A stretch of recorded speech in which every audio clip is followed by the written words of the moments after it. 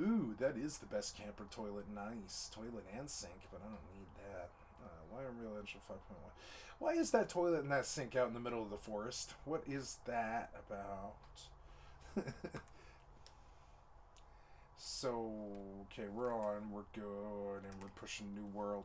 Yeah. And then I need my tablet plugged in and on. And I need... The tablet is plugged in and on.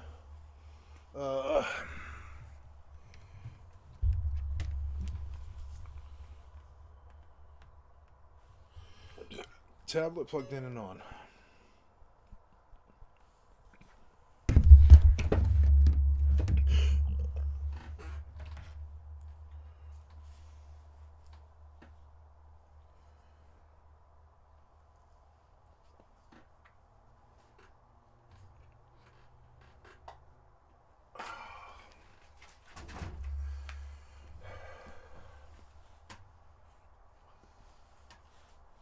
Okay, are we live? Are you going to crash? You need to be down here. Very good. And we seem to be live, and we seem like we're not going to crash. That's very good. So, we go fire up the New World, and then we fire up a video of something else. I want to go see what's going on in the world today. YouTube library. Oh yeah, what were we looking at here? I never did finish the Evil West. I don't think so, man. Undecember RPG, as you'll see later. Hey, Undecember features a fully voice-acted main story with cutscenes. What? No. Just run back. What are you doing here? You gotta stop that. Stop that. Undecember is a brand new free-to-play multiplayer action RPG that released in October 2022. As is currently the trend in gaming this year, it's... Fucking ARP. I don't want to do it. Back on. No. The problem with nice people, right?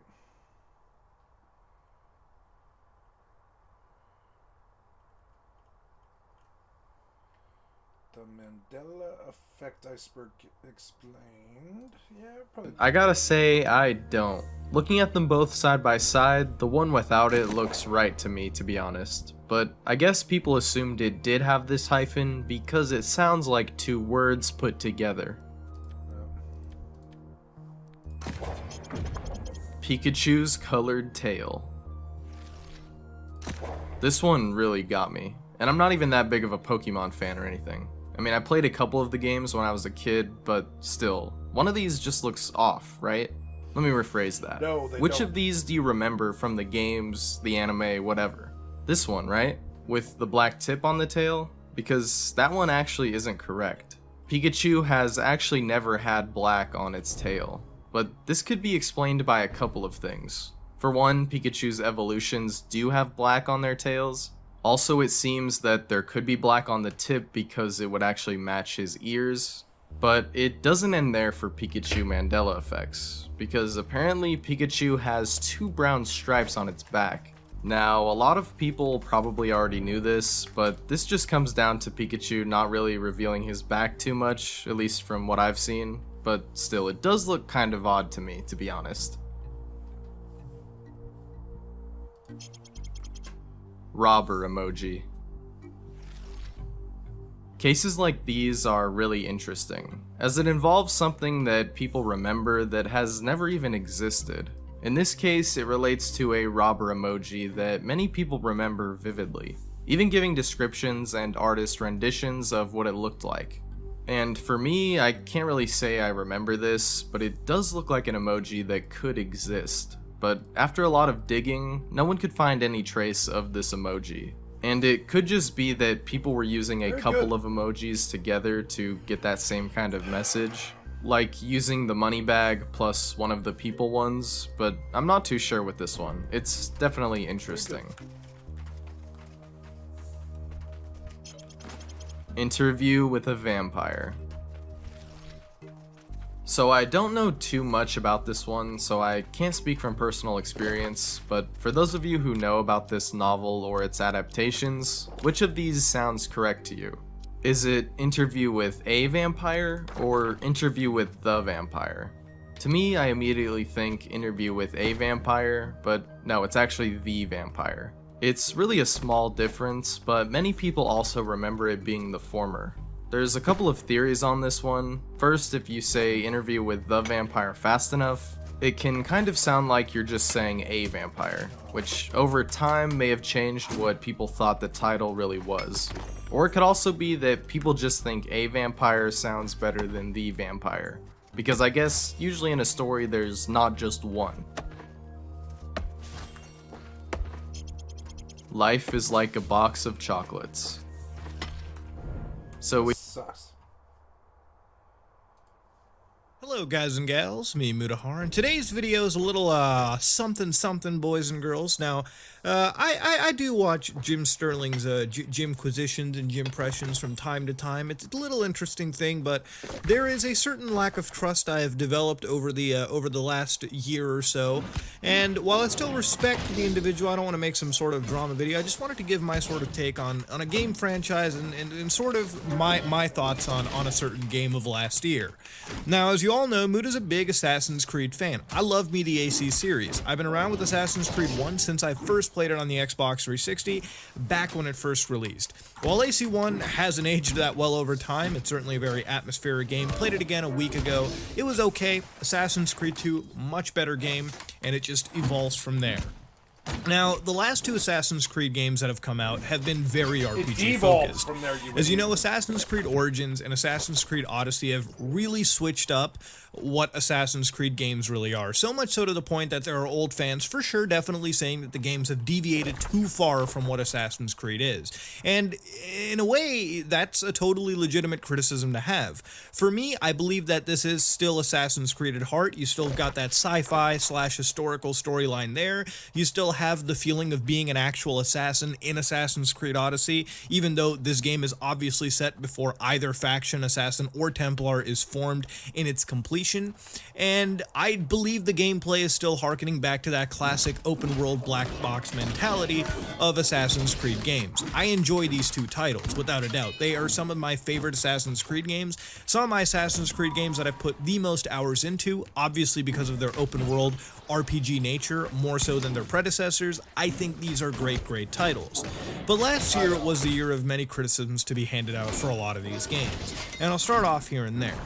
When this game first launched, a lot of people said that it was one of the prettiest games that they've played, which I totally back. I believe Assassin's Creed Odyssey is probably one of the prettiest games of last year. I've been playing it on the Xbox One X primarily, and it is one of my best looking games from from last year, from 2018. In a year where Red Dead 2, where God of War were a thing, Assassin's Creed did stand up on its own. But moving on, a lot of the reviewers from back then, you know, Polygon, Jim Sterling, and to an extent, you know, most other review circles, mainstream media, or on YouTube itself, definitely went out of their way to make sure that they made it out that Assassin's Creed Odyssey was a grind fest, and that it was kind of a microtransaction hub. Now, for one thing that I agree with Jim Sterling on this, microtransactions shouldn't be in a $60 game, period. If I buy your game, Ubisoft, for $60, I don't want to see a storefront on it. I really don't. Unless that storefront has full, tangible DLC options, which this game does, by the way. I am a Season Pass owner. We are playing the new DLC episodes that are coming out. That's the only level I can accept. If I start seeing $10 cash packs for cosmetics and stuff, it's still going to irk me the wrong way. And when you give me an XP booster, yes, that's going to irk me. That's going to irk any consumer the wrong way. Microtransactions in a game that is $60 should not exist. But by that same token, there are viewers out there that made it out to be this giant big hoopla. And while I never made a video about this back when it came out, it was only after I finished this game to its completion, to 100%, and now doing the DLC completely, where I have to make this video an evident thing. Assassin's Creed Odyssey is a really good game, in my opinion. I enjoy it, and I'm not paid by Ubisoft to say it. I paid for the gold edition of this game with my own money, and I definitely feel like I got my money's worth out of this game. It is a good title. You definitely feel like a full-on assassin. I like the RPG choices they made over here. To me, I find this a more engaging RPG than, say... I wish you were talking about something other than Assassin's Creed.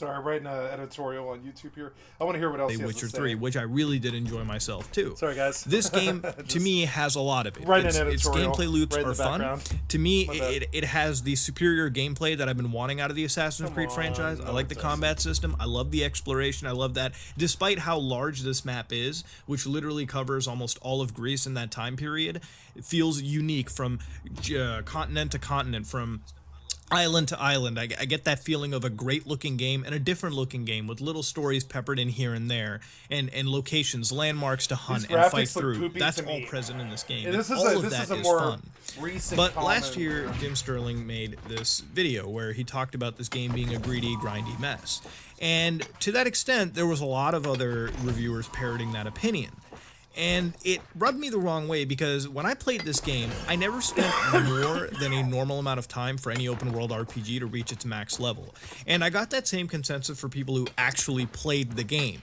See, the problem with video game reviews and these kind of videos is that the reviewers are complaining on a problem that's more exclusive to them. If you're reviewing the game and you're complaining about it being grindy, there is a strong chance that you're trying to get the first wave YouTube clicks out of that game. You're trying to play a 100-hour game in 6 fucking hours. This is not Call of Duty. This is not a situation where, you know, you can play this 100-hour RPG game and hopefully finish it in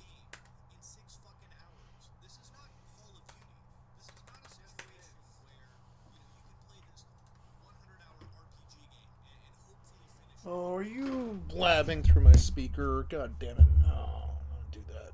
I turned you off, damn it. So what do I want to say? I'm going to say it is so Call of Duty.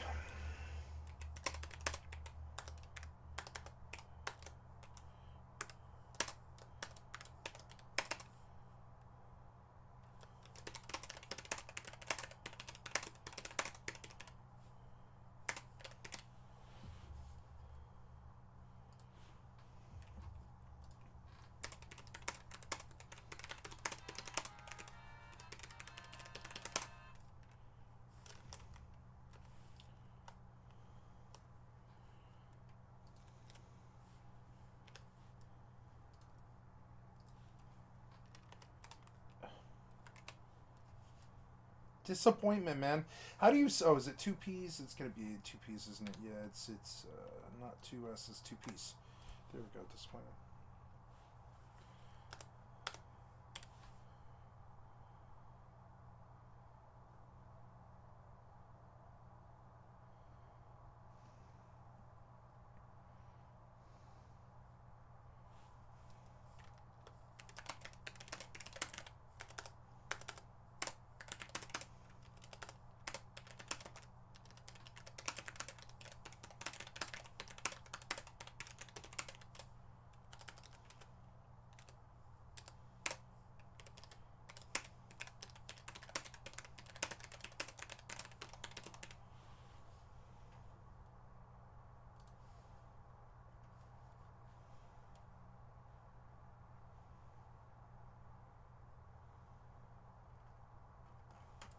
in like this 6-hour session. It's not going to happen. You're going to burn yourself out. You're going to complain that it's grindy because you're not playing an open world RPG properly. Almost any open world RPG that I've played, Witcher 3, any open world RPG, anything, I've had to have some form of involvement in grinding, or not even grinding, but actually playing the side content like this game has. Anybody that's played AC Odyssey will admit to you that in this game, leveling up isn't that difficult. See, a lot of people consider on these review sites that you have to buy the XP pass, the XP boost, which is a $10 item that you can get from the in-game microtransaction store to make the leveling up playable or normal, which isn't the case at all. You know, if you're playing this game and doing the side quests and doing exploration, the XP gain scales along with each level. So I would say roughly an hour, every hour you should be leveling up, maybe 1 or 2 times, and this scales down to 1 every hour once you get very late game into it. This isn't necessarily bad, because the game is full of loaded side content that is actually properly produced. One example I'll give you real quick. Towards the middle of the game, I would say around chapter 6-ish, 7 or so, there was a point where the next required level for me on the story mission was like 5-6 levels above. And that's pretty common for this game. It happened in Assassin's Creed Origins as well. You know, as soon as you were done the tutorial section in Siwa, the next sections of the game would have higher level caps drastically. So you would travel to these areas, or you would travel around the map doing side missions, and basically uncover a story from there, or do those to level up. Now in AC Origins, the side content was cool, but in AC Odyssey, you're starting to play with side missions that are all fully voice acted with their own story arcs.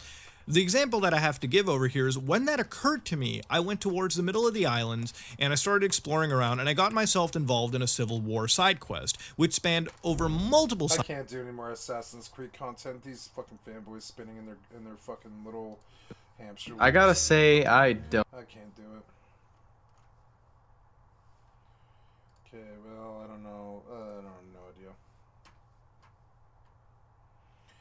Let's watch that. By NordVPN. Try NordVPN's risk-free exclusive deal today thanks to their money-back guarantee using the link in the description. It was only the second time Fred had hung out with his new friend Aubrey outside of school. Aubrey was essentially Fred's first real friend, the first person he really had to put everything he learned about being a good person and interacting with others on the table for, with something meaningful at stake. Are you fucking The serious? two had That's what just come friendship inside means from to biking you? around in the Friendship driveway. means, like, Rushing relaxing. from the door to the living room couch, Aubrey me. excitedly said, "Do you want to watch Star Trek? Do you like that show?" Yeah. Fred responded with a neutral tone. "Yeah, it's my favorite. It's so good. Do you?" "Yeah, let's watch it," Fred replied. The two watched the show quietly for the rest of the afternoon until Fred's parents came and picked him up. Fred had in fact seen the show before, but he hated it. He wanted to be nice though, which, as he understood it, meant putting others' needs and desires in front of your own and not upsetting people. And so, he put Aubrey first, avoided any conflict of interest, and agreed to watch. At least once almost every time they hung out thereafter, Aubrey They put on watched Star Trek. Yeah. Although Fred occasionally tried to sway the activity a different direction, he never explicitly told Aubrey how he actually felt. And then one day Instead, Fred wakes by up and the he end- realizes that he likes Star Trek. Surprise ending. Notification sit to an entire Luke when ooh no my Twitch the Luke Cave no okay cool my channel to go watch in a minute buddy yeah. All right, so what they don't say is eventually Fred realizes that Star Trek's good and that Aubrey has taste. I'm just kidding. We all get pushed into stuff we don't like. Like, for instance, I used to get pushed into Call of Duty a lot. All my life, I've been not all my life, excuse me. For the first 20 years of my life, I was pushed into Call of Duty a lot. And I really don't like Call of Duty. I won't pretend that I do.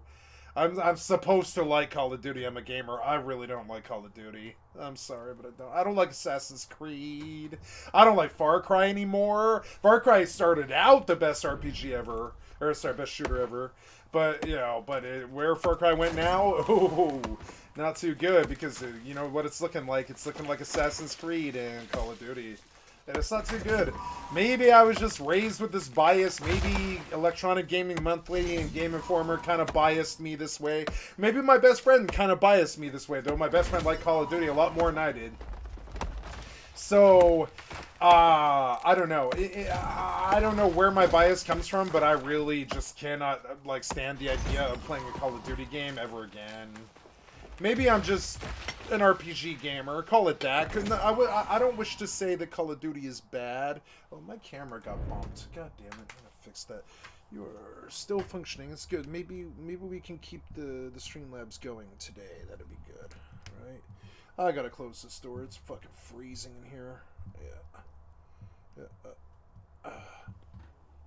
Much better. Sorry, I gotta shut my door, it's fucking freezing here. I guess I gotta sit here cold all day. I don't know. What else can I do? You wandered off. It's okay.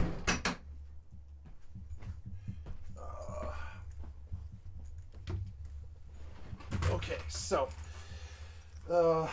And so all my life I've been kind of pressured into, like for instance, it comes out in my Rust career. I didn't actually like Rust that much when I first played it. I just thought it was a really, really extremely good game in terms of what it actually had.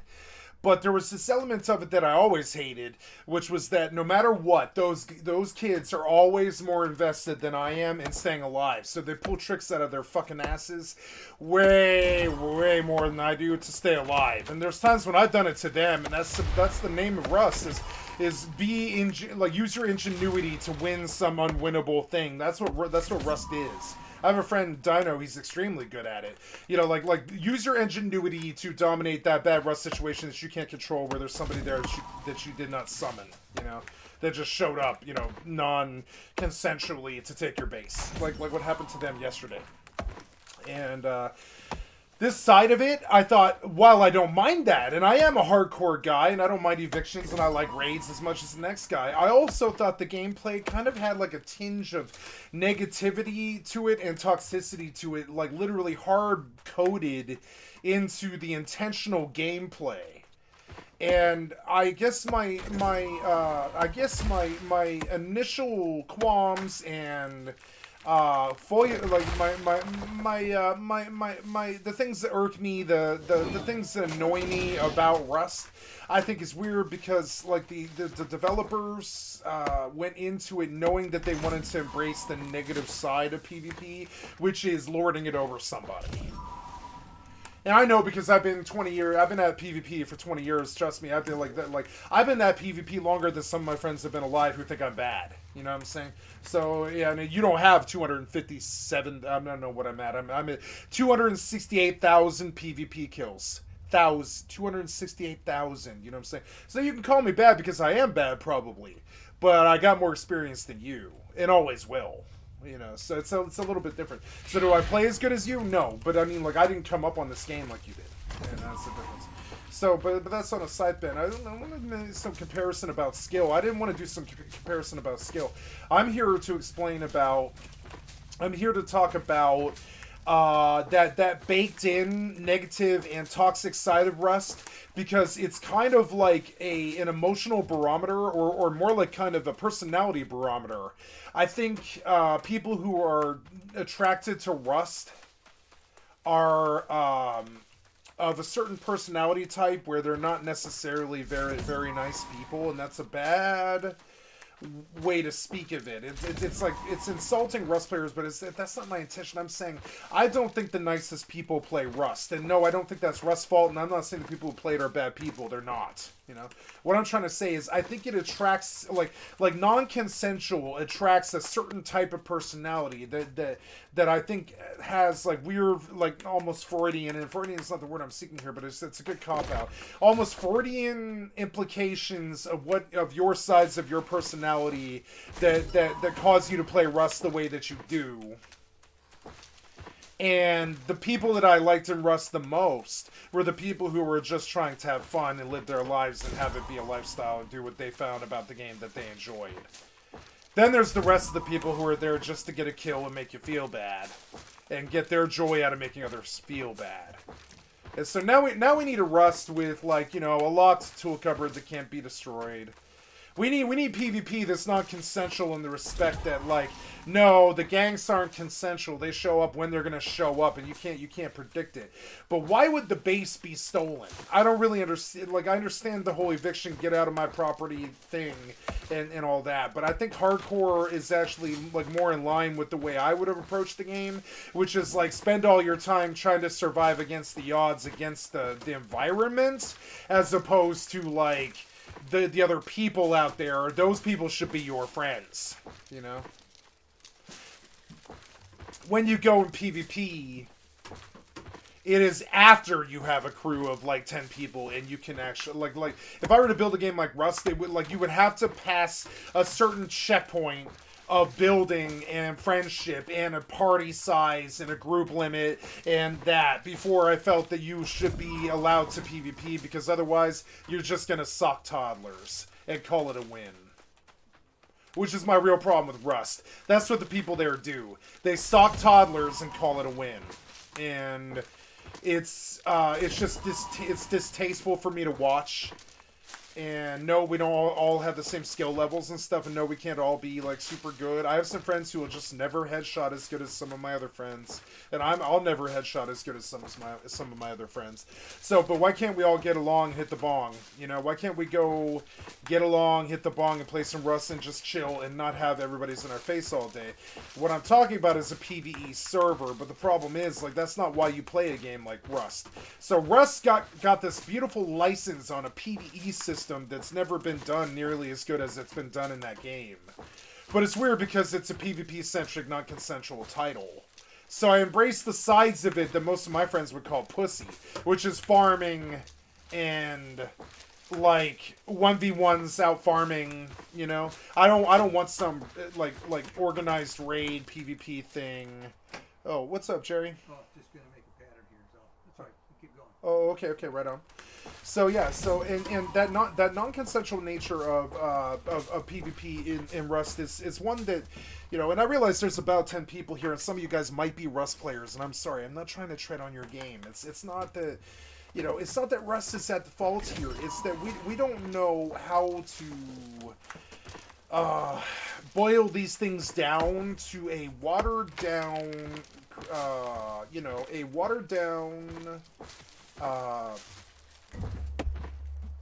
interaction between the humans as opposed to the watered down interaction. I'm sorry, non-watered down interaction of non-consensual where you just take their shit, kill them, and eject them, and rob them.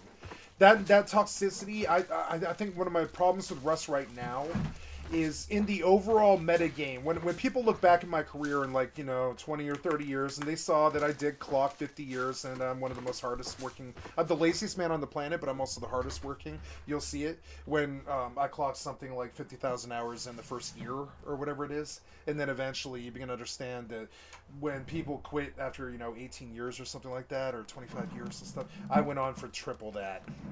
And so my job, it never ends. It's just stressful. It just goes on, you know.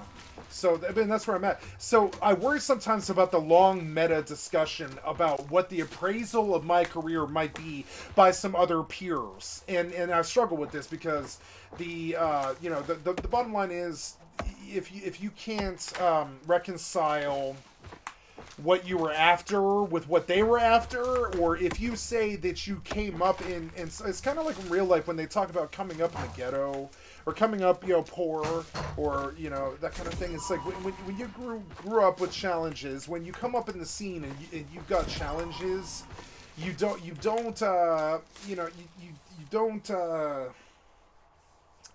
I don't know. You don't embrace things that made other people feel bad. I guess a better way to say it is like, if you wanted to be Trump, you probably don't want to sleep with porn stars at the beginning of your career. And this is how I feel about Rust. Rust is a little bit dirty, and, you know, it's kind of a differentiating thing having to do with like what Rust means to you or others. And I feel like I'm being rude. I'm sorry. I'll be right back. Jerry,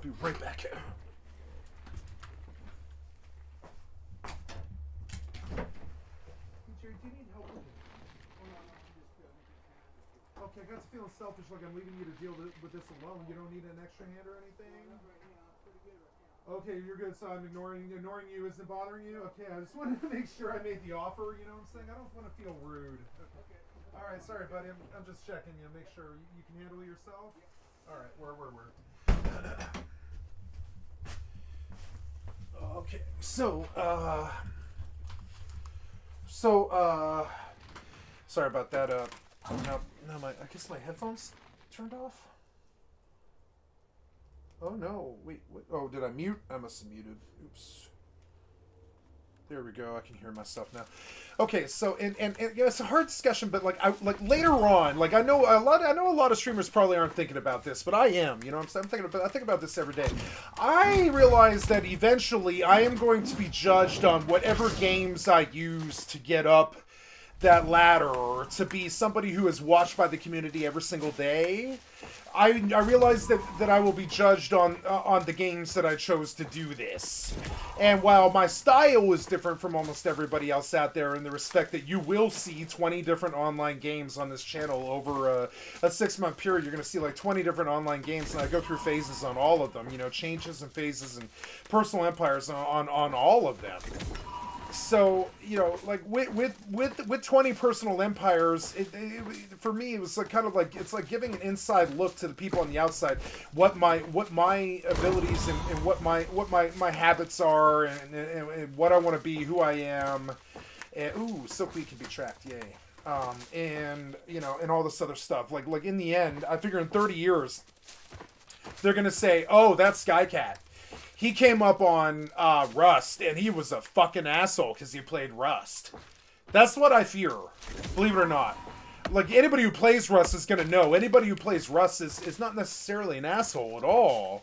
But they're definitely into non-consensual, sadist, attacking and eviction and that kind of stuff. And I worry about this now. With the, like, you know, I'm worrying about it more than I ever have. I've always felt that I belonged in those sandboxes, in those communities, in those groups of people. I always felt like I did belong there. But I don't know how long I wish to stay. I mean, I definitely have quit Rust. And, oh, please excuse me, I'm getting a phone call from family and stuff. It's a very busy day for some reason. Monday to them is... but please excuse me. Sorry, guys. I know the interruptions just never end, but... Hello? Yes, what's up?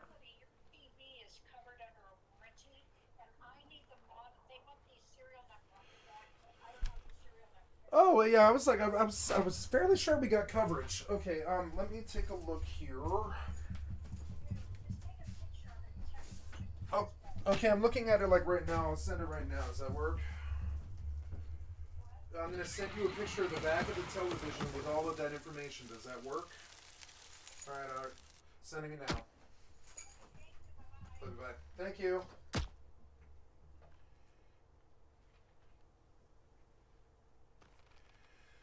Okay, so camera... I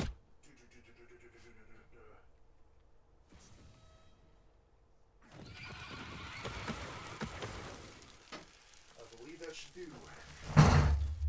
Oops, and then, well, let's take another, but like closer. Yeah, like the serial number.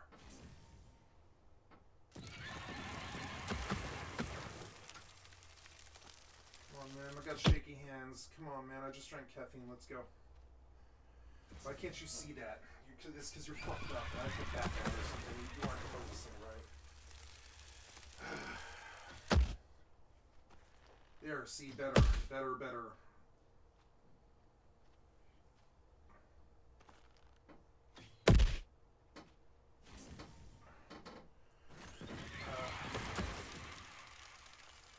I can do the rest of this, that's fine. I can do the rest of this. Oops. Center the rest of this. Oh, you killed me. Son of a bitch, dude. God damn it. Fuck, man. I looked away for Sorry, guys. I'm just gonna relax. I'm sorry. I keep dying I keep losing all my time and dying all the time. God damn it. Motherfucker. It takes time to get up here. It's not free this time. Fine. Okay, she needs pictures. It's fine. Don't worry about it. I don't know either. I don't know. It's fine.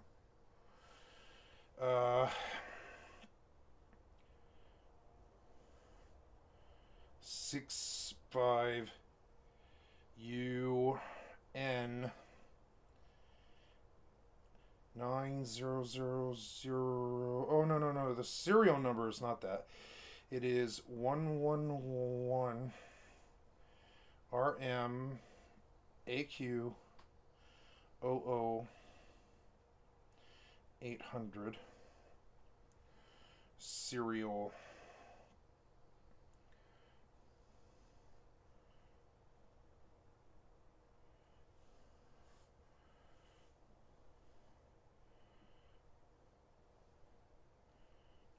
Yep. There we go.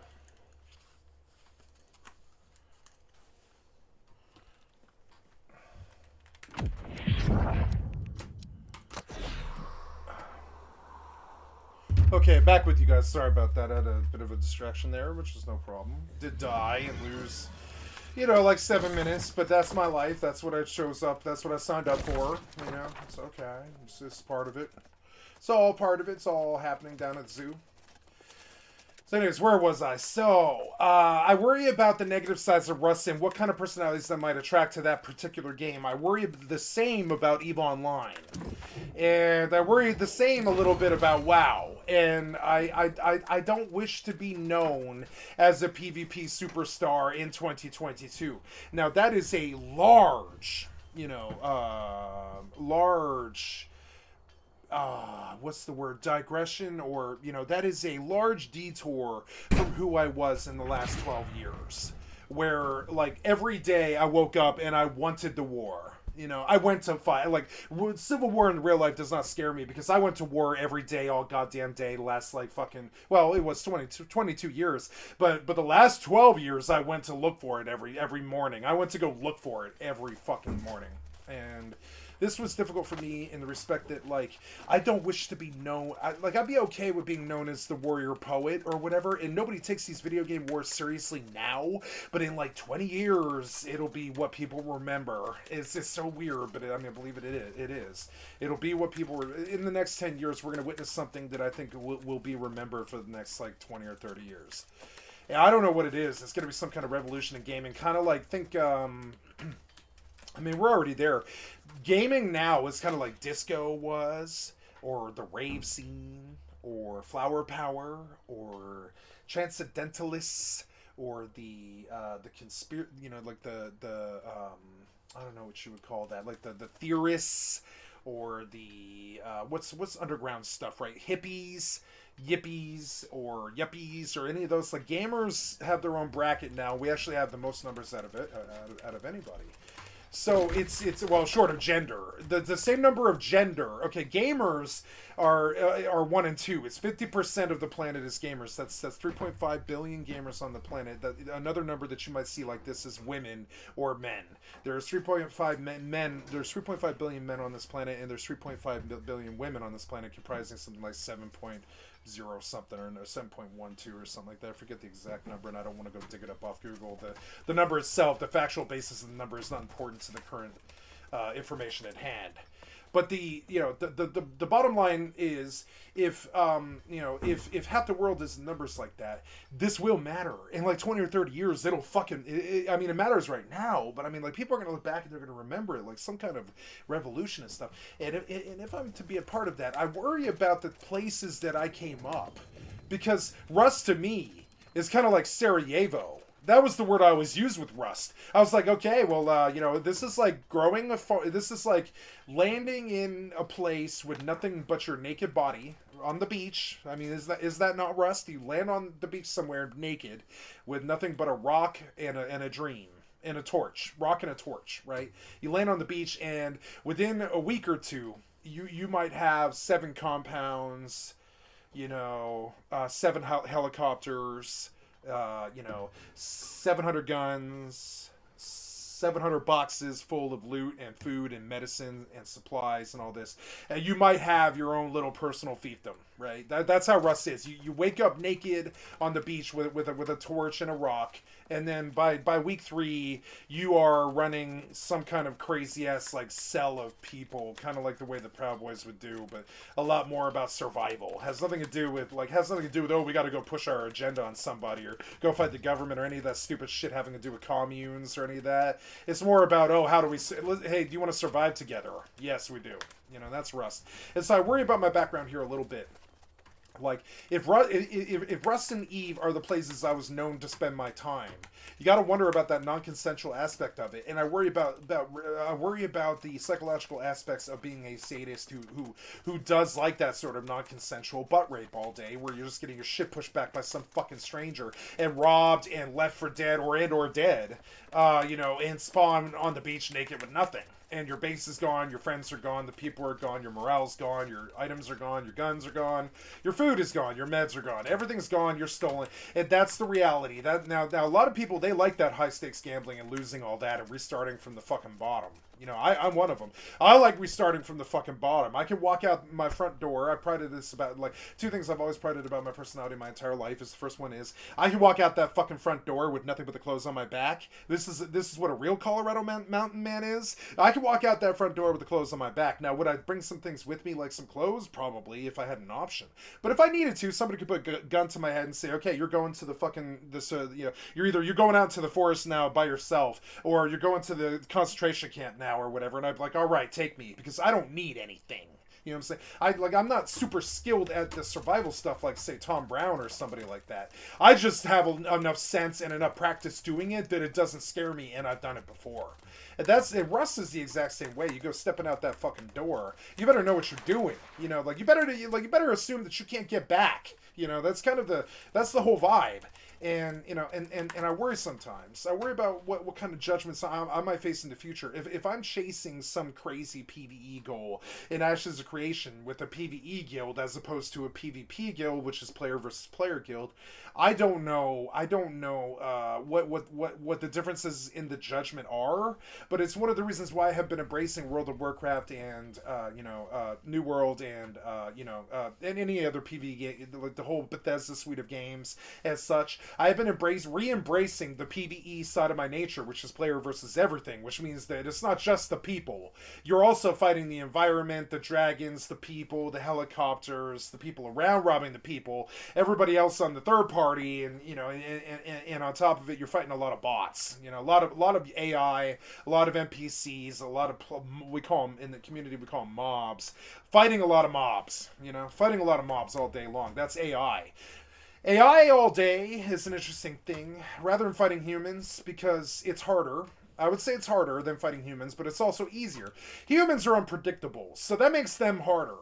But AI are not. AI are very much so predictable. Like, the one thing about AI, artificial intelligence, that everybody forgets is that it is coding, and coding is always predictable. There's always algorithms. You can always predict what the mob's behavior is going to be, unless it gets to some random roll on a crit, on a crit alpha strike that you weren't expecting, that just alphas you for your entire fucking health bar.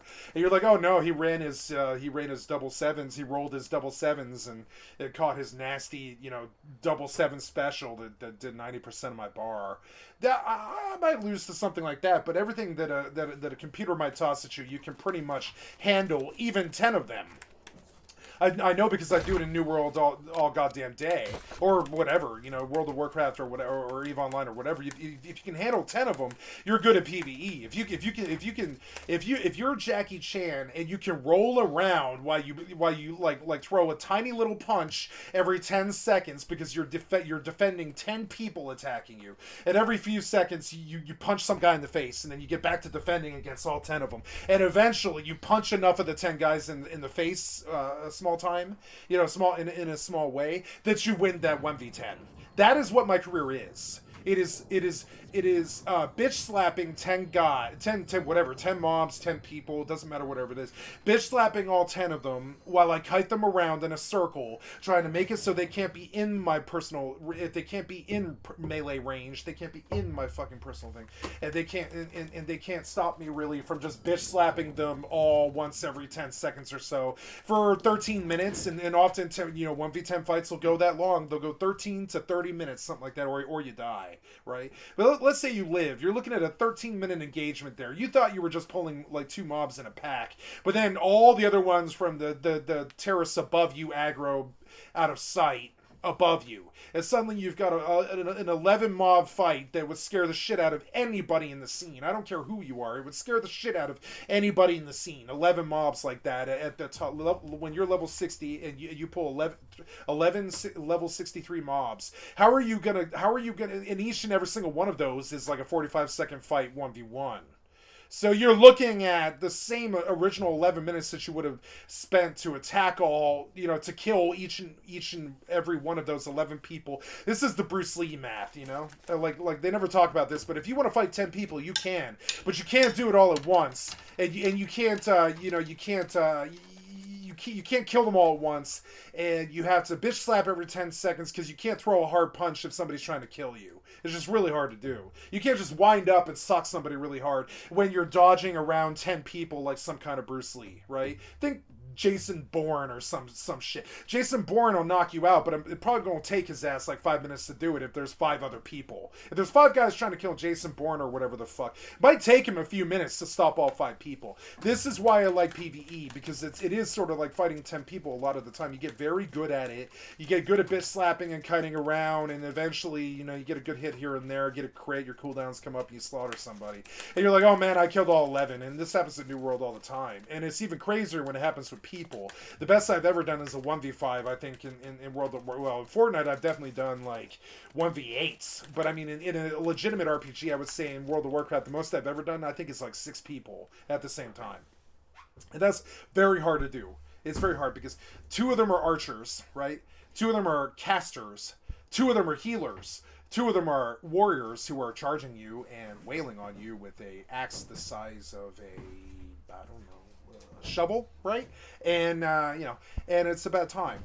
But if you balance your time and you fight one each individually and you let them all clump up and you don't stay in their range and you're backing up all the time, kind of like Bruce Lee, and you're like you got your footwork like Muhammad Ali and you're fighting all day. And like that's an element of PvP that you don't see, where if you have 10 players fighting you, you're going to die inside of 10 seconds. It's not going to be some 13-minute thing where you bitch slap each target down until they're dead or whatever the fuck. It's going to be 13 dudes stomp you and you're dead. There's no, you know, there are 10 dudes stomp you, you're dead. There's no real like mitigation of that. You might get a couple of them if you're really, really good at it, but you're definitely gonna die if you wander into a crowd of 10 people who want to kill you. And that's the MMO reality. So that's where I'm at right now. So this, you know, this is the problem with nice people, and we're gonna continue the video here. I didn't mean to go on such a crazy rant, but like if you're a nice person, I don't think you hang around places like even Rust. You know? As weird as that is, I do not believe nice people hang around places like non-consensual PvP games such as Rust, Eve. I don't know what other ones are even worth mentioning in that list, but I would say the foulest, darkest, craziest, angriest people are probably from those games. And so, but also the most interesting people are probably from those games too. So it's kind of like a dichotomy of cool people and shitty people. But I don't know if I want to claim my background as someplace like Rust and EVE Online, and I struggle with that every single day. When I look at it, I'm like, you know, I think, you know how I view my career? Eventually, I want to be in this place where I'm like Jay Leno and a 10-year-old could watch me. No cussing, no darkness, no talk about drugs, no talk about sex, no talk about... I mean, I'll talk whatever. I'm a renegade. I've never been afraid to say what's on my mind at any given time of day. But I also don't I believe in balance, and I don't really like being a crass American all the time and just cussing people out all the time and causing problems and shit like that. I just, you know, I don't really think that, you know, I don't think that my negativity needs to come into it, neither does theirs.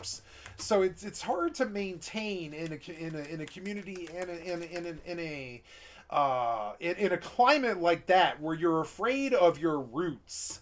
If you claim that you came up on Rust and Eve, which I did, I came up on FFXI, Rust, Eve, and WoW, and a few others, you know, Phantasy Star and Diablo, you know, a few others, about 5 or 6 others, Dark Souls likes, that kind of thing. I came up like Overwatch, etc. I came up on a lot of different games, but I would say that I don't really wish to be judged on my Rust past or my Eve past very much, which means that the same things for different reasons are occurring that Josh Drive Hayes was talking about in his video about, and I'll pull this one, why full loot drop PvP MMOs are not sustainable. And I've always disagreed with this because I think there's no shortage of assholes, right? There's no shortage of assholes that want to play an eviction game to kick you out of your house and rob you of your shit and take your shit and move on. There's no shortage of assholes. I don't think Rust suffers from that problem. What I think Rust suffers from is because they never fixed the toxic sides of it to embrace everybody the way that World of Warcraft did, and I'm not trying to draw a correlation between like World of Warcraft and Rust, but I will say that the World of Warcraft, while it never really was a PvP game, unlike Rust has always been a PvP game, unlike WoW, which is a PvE game. So they're not really, it's like sort of apples and melons there.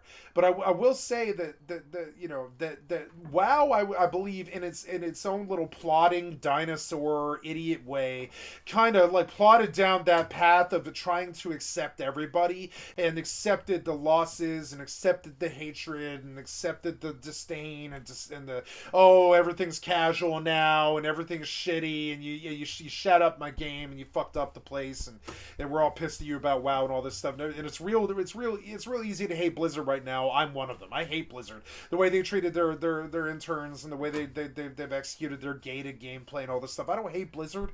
I just don't think that they're in their best place right now. And that's weird because usually you would go upwards. After a 20-year illustrious career, normally your company would go upwards. But it's not but that is not the case with Blizzard. That is not how that went.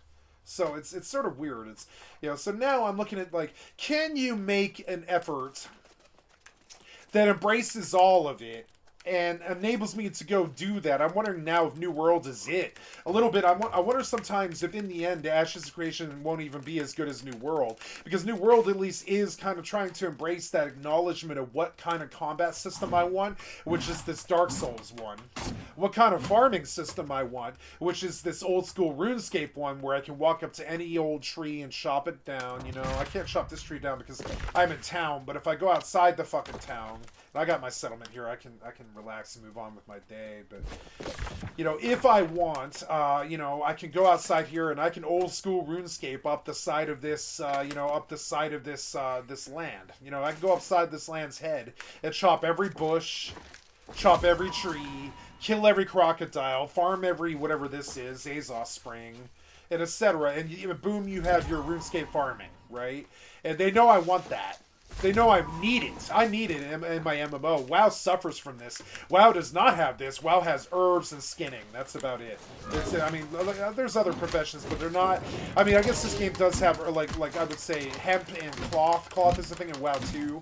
But like, I want more and more farming. You know, different. Like I want to be able to like go out, go and make my own gold mine. You know, why not? I want my own deep farming thing. And this game embraced that a lot more than WoW did. And so now I'm looking for this, you know, I'm looking for this nice leeway in between thing where, you know, like where like we have the nice mix of PvP if you want it, farming if you want it, dungeons if you want it. And I think New Worlds is astute in this respect of like kind of getting that desire from me. I think the combat system is superior, but it is way less roll face. You definitely do have to pay attention for a lot of this stuff. And you know, I don't know. It's hard to nail this all down, but I worry about my backgrounds. I know that like if I hang around Rust for 10 years, I will have a Rust community. I don't want a Rust community. I realize that's incredibly, you know, that's incredibly, like, you know, inflammatory and rude and disrespectful to my closest friends. But I don't want a Rust community. I don't think they're the nicest people. I think one of the funniest things about my group of friends, on my, you know, in my clan, is that a lot of us aren't truly nice people deep down. I think most of us really are. I think that's the beautiful thing about it. Like I always said about my clan, is that everybody in my community is... does have a good heart. Everybody in my community, everybody in my clan has a good heart. Even these kids that Tay recruited that I've never even really met before yesterday, you can tell right away that they have good hearts. They might be rude and not very nice people like us, but they have good hearts, and that's the difference. So we go on and like, but the problem is like I kind of want to come from a background where the people did have like a good, you know, like a good reputation for having good hearts and treating people well. And the only game I've ever experienced like that is Final Fantasy XI. And 11 died. The private scene is still there, but it's full blown dead. And I don't know what to do about that. I can't resurrect the Final Fantasy XI game out of the grave. It's full blown dead. There's like maybe, I don't know, maybe 20,000 people playing it still, and of those 20,000, the only people I care about are on the private server community, and the only people on the private server community is about 3,000 max. So you're looking at like 3,000 fucking people. That's basically like a village at this point. Final Fantasy XI has been reduced to a small village that you might find in a rural area somewhere. And that's really tragic because that's, you know, that's where I would have spent the rest of my career, probably. So now I gotta hunt for games. And that's not too good. That's not too good. It makes me an unhappy person. I spend my time like Gandalf wandering across 20 different fucking communities on a cart and a horse, slowly going through each one, trying to find some place to land and start my Ring of Power, story. And maybe I'll never find it. Maybe I'll just keep hunting a place to live my life, I guess, for the rest of my career. But it sure would be nice to settle down on some place like Ashes of... Ooh, what is Turkulon's Claw? What is that? Turkulon's Claw off of a fucking... Okay.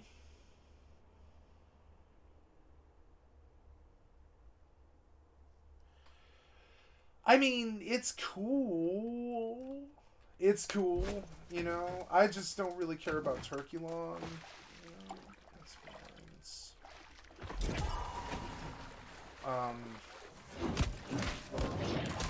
And so, like, I worry about this thing, like the quality of the community, like, the quality of the community comes down. Like, this is like only PvP communities defy this. Like, I would say it's almost like kind of Darwinism statement, kind of. It's almost like Darwinism to say that the quality of your community boils down to, is directly proportional. It boils down to how nice the people are in the community, right? But I don't know. I don't know, I don't know how we can boil that down to some kind of good community building tool where you find all nice people, not like these assholes who are in it for themselves or who have anger issues and want to, punish others and such. How do you build a community in an environment that is conductive of competition? Is the bottom meta level of where, what it is I'm thinking about today. It's a higher sort of, it's a higher sort of Devin Nash, YouTube quality of conundrum. How does a Twitch, YouTube, like Facebook streamer build a community in places like Rust or World of Warcraft, but still maintain that family quality of niceties and politeness and good-naturedness and pity and care for your fellow man and such, like, communities. Like how a community, if you have a problem, your community helps you take care of that fucking problem. Like, the people in my real life, they do this. I try to do the same for them, though I picked a selfish-ass fucking lifestyle that totally is a me thing. It has nothing to do with them, and it's just totally tick. But, I mean, excuse me, I'm sorry. I'm getting an interruption here, guys, and I realize there is about 20 people here, and I'm so sorry. Excuse me. I'm so sorry, guys. Excuse me. Hello? Oh, hey.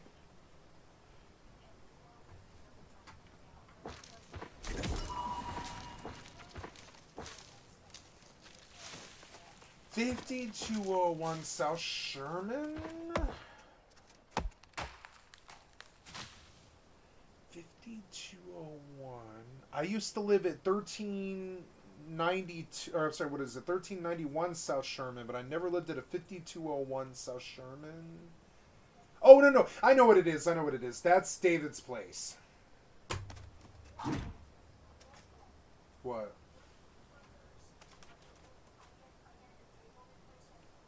Okay.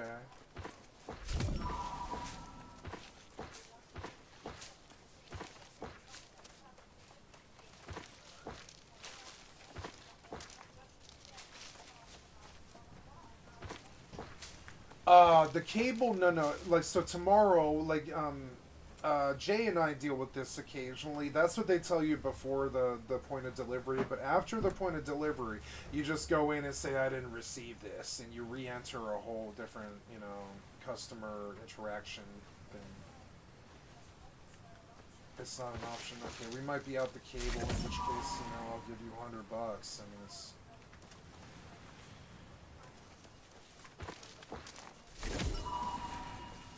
Yeah, and it's I don't need to say it, but it probably does bear needing to be said. We also need to solve the problem, or it will continue to happen, of course. But that doesn't need to be said, I guess. We do need to get that address entirely off the account. I don't know where they got it from.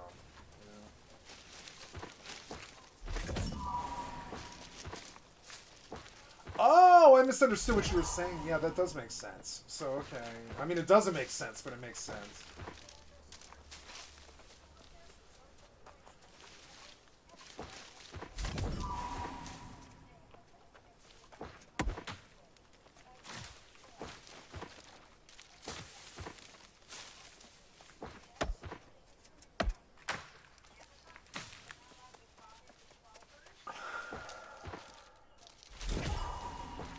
I can. I've dealt with it before. I don't know. Retrying tomorrow. I would say retry tomorrow and don't bang your head today. Nothing will happen today. That's one thing I am certain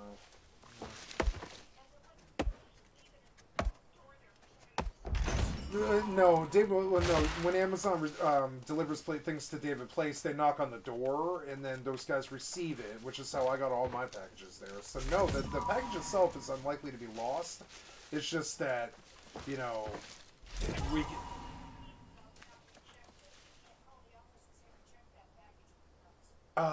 No, because A, I don't believe I've ever had a phone number for them unless you do. I've never had a phone number for that office. So, I don't know how to call them. I don't think they want to be called. So... Beyond that, if we're out the cord, I'll replace it. It's okay, but I mean, but maybe you can fight it if you want. You don't have to fight it.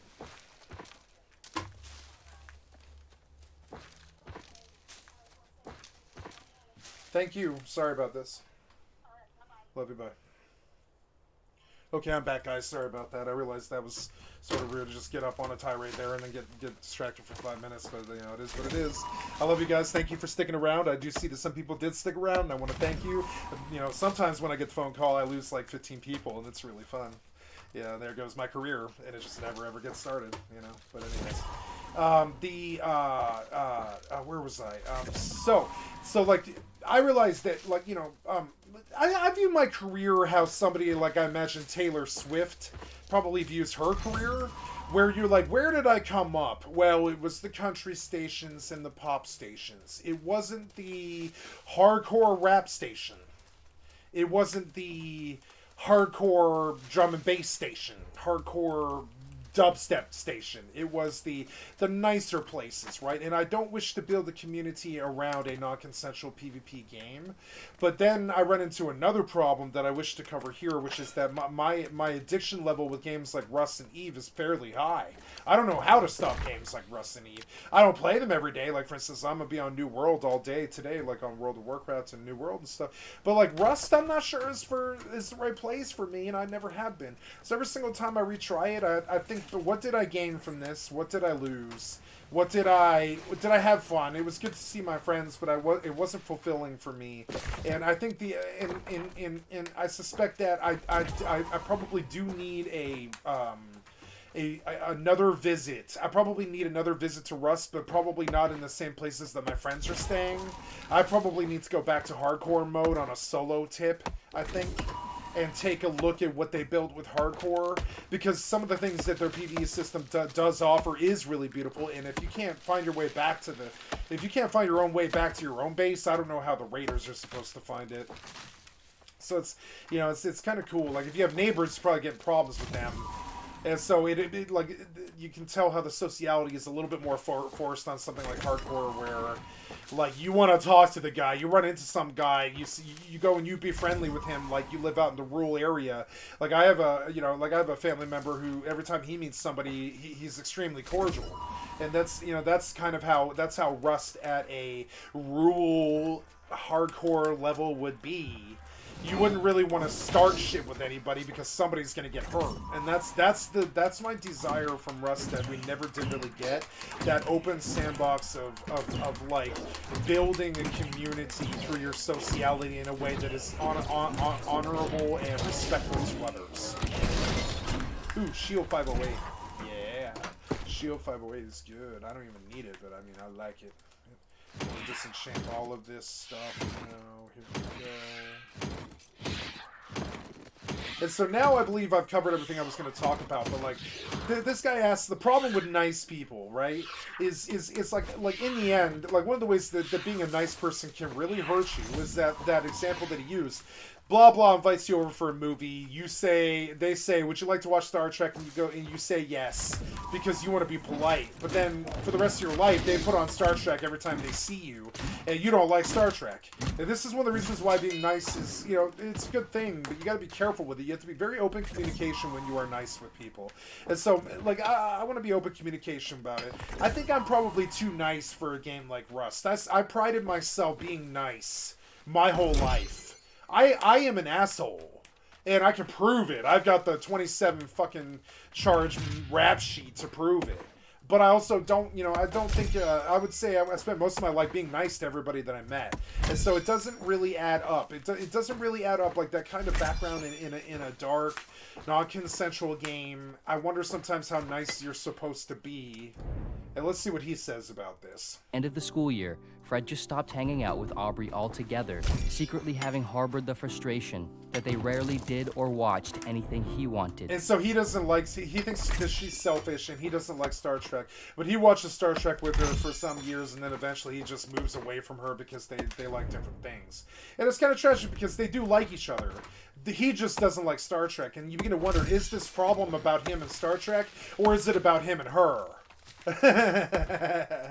If he doesn't like Star Trek, like, if she insists on putting Star Trek every time that she sees him. And it's funny because they use a reverse gender thing, but I think this is actually quite the reverse. Like, usually it's me as a man puts a woman through some kind of ringer where I force her to watch anime or video games or television that she doesn't want to watch because that's what I'm into. Usually it's quite the opposite. Usually it's the dude trying to force Star Wars on the girl, and that's it's kind of funny. Aubrey was deeply confused as to what had happened, what was wrong, and why he suddenly lost his friend. When he asked Fred, Fred was coy and dismissive. Yeah, and on top of it, we act all passive-aggressive with this, where we're like, we don't tell the person what the issue is. Like, I have this current rule that I abide by myself, where I will be incredibly deceptive to a person. I will lie to a person if it means sparing their feelings about something that they don't want to hear, or they can't handle hearing, or they just aren't equipped to hear. And so I'll lie to them, and I'll tell them some fib or something like that, because I care enough about their feelings that I will lie to them about what they think about me or what they think about something else, when really it's, when probably the truth would serve better. But when I care about their feelings, and I don't want them disappointed in me, and I don't, so whatever. So if I care enough about their feelings to lie to them, white lie to them about something, I will, because I don't want them to think that I'm a monster or something else is a monster. You kind of protect people from things, and that's one of the ways that lies end up being really nasty. So, so you kind of lie to people about how into something you are, but I don't know how helpful that is. Excuse me for just a second.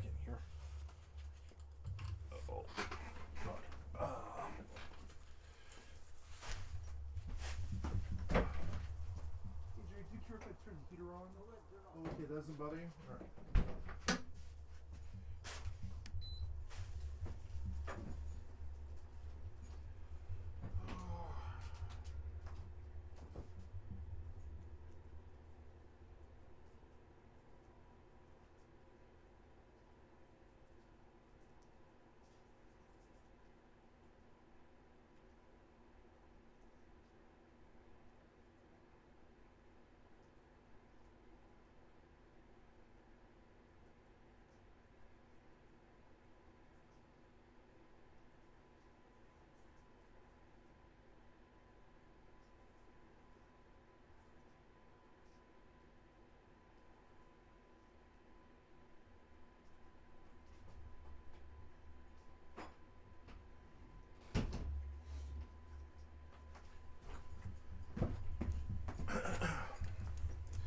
Okay, back to work.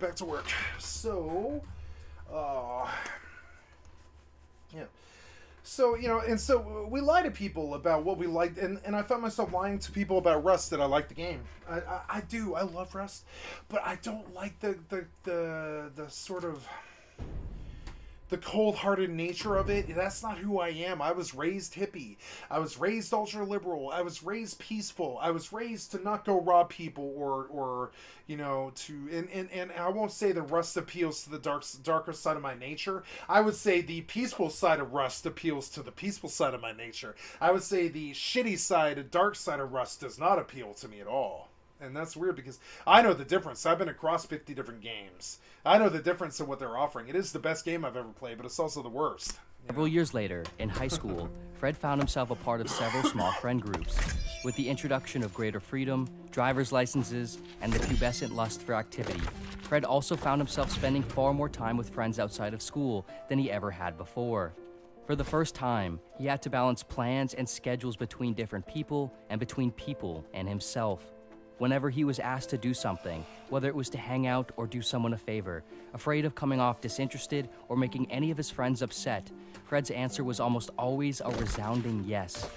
Of course, since he always agreed, he often already had tentative plans with other people that overlapped, which meant he often had to figure out how to cancel most of them. Throughout high school, Fred spent very little time with himself, his hobbies, his interests, his schoolwork, his peace of mind, and so on. He often felt diminished and used, disproportionately doing things other people wanted or suggested, secretly developing and harboring a resentment toward many of his friends and family members. By graduation, he had lost some of his friends due to his flaky nature and intentionally, seemingly inexplicably, broke ties with most of the rest. Many of them were somewhat confused and upset by his sudden disappearance. A couple years later, during college, Fred found himself in his first real, serious, long-term relationship with a girl named Tara. The relationship was amazing. They connected with each other in a way Fred had never experienced connection before. Tara was beautiful and sweet and funny and interesting and brought out parts of him that he didn't even know existed that made him feel alive. He soon fell in love for the first time. As time passed, though, you know, it must be nice because, but I've been through about 10 of that, 10 times that whole long-term thing, 10 times. I've been in 7 long-term relationships and 3 short ones. And I would say that, you know, being in a long-term relationship that long, it's, things began to fall apart. Tara often did things that upset Fred. She would go silent for full days without responding to his texts. She would go out with friends without ever letting him know when and where she might go. She would act and react with very little patience, and she would often ask Fred for accommodations while neglecting his own schedule and needs. By 3 years in, Fred no longer felt the same connection with her that he once did. Who they were when they first met was not who they were now. That sucks. Fred prided himself on being a nice, easygoing boyfriend in a relationship void of fights, though. What does that matter? So he rarely addressed things that bothered him, What does that rarely matter? pointed out Tara's character flaws or any of the issues he had in the relationship, and mostly avoided arguments in general. "We never fight," Fred said to one of his friends from college while catching up at a bar. And that's not good. "I just don't really like the way she treats me. She doesn't seem to understand who I am or where I'm coming from or what I want. I don't know. I used to think she did, or at least could, but I don't even know if she cares anymore." Jesus I mean, Christ. I'm not necessarily trying to suggest anything, but have you at least thought about potentially breaking up with her? Fred's friend replied, I don't know, maybe. I've never seen him so troubled. It is a I life don't staff. want to Honestly, devastate her, it you know? scares life me. staff. I don't know if she would really be able to be okay. Why does this He one say wanted you to 6:15? consult a I don't scroll. know. 6:05. I'll see how He things said it go, would I shed guess. light on our current situation. Fred stayed with It's Tara just for there over on the a year table. more. He tried to act as if everything was fine, I'm but found himself 5'69", unavoidably damn. distancing himself more and more from her. The breaking point was when he found out that Tara cheated on him. Of course. Even then, he stayed with her for a few more months. She said her reasoning was she felt neglected and didn't feel like he loved her anymore. He told her he would try The to So gods she understand summoned cheated on us him? from the old but in world, actuality, calling us to paradise, the undying land. They promised life eternal. The divine ancients shared their wisdom, directing us to build great temples to house their wonders. The works of my people shone like a jewel good to in have this Streamlabs new working. world. But madness All erupted yesterday, I couldn't throughout the get land, Streamlabs to stop working. It's really nice that it's not. igniting It's a working terrible today. It's war. Good. It's good. Our great works were laid to waste. The fires cooled. The ancients had vanished, leaving behind only ruins. And a doomed race of immortal soldiers guarding empty temples. But we were determined to endure. In the absence of the ancients, we became the masters of our own destiny. We battled the primordial beings birthed by the cataclysm and discovered immortality became a curse. Death had not been banished, only transformed. Even the madness returned to plague us anew. In the end, the ancients' promises had been nothing but lies. I pray they've not blinded us to the terror stirring beneath the sands. Oh no, I missed the phone call. Oh, god damn it! I didn't hear it. I didn't hear it. I'm sorry. I didn't hear the phone call. Oh wait, no. Mom. I'm sorry. I didn't hear it. I need you to turn the Bluetooth off. Off. Hey, hello? Hey, sorry about that. Yo.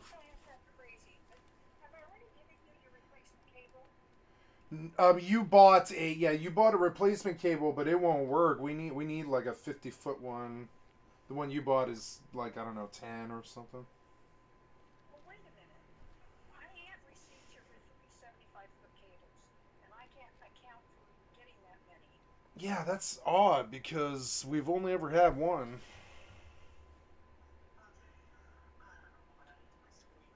I don't know either.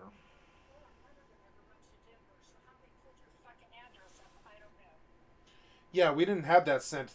We didn't have that sent to Denver. We had that sent about 4 months ago here. They're full of shit. That's what yep, and they said they sent it to Denver because they claimed that was the original purchase. Oh my god, okay, I gotta figure out what they're doing. So, but you bought, I don't believe you, but now are you dealing with my account or theirs?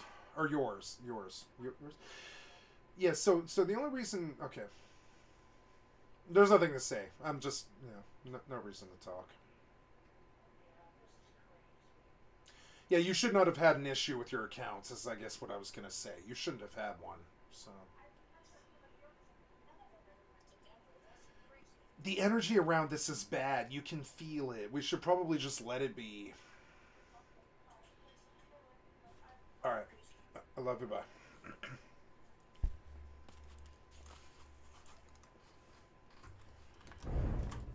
He felt like ending more than just a relationship. Not long after, Fred broke up with her, realizing how much of a fool he had been. It was one of the hardest things he had ever done. Wow. Following college. Love is funny. So like I always end up I'm always the one that I did dump somebody once to get my else, skill then. As I am Gazin. always the person they dump because I am happy with them. I wouldn't have been with them in the first place unless I would have thought reasoned. that we could be together The for the rest Oasis of our Spontanea would lives. provide such an aqueous bounty. God, Go shut there up, and dude. investigate. You keep talking. I We don't will really... meet you at the great shrine of Thoth. Together, we will solve this conundrum. Jesus Christ! I turned the vocals down. Why? See, the vocals are down. Why are you talking? The voiceover volume or the vocals, or I mean, I don't know. The social, right? The voice chat mode is on, and it's on, and yeah. So like, what's the difference between voices and voiceover, vocals and voiceover? What's the difference here? If both of them are at 0, I don't really want to hear you guys talk anymore. I don't want to hear her grunt when she swings. I don't want to hear any voices anymore. The story in New World was not good enough for me to warrant to pay attention. I'm terribly sorry, but it wasn't. A bunch of claptrap about living in the middle of the ocean in the middle of like 1910 or something like that, 1810. Something like that, and it just a bunch of horse shit about living on an island with magic or whatever. I don't really think this is a very compelling story, and I don't wish to pay attention to it. I know that's rude, but I mean, look at this. Look how long this journal entry is. For what? For what? Brimstone? Are you really looking for a story in MMOs? If you are, well, the story is there. But I am not. I'm not looking for a story. There's too many tens of billions of books out there with good stories for me to care about a video game story, because you know, maybe a Disco or a, you know, or a Pentiment, but I mean, I really don't think you know, besides Disco or Pentiment, I haven't seen a good story out of you guys in a long time, and I'm sort of closed-minded to it. It's not compelling. It doesn't, you know, whatever. What was I going to say about this? I was trying to talk about love.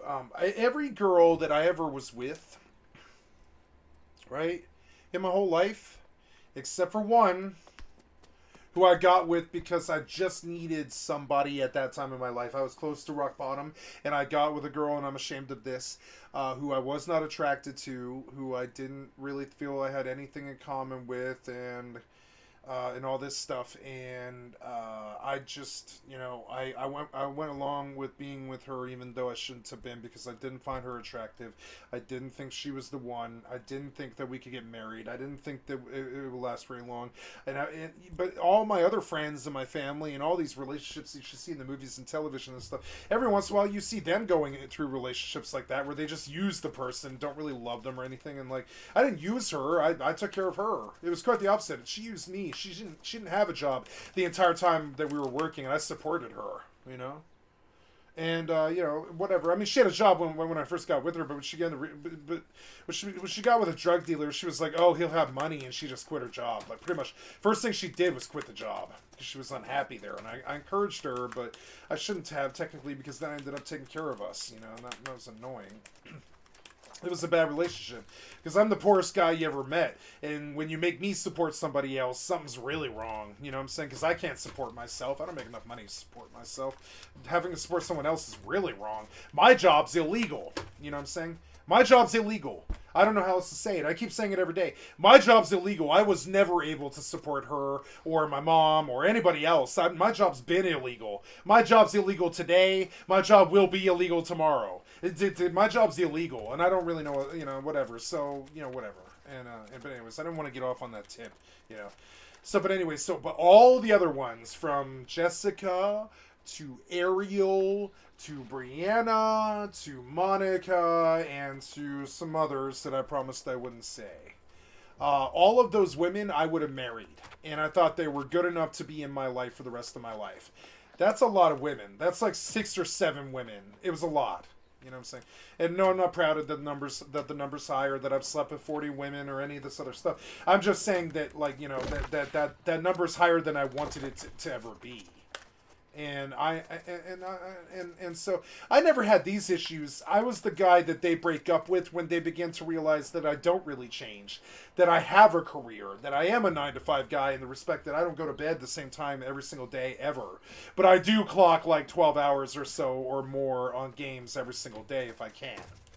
And so in that end, I end up being, sorry, unless I keep my life interesting and go out partying all the time or whatever the fuck, or be a drug dealer or a thief or something like that to keep them interested, be an outlaw or a lead singer or something like that. My actual job is extremely boring.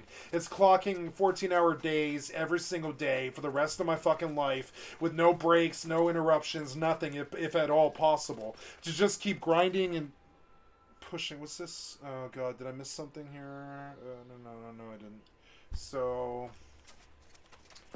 yeah, and none of them can really stand that. They either cheat on me or leave me when they begin to realize that, yes, I will always put video games above everything else, and yes, that is my life. I won't put them above her, but I'll put them above everything else, and they can't handle that either. They think that you should be doing something all day with your life. Yeah, well, I think you should be doing something all day with your life. I'm the one who is doing something.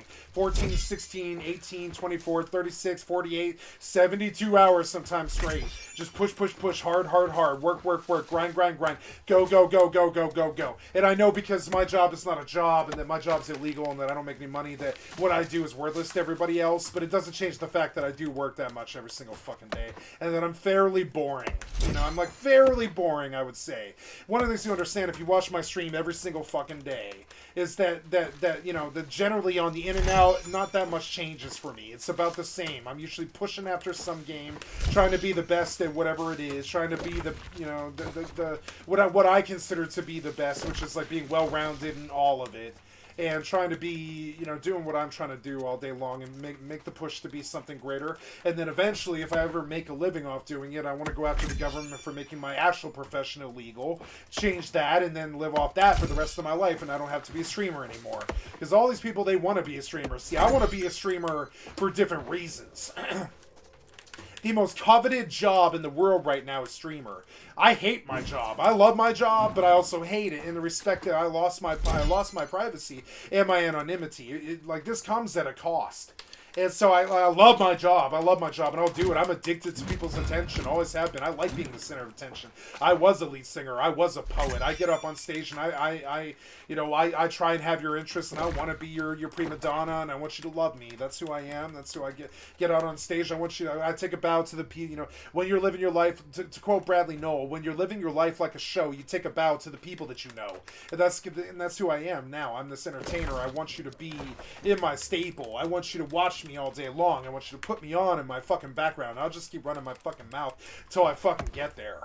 But, you know, that doesn't change the fact that I wish I didn't have to do this. And that's a bad way to start out a career. I wish I didn't have to do this, but my job is illegal. And that's all I have to say about this. So, love relationships are kind of funny in the respect that, like, this kid's talking about how he was unhappy in a relationship he had in college, and he lost the love of his life because he was unhappy with her, because he put her up on a pedestal, and he decided not to bother her with any of the truth.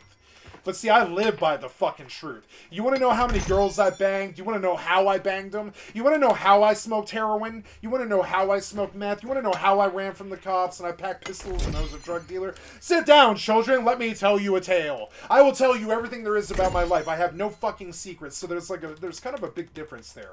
There's a big fucking difference between, like, what you think is bad and what I think is bad, because I never lived in the lie. I never lived in the darkness. Like, my life has never been a lie. My job is illegal. You know, like, I can't, you know, I love my job. I'm a streamer, but like I'm the only one who likes my job, and it's a hard battle, you know. She hates my job. I don't care.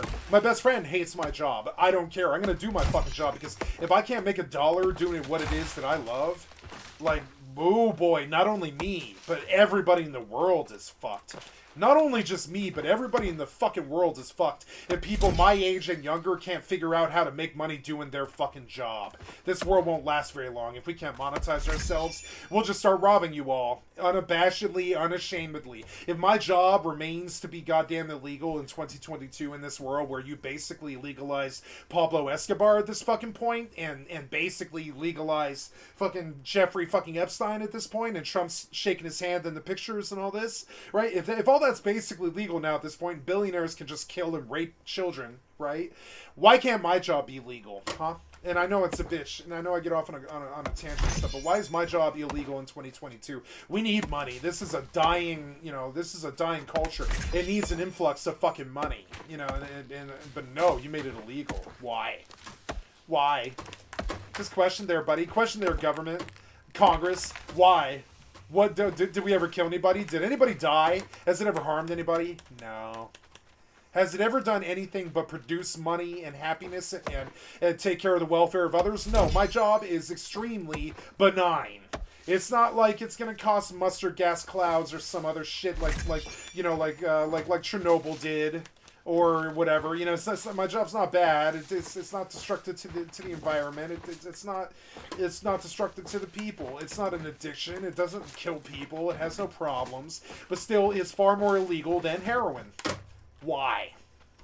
I'll tell you why. Because you guys can't handle the idea of somebody intelligent enough to actually run this country making any goddamn money. Fred was out on his own in the world, navigating the early budding prospects of his career. By 23, he received his first real job offer related to his career path, a digital marketing coordinator role for a mid-sized e-commerce company. Fred eagerly accepted. In the office, Fred always put on his smiley face and happily agreed to everything he was asked, even when it was outside the scope of his work, often offering to help or pick up any slack anytime his manager or one of his coworkers asked, not wanting to upset or disappoint them. He rarely could help with most of what he took on. I wonder if this story that he's telling ends in death.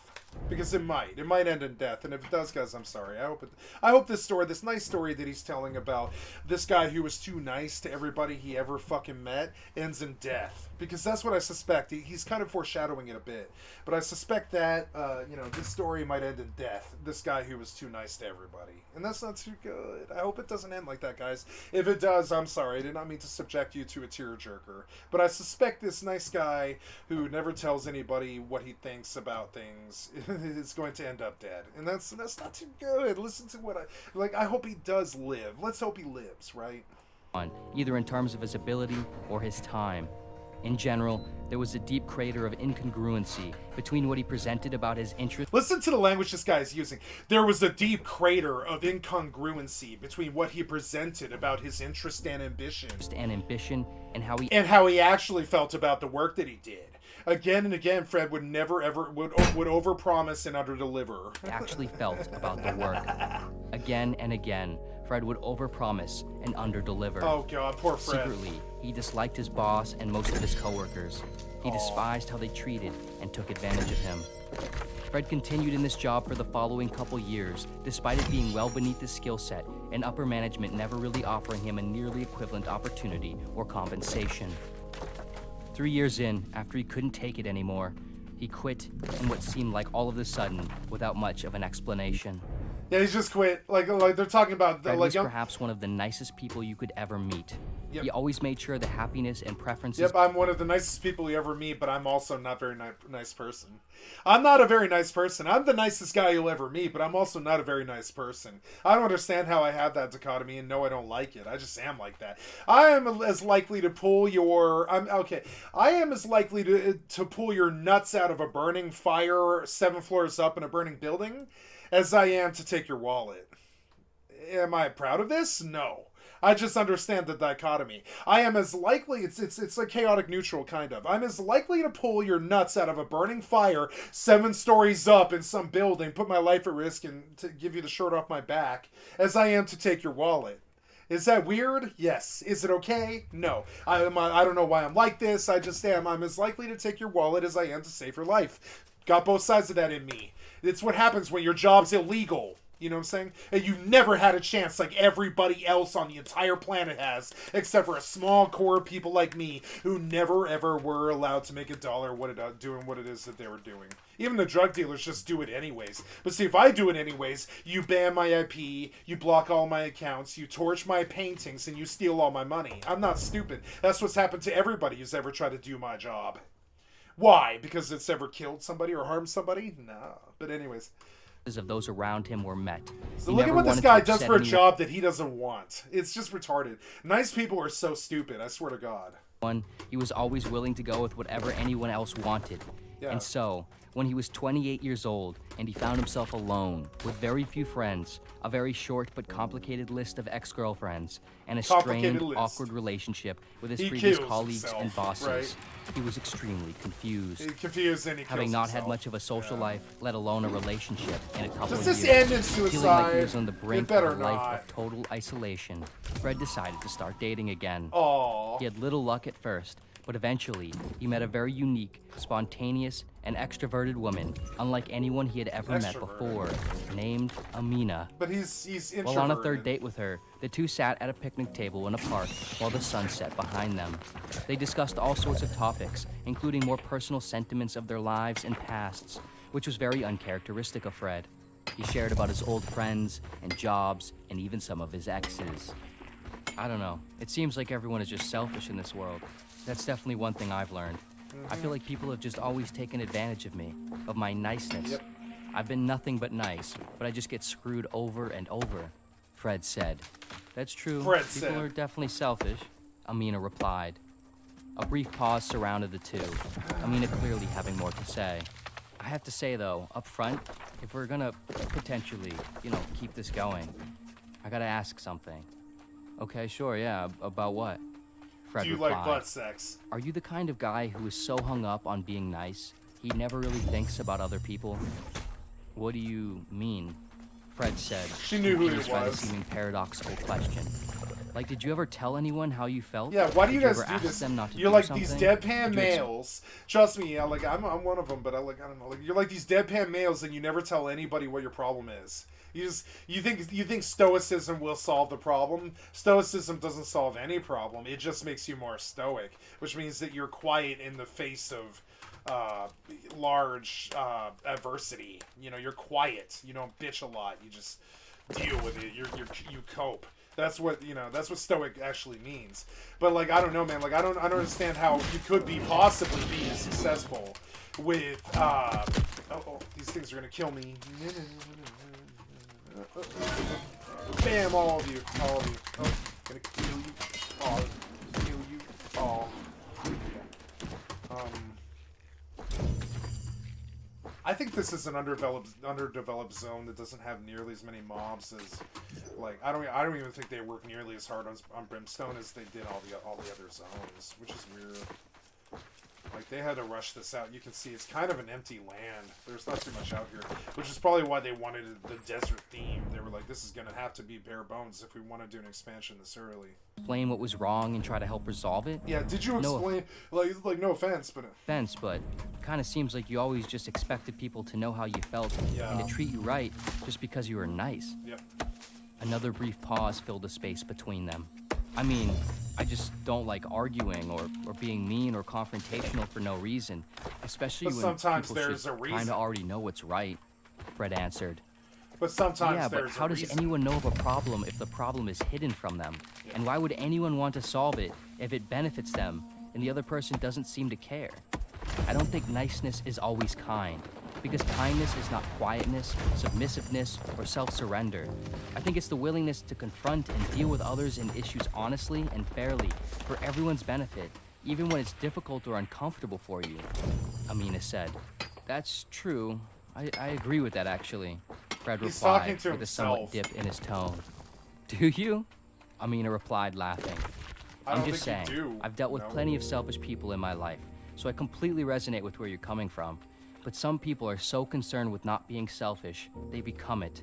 They become so centered around being liked and perceived favorably, they never even consider the consequences of their so-called niceness. Agreeing universally with everyone is not necessarily a sign that you actually care about other people, but that you care about what other people think about you, with no regard for how it affects them. How is that not selfish? At least with straightforward people, you know where they stand and what the issues are. Maybe their perspectives still aren't always good, but at least they respect you enough to tell you. The two looked at each other sitting on opposite sides of the picnic table, as if Amina was the antithesis to Fred's entire life, laid bare on the table in front of him. Sorry, she continued. I didn't mean to come off too forward there. I'm just, doing my due diligence. Less time to waste at this age, Yeah, no, I get it, Fred said with a laugh. So are you around this weekend at all? We should do something, Amina said. Fred paused, then he said, yeah, maybe we should take things a little bit slower, actually.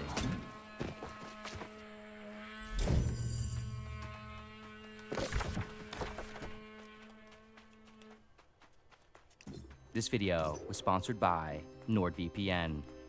If you're a fan of film, TV, and content streaming, then you're probably a fan of having access to more content from some What was this about? It's like I don't think you stuck to the. I mean, I know what you had. You did get the core idea out, which was that if you're too nice,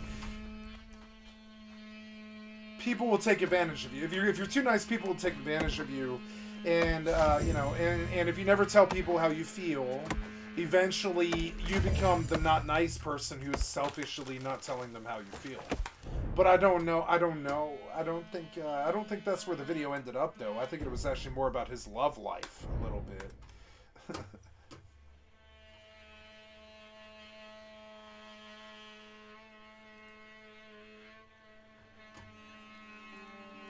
2020, a house in rural Oregon. If you were to visit this house, inside you'd find a man, a woman, and a child harvesting food from the surrounding farmland, living a normal family life. But the longer you stayed here, the more questions you'd start to have. barcodes on the freshly harvested vegetables. Why does it feel like this man and this woman don't actually know each other? What is it about these photos that feels so wrong? What is the large clock on the wall counting down to 0, and why is it snowing in July? Was this really the same child that was here just a second ago?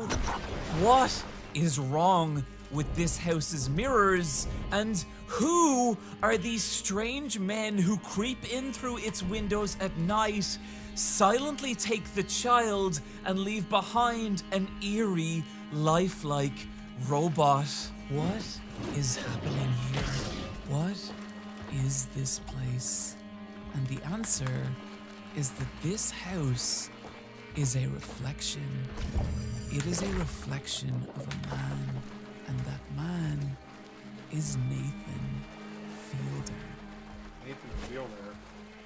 If this is your first time encountering Nathan Fielder, he's hosted 2 different reality TV shows, Nathan For You and The Rehearsal, and I need you to understand how strange this man's mind is. One segment from Nathan For You involves Nathan helping a struggling gas station, his plan being to sell gas at $1.75 per gallon, which does draw in customers, only for those customers to be charged full price for the gas and told that they actually claim back the discount through a tax rebate, which can only be filed in a mysterious rebate box somewhere on the side of a mountain. And when people actually take Nathan up on this, he ends up leading them on an elaborate mountainside riddle hunt that transforms into a 17-hour overnight hike before finally, the next morning, Nathan reveals there never was any rebate box. There is an uncanniness to Nathan. The way he moves, the way he speaks, the way he interacts with people, he's awkward. He doesn't pick up on social cues, he makes jokes that don't land, and his conversations frequently plummet into vacuums of uncomfortable silence. When you look at me, you probably see a guy who has it all.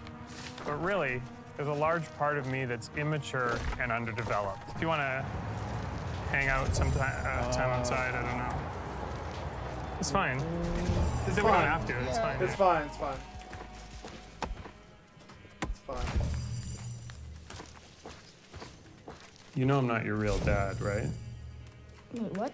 It's like there's this invisible barrier between Nathan and everyone else. Like he's this outsider looking in on the rest of humanity, trying so hard to act like a person, but is unsure of what a person is. And Nathan's aware of this. In fact, he tries very hard to overcome it. He will map out conversations on these intricate, elaborate flowcharts, accounting for every response, every variable, in the hopes of guiding his interactions towards a favorable outcome. He will even control scenarios and manipulate people, like taking a person to a shooting range for the purposes of growing closer to them, only to secretly load the rifles with blanks in the hopes that the two will bond over their mutual failure. Wow, we're not good at this. If this is your first experience of Nathan, by now you may be asking the inevitable question everyone does. Is this person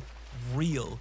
Is Nathan Fielder an actual, genuine human being, or are we watching a bizarre comedy character played by an actor? Or is there maybe a much stranger third option that will unfold over the course of this video?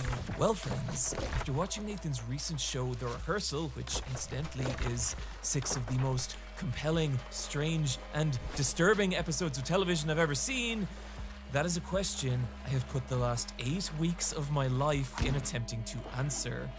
So join me on this very strange journey as we ask, what is Nathan Fielder? Wow, what a fascinating question. And before we answer it, a you don't look brief word any from our sponsor, more normal than him. ExpressVPN. You know, sometimes everyone's talking about that big new TV What show. is this guy? Like, I don't know, The Rehearsal or House of the Dragon. And your friend Sydney kind of won't shut up about it, even though she knows that HBO Max isn't available in your region and you can't watch it, and it starts to feel a bit passive aggressive, and it's like, Jesus Christ, Sydney, if you just filled the void in your life with anything other than television shows, then maybe Mark wouldn't have left you! To avoid friendship obliterating scenarios like this one, I like to use ExpressVPN, which lets me change my online location to access the same global content as, well, everyone else, whether that's watching shows only available on other countries' Netflix, like the entirety of the Studio Ghibli library being available on UK Netflix, watching BBC iPlayer, which is free but only to people in the UK, or being able to watch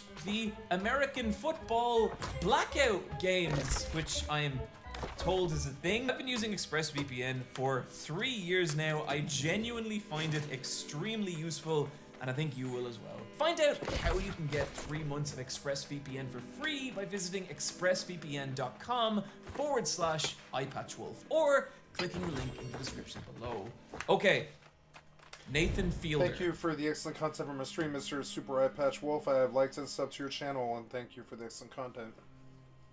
As a socially inept man in my 30s, I like to think I can recognize my own. And so, when I look at Nathan, honestly, I kind of get it.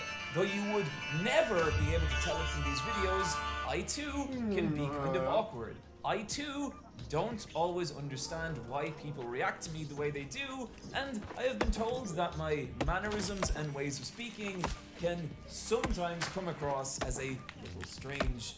I remember in primary school, this boy spread the rumor that I was a robot, and a lot of the other kids believed him. And then they told me well, that that's good news. That's what I wasn't thought allowed we to did. play rounders with them because robots aren't allowed to play sports.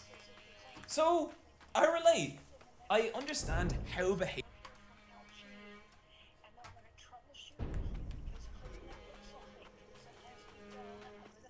Oh, cool. That'd be even better. Yeah, I mean, I guess. You want to return it, okay.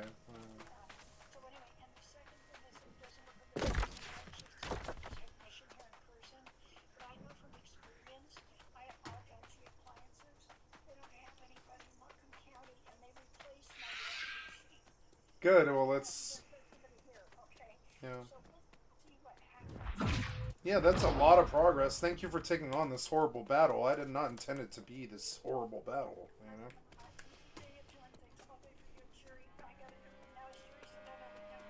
Yeah, that's what you hear in the background. I don't know if you can hear it, but yeah, he's buzzing away here, yeah. Well, I know what he's doing. There was, of course, out of the floor is, of course, the attachments that would make a bump, so now he's got to make some kind of platform for this thing to sit on, or I will be flat on a bump, you know, and destroy the plumbing, probably, kind of thing. Well, that's what he's doing. I mean, I don't know. I mean, it needs to be done, though. He's probably right. I don't know what else we can do about this. You know what it would probably work is they make these little Pepsi crates that you can find at gas stations that are really thick, not thick rubber, but very sturdy plastic rubber.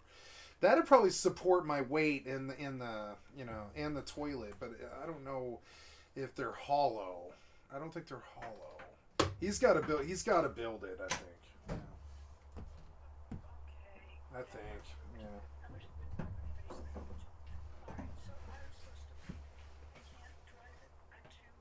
Howdy, Jerry. Alright. Yeah, sounds good. Love you. Bye.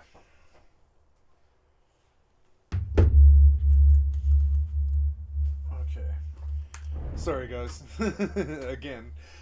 Behavior like this could come from a genuine place. And so I decided, if this really was just a fictional character, all I needed to do to prove that was find footage of Nathan breaking character. So you think it's an all an act, but I don't know. I see autism. And I see somebody who is really scared, and I don't think this is an act at all. And I think it is. It's autism at its pure scale, and I don't think you are. I don't think you're versed in it enough, despite you yourself looking kind of high functioning. No, this guy looks like kind of a hipster dick who is in full capacity, I would say. But this guy he's talking about, and me, we're not at full capacity. This guy has the traditional Asperger's. He's extremely awkward in public. He's very, very intelligent. He is very, very, I would say, special, and probably will do great things with his life. If they're giving him television shows, despite being so on the spectrum, I'm sure he goes. I mean, he's already rich. If he has a television show, he's rich. Good on him. You know, good. That's what I want to do. I don't want to do television. I don't want to be a television show host, but I am one. I am a television show host. So I mean, it is what it is. So, but I don't know. This guy doesn't know how to recognize it. But what you're looking at here is very pure autism. This guy needs an autistic wife. Or, I mean, husband, if that's his gender preference or whatever. Like, this is, you know, this is somebody who needs somebody like him. Like, one of the reasons why I was in love with I was in love with my best friend for a long time. Now she's just my best friend, but I was in love with my best friend for about 5 years. And the reason I was in love with my best friend for 5 years is because she is highly functional, higher functional than I am, autistic. She's got a nervous tic. She can't make eye contact. She's extremely nervous when people look at her, even though she's like the most beautiful girl I've ever met. And, you know, and we get along like peas and carrots. As in, we told each other our life stories the minute we met each other, even though she was on a date. You know, she was on a date with a dude, and I was just at Stella's, and I ended up talking to my best friend for 5 hours while her date sat there and didn't say a word. It was very odd. That's how you know you have a connection with somebody. It was just crazy. I felt so bad for him. He's a friend of mine too. It's kind of funny. But we just hit it off. Like, that's like, it wasn't that like we were gonna fuck or something like that. It was just that's like my goddamn best friend. And meeting her was like meeting your best friend. We ended up telling each other our life stories for like 5 hours each. You know, it was just crazy. Went all night till 4 in the morning. You know, from like 5 in the afternoon till 4 in the fucking morning. We just told each other everything we knew. We like reported. You know. We reported everything we've had to deal with. It's kind of crazy when you meet your best friend. It's kind of like that. You kind of, you know, especially if you haven't met them before. It's suddenly you're just like, wow, I trust you with all my life secrets. I trust you with my bank account number. I don't think you'd ever harm me, and I trust you with all my life secrets. You ever met somebody like that? I think so. It's good. It's good when that kind of thing happens. But so one of the things I thought we had extremely incompatible. Were compatible in is that we all had the same tics and foibles, and I bet I could get that girl to sit down and play video games the rest of her life. That seems to be what she's doing now, besides raising her daughter. So I mean, I don't know, like, you know, so it's like we did have a lot in common. So like this guy, I don't think the problem is like this guy. The reason why he's desperate for a friend to the point where he's talking to some stranger like that. Excuse me, guys, I'm terribly sorry. I have to take another phone call. I'll be right back. Hello.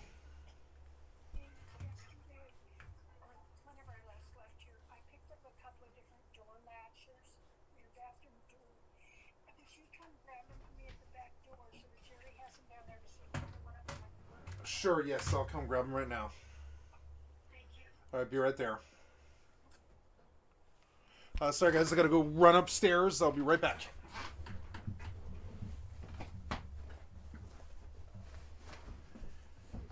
We're gonna talk about it. Yeah, what's up?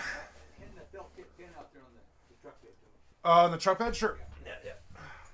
She's having me bring you some door latches, I think. Jerry's in there. You're good. Hey. Yeah, me. Yeah. Okay, here you go. Great, thanks. That's all you needed? Yeah, that's all I need. I gotta run up there and meet her. Your cat's in here.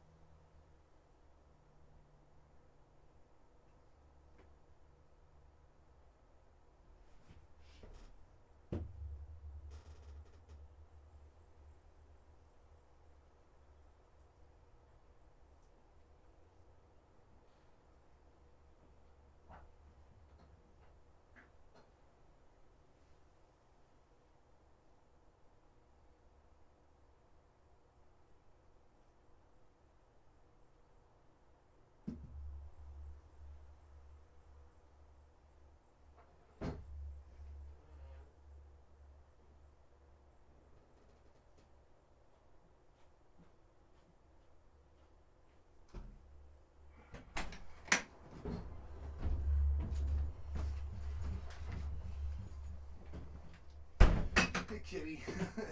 Poking your head out. Hey, Jerry, there's some hinges here. I'm going to leave. Like right here. And she said she hasn't looked at, she got those from Hardware Freight, but she hasn't looked online yet. If those don't fit, then she'll go online and get you new ones or something.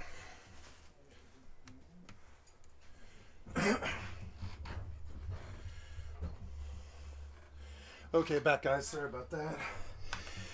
Oh, I'm with you again. We're gonna kill. Hey, kitty, you want to visit? Yeah. Oh, hey, it's Sissy Spacek. Come here.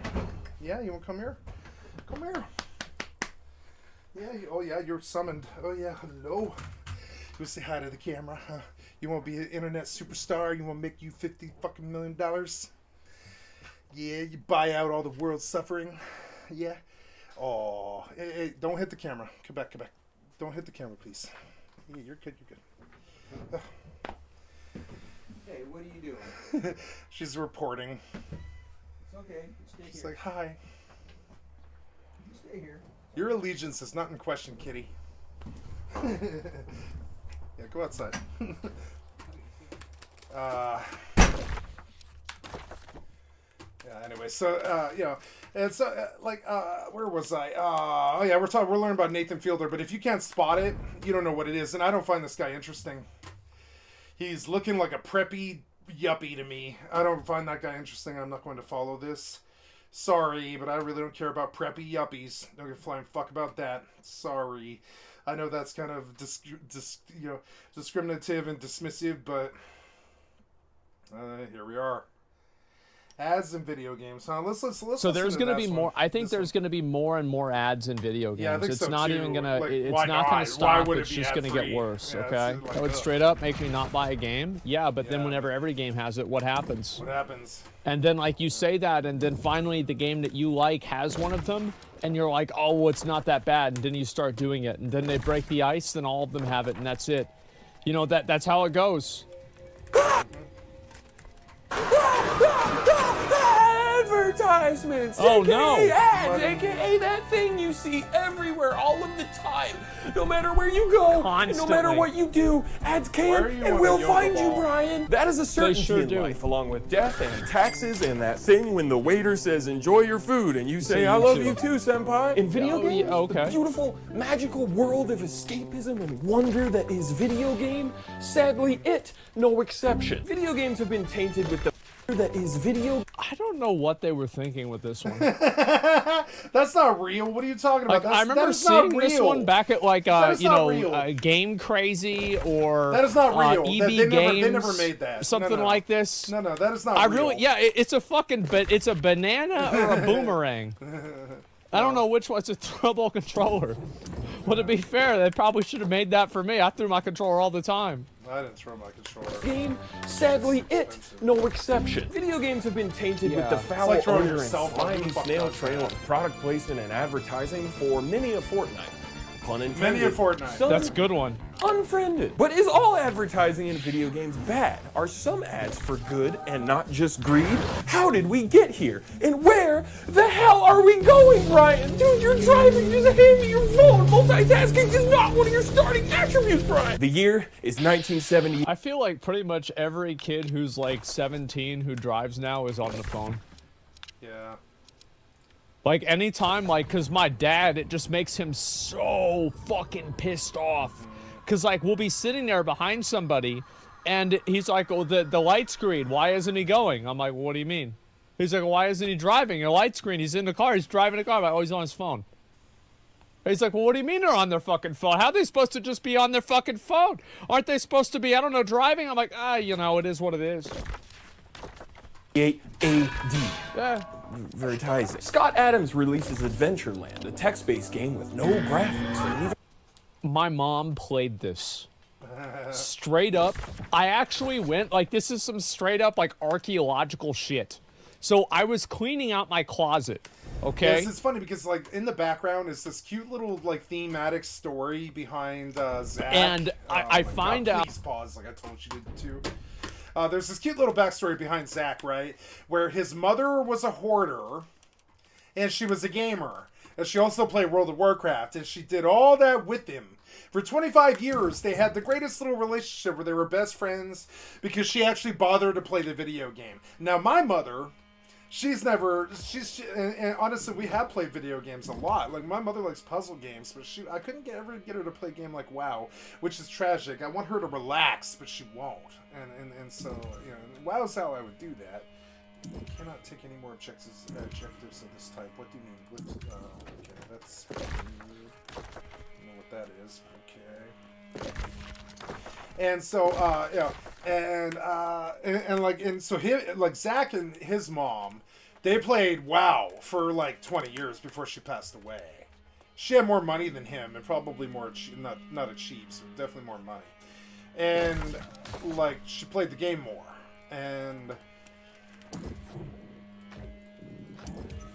that must be pretty nice. That must be pretty nice. You know, I would say it must be pretty nice. What do you mean I can't take any more missions of that type? Am I full?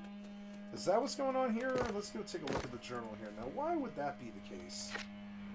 Oh, and I have, yeah, I don't know. Yeah, I think this stuff, yeah, I would say side stories we do abandon. Because who the fuck knows now? You can't get out of that one.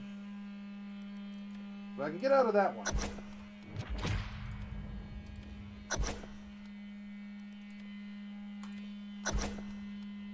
Can I get out of that one? Yeah, let me get out a bunch of these. Cut these keys and shit that's just pointless, you know, fuck this, like, yeah, get it all gone. Get it all gone, get it all gone. Abandon, yes. Okay, about 10 quests should definitely clear up my problem here. Objective failed, but didn't I have a quest to pick up here? Oh, yeah, here we go. And then this guy, yeah. Yeah, did you let me do it? Yes, you did. Okay, good. I'm not blocked on quests anymore, which is good.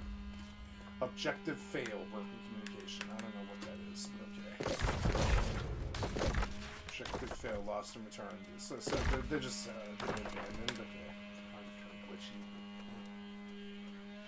You know. So, go back and grab this quest, and we go on about our grind. But,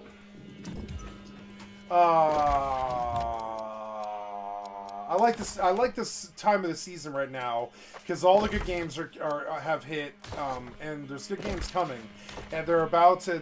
And now there's these MMO expansions, Brimstone Sands, and Dragonflight. So this is a busy couple months for me. I get to do this shit all day, every day. Brand new content, new stuff to do, new quests that I've never seen before, and all this. And I really enjoy that sort of stuff. It's a good time of year for me. It's a lot like I don't appreciate the interruptions at all because it's like this is the time of year for me that likes to wish that I haven't seen in like 10 years. This season is the best season that I've had in like 10 years. Not only because I started my streaming career and I have a home and a TV, that's all part of it too. I have all this nice stuff like a brand new computer and a new TV and all this. And like I have a nice life and I don't mean to take all that stuff for granted, but I'm talking about like the stars have aligned and blessed me this season with like 2 new expansions to play right on top of each other. And I'm on games that I really do want to play. And you know, that's cool. That's a beautiful fuck thing. You know, I want to kiss my lucky grits, kiss my grits, you know, kiss my lucky stars. I got this shit. Fucking amazing, you know? Oh, this camera, man, it keeps getting bumped or something. Oh, no, there we go. So if I drop back and I go, yeah, like this, right? I'm gonna go like that. There we go. Good. Streamlabs is acting much better today. It's very good. I suspect it was actually their servers. Which is good when it's their servers and not my tech, you know? It's better when it's their servers and not my tech. Because it's, you know, so it's a real breakdown when it's like, fuck, it's like their shit, you know? I can't do anything about their shit, but my shit I can reset, recode, and configure, but their shit, I can't do anything about. So,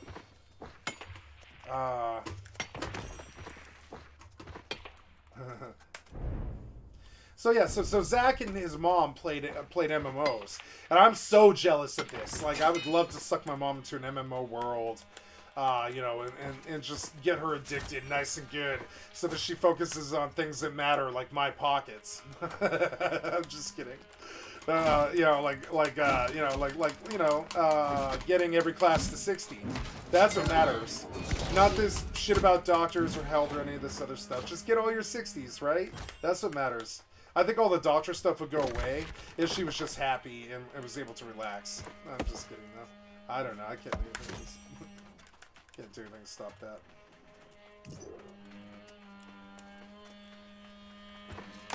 Gonna finish the video now. Like, I unironically was doing this. I cleaned everything out of my old room. Like, my old room, it was so dirty that whenever I got to the very core of the room, there was dead rats that had melted onto old hard drives and old motherboards. Disgusting. Yeah. It was no big deal, and so I took a picture of them too, like, cause the problem, like, it happened, I just shut the door and that way it didn't smell as bad. So I just forgot about it for, like, you know, 5 years or something. Well, anyway, I finally got down to the bottom of it, and I find this fucking binder, and it's like this binder, you know, like the old white paper that's like brown now, and you open up the paper, and it was just a bunch of fucking Dungeons and Dragons and adventure shit. And I brought it over and I showed it to my mom. This is like 3 years ago. I'm like, what is this? What is this ancient artifact? Can you decipher this for me?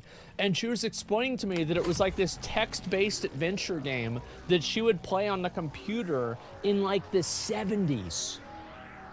Genius. And I've never seen anybody ever talk about it before until this video right here. This is the first time. Yeah. Holy shit. No, that was a real reality for a lot And worse, no kill streaks. And yet, Adventureland holds one of the earliest examples of in-game advertising. They talked about this in Disco Elysium with the, what is that? I forget the direct name of it, but Disco Elysium had a very strong plot point about this, where like these nerds all over the world were on ham radios, and they all had whiteboards on their wall next to their ham radios, and they would play Dungeons and Dragons with each other on some kind of like radio game that they would transmit over ham radios. It was like data before the internet, and they would play these complicated RPG games with each other over the ham radio, and they would transmit information having to do with moves in the dungeon, cut down to like shorthand, like numerical offerings and stuff that they would just like call the operator, and they'd be like, operator, send this message to blah blah, and whoever it was, like every single person took a different, every person got operator for a night, you know, every person played operator for one night a month or whatever. I couldn't believe, like, gaming has been around since the fucking 70s. Like, really hardcore RPG games have been going on for a long fucking time. Ah, this fucking boss dude is such a fucking bitch. Oh my god, you're gonna kill me, you're gonna kill me, you're gonna kill me. No. Get cover. Yeah. I've seen what happens to people who don't get cover. Get cover. Get cover, bitch. Yeah. He won't de-aggro, just heal. Stupid ass archer with their fucking poison arrows. Fucking poison arrows and those stupid ass Diablo purple things. Hate these things. Like whatever they call this, I hate. Like Kyle would be ashamed of me because I can't remember the name of this ability, but it's so annoying. Get off me! Get off me! Oh. I feel bad because I should technically go on Rust and help them rebuild and farm for Tay and let them know that I'm there and that I love my team and that, you know, we all want to be there with each other and stuff. But fucking poison archer asshole boss. Come on, man. Get up. There we go. Come on. There we go. Oh, the purple. Get out of it. Did I get credit? No, there's no credit to be had on that guy. The fuck, man, this waste of time. I swear to God, they waste your time so much now. Little agendas and little things that you kill that don't have any bearing to what it is you're doing. They throw a lot of that at you. They're like, yeah, did you fall for the trap and actually fight the mobs? Or did you just run through them and get to what you were trying to actually do? Because if you got through to what you were actually trying to do, oh no, it's a puzzle. Oh no, MMO puzzles are always death. Alright, let's see your fucking puzzle. MMO puzzles. Okay. I mean... Oh, yeah? Oh, it was just a clicky. It was just clicky. That was it, huh? Oh, good. Hey, it's an Elite Ancient chest. I soloed an elite guy that takes a 5-man apparently. What's that sound? Oh, phone. I was like, what the hell? I soloed a guy that takes a 5-man. That's crazy.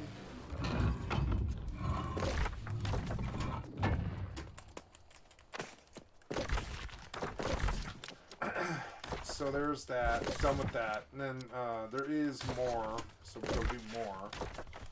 My inventory is not full yet, but it will be if I don't know. I could disenchant all those blues because like, some of these greens really look cool, but I mean, I don't know, man. I don't think so. It's a lot of stuff. I don't know. I should go home to Everfall perhaps and retool this whole idea because, like, I don't think I want to hit like I don't want to hit a full inventory. That's gonna bother me. All right. So, anyways, so boy, it'd be cool to play RPGs with my family. I think they'd enjoy it like hell. It's so fun. Ad for Scott's next upcoming, even sexier game, Pirate Adventure. Oh boy. Ooh, shiver me timbers. Wow. Look out, Sea of Thieves. Scott be like, yo, Michael Soft Sea of Thieves nuts can fit in your mouth. I'm sorry. Okay, so it's the 80s and product placement is already in fucking everything. Yeah. But also, PP's. I think the most popular product placement is Wayne's World. Like, I feel like the product placement in that game, or sorry, that movie, was just like so overt, it became part of the content. It was. Starting to show up in the world of video Pepsi? games as well, primarily in the form of the advert game, which is exactly what it sounds like. A video game built solely around advertising a single. Oh, dude, the Cheetos game on Super Nintendo, this one was actually good. Yeah, the Cool Spot on Super Nintendo, was super good. I beat it like 15 times. Fucking 7-Up game. You know what I'm saying? Fucking 7-Up. You know, what's that meme? It's like Silence Brand. Like Silence Brand, but 7-Up made a fucking Super Nintendo game called Cool Spot, which is like, it's the spot on the side of the 7-Up can. And it was such a good game. It was such a good platformer. It was so good. It was so good. Why was that product placement piece of shit so good? And like, I don't know why I bought it. I was like, oh, it's Cool Spot. That might be fun. I like Cool Spot or whatever. and then it ended up being like almost better than Mario. And like, dude, it was like almost better than Mario. It wasn't as good as Mario, but it was like pretty good. He could like shoot his soda. He could snap his fingers and shoot these like soda balls at you. And he would jump around the level kind of crazy. And I think he would swing. He was kind of a pitfall-y guy. He could swing on things, kind of like you know, Donkey Kong Country and stuff. And what the fuck? Not Donkey Kong Country. What game am I thinking of? Pitfall, like Pitfall. Fuck yeah, I remember. Or Indiana Jones. This was actually a good one. Like fucking Cheetos. Cheetos had a game like Silence Brand. We don't need video games of brand superstars. Let's get Wendy's from you know, let's get that girl Wendy from the you know, the front of the Wendy's hamburger place and give her a video game. Let's get you know Burger King. The Burger King has had like 7 video games. People are so fucking stupid. I swear to God. Like what, dude? Like one product or 7. company. Like One of the Cool first Spot. advert games is in 19. See, now we have to look at Cool Spot. Like, okay, I actually beat Cool Spot like 15 fucking times. Because it actually was good. Like we're gonna look at like 45 seconds of the gameplay here. Cool Spot, SNES. But I'm not the only one either. See, there's the cool badass. Like, look at the cover of that video game. It actually looks really dope. He's got his sunglasses and his like California sneakers, and he's surfing, and he's like, you know, and he's like hanging 10 on his surfboard. But it's a fucking brand logo. And okay, look at. I need you to see this. Virgin. Do you remember Virgin? Remember Virgin? Virgin Records, right? Virgin this, Virgin that, Virgin Record stores and such. Virgin made this game. Virgin. Like, remember how Virgin used to have record stores all over the country and stuff? I know we had one in the center of Denver, downtown Denver. That was it was like they had the most lucrative. Okay, I can tell you right now where the most lucrative spot for a shop in the city of Denver is, which is right down on the corner of South Broadway and 16th Street. I'm sorry, not on the corner of South Broadway, but two blocks north of Broadway and 16th Street is 16th Street and I want to say, like, I don't know, Champa, something like that. Something like that. I forget. But 16th and Champa is like the best spot in the entirety of Colorado, much less Denver. It's like if your store is there, you're going to be rich because so many people come through there. Like Grand Central Station, that there's just no way you're not going to make money. And so right there on the corner of that was Virgin fucking Records for like 15 fucking years. Oh, I'm sorry, was it Tower? No, it wasn't Tower. It was Virgin. It was Virgin Records was there for like 12 years. And Virgin was across like so many different things. Like they had I think they owned 7-Up. They had a record label. They had record stores. They were like Sony Entertainment for a bit there. They were a really big company. And they had like they have video games, and so fucking Virgin did cool spot. And take a look at some of the platforming in this fucking game if you don't believe me.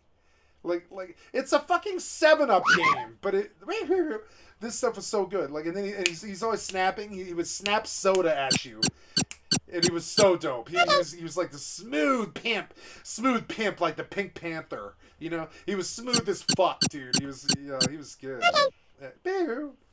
Yeah. Yeah, we get it.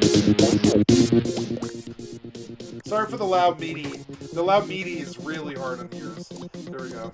So, and there, look, the power-ups are the 7-Up soda logo. Look at this fucking game, man. It's just like, Jesus Christ, man. Like, what, like, look at this platforming, though. Is it not good? This platforming is super good. Look at this. This is better than Donkey Kong Country. It's more fun. Look at it. It's like really, it's freeform. And it was a fucking 7-Up game. Why? Why? Look at this Super Nintendo 7-Up game. Come on, man. Like, are you serial? And this game's so good. Oh, I'm sorry, guys. I'm getting a phone call yet again. So I'll be right back. Hello? Yeah.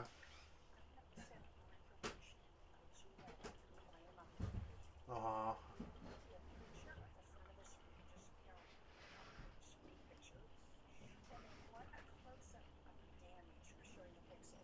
Okay.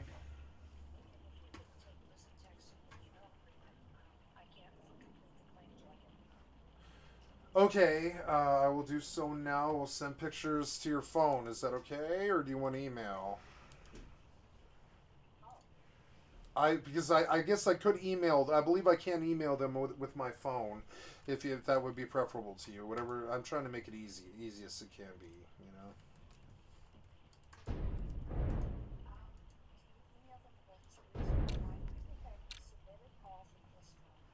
Okay, you have to submit from his phone. Now, are you talking about like just his normal number? Oh, I call this one Mom Business. This is his phone? Okay. Oh, I've had you as Mom Business for like 7 years or something. Okay. Sorry, I didn't know. So yes, I will text to this number. I'll text photos to this number. Does that work? All right. Let me take the picture and I'll text you. Bye.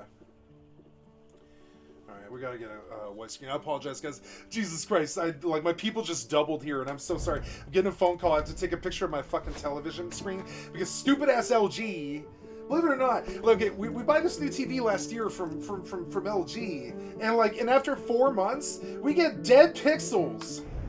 Like, dead pixels on this motherfucker. And, like, do you know how much fucking time this took? Like, to buy the TV, to install it, to get the stand, to get the TV from the place, bring it here, set it up, bring it on down here, set it up. And, like, dude, LG fucked my mom. Like, dude, LG fucked my mom. Like, dude, dude, LG, fuck my mom, and it's wasted so much of our time. I kind of want a free TV out of them, but they're not going to do that. Like, they wasted so much of our fucking time.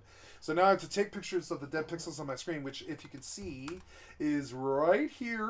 We got to pull, like, a more white screen. You can't see it because on your guys' screen it's perfect, but on mine it's like these two little dots that show up in the sky.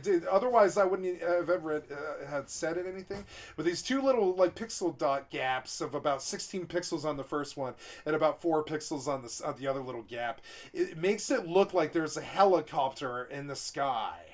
Which, if you're a gamer, that's bad news. That's bad news. I gotta do this for her, but it will not let me minimize to my desktop. It just won't do it. When I have a game open, it will not give me my desktop. It drives me fucking crazy. It's fine. Exit the fucking game, you fucking asshole. Thanks, New World. You know. So anyways, so I gotta go to my desktop here and pull like a blank screen here. Yeah, like a blank screen. I don't want any public info. Why didn't that load? All right, whatever. So right about there is a pixel gap of about 16 pixels on my monitor. Oh, I lost some people. I'm sorry, guys. I know the real life stuff is like not interesting to you. I apologize. I know it's destructive to my career. And man, I did lose like 11 people pretty much instantly there. I'm sorry, guys. I don't know what I can't do anything about that. I'll never get off the ground, but it's fine. I'm gonna do this anyways, whether anything happens or not. I can't get beyond it, but anyways, thank you. I love you guys. For those of you who did stay, thank you so much. Oh man, 10 people gone, poof, just poof, in a second. I'll never get off the ground if it doesn't stop. Let's see, I need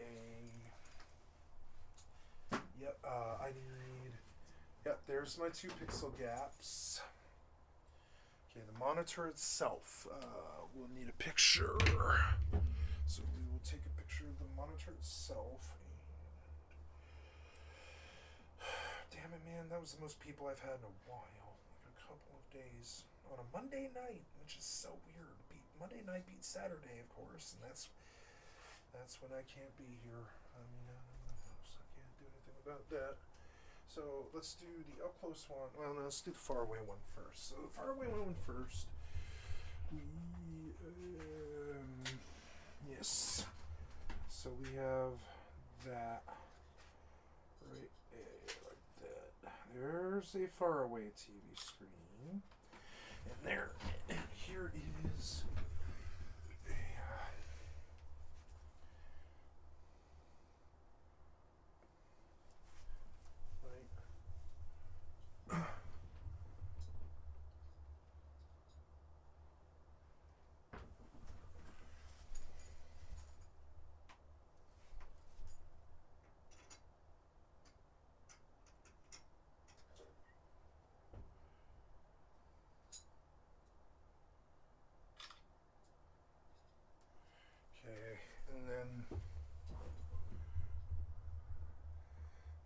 is hard to see, but it's there. There's that one, and then where's the other one? It's hard to see from this angle. There it is. Okay, other one. Yep. Oh, there's a third. Cute. Yeah, that's a third. Yep, 3. Just 2. Right. 2.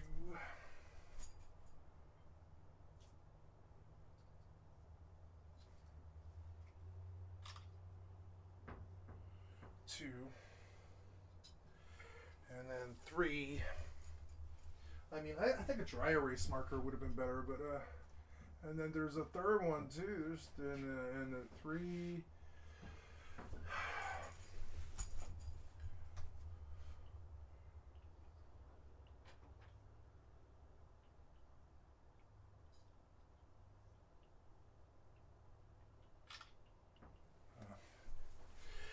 Alright, hopefully this works. Hopefully this is what she needs. So, yeah, and then we go back to this phone. We're gonna text. We're gonna run photos of the. There we go. And I want that. want that one first, then 2, 3, 4. 4 pictures all.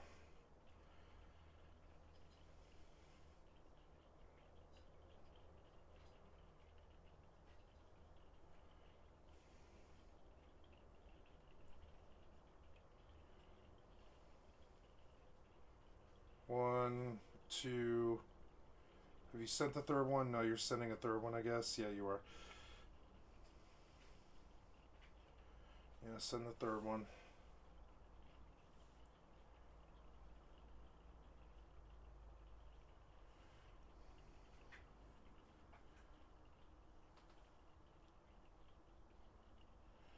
You're still sending the fourth one? I think you are, but you shouldn't be.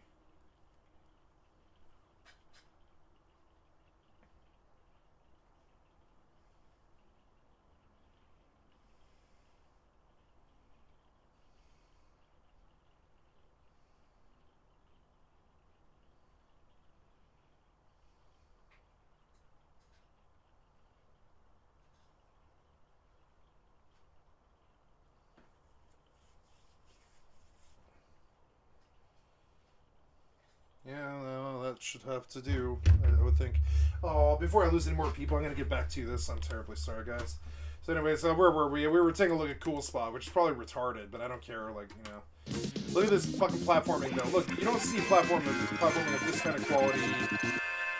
Excuse me just a sec. I mean, I suppose I should have expected a response. 3 black specs, no pick. No pick. I mean... You mean no pick? Might be lag. Give it a minute. Oh, it is lag. It's lag because I turned off the Wi-Fi. Oh, sorry, Jerry.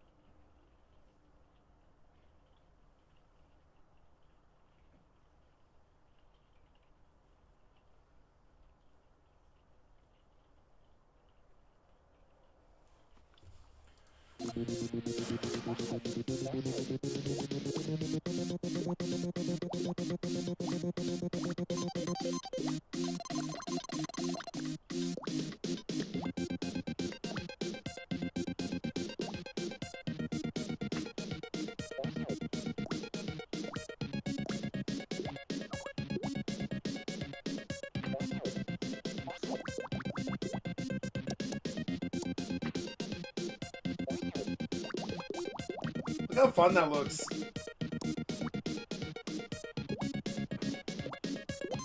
Listen to the music. This was a really good game first time. And hard. Look how hard this motherfucker was, dude. This game used to make me scream. It's so hard. It was actually fairly hard. And it was well made. Look, but, you know, no fall damage, no frustration, just... Well, there's time limits. Yeah, that's the Super Nintendo for you. Smash, smash.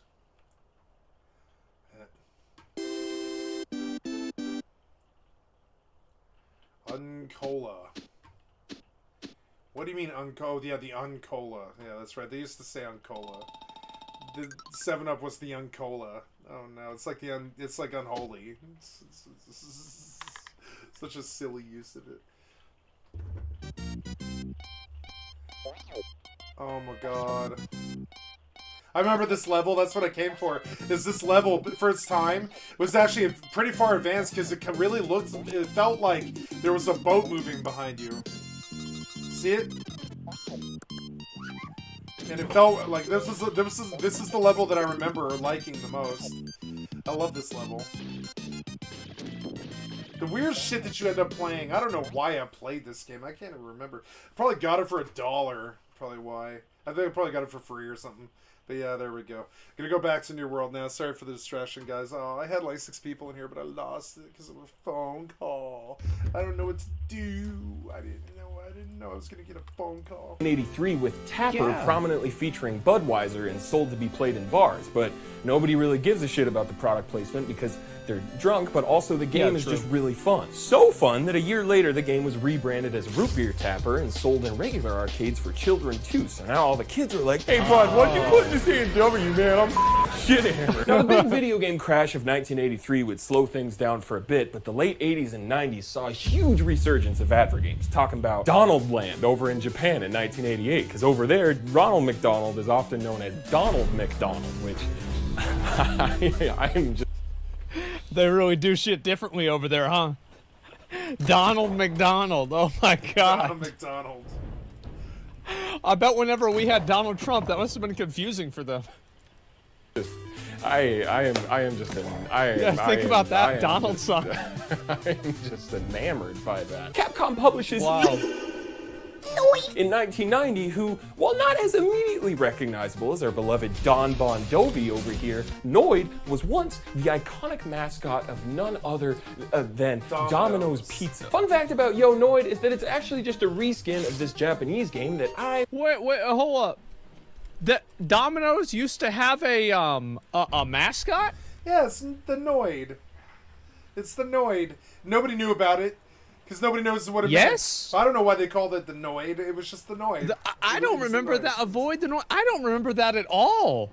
The only old mascot that I remember that we used to have that we don't have anymore is the Taco Bell dog. You know, the dog with like the ring around its eye or some fucking shit. Taco Bell, and it's like we had this dog in like the 90s, and then I guess, I don't know, it retired, it died or something like that, and then you never hear about the dog. Like, they never tried to replace it.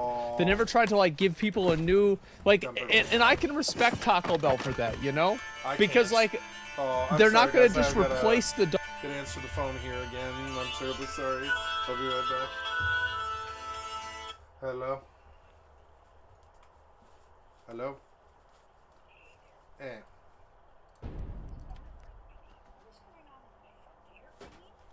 No. I don't. Uh-oh. Maybe hang up? Alright. I don't know. I don't no idea. Hey, we have some gypsum now. I got some gypsum now. Hello? Yeah, right on.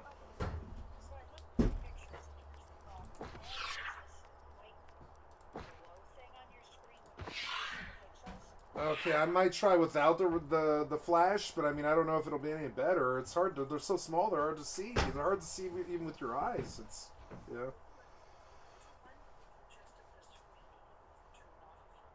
Oh yeah, you want like non, I'll send you 3 without. How's that?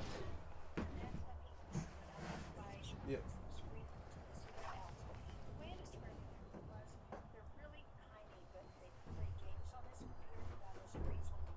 Yeah. Yeah, yeah.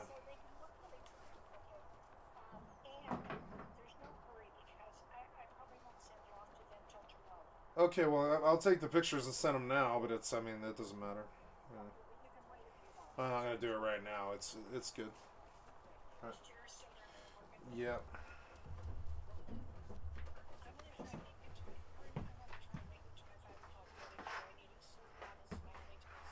Hey, Jerry. She says she's going to her 5 o'clock pedicure. Okay, that's fine. He says okay.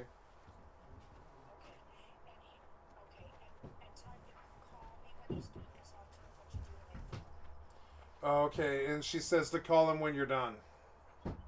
Call her when you're done. Yeah, sorry. Oh, no problem. Oh, bye. Oh, hey, are you gonna visit? You gonna visit me now? Yeah. Oh, hey. Oh, I got that pussy. Oh, yes, I do. Oh, yeah, the pussy loves me. Oh, yeah. Hey, oh, the pussy's wet. It's very wet. Yeah. Oh, yeah. You've been in the rain, kitty. What you been doing? Oh, yeah, you want to cuddle? All right. We can have a love session on camera. Call it softcore. You know what I'm saying? You have a love session on camera. I get this pussy on camera. Mm-hmm. Yeah. Oh, I'm just kidding. I'm just kidding. You're a good kitty. Yeah. Come sit on my lap, kitty. Yeah. Come. Here, I'll move my chain because it's probably annoying to you. There you go. There you go. Yeah, you come be social. Yeah, you ought to be a good kitty. Oh, the good kitty. Yes, you are. Do you like it when I talk to you like a baby? Do you find that demeaning? Yeah. Does it seem superior to you? Kind of dickish, you know? I'm sorry, kitty. You're good. You're good. Yeah. Oh, it's a good kitty. It's a kitty. It's a kitty. It's a kitty. It's a kitty. It's a kitty. Oh.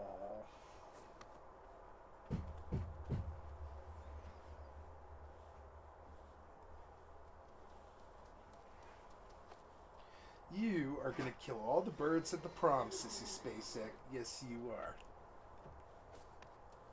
Yeah, oh, that's a good purring kitty. Yeah, oh, it's a purring kitty. Yeah, oh, yeah. Okay, so let's see. What was I doing? I am going to go buy gypsum, I think. But I should play a song. Oh, I know. I have weight restriction limit things here of sales and stuff that I do need to make. There's that turkey fucking cutter knife thing, and I don't want that. So that's going away. Basic food attribute cooking. Speaking of food, I put my normal food away. There we go. And then we put all the fishing away. Oh, that's a kitty. Yeah. Oh, it's a kitty. It's a kitty. Yeah. Oh, it's a kitty. Yeah, it is. Hello. Hi. Yeah, oh, you're cute. Yeah, you're a cute kitty. Yeah, you got that cuteness. You got that cute kitty. You got it in spades. Yes, you do. Oh, I can simper for you on camera, can't I? Yes, I can. I can be a little bit of a bitch on camera for you, kitty. I don't mind. I don't have to be hard all the time. No.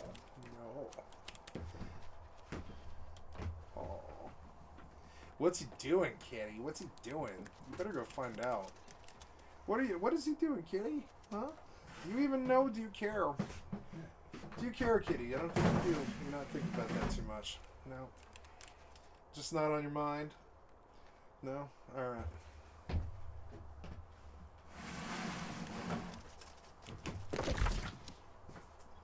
Always stay wild, kitty. Always stay wild. Oh, purr. Oh, yeah, purr.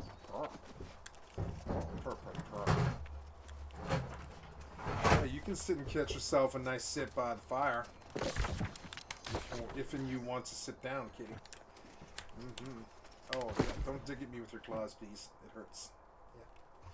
What was I doing? Oh, alright, I'm going outside. The cat distracts me. The cat distracts me. So, let's see. I am going to the leather crafter to process some rawhide. There's 18 pieces of rawhide. Then we take coarse leather and we convert it to rugged leather. And we got ourselves 8 pieces of nice, good, rugged leather.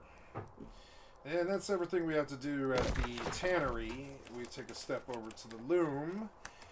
And we convert no linen, as I have not gone and farmed any hemp in the Brimstone Sands.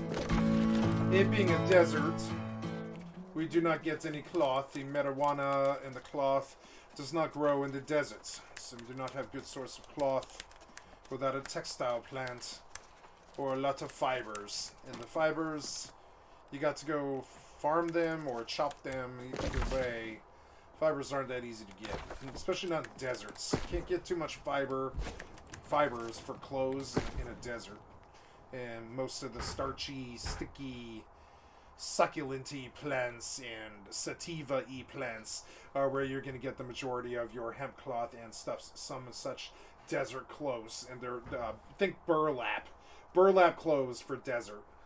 And low quality kind of. Desert clothes are always low quality because you can't get any kind of hemp or anything. I mean, you can get hemp, but you can't really get. You gotta farm it though. You gotta actually grow it inside of a building or something because, like, the sun's too harsh for any cloth to really grow there. So if one were to want to make a lot of money, one could take some cloth to the desert. One could take some cotton to the desert. One can always take some cotton to the desert if one wants to be a rich man.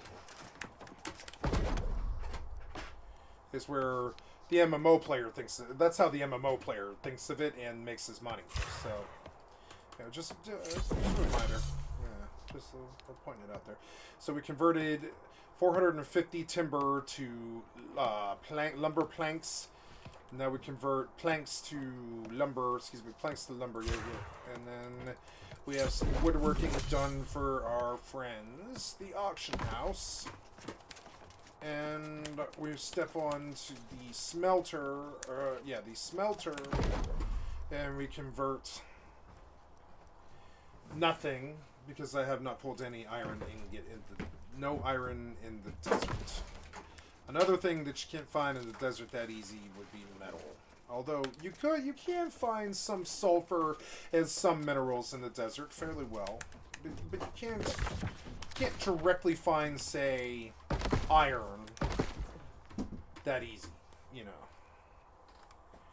And so that concludes our business there. I forgot to move to the stone cutting table though, which is why I was even there, because the cat distracted me. I blame that on the cat. It's the cat's fault.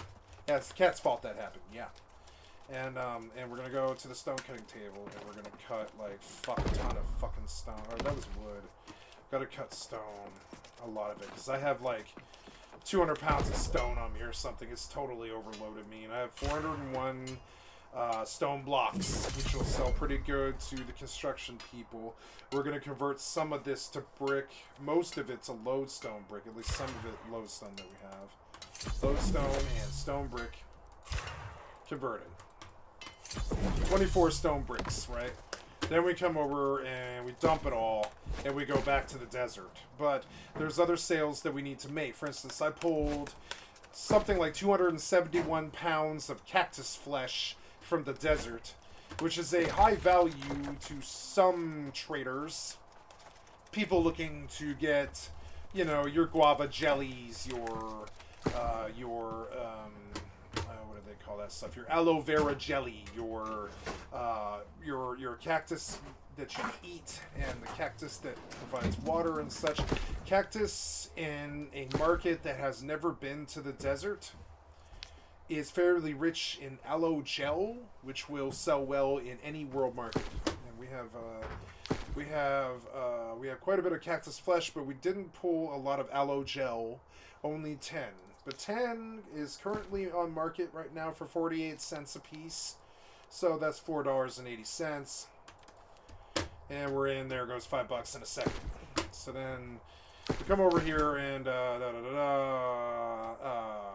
what else do we have here? We have a lot of cactus flesh, which I do wish to unload on the... Oh, well, we have iron hide, which, by the way, look, these idiots are paying so much money for iron hide. Look at this. So, at 8 cents a pop, you pull goddamn 32.15 off the 8.82, which doesn't seem like that much. But, I mean, I don't know. I think I will post, actually. I want to fill the buy order, but, I mean, look, 14 cents for the fucking for the real sale and 8 cents for the buy order. I think I prefer the buy order.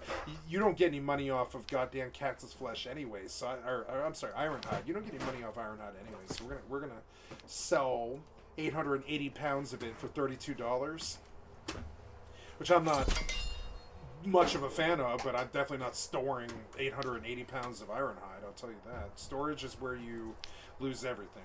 If you store anything, you're bad. You know, I mean, I'm sorry, but it's just, you know, sell it all if you can. 438 because everything is borrowed. So if you let stuff sit around, anyways, life lessons to my newer MMO people here. Sell everything. I'm sorry, it's a min-max way of looking at it, right? If you are not the richest person that you know, you don't sell anything at all. If you are the richest person that you know, sell everything because you don't need anything, right? So like storage is something that you don't do if you can't avoid it because there's no space. It's crazy. I can't fit 438 stone blocks in my house somewhere. Can't do that. So there it goes on the market for pittance. But I mean, the pittance is better than trying to store it. So then we come here and we say 3684, right, for all that iron hide, which isn't too much. I mean, that's not too good, but that was only for half of it. If we come here, we go 14 cents per. We have 471 per sale again. No, wait. I gotta refresh my list. I pulled in quite a bit of hyssop here, which will translate directly to potions, which is good. Hyssop is good. It's the base. Woodlouse base for 4 cents. We're not posting that though. Yeah, just sell it. There is no buy order. God damn it, just sell it for 1 cent. I don't care about Woodlouse base. You can have all the Woodlouse bait you want. I don't care about that. Are we good, Jerry? Yeah. Do you need any help in anything? No, you gotta put some water in it there. You should be good. We'll figure that door out later on that latch. Go from there. Okay. Well, thank you, Jerry, for everything. I realize this took a lot of time, and thank you, sir, from the bottom of my heart. Okay, talk later. Bye. All right, see you, Jared. Thank you. See you there. Okay, so I'm gonna run my heater because it's freezing in here. Hoi! There we go. And we go about selling everything. We have cactus flesh. We have 271 cactus flesh at 20 cents a piece. We take a look at the market, but I kind of doubt it. Oh, yeah, we continue to sell at market rate because it is triple. And then we come here to timber. We take 261 for 25 cents. 67 cents is pretty good for timber, but I mean, like, you can have it, yeah. I'll give it away for a song because I don't want to store it. Yeah. Didn't we just... No. Wait. Oh, yeah, Woodlouse is worthless, but Nightcrawler actually does sell. Nightcrawler sells good. We got 177, bitch. So then, ooh, I got a lot of cabbage, but I'm not selling that. Common Alkalest might actually not be the worst. Yeah. That might not be the worst market. Pull in 200 gold off that. Common Alkalest. Chitin parts. 19 cents a piece. I'll take it. Desert profit, living in the desert, doing pretty well. I'm gonna post for 19 cents, Living in the desert's pretty good, I would say. There's this overall meta on what's it called? There's this overall meta on New World where you can pick and choose where you want to fucking live. If you want to be in the snow, you can be in the snow. If you want to be in the desert, you can be in the desert. And you can do ops there, and you can build your home there, and you can live in the village, in the town there. New World has these things. It's just you hurry up and wait. 2 years later, you might have those things, but it's not right away. You don't get those things right away. Not the housing, not the trophies, not the not the permanent residence there or the reputation of that particular town in that particular zone. I'm in Everfall, am I? Yeah, so we made some sales here. Very good. Storage shed is looking good. Gonna dump the rest of this and not even deal with the rest of it. We're just gonna stack it all up till it's a lot of money, Ooh, furniture, stone display platform. That's dope. That goes in my house, huh? Can't be used as a coffee table or display platform for your favorite decoration. So that goes away, goes away, goes away, goes away. We put this away and that away, and then all the rest of that is got to be dealt with in brimstone. And we repair all of our gear, yeah. And spectacle, testicles, wallet, and watch phase, where before you warp out, you decide if you're done here. So how's your potions? Potions are okay. They're not amazing, but they're fine for now. And the weapons are good, though that life staff could use a diamond. We'll purchase a diamond here. Look at them fuck me in the ass on this. This is going to be great. Watch this. This is going to be hilarious. refined resources of the cut gemstone variety. They're seeing me come, right? They saw me coming. So here we go. Cut pristine diamond at 620. 620. Going once, going twice. Cha-ching! Unfortunately, you know. Jesus fucking Christ. I mean, there goes 620. 620 gone like that. Yeah. Goodbye. And gems are good. Weapons are good. Potions are good. Food's good. Everything's good. Storage space is good. Shit's repaired. We're all ready to go back to fucking work here. Back to work and keep making that money till I have like 22K or whatever without playing this game full time. You know, try to do it without playing it full time because that's how you win, right? I've got other stuff I got to do. I got to pop over to World of Warcraft and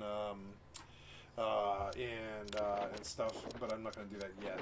I want to do some more brimstone work because I have had distractions all my goddamn day. 9 to 5. 9 to 5 distractions since 8:30 in the morning till right about now. It's been distractions over and over again, and I would like to really focus on my fucking day and actually get something done here, you know? So, hey, that was some money of some kind. What kind of money? Oh, well.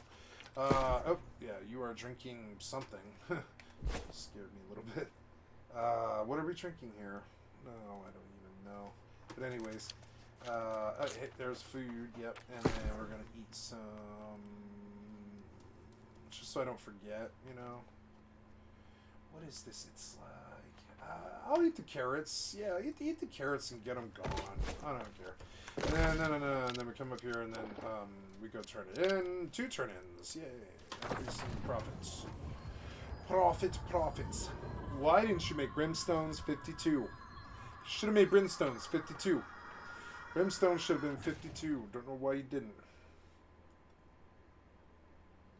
Brimstone should have been 52. Brimstone should have been 52. I don't know why you guys didn't. Anyways. Dog, and then every kid asks its parents, why does the dog look different in the Taco Bell commercials? And the parents are like, oh, well, you know, he was on a diet and, you know, it's whatever. You know, because they respected the parents' intelligence or the kid's intelligence. That's Target? Oh, was it Target? I don't remember which one it was. But yeah, I remember very clearly a Taco Bell dog. But yes, you're right, it was Target. Target was the one with the white dog with the red circle. It died and they didn't want to replace it out of respect. Yeah, it's like, that's impressive that they respected the kid's intelligence that much that the kids would be able to tell that it's a different fucking dog and they won't like it anymore.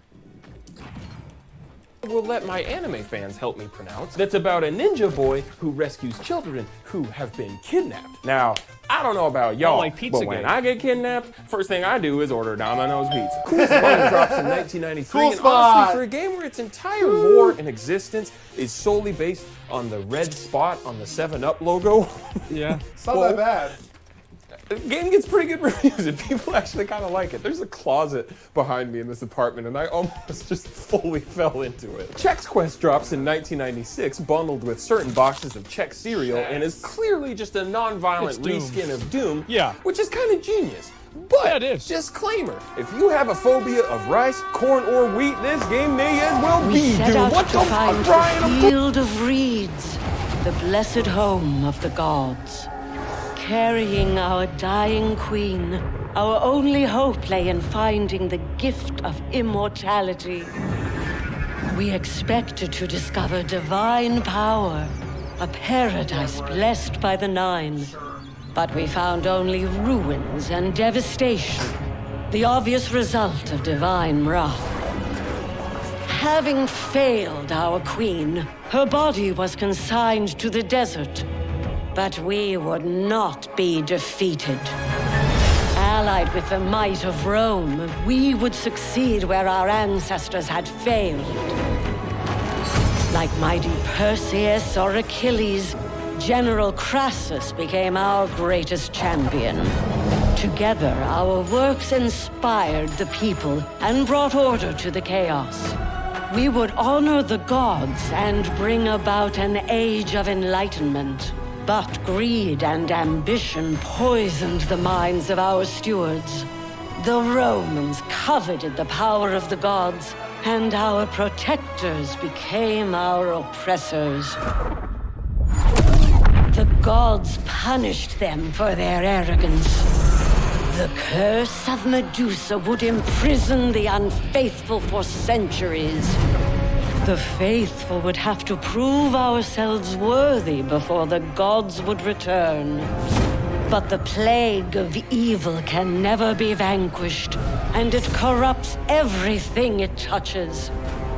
Now, we pray that the gods will send new champions to vanquish the darkness and find light in the shadows of our past.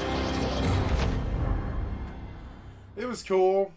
Sort of pointless, but I mean, I'm sure this is what people want. You know, so give it to them. I don't need that. But I'm sure everybody else does. I don't need that story.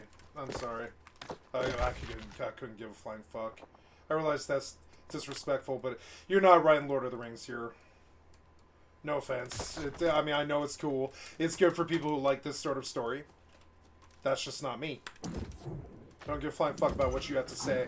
I turned off the voices. And this is new content for me. I couldn't give a flying fuck what they say. To me, this game is not about, like, you know, this game is what I want it to be, and I need it to be this combat game. I don't want to hear their talking. I don't want to hear their lore. I don't want to see their RP. I don't want to see all that horse shit. Oops. We set out to find the field of reeds, the blessed home of the gods. There we go. Sorry. Monkey see, monkey click. You know. So, anyways, yeah, don't I have a fast travel? So we could slam those west and then go catch one up north. And I have something here. So, but I've got lots of shit. I technically need to go back to that northern one. I mean, kind of. Yeah, we'll start with this one because it's lower. And we'll just keep working on this. I need to... Wait, no, I can't go to that one. I can't go to that one. I need to go to this one. This town... I know I'm supposed to be impressed by this town, but I don't care. I think they're aware. I think they're uniquely aware about how apathetic I am. I don't care about that. I know it's tragic, but I don't care about that.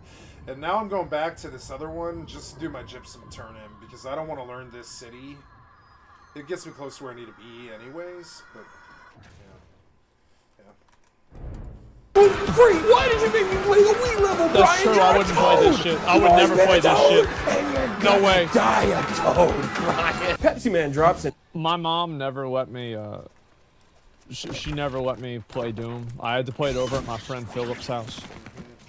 1999, only in Japan, unfortunately. Pepsi Shout out Man. Donald, and I couldn't even begin to tell you what Pepsi Man is advertising. You know, I'm looking This is around awesome. the full screen, and I am just lost. Wait, this there game's are great. So I many love of these this. Adver games that I'm sure some of you remember that just kept going and going into the early 2000s. Kind of goes without saying, but obviously these companies are dropping Adver games to try and boost sales of their product, right? Right, of course. The question is it actually working? The answer. Does is it yes. actually work? I would say yes. Let's see. I would say yes. There's no way I feel like that you're gonna play Cool Spot and not drink a fucking 7-Up. Trust me, it does work to a very minute level. Now, are you gonna play Cool Spot? Probably not. But if you do play Cool Spot, you're definitely probably gonna want to go buy a 7-Up. I guarantee it. You know, and that's why it works. I mean, didn't Wayne's World bring Bohemian Rhapsody back up into the like top 10 songs? So I feel like if there's a really good movie or like a really good game, it can absolutely bring something back. Much like my vision through these shitty glasses is a little unclear, but it seems to be kind of... we were nuts for the movie The Doors. The Doors was revolutionary for me. I wanted to be Jim Morrison. I listened to The Doors. The first album I almost ever bought was The Doors double album. And, I mean, I don't know. I bought albums before that, like, I was huge into Billy Joel when I was a kid. I like Billy Joel. But, later on, The Doors changed me.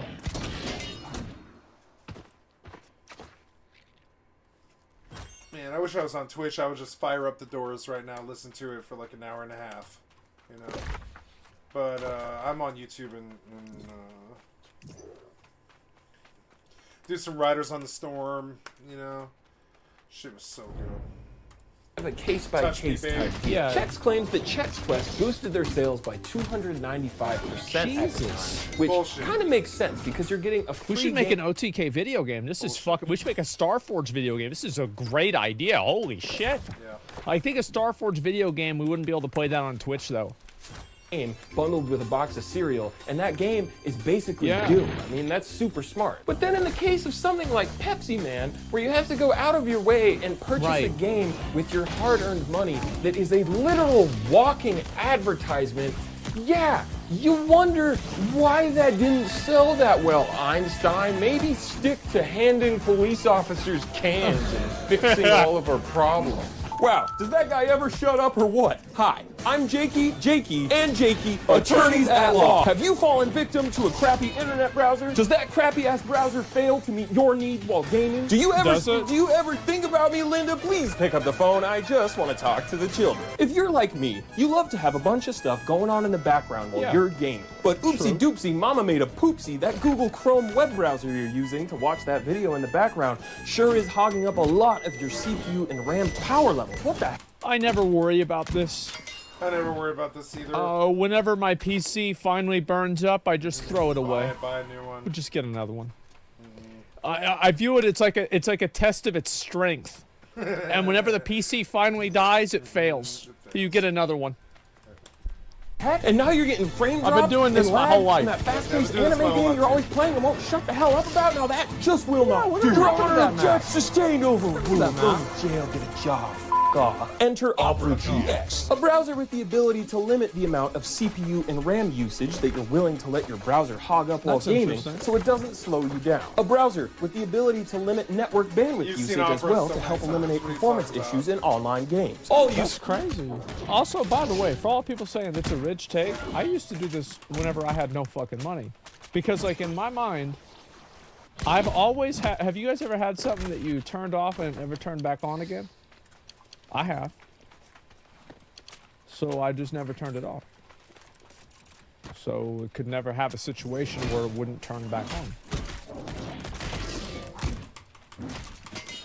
So that was actually, that was my logic. And yeah, I would never turn off my computer ever. Because like, I think about it, it's like, it's working now. It's working now. If I turn it off, it can only get worse. Yeah, it can only get worse. Yeah. So I don't do anything. So I don't turn it off. Yeah, like I turn my computer off every night now. Tools placed within the GX control panel near the top left of the browser. With Opera GX, you are entitled to all sorts of wonderful customization, including, but not limited to, deliciously tasteful themes and fully customizable color combinations, along with the option for light, dark, and auto modes. But let's be real, just put it in dark. Oh, they need to make a setting where, like, you know, whenever you go to those like dodgy porn websites and you click on the video and it opens another tab, like if they could do it to where like it preemptively knows that it's going to open the other tab and it prevents the other tab getting opened, but it still lets the porn video play, that is whenever I will download it. So they can let me know whenever they do that, I'll start using it. Mode, everyone knows dark mode is the best. All options located within the easy setup button in the top right corner. Speaking of corners, the GX corner in the top left is your one-stop shop for all things video games. Oh, you want to keep track of upcoming game releases? Oh, you want to stay up to date on current gaming news? Oh, you want to see all the best current gaming deals? Oh, you want an updated and curated list of available free games to download for free, aka what us lawyers call a good deal, buy, sell. If you download Opera GX using my special link down below, your GX corner will also have the exclusive feature of showing my recent 12 uploads, so you'll always be up to date. They really should have paid this dude a lot of money. This is a good ad. Like, I've seen a lot of YouTube ads. He's not reading off the script they sent him in the email. He's putting in 110% for this one. When I upload a new video, like every 10 months or so. If you think Jakey, and Jakey, attorneys at law, can help remedy your web browser problems today, use my link below to download Opera GX. Thanks to Opera GX for sponsoring this video, and I guess now we'll get back to whatever the hell Dr. Dumbass is talking about this time. History of video games, history of Bakugans. I ought to sue his ass, throw him in the slam house. But what if your PP isn't just in a blatant advocate? Yeah. What if you sneak your PP into like an actual legit, fully priced real video game? Real video game. That started happening like a lot in the 90s and 2000s. Sports games are a huge one with games like Madden, FIFA, 1080, and Tony Hawk. I feel like with any of the, this might sound funny, but I feel like if you have a racing game and you don't have, you know, fucking Kraft, Mrs. Baird's, like, you know, another bread logo on the front of the car, like, you're not really playing a racing game. Like, in order to have a racing game, you have to have ads. It's the same as with Madden. If you don't have ads in sports games, they're not really sports games. It's like some weird fucking thing, right? Yep. Yeah, you need to have those. It's okay with that. All having relevant product Sports placement games to should each have kind of product sport. placement. Same with racing games like Need for Speed or Gran Turismo, showcasing real car brands and real car parts. Same with Croc 2 advertising fucking Like where the real guns guys. in Tarkov. I should have just said Crocs. It Tarkov. would have been way better. Tarkov if I is just really, really good for guns. If you like guns, Tarkov is Tarkov is the gun game out there. If you want to know about guns, what guns look like, what they're named, what their different components are, what their attachments in the world are that you can buy, kind of like a World of Warcraft auction house, but for guns. That's Tarkov. I thought it was actually fairly deep. I thought there was more weapon customization in Tarkov than there ever was in something like World of Warcraft, because there is like goddamn 4,000 guns or something in Tarkov, and all of them have their attachments, and it's kind of crazy. All of them have their own bullets, and it's really nuts. It's like Tarkov. I wish Tarkov was a little better, like more like Rust. I would love to play some Tarkov, but I don't know, man. It's a little too negative. It's too negative of a game for me now. I'm a sensitive ass hippie. I'll just say it. My hippie hipster ass can't really handle violence all day. That's just who I am. That's who I am now. I did it my whole life. I was like, I gotta kill more people on Counter-Strike, or I gotta kill more people on Overwatch, or I gotta kill more people on WoW, or I gotta go kill people on Fortnite, or whatever. All my life I've been like that. But also, like, there's this side of me that's like, yeah, we stop all the killing and just go farming.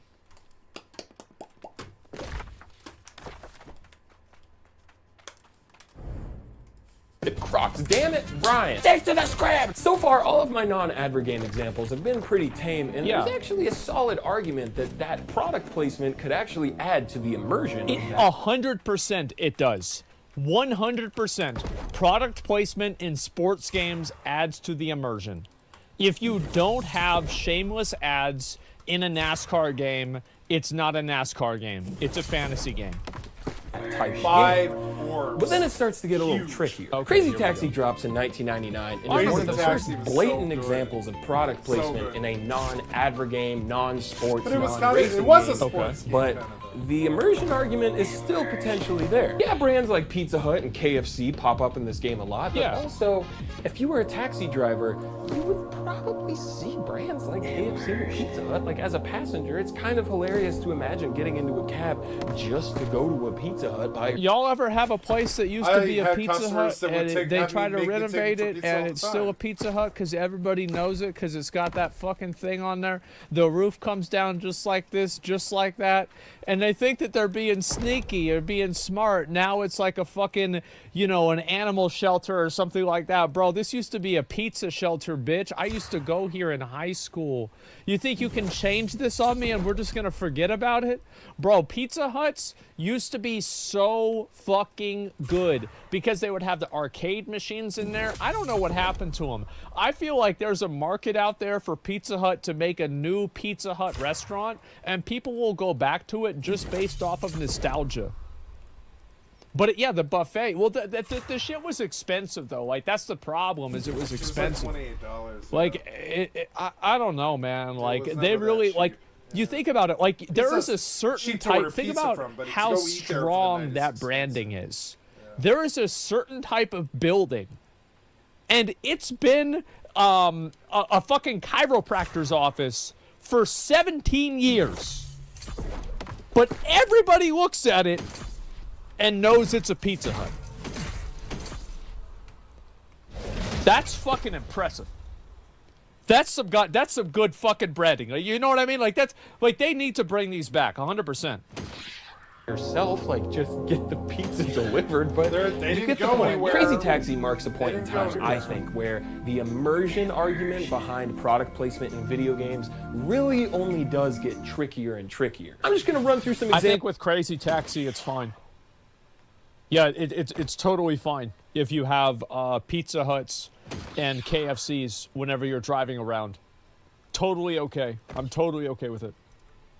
Real quick, and you let me know what you think down in the comments, gamers. Make sure to ring that bell and be notified once a year. In Sonic Adventure 2, Sonic's shoes are officially soap branded shoes. You know, like the shoes that you put on, you can like slide down rails and get all soapy and shit. Alright, go off. That's kind of hard. Fucking Shadow got the foams on. And Enter the Matrix. That game was so good. Enter the Matrix. It was one of the best games ever made. Apparently, the only beverage that exists. I remember they added that one girl with big ass titties in that game. I never really understood how that happened. Rouge, yeah, whatever. Like, yeah, I don't know. Like, what was this? Like, how'd they fucking like? Yeah, wow. This universe is Powerade. Powerade. Maybe because it comes in green and can just kind of fit the whole Matrix. Bro, like, the only Powerade you ever drink is blue Powerade. You don't even, the thing is with Powerade is that, like, you don't categorize Powerade based off of its flavor. You categorize it based off of its color. There's like red Powerade, blue Powerade, I love green blue Powerade. I used to drink Now, it, what's like, in those? It doesn't matter. every time that I would buy expensive liquor or whatever, or expensive marijuana, I would go home and I would go to the liquor store and I would buy whatever I was buying, and then I would buy like a Powerade because I knew I would need it in the morning when I was dehydrated. And sometimes I would just drink it like that night. I would get done drinking and I would just pound a Powerade because I didn't want the hangover and stuff. Powerades are pretty good for hangovers, I would say. Better than some things. They've been not as good as, say, like a Gatorade. But those electrolytes in the morning when you got to deal with it anyways, when you got to go to work or something like that, when you got to be up anyways, hey, you're like hungover. That Powerade is the shit. That's what it's for, you know? This guy probably just drinks it for the taste. I feel like they should have had red Powerade, you know, for the red pill, you know, in the Matrix, right? It's like, wouldn't that blue kind of be Powerade, better? But, you know, hey, it is what it is, right? Because like the color they could have done themology with it. Powerade machines with blue and red, and I think that would have stuck out more, and definitely been a good product placement, and would have made the. It would have made the like it would have fit the themology of the movie, and there is ads that do fit in certain video games. Like, for some reason, they knew that Cup of Noodle was going to work in Final Fantasy 15 because it did. I think Cup of Noodle's hilarious, but I also I get it. I think they're actually right to do it because if one of the princes really loves fucking Cup of Noodle, why not have a Cup of Noodle ad and pay for the game? I mean, I like if it fits the story, and I think it would fit the story. I liked ramen when I was growing up. I still like ramen as a 40-year-old man. I like ramen. And so, I felt that the Cup of Noodle thing in Final Fantasy 15 was great content and hilarious and really an embarrassment, kind of. But I also thought it actually made sense. It was just wow. Splinter Cell Chaos Theory, a game all about remaining undetected and slinking around in the shadows. Ooh, you know what would really help you to remain undetected is if you just f***ing reek the Vax body spray. I thought that was going to be NordVPN. And Airwaves gum and your Nokia phone was like. That last game is notable because it was one of the first to utilize dynamic advertising, meaning that it uses the internet to change what ads you see in-game depending on your time of day and region. Ubisoft was one of the first to do this type of chicanery, but definitely not the last. Thanks, Ubisoft. I love you. Please don't hurt my family, please. It was Brian. Brian did it. And surprise, surprise, guess what other companies started doing this in the 2000s as well? EA? No. Not Next, he's gonna tell me that Activision is gonna do it too. our EA. Couldn't be precious EA. Madden, Need for Speed, even the skate games got in on it with different dynamic ads appearing on like billboards and buses and shit. But my favorite example by far is in Burnout Paradise, where in 2008 they ran political ads for Obama. Hey kids! Oh my god, I love that. That's so funny. That's amazing. I actually, you know, I have some of the original 2008 Obama campaign posters downstairs.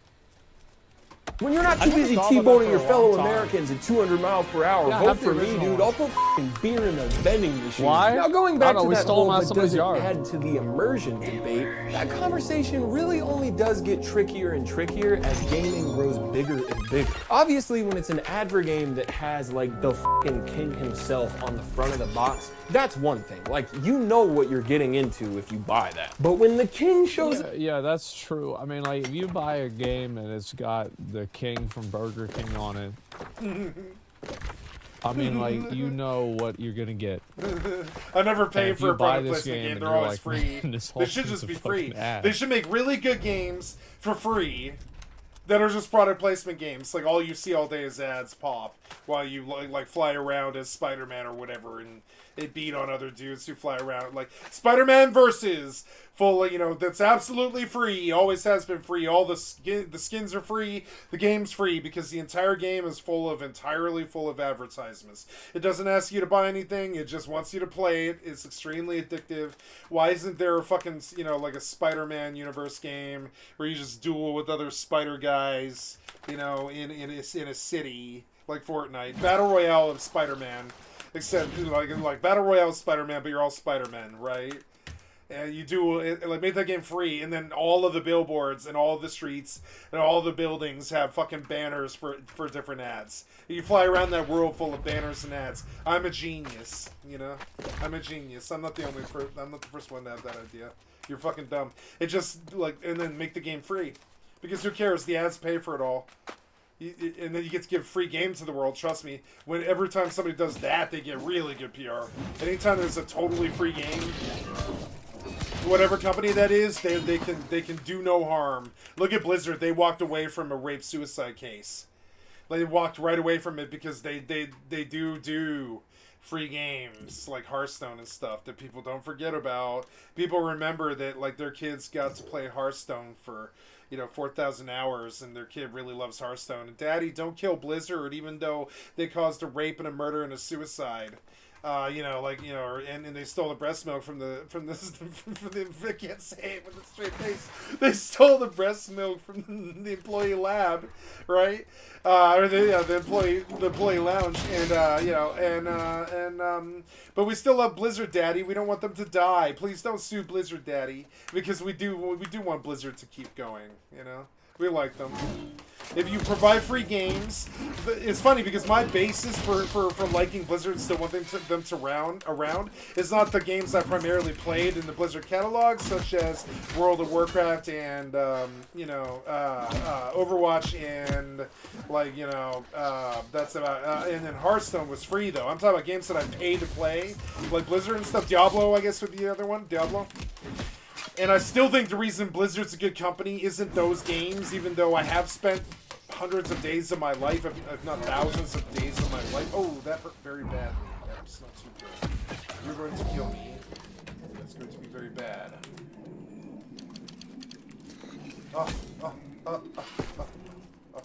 I need you to just dose something. Yeah, dose something real quick.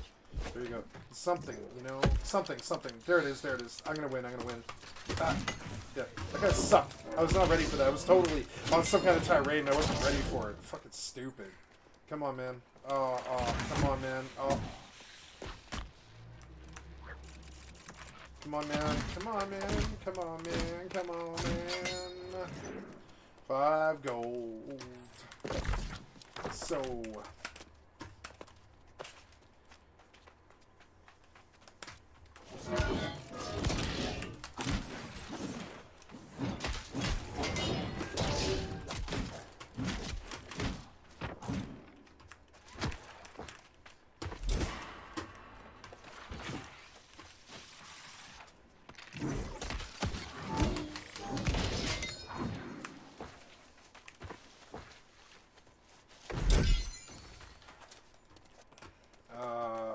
aggro him?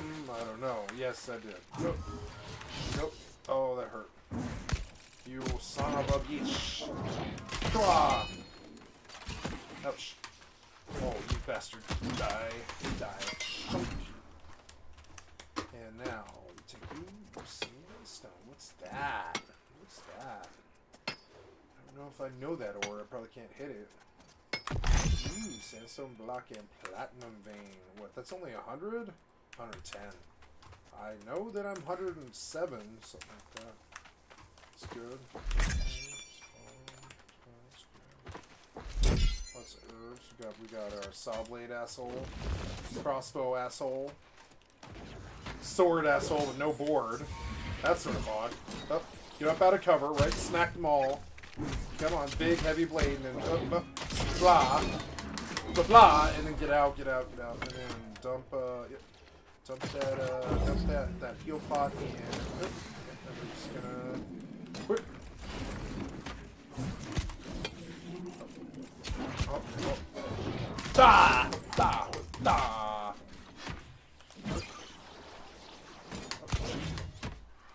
So blah, blah. Take that.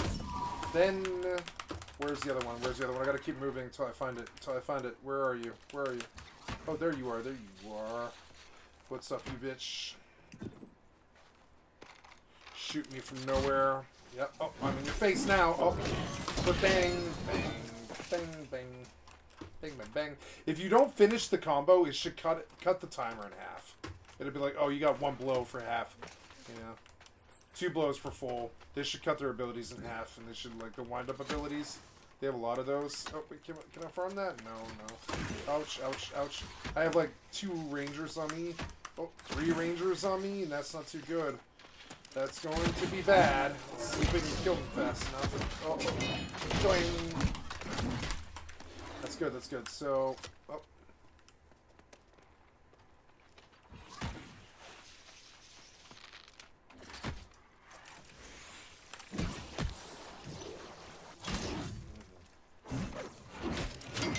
Wow, now that I have like a better sword, these things are a lot softer now. It's actually nice. A little while there my sword wasn't that strong, but now my sword like really chunks these things. You can see it kills them fast. It's nice to have a new sword. It's nice. I mean, I have been spending the time, you know. Shwang!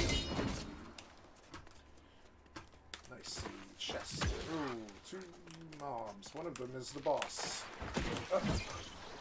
Saw blade asshole. Okay, we can deal with that. Okay, we're just gonna drop a heal here.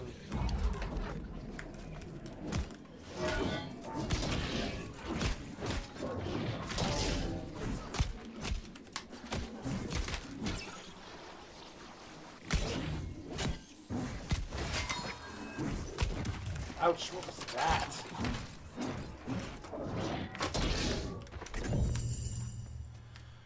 Alright, provision's great. Good. Recipe, squid ink pasta. Ooh, squid ink pasta with clams. Intelligence by 24 and strength by 16 for 40 minutes. Ooh, clams. Supply stockpile. That was a good recipe. I like that kind of stuff. Give me more stuff like that, please.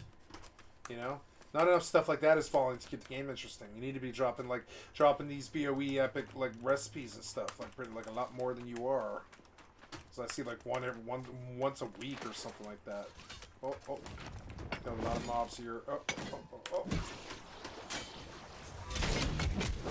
God damn it, that hurt. What was that? Oh, okay. Yeah, pop that. Yeah, and then... What was that? You, like, interrupted me? Oh, you... Get out. Come on, heal.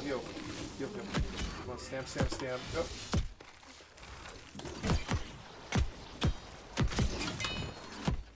That's 1. That's 2. Oh, the fucking archers.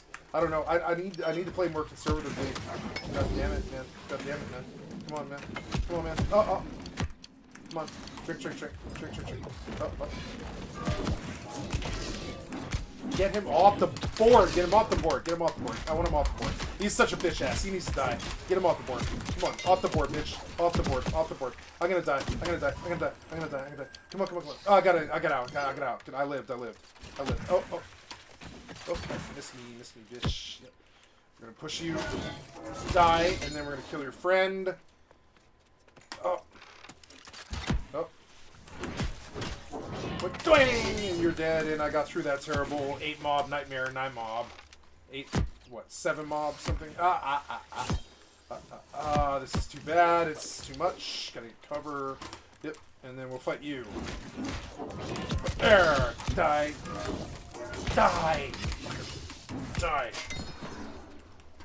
What about you? You want some? Your friend's still shooting at me. Fucking dick. Oh. Yep. Alright, well... we know we can do this and kill this guy. Yep. Come on. Oh. Come on. Oh, I missed him. So annoying. Rangers fucking everywhere. Okay. I gotta go get north, or whatever. Yeah, north something like that direction. Yeah. Fucking so many guys. What the fuck was that? Where was he? There's so much aggro. They're just spawning over and over again. It takes so long to kill that, like, fucking so annoying. Oh god. Alright. Get out of it. Die, get out of it. Get out of this mess. Yeah. And then, yeah. Where are we going here? No. Like, there's something else here. There it is. I'll fuck with you if you make me. But fuck this. I want to kill that guy. What? Whoa. Oh, that was a very hard-hitting attack. That's not too good. Get the heal up and then kill the ranger. Oh, kill the ranger. Come on. Oh, wow, that was not too good. Heal. Yeah. Oh, get him off the board. Off the board. Yep, very good. Caster's off the board. Now this guy hurts. Come on. Block. Get covered. Come on. Ah, you fucking dick. Get on him. Oh, damn it.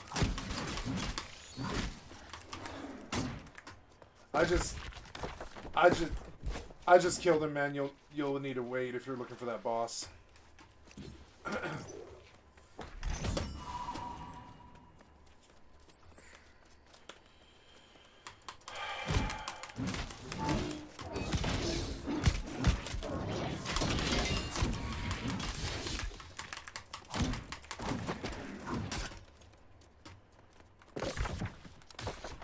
What else do we have here? We have defeat Praetorian Luca Bandit and collect his insignia.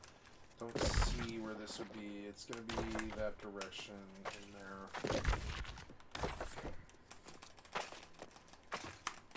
Come on, man. Really? You're not gonna let me, huh? You fucking dick.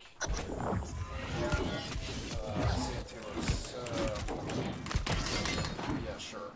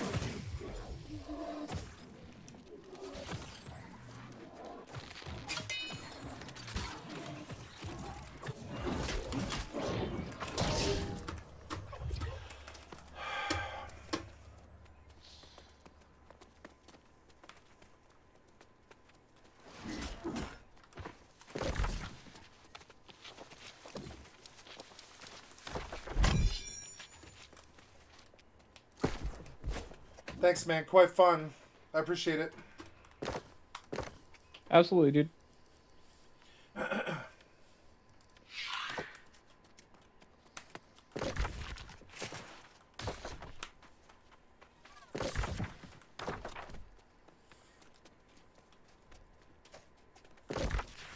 Okay.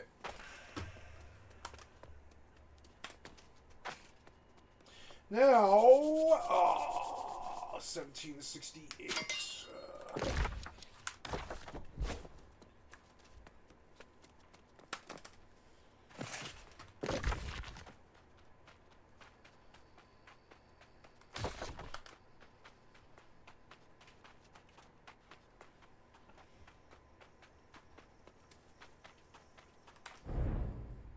Listen to the rest of this video. I don't know, man. Like, it's just... That's kind of on you. 55 gold. Not bad. Up in your $60 game that you just purchased with your hard-earned paycheck, that hits a little bit different. I'm not saying it's always necessarily bad. Like, it could be funny or whatever, but... I think it's funny. I'm going to be honest. Like, I think that having the Burger King inside of the game... See, it's kind of the same thing that I've said with, like, sponsors and, like, Twitch content, you know? Is that if you make your ads, like Internet Historian is a great example, and this guy seems to be one too, is that the ads create a new avenue for content. And they are not... What's the word for it? They are not reductive of the original work. There's something that adds to it and makes it more entertaining and more funny and more engaging. So, like, if the sponsors are making the stream better or more interesting or more dynamic in some way, nobody really complains about it. The only time that people complain about it is whenever it's very rigid and it doesn't actually improve the game. It's funny to have the Burger King in a boxing ring because he looks fucking stupid and completely out of place. It doesn't make any sense. And the ridiculousness of it makes it funny. It's true. But, like, for example, if, like, in the boxing game, every single time they went through a round, herbs, so it's Hyssop. Yeah. they would bring the guy another Whopper. God for Hyssop Well, people would be like, well, what the fuck? There's too many Whoppers. There's no way they're going to eat Too that many many Whoppers, Whoppers. there's This no is such 9 thing. rounds. That's Bullshit. 8 Whoppers. I'll There's no eat fucking way Whoppers. this is going to happen.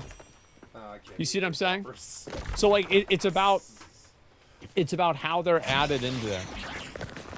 It is different. Like when I skip school to drop $60 on Uncharted 3, and I boot up the multiplayer just to be assaulted by the smell of Subway bread reeking up my home. You know exactly what I'm talking about. That Subway bread has a very specific fucking tang to it. Like its pH balance is all fucked up.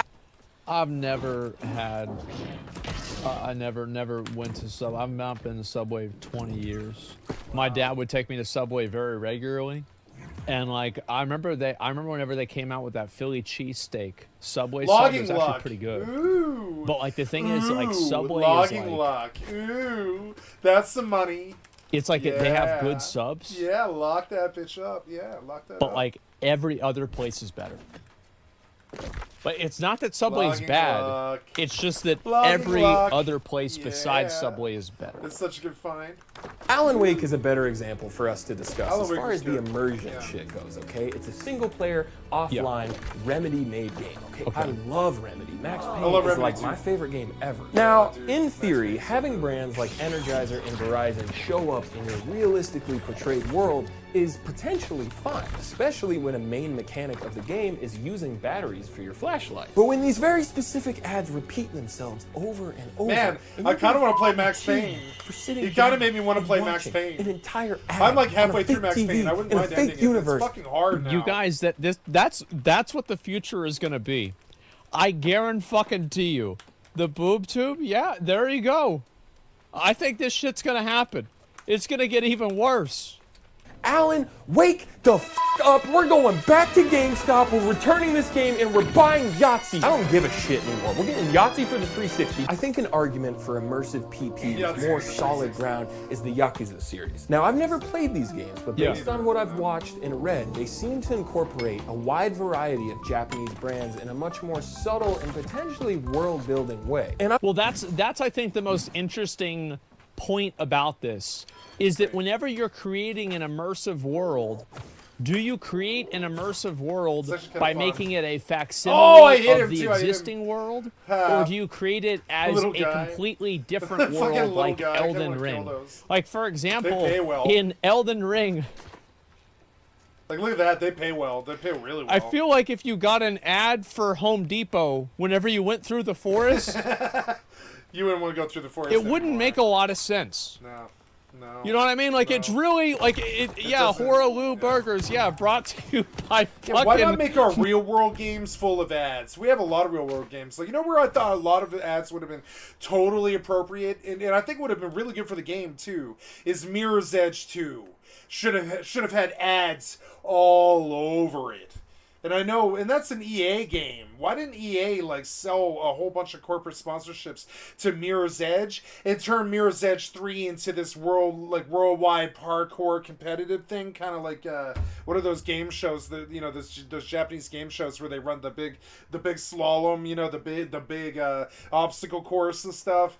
And like where it's way high up where they fall off and shit like that.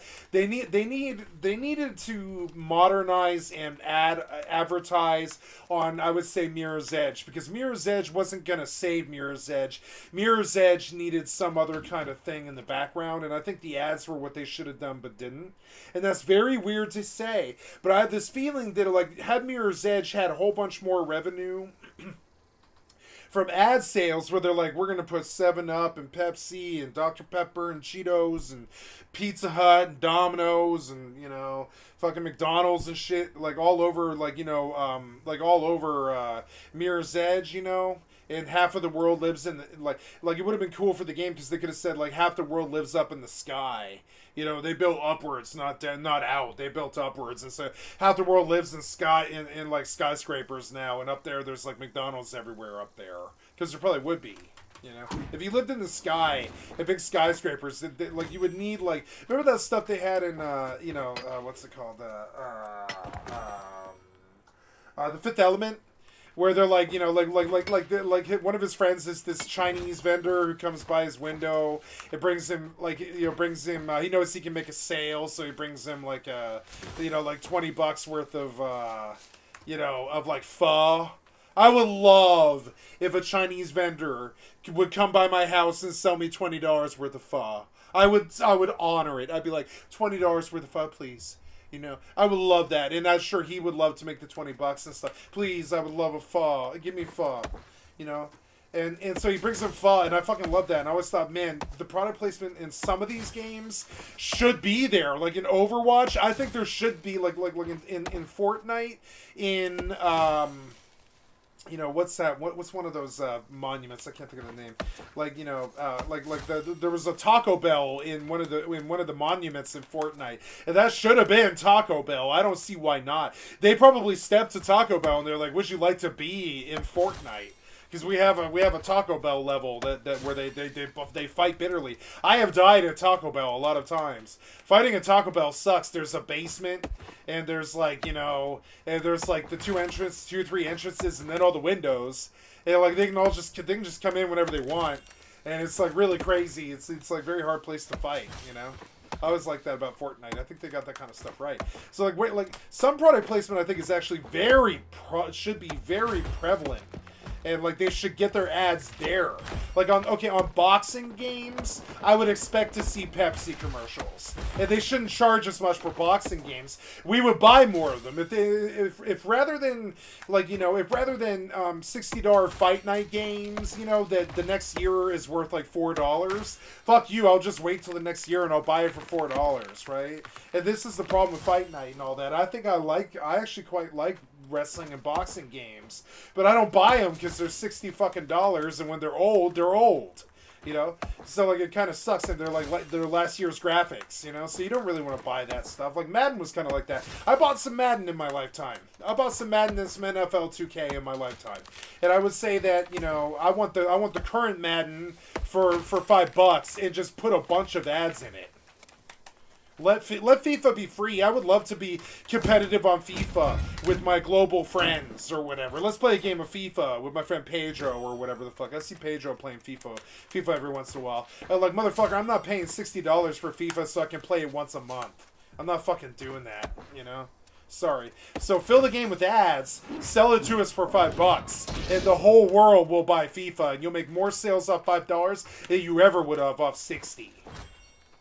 And fill it with ads, fill it with, you know, you know, what's her name? Ariana Grande shaking her bum to her newest song. You know, give me Taylor Swift's new album or whatever when I log on Fight Night or whatever the fuck. Like, or Fortnite, when, you know, like, I'm okay with you corporatizing these big online, or like MMOs and stuff. Like, I wouldn't mind some ads on ESO. If I could play all of the DLC for free, I would absolutely watch, like, 5-minute fucking ads for, like, McDonald's or Wendy's or, you know, fucking whatever, LG televisions or whatever the fuck. I would very, very, very much so, would, like, definitely sit there for 5 whole minutes and watch a whole fucking ad if it meant that I had storage space on my ESO character. You guys are dumb. Instead, you want $5, and I get it. I'll give you my $5 when I die. Like, seriously, I've never given them. I paid the monthlies when I wanted to see the DLC content. I think that's worthy of monthlies and stuff, you know. And they give that all to you for free when you do that. But like, you know, but I never would pay for the storage upgrade across the board. I never did pay for it. Not $5. Not ever. And, you know, and that's proved to me... Oh, is this guy dying? Yes, he is. Yeah. Get that heal on him, man. 3, 2, 1. I don't know what's ailing you. Is it that guy? I'll kick his ass. This guy's not a fucking hardcore guy. Slaughter this. Ooh. Okay. One shot.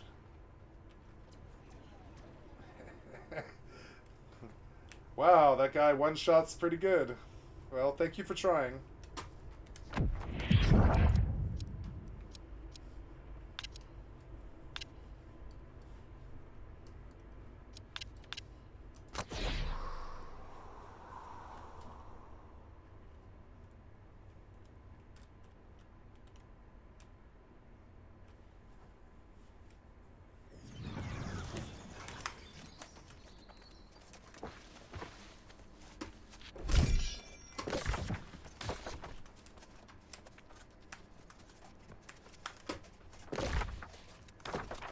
One-shot mechanics. Gotta love them. Why? Just randomly out of fucking nowhere. Why?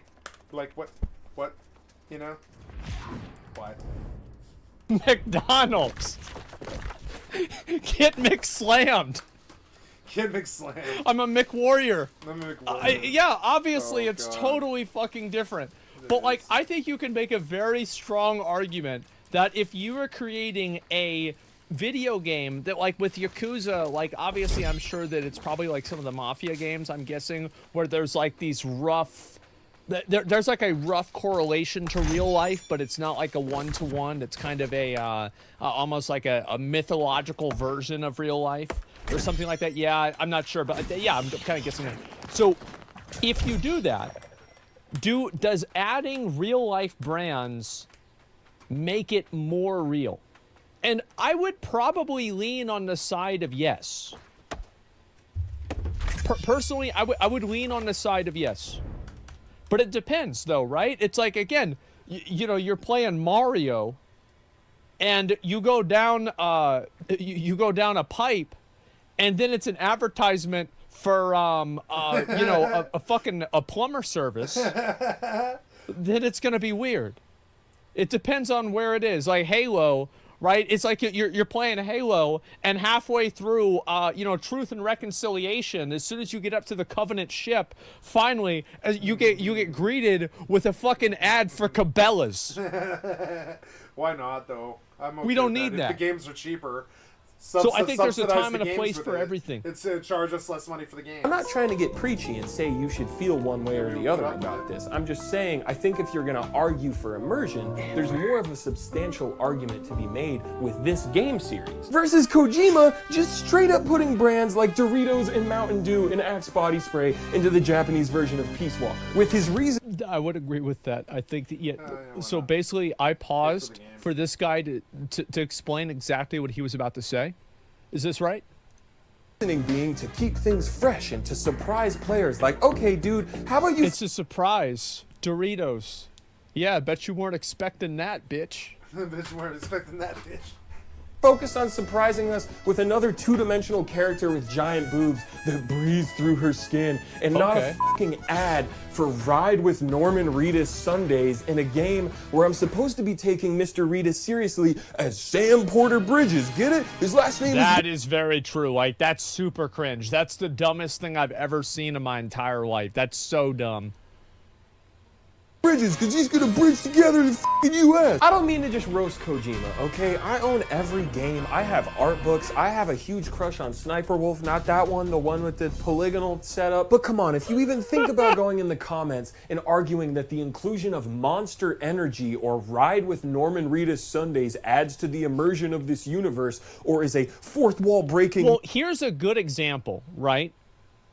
So obviously, in Death Stranding, I'm assuming this is like a futuristic, semi-post-apocalyptic world that has dystopian themes. Am I right about this? I've never played it. I'm just guessing. Okay. So let me show you how to do an ad for a series like that. Okay?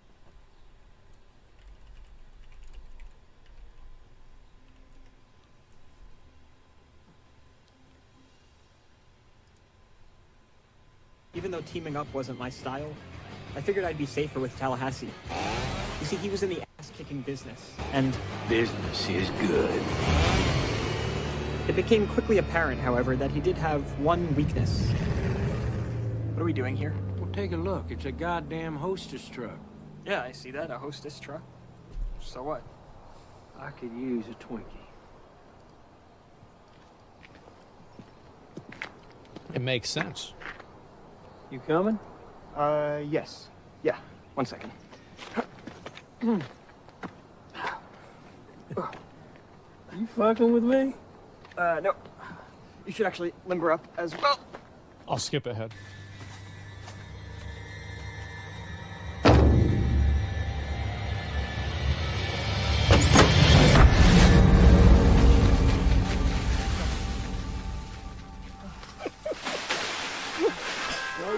And they're not, you know they're not as good as Twinkies.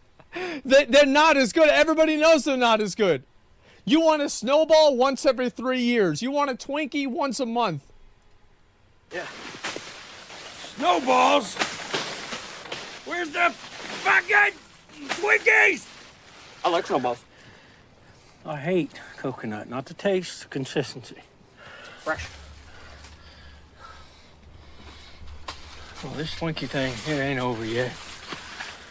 So it's not like you can't do an ad in a post-apocalyptic world with a real-world brand that improves the quality of the content. You can absolutely do that. And Zombieland proves this. But randomly picking up a Monster Energy drink. Where is it? Where is it? I think it's like right this scene right after this. I don't even know. Yeah, this is not a very good example. This is like the marketing team wanted to go home early that day, so they thought to themselves, let's not try. Let's put in 0 effort today. And they did. Huge gypsum orbs. Huge. Norman Reedus Sundays adds to the immersion of this universe or is a fourth wall breaking move from an auteur you just don't understand. Alan, wake the fuck up. The Patriots are behind all of this. The lale. But you want to know what really changed advertising in video games? Mobile games. That shit done went and changed the entire fucking galaxy. Because if you release a free-to-play game and you run ads on it and that game does even a little bit well, you could... Wait. They make you watch ads in order to play the mobile game, so you pay them by watching ads? Yeah, you never played a video game before? Bro, like, that's like one step away from, like, fucking... Aren't there, like, child labor laws for that shit? No. Didn't we go through this whole thing? No, they can run ads in their games if they want. No. Oh my god. They finally found a way. See, like, the companies... You know, they made these pesky child labor laws, and they were holding these companies back. They're holding the kids back from going into the coal mines. You know, the kids want to go into the coal mines, do some work, but the, you know, big old Uncle Sam tells them they got to stay home and learn how to read. Well, kids don't want to read. And it took these companies 50 years, but finally they solved the problem. Now they got these kids watching ads. Holy fuck. Actually make a lot of money. The Flappy Bird guy claimed he was making up to $50K a day when that game was blowing up, and then he hated his life from all the mean messages and attention he got, which is really sad. And a lot of the time, the ads in these free mobile games are just for other mobile games that 90% of the time don't even f***ing exist, or are just like really weird, or like really sexual. Like an off-brand ass Costco render of SpongeBob, like on an island with like Peter Griffin, and there's some shitty text-to-speech that's like, Grandma got away with it again. No one can get past level 5 without coming. that's a different. The worst part about that is there was like 50 of those YouTube videos, and each one of them had millions of views. I don't know what the fuck is wrong with kids, but it was like these weird sex videos with like Disney characters. It was called Elsa Gate. Look it up. This was a massive fucking thing. It's not like I'm not making any of this shit up. It actually happened.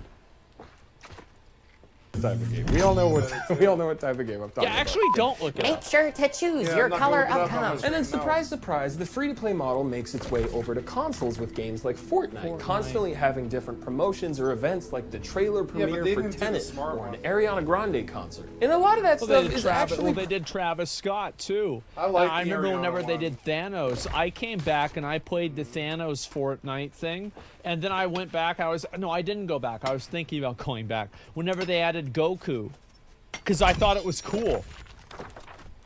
Because again, it was good content. It had nothing to do with anything else. It was good and fun content. That's what mattered. Pretty cool and like well integrated, and because the game is free, nobody really cares that much. Like, credit where it's due to Fortnite. Everybody kind of wins. Well, except the children who are preyed upon with their marketing to spend money on their mommy's credit card, but, you know. Spider-Man! But here's the kicker. First of all, I'm gonna take this off because it's really hot and it's like impossible to see anything through these. So I'm just gonna go soccer mom style for the rest of the video. You know your favorite companies, you know your best friends? Well, they started incorporating those same business practices in the free-to-play model of in-game microtransactions and advertising in not so... Bro, Yoshi's Island was so good. That was such a good game. I played it like every day. Oh my god, it made me so happy to think about it. Yeah. He screwed up Yoshi's 64, so AKA $60 fully priced video. Yeah. Like at one point, NBA 2K and UFC 4 had straight up mid-roll ads that played during downtime or even interrupted gameplay. You know, like a mobile game does with the Peter Griffin grandma situation. Yeah. Also, 2K assaults you with microtransactions like every 5 seconds, so maybe just don't play that game and just go play basketball outside. Like, yeah! Yeah! And unlike the subtle plug that Scott Adams did back in 19... Sometimes I feel bad for those kids, you know, because like whenever he's a freshman in college or a sophomore in college, one person's gonna find out about that. And then any time that he ever walks into any party, everybody's gonna make that fucking yeah. Because that's exactly what I would do to somebody if I knew that they were in a viral video whenever they were a kid. Is I would never let them fucking forget it. 78. Modern games love to remind you that their hot, sexy new game is out too, and you should really go out and buy that one. Yeah. But when that adds even one step or loading screen between me and getting to play the game that I actually want to play, fucking my annoying. patience runs out faster Yeah. than Brian on track and field day. And let me tell you, that kid is dumb as hell, but he is quick. Earlier this year, Sony and Microsoft both announced that they're streamlining the process of integrating ads into free-to-play games on their respective marketplaces, similar to how ads are integrated in games on your iPhone through the App Store. Now, in an absolute best-case scenario of how these ads get implemented, hardworking game devs getting more money for the blood, sweat, and fears they dump into their indie game or whatever, while ads are subtly placed on billboards or benches or used in like a immersive world-building way like the Yakuza series, that's fine in theory. But after going over That's right. It's always fine in theory. Because it's like, oh, well, that's fine as long as they don't overdo it. Oh, that's fine. They can make some money as long as they don't try to make a lot of money. Well, I'm sure they won't try to make a lot of money. Oh, of course not. everything I've gone through, I think we all know that's probably not how it's gonna shake out. And not to be a depressing Darren, but if history repeats itself, all signs point towards AAA companies slowly inserting more and more ads in their paid AAA. Bro, how many of you guys have like one of those fucking subscription things where you have to spend money to watch shit on it, and they still make you watch ads? Didn't Hulu do that like 10 years ago?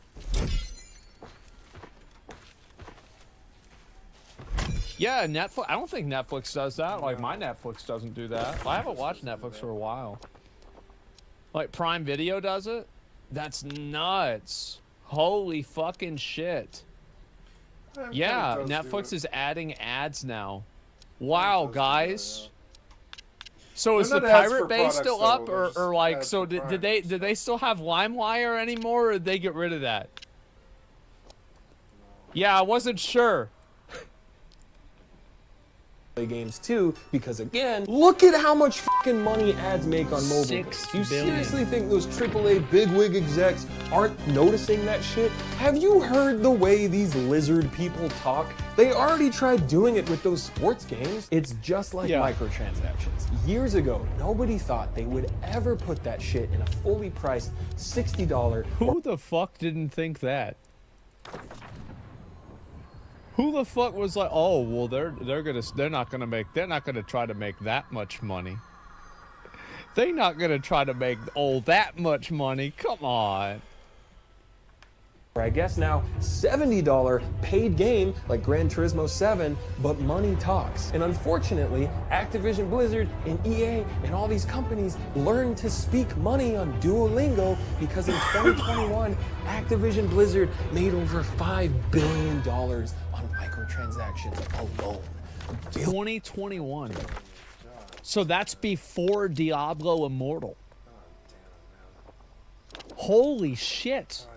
How many of you dumb fucks are buying the store mounts out there? Right. I don't think that's right, though. The hell are you guys doing? Right. No, I don't think that's right. That's way too Stop it! No, it's not 5 billion. Fucking quit! Like, why you do this to the game? You got triggered and you got fooled. Trust me, it's not 5 billion, but it's close. It's like 2.6 or something like that, but it's not 5 billion. Blizzard did not make $5 billion. No, not yesterday, not last year. No. Trust me, they'd be a world country by that point, and they didn't make $5 fucking billion. No. But it is like half that, though. They did make like half that. Yeah, it's like 2.5, but it's not 5. With a B and an I and a T for Ted. And just like with microtransactions, gamers are gonna push back and complain, but at the end of the day, they're gonna buy it and they're gonna eat the shit. They're gonna eat the shit and they're gonna be like, I hate this. It tastes so bad. They just eat it anyways. Yep. Oh, fucking stop making me eat this shit. And then there's a new fucking piece of shit. And they're like, oh my god, hopefully this one will taste better. They start eating it. I need to switch over to it's even worse than the last WoW one. now, but God. Maybe if I eat all the way through this shit, it'll go away. And maybe the next one will be good. lot of you, mostly children probably, which is really unfortunate that children are frequently the ones preyed upon with this shit. A lot of us stupid gamers are still gonna buy the fucking thing because the day I can't live out my Steph Curry power fantasy is the day I alley-oop off this mortal coil, so help me God. So yeah, that's where we're at. Yeah, true. Not to end this video on a depressing note, but I guess my only real message that you should maybe take away from this is don't pre-order games. Just don't. I've done it, you've done it, we've all wanted to play that game the second it comes out. But honestly, just wait even an hour to see if A, the game runs properly, like it was advertised to, or B, doesn't have a bunch of shitty business practices implemented. It's $1 million. Oh, it's only $3. Oh, okay, I was about to say. Okay, so you just buy more money. Okay. That completely ruin the experience. People should be paid for their incredibly hard work, 100%. But also, as a consumer, when you buy something, you should know what you're paying for, right? Like when you watch a video for free on YouTube, it would probably make sense for that person to run an ad on that video to make them some money so they could buy cool stuff like a jet ski, right? Yeah. You would want them to buy a jet ski even though they live in the city and they definitely couldn't afford or fit a jet ski and maintain that jet ski, right? You would want that, right? Okay. No, I would not want a fucking jet ski, man. It's the same thing with a boat. I would want to have a friend that has a boat. Or a friend that has a jet ski. So like I show up, I use it, I leave, and then he has to put it away. So yeah, that's what you really want. Happy we could get on the same page, Brian. I appreciate that, man. Thanks again to Opera GX for sponsoring this video, and Jakey and Jakey, Attorneys at Law, thanks you for watching this video. Godspeed, and good night, and Godspeed. And Linda, please call me using your cell phone. I really want to talk to the kids. Alright, that sounds about right. This is a great video. I love this. This guy's fucking hilarious. I'm gonna subscribe to him. I've never seen a single one of his videos, and now we're gonna be watching a lot more. This is fucking great. I love it. This guy has a lot of videos. Well, thank God. Thank fucking God. Please go ahead and give it a like, give him a sub. This video only has 169,000 likes, guys. Okay? So, actually, I would say probably give it a sub. We don't want to mess up this ratio here. But holy fuck, man. It's just... I feel like the ads in sports games are fine. It's the thing that I was looking at. Where the hell is it here?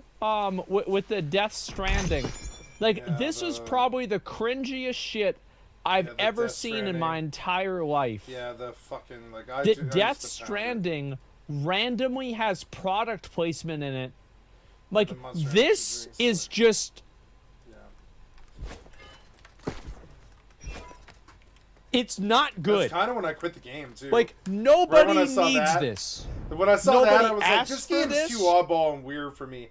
It was like, look, it was a good game, but it was a walking sim game. It literally scored you on how you walked from point A to point B, and you carried some packages. And I was like, I'm sorry. I will not play this game on my stream. I speak out against walking sim so much all the time that there's no way I can really play this game. I woke up the next day, and I was like, time for more Death Stranding, and my reptile lizard brain was like, nah, walking sim game can go fuck it, can go kick rocks. I'm sorry. Nobody wanted this. Nobody was hoping for I this. didn't want a walking sim In fact, game. people were hoping that it wouldn't be this. But here this is. And there it is.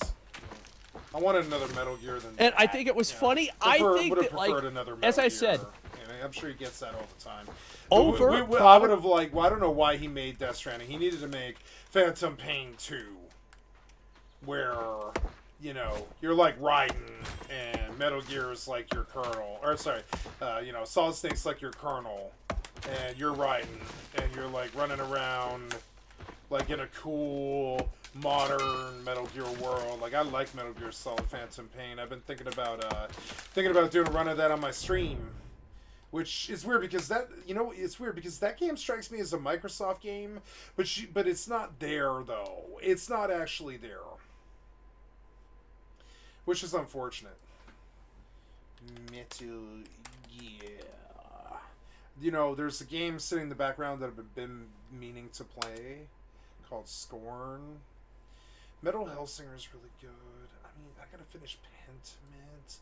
Pentiment was good, but it wasn't like real amazing good. Pentiment might be a good Monday night game. We Happy Few might be good games for purchase, but see, I'm looking to play We Happy Few. Oh no, that's the I do want to play We Happy Few, like pretty badly. I thought We Happy Few was actually extremely good, but it, like, you know, it had its moments. It's kind of like what like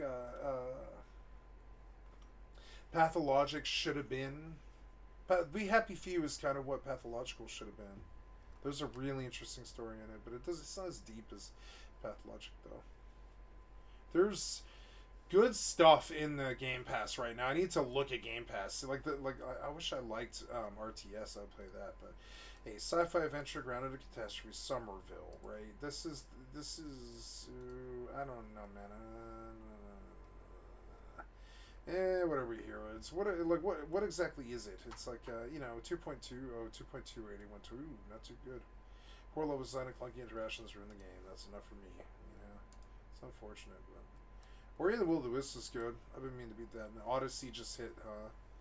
Embark on a new adventure. Will of the Wisps. Yeah, I'm sure Will of the Wisps is really good, but I'm not into platformers anymore. I wish there was this game they would hit. There's Sony's games that I wish I could play. There's several of them. Like, I really wish I could play Bloodborne again. I would play Bloodborne. I would beat Bloodborne on my stream. Absolutely, I would do that. I'm a gifted Bloodborne player. And then there's the Japanese game that's all samurai-y, and that's a PlayStation exclusive, and I can't think of the fucking name. Fukushima, or what? I mean, Ghost of Tsushima is really good, but I can't play it, you know, without a PS5, and that sucks. And I'm not buying a PS5. I'm not ever buying a console again until they break their little FPS limits, you know. Though they do play games well. Consoles do play games well, I would say. That one might be good. That's a very hard game. Like, that one might be really, really good. You know, going back to this after playing some New World, this is so hard. This game's so fucking hard. This was like, oh shit, what the fuck was that? Ew.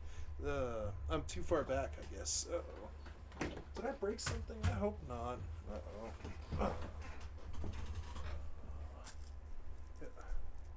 Oh. I didn't break something, did I? No, I didn't. But I'm way far back. I didn't realize. Oops. Can't be breaking the window. The window shade. Okay, powered up, high-speed ninja is the number one bigger one before. And yeah, and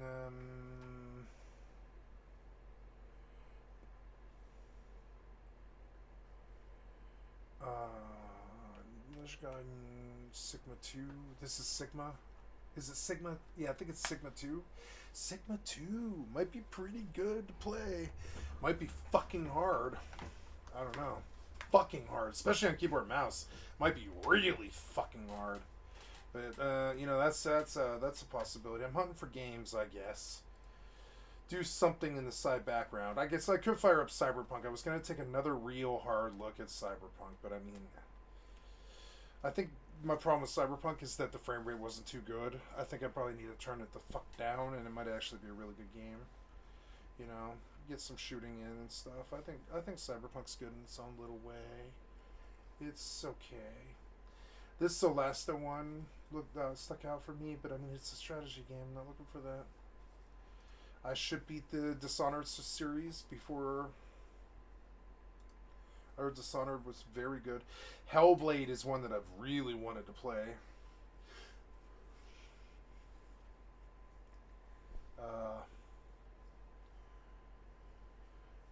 mean, I'm kind of looking for RPGs. I won't lie. I'm looking for RPGs right now. RPGs are where my mind are at.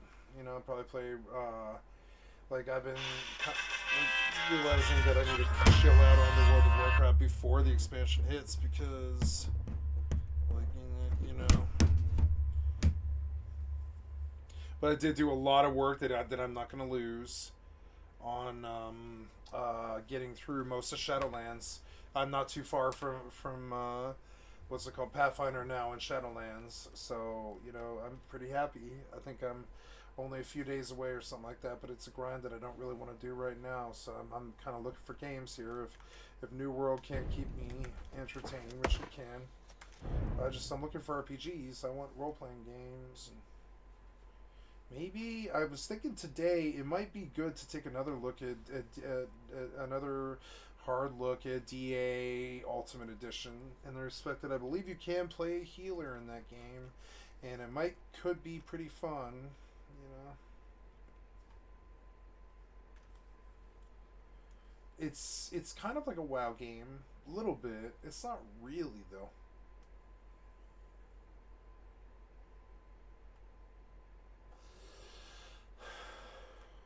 Fallout could be good, but I'm not in the mood for a shooter, I don't think. I don't know. I don't really see too much. It's kind of unfortunate. Don't really see too much here. All of this is not alphabetical, which is really weird. Never players any, genre any, I don't know. Yeah, like find what you consider to be RPGs. I heard Undertale is supposed to be fairly good. Oh no, this is, yeah, this is not the game I'm thinking of. I'm thinking of one that was on, what's his name, stream. Seth Greensoch did a game that I thought was called Undertale, but maybe not.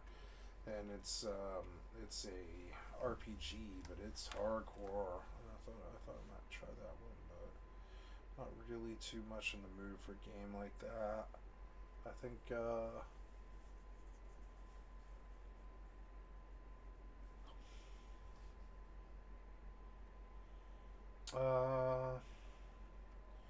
nothing jumps out. There's nothing quite what I'm looking for here.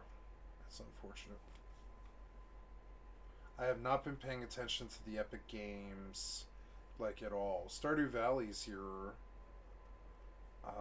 but I don't really wish to, like, do Stardew Valley right now. I don't believe. Lightning Return would be good if it was better, but it's so limited. It's unfortunate. There's a lot of good stuff here.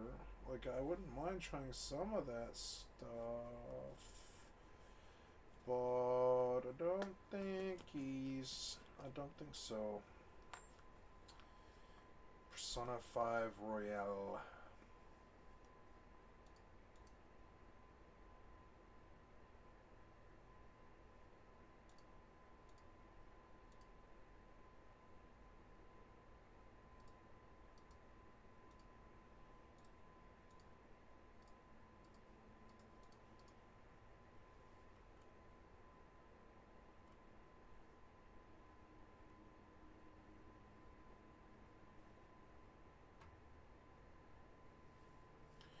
It's weird because, oh man, 103 hours, god damn, man.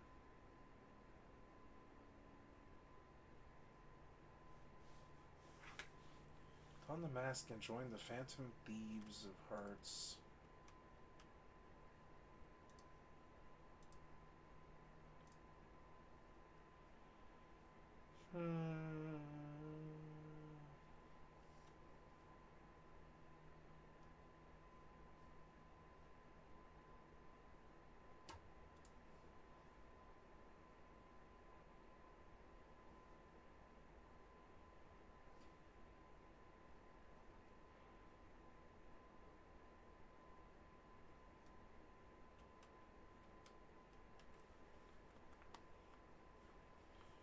Yeah, could maybe play this game. I installed it one day, but then I uninstalled it. I wish I hadn't done that. I wish I just installed it. Persona 5, huh? I don't know. Long game. I don't think that's good. Oh, did I die? Yeah, I did. But I mean, I'm done with that quest, right? I believe. I'm fairly sure. Oh no, I wasn't done with it. Slay a secret star hide. Oops, I died. But oh well, that's okay. I can wander back up there. I'm just looking around at stuff to do. I suppose I could finish Pentiment on stream. Let's do that. I'll finish Pentiment on stream. And I like my New World session here, but I don't think that's what's on my mind here. I think I'd like to prefer to just chill back and play an easy enough game. Yeah, Pentiment was good in that they didn't make you get lost almost at all. I like that. So let me change my title here. Pentiment halfway. Pentiment Chapter 2, right? Pentiment Chapter 2, and then we're gonna go back to Pentiment here. Pentiment. Done.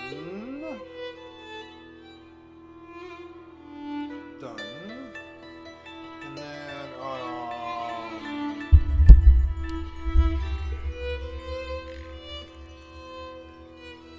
so then, what else? We will take a look at Pentiment, right? And then gonna go here and edit my video and change the title. There we are. Pentiment Chapter 2. I hope you guys like Pentiment. Okay, thumbnail and save. Pentiment Chapter 2, and we have updated our video titles. Changes saved. Okay, Twitch Inspector. Not Twitch Inspector, but closed captions. Click to start captions. Go back to Twitch, and we are good.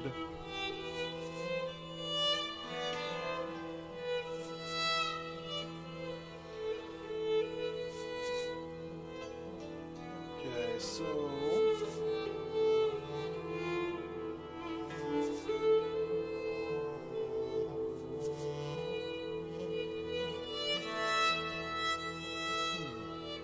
I haven't been hearing when people sub.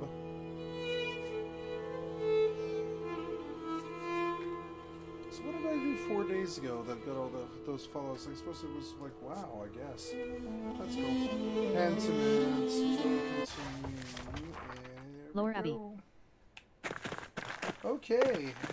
Forest. Player says, what a stunning collection of wildflowers.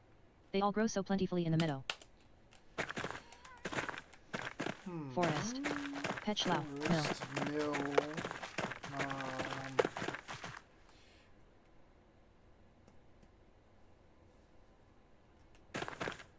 Golden Hand Inn.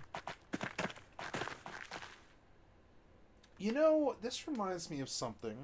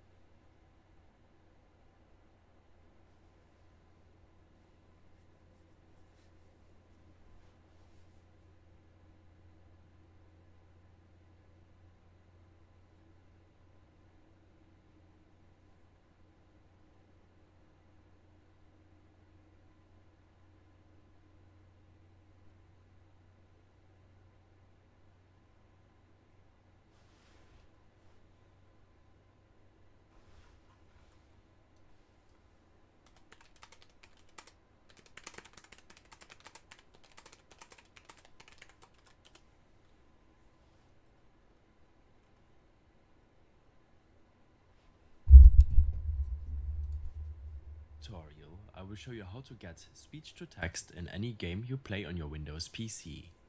This should be quite an easy tutorial. For more information, click on the first link in the description below. While playing a game, or simply while using your PC, use the shortcut Windows key and G. This will toggle your Xbox game bar overlay. In case nothing is opening up, then open up your Windows settings. Under Gaming, click on Game Mode. Make sure to enable Game Mode. This will not only allow you to access the Xbox game bar overlay, but it will in addition improve your overall performance when playing a game on your PC. When using the Windows key and G shortcut, you can preview all of the widgets in the top navigation when playing a game on your PC. When using the Windows key and G shortcut, you can preview all of the widgets in the top navigation. Click on the gear icon to toggle your settings. On this window, navigate to the gaming features settings, and here you can preview the game chat transcript options available to you. When enabling the speech-to-text option, the Xbox app will transcribe other players' voices into plain text presented to you within the overlay. When enabling text-to-speech, your text chat in games will be read out to other players. In the drop-down menu below, you can select one of the Microsoft voices. This is very helpful for users who are unable to speak, when having microphone issues, or simply when you don't feel like talking while in-game. Lastly, you have the option to enable the Let Games Read to Me option, which will make sure that your games read aloud some important words that appear on screen to help visually impaired users to understand what is presented on screen. Unfortunately, not all games support this feature, but more should over time. In case you experience issues with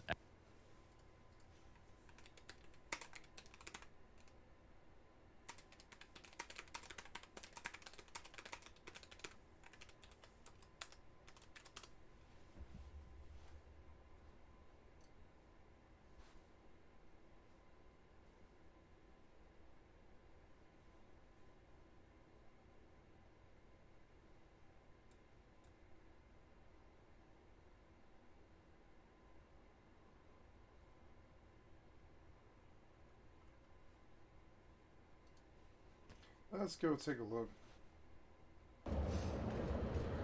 If I can help. Are you the one that boat dropped off? Odd to see a boat arrive at that time of the day. Hope the Imperials treated you okay. I swear they took my ring. I swear one of the guards says I had it last week before down. Well, if you see it, let me know. It's an engraved ring of healing. I know it's in I'm there an somewhere. officer of the Imperial Legion. Move along. The most disciplined and effective military force in history. The I suppose it is my duty to help them. Welcome to Ariel's trade house. I barter for goods or coin. I also have a small selection of spells for sale. Note, vigor and vitality are our best-selling bargain items, restoring fatigue and health, respectively. Not a problem. Nonsense. What can I do for you? You're looking for someone in particular. Old Ariel runs Ariel's trade house. Sophus is Ergala is the chief agent. You look like you could use a friend, Outlander. Perhaps I can. I'd like you. So, nonsense. You're new to Sidonine, and you'd like some help finding your way around. You're not Very interrupting sensible. anything. Go ahead. I'm Ellen. Ask away. Well, hello. Look Nonsense. You need I'm directions? Tan Some Dramando. specific This place. is I'm Albetus Sidonine, Colossus. fever capital Welcome of to the world. some little advice, Wondering whatever it is. Wow, but it probably gets really annoying.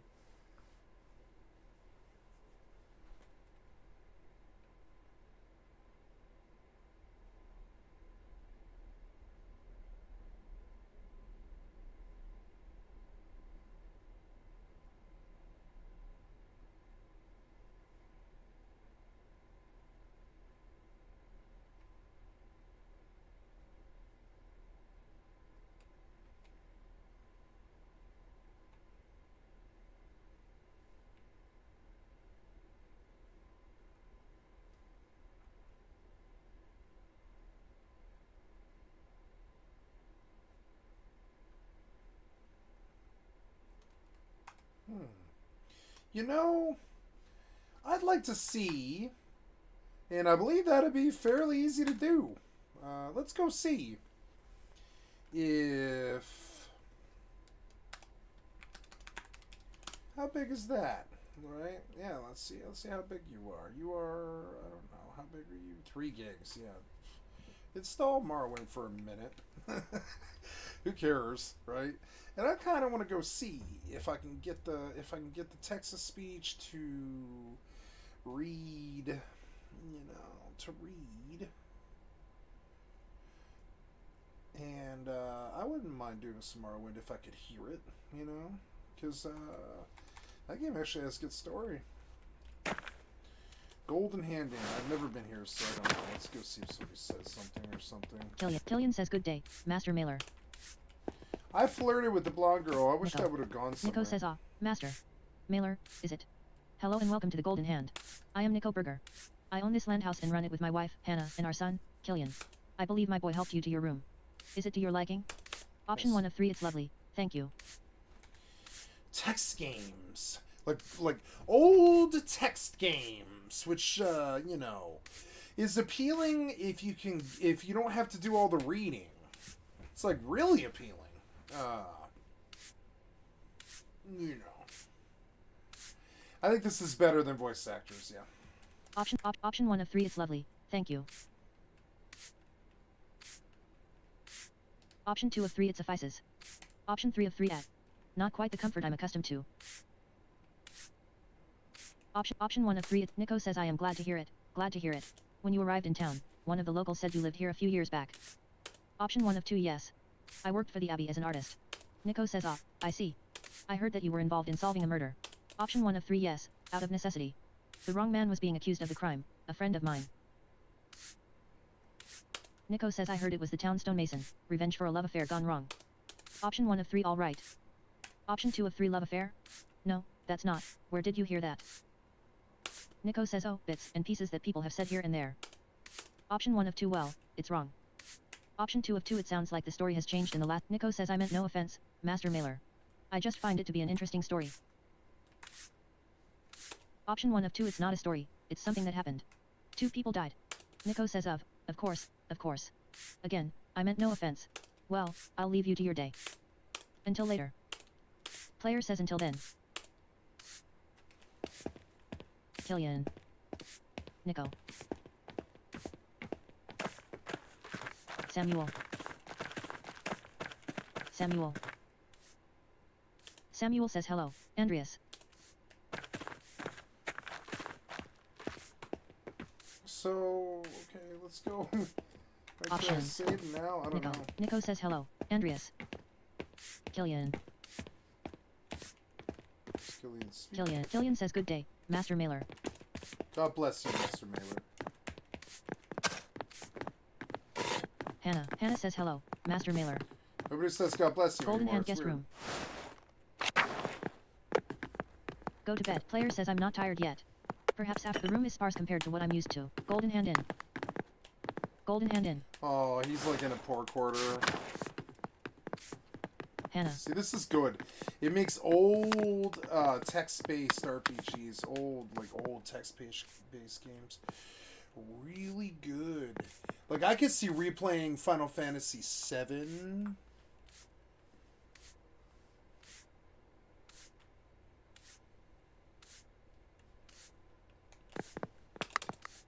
I could see replaying Final Fantasy VII original. But I don't know how to do that without stealing it. I'm like, I don't know. They spruced up 7, I think, the original 7. Killian. The real 7. Nico. You know, I would love to play the real 7 souped up with like mods and stuff. That's Samuel. amazing. Samuel says hello, Andreas. So you don't want to talk, huh? Can I leave that way? Samuel. No, you're like, no more talkie. So okay, what's Nico. run again? It's like, oh god. Killian. What is run? I don't even know. What is Options. Language. I don't know. Rest math icon W/A/SE What 2 1 Walk shift toggle is 1 2 shift, 3 yes. C E What D is A F sprint, W E F A D. Options. What is sprint though? Meadow. Oh well, that's fine.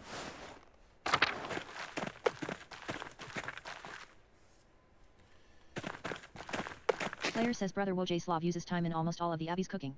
Maybe because it grows so easily here. Wojcislav.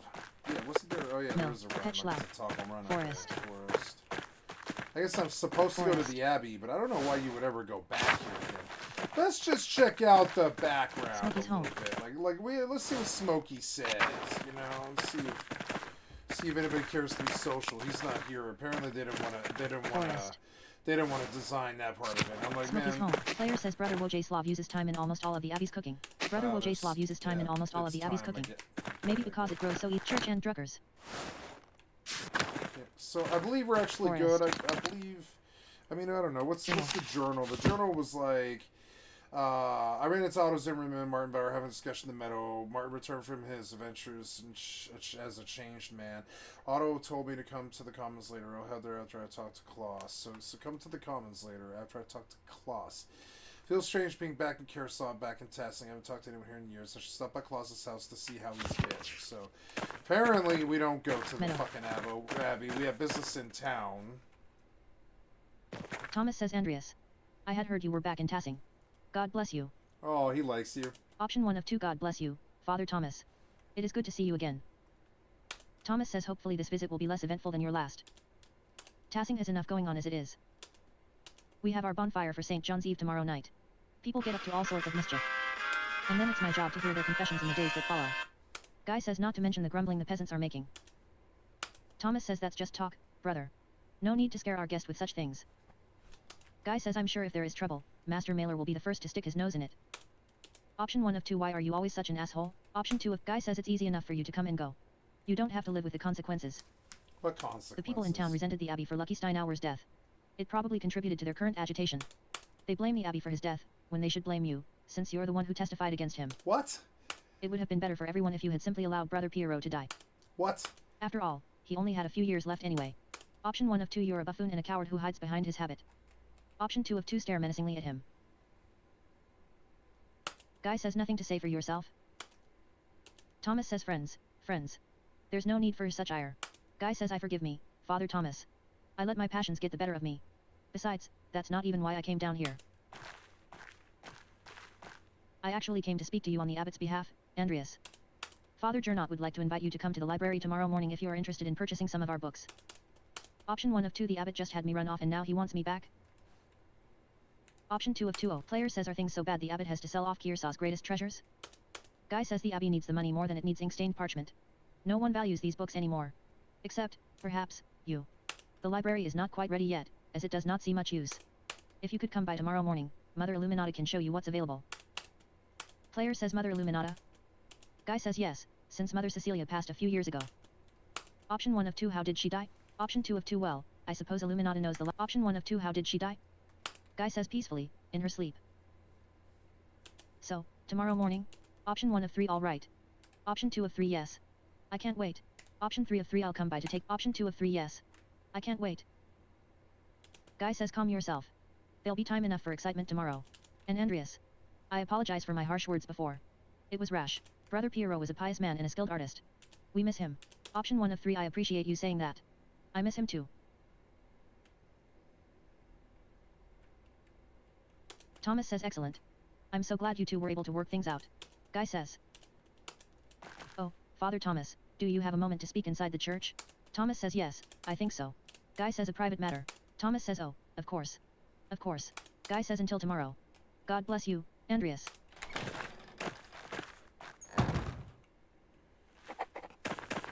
So... Our Lake Mill. Martin Bauer and Widow Kemperin. Martin Bauer and Widow Kemperin. That's not where I'm going. I'm going to Klaus's house or whatever. I don't Central know. Town Commons. Commons, I think? Yeah. So now that Options. Mate quit. Have I quit? Your game was last saved 4 seconds ago. Very good, very good. So then let's go see how Marwin feels. Ooh, you set the DPI all crazy. Yeah, just fire that up. And, yes, I went too low. Oh, look, it looks all professional and it's in the entire game. It's good. Options. We're going to... Oh, you don't have my resolution. Why? Why don't we have this resolution? Oh, no. Windowed. I don't know. Pixel shading off. The highest you can do is that, I guess, is what you're saying. Can we get it in a window? Yeah, I probably want it in a window. It'll just crash otherwise. Yeah. Pixel shading is on. That's it. Just pixel shading, huh? Okay. Options, right? Yeah. And I want so that game bar thing, I didn't actually do any changing there, and I kind of wanted to. Speech to text on. Other players' voices into text on your device. Turn on text-to-speech to have your chat text read aloud to other players. Choose a voice to represent you. This is the voice other players will. Let games read. Some games can read aloud. Yeah, so you want the games. Choose whether you want games to read to you. I do. So use HDR. Use HDR on all displays. Use auto with supported games. Use HDR. Use it on all displays. I want, oh yeah, you won't let me change that, huh? That's okay. Gaming features. This is DirectX Ultimate Ready. Learn more. Ultimate Ready. What do you mean DirectX Ultimate Ready? Yeah, it's ready. Yeah, I know. So we come in here, we say play.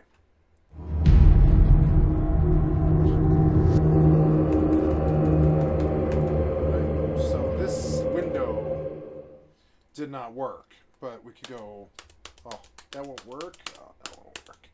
This will not work. We will have to Alt F4 you. I know that is annoying to me. Yeah, Alt F4. I don't know. Yeah, this.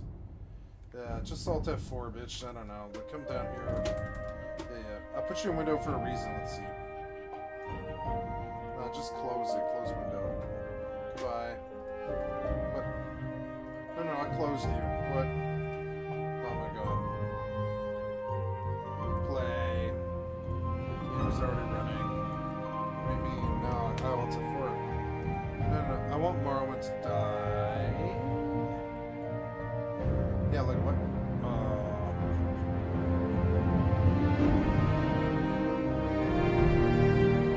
Oh no.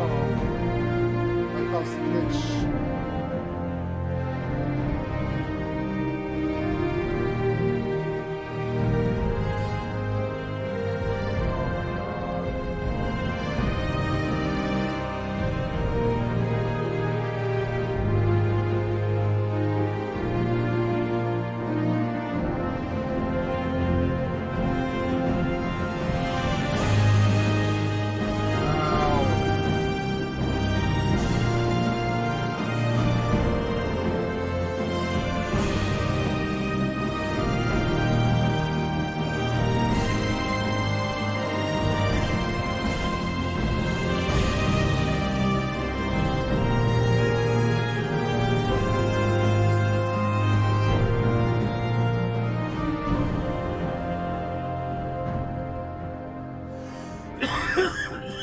It was worth a try.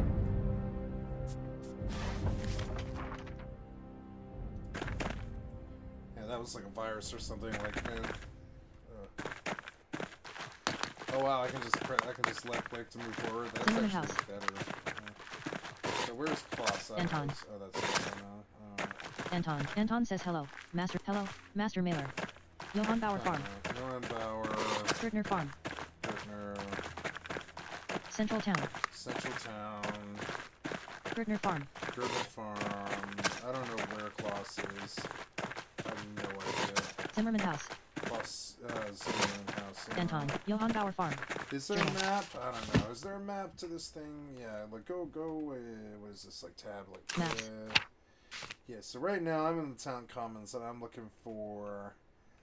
Yeah, location is there. Objective is the star, which is over there at the Drucker House. Okay, so that makes more sense. Now the game makes a little bit more sense. Johann Bauer Anton. This game is great. Yeah, like Zimmerman House. Game. I was like, is it hard to get around though? Church and Druckers. But I don't want to say so. Central Town. Drucker House. This is the Drucker House. This is where I go. This is where I go talk to Kloss, I guess. Yeah. Church and Druckers. I like the cartoon Kloss. faces. It's good. Kloss says. Andreas. Option 1 of 3. I'm sorry, Kloss. I know it's been a long time. Kloss says 7 years. 7 years and nothing from my friend Andreas. First Bert, then Marie just after Magdalene was born. I wasn't expecting lengthy replies to my letters, Andreas, but an acknowledgement of their passing would have been nice. Option 1 of 3. I'm sorry. I should have written. Option 2 of 3. I didn't know what to say. Kloss says something. Anything. I'm sorry your son died, Kloss. I'm sorry your wife died, Kloss. How are you? Was the great speaker really at a loss for words? Too late for that now, though.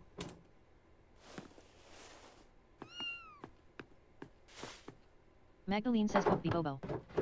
Casper says oh. Hello. Claw says. She likes you.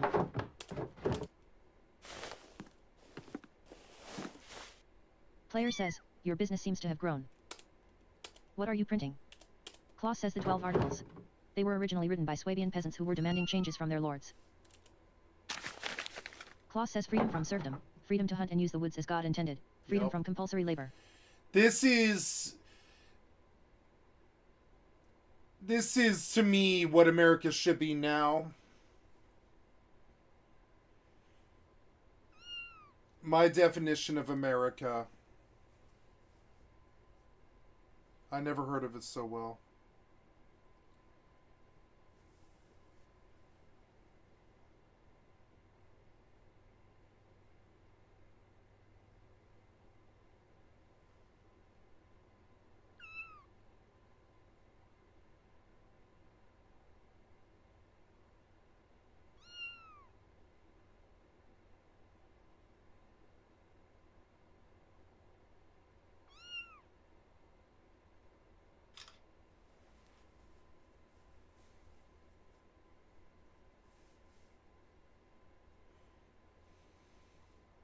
My definition of America, right?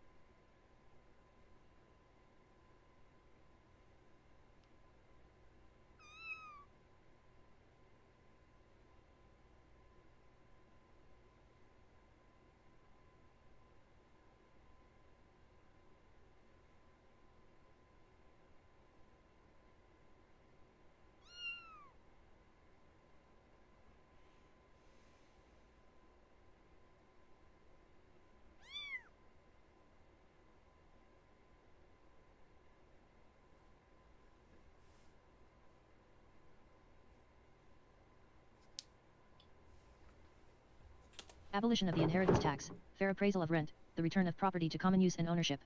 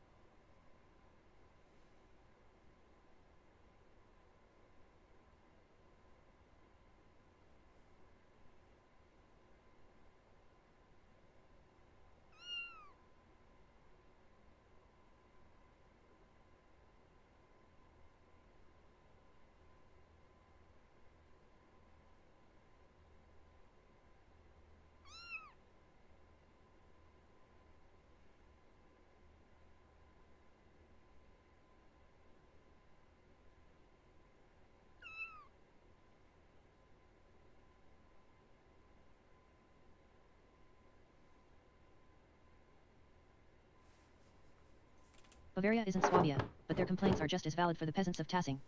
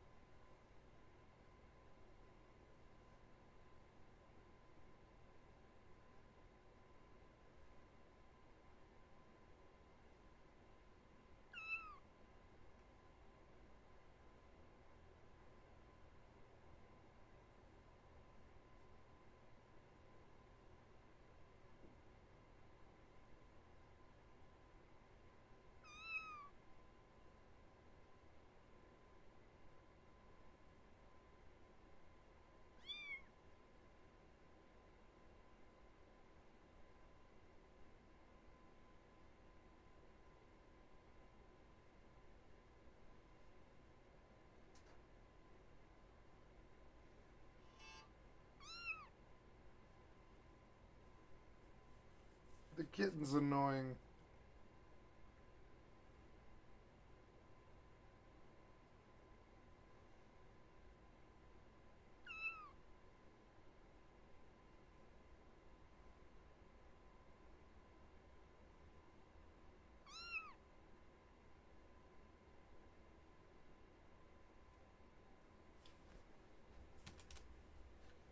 Option 1 of 2. The laws may not be just, but they are the laws. I fear the people of Tassing are putting themselves in peril.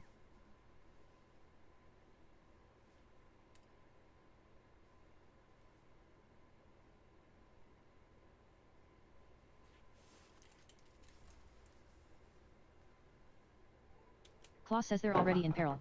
Many of them are becoming desperate. The abbot has been squeezing the peasants for years. Now he's squeezing the townsfolk, and we're pushing back. Oh. Oh.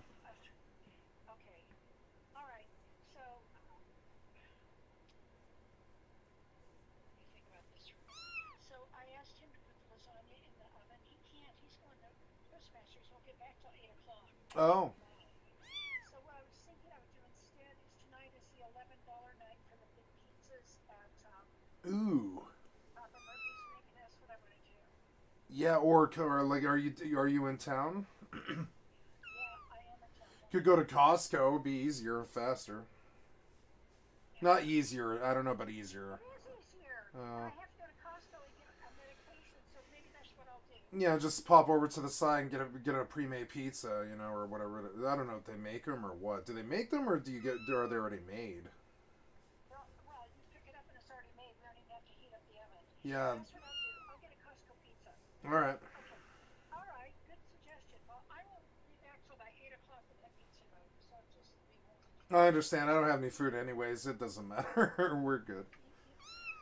You don't have any food anyway? No, I've ran out of ramen now, so. Oh my God. Well, we gotta fix you up with something. All right. Yeah. So listen, be sure to bring the bowls back when you come. Oh yeah, sure.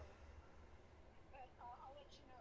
I don't know how long it'll take me to do all these errands, but I have to push through because tomorrow I have to go to Canada, and then it's Wednesday I have to bake pies all day. You could do 2 pizzas. It would it? Oh, would it? I thought they were cheap there. Aren't they like $12 or something? Yeah, get an extra pizza, and I'll give you money on the first, and that way I can have my own pizza. That'll feed me for both days, like tomorrow and today. And you don't need to worry about my dinner tomorrow. Wouldn't that be good? Yeah, 2 days for one. You know, so. All right. Okay, I'll see you later. I love you. Bye.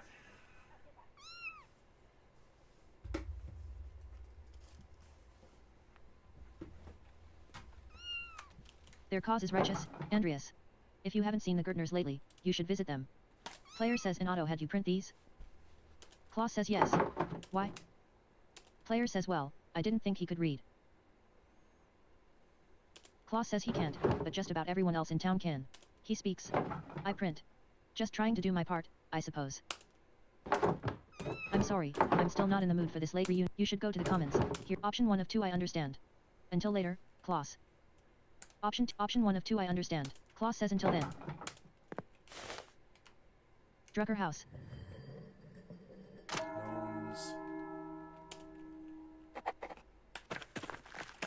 A Culver Union.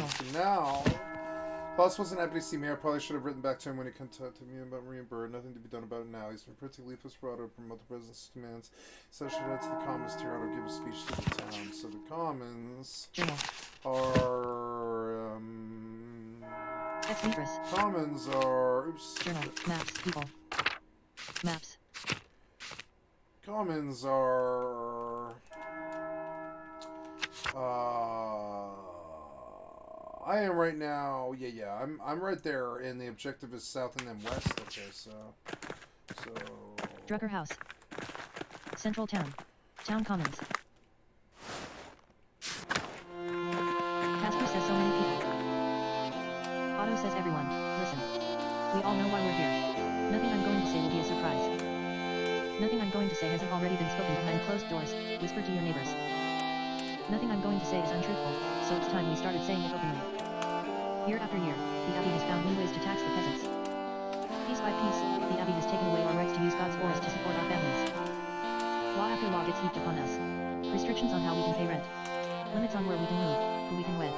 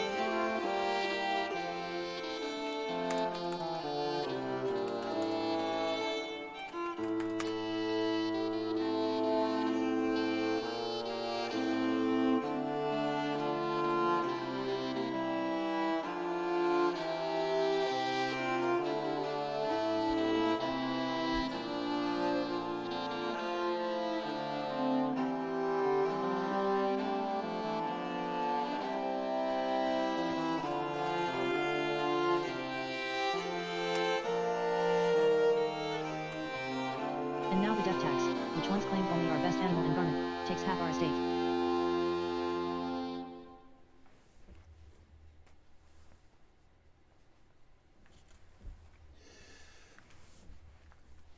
No consideration for widows. No consideration for children.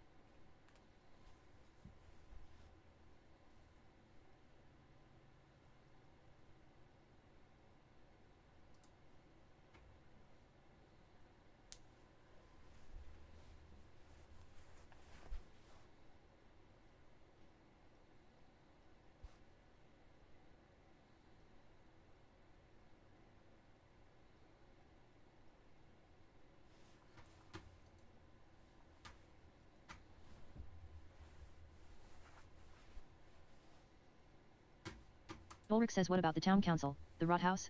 Surely that is a sign that the abbot wishes to share his power, to listen to our grievances. Otto says you have a good heart, Ulrich. You always want to see the best in people. But no. The council is a way for the abbot to divide us, to pit a favored few against the many. This is not charity. No, only greed and desperation drive Father Gernot.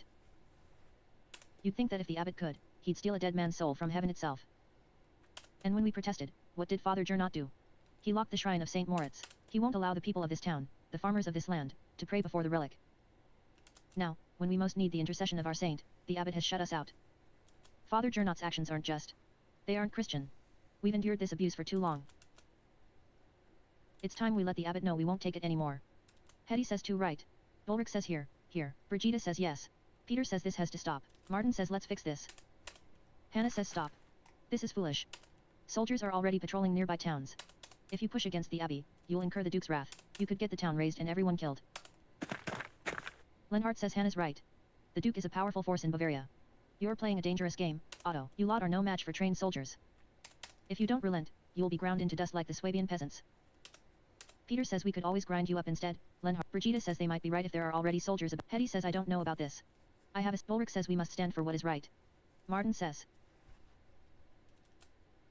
Otto says don't be shy. Speak up, if you have cause. Martin says we won't be overrun. The peasants of Salzburg were able to take the city and have their cause heard. If the people can get the Archbishop of Salzburg to listen to them, then we can do the same with the abbot. Casper says Master Andreas, do you think my family in Salzburg is all right? Option 1 of 2 I don't know, Casper, but we can find out. Casper says, all right. Martin says enough is enough. We can't stand by while the abbot continues treating us poorly. People all over Swabia are taking back their God-given rights. Why shouldn't we do the same? Agnes says a righteous cause. Cod says Martin's right. Veronica says we deserve better. Big Jurg says we can do this. Otto says well spoken, Martin. Everyone ought to consider what he said. Martin has proved dependable these last few years.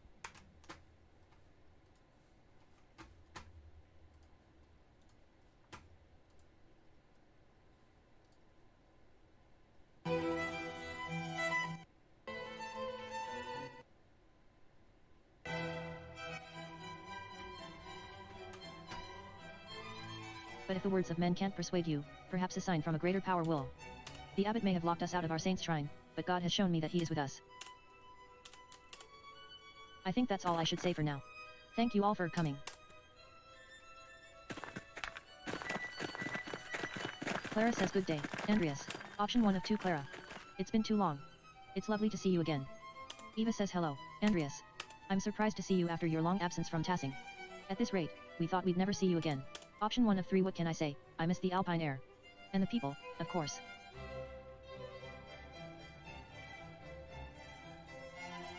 Option 3 of option 1 of option 1. Eva says how could you not? Clara says we're in the middle of a strange season. Otto says you found the Gertners. Clara says your speech was very rousing, Otto. I swear, they get better each time. Option 1 of 2 I hope the Duke doesn't catch word of this, Otto. The town could suffer for it. Option 2 of 2 are you looking for trouble, Otto? Otto says of course not, but I understand what might happen if the abbot doesn't listen to reason.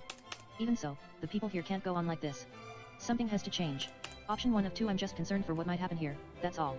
Option 2 of 2 say nothing. Player says what's the story with this sign from God you were talking about?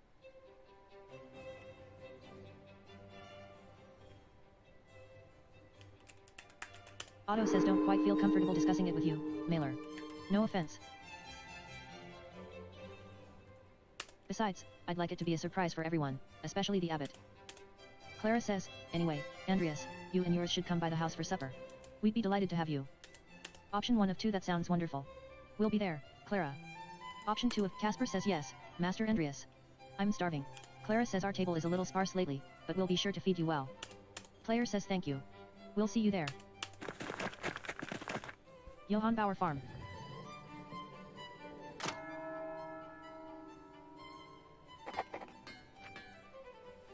Journal.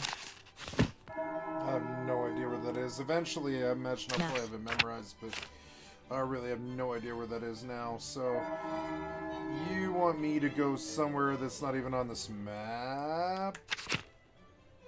Oh yeah, it's way over west, is that? I don't know. Is that west?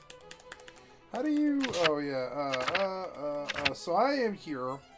If I go to Farms West, I will be... I think where I need to be... I don't know. Gertner Farm, John Bauer Farm, Roman Ruins, 2 of the Abbey, Golden Hand Inn. Oh, right now. Right now, I am currently... okay. Right now, all I need to do is go south. Okay, cool. I think. I mean, right? No.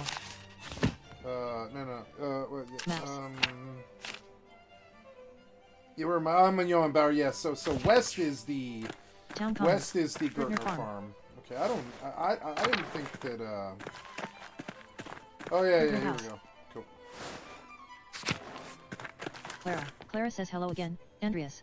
We're about to sit down to supper. Care to join? Option 1 of 2 it would be my pleasure. Clara says it's truly a blessing to have everyone back together again, if only briefly. I guess the head size is Options. a bit big. Language. Easy dial. Historic. Virtual head scale. A little bit smaller, yeah, I would say. That way we can definitely get the idea of who they are. Options. It's a little awkward, but that's alright. Peter says keep an eye on that boy of yours, Andreas. See that he minds how much he takes. Young boys eat too goddamned much. Clara says Peter, stop that. Andreas is our guest. Why don't you lead us in grace? Peter says fine. Bless us, O Lord, and these, your gifts, which we are about to receive from your bounty. We pray again for our beloved Christine, gone now these many years. Please help me protect my family in these difficult times. Through Christ, our Lord. Amen. Clara says, Veronica says, Big Yurk says, Ursula says, Bill Peter says, amen. Player says amen. Casper says amen.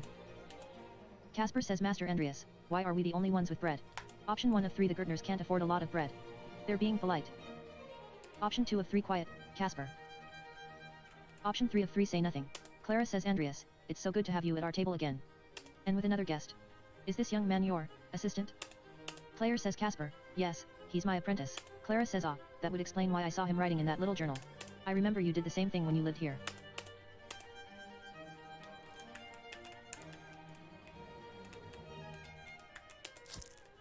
Do you still draw in your journal, Andreas? Option 1 of 3, I prefer to spend what little free time I have in books these days.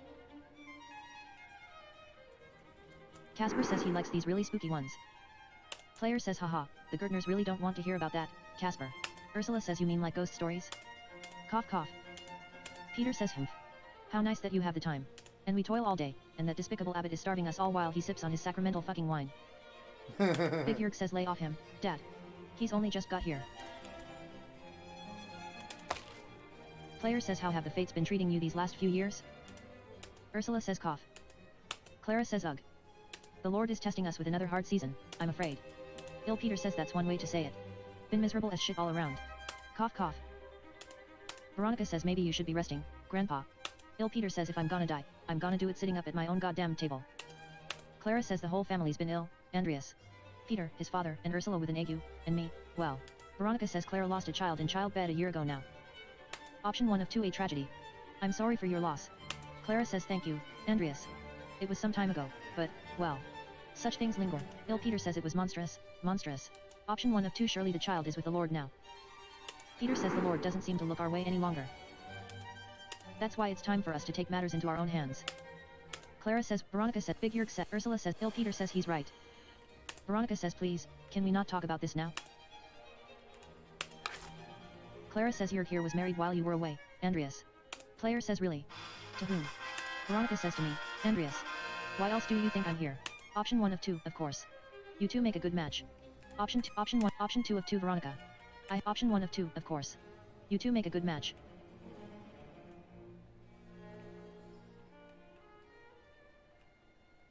Veronica says Yurk has been good to me.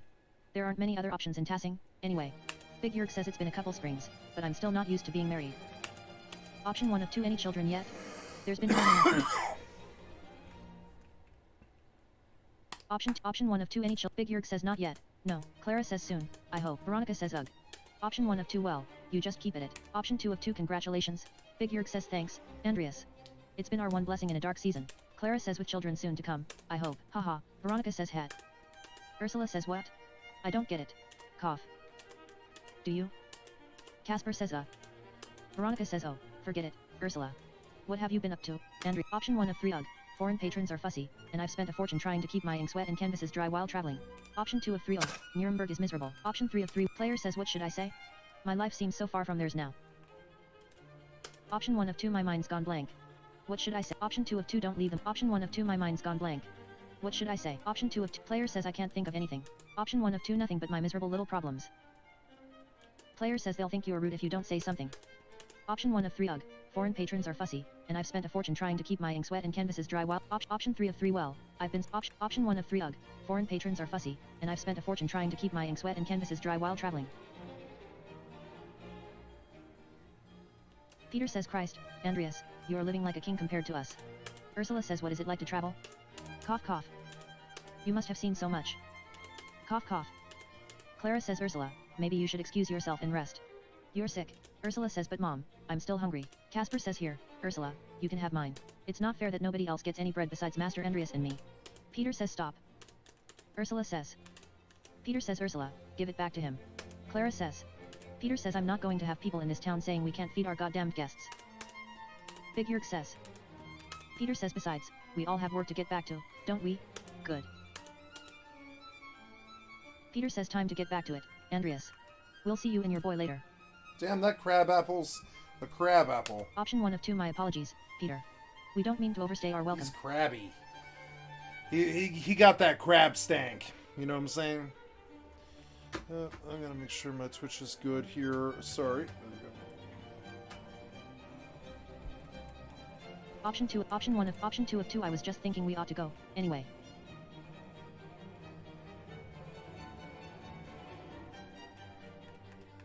Option 1 of 2, my apologies, Peter. Clara says it's alright, Andreas. He's just in a bad mood. Veronica says yes, thank you for coming, Andreas. Will you be staying for St. John's Eve? Option 1 of 2, I think so. Option 2 of Veronica says alright. Well, player says until then. Gertner House. So do you patronize an inn? Oh yeah, sleep where though? Like... Journal.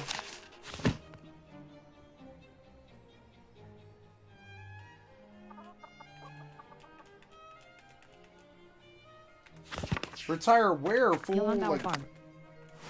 Okay, so... Journal. Maps. Oh, yeah, okay. Golden Hand Inn. Alright. So all the way east. Yeah. Alright. Town Commons. Yeah, probably go to the Commons. Town Commons. Journal. Maps. Right, yeah, and then...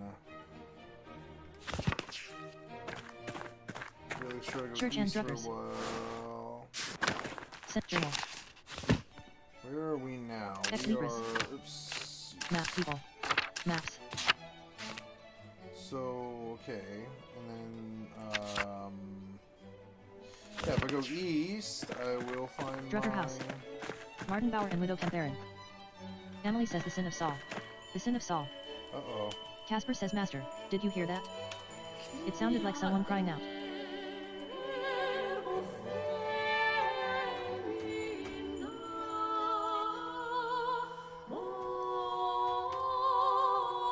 Player says, I think it's Sister Emily. She's a mystic. She may be having one of her visions. Sister Emily, are you all right? Emily says, the Philistines, this is the hand of God. The Philistines. Complan. Complan. Player says, Sister, is something happening at Complan? Casper says it's Complan right now.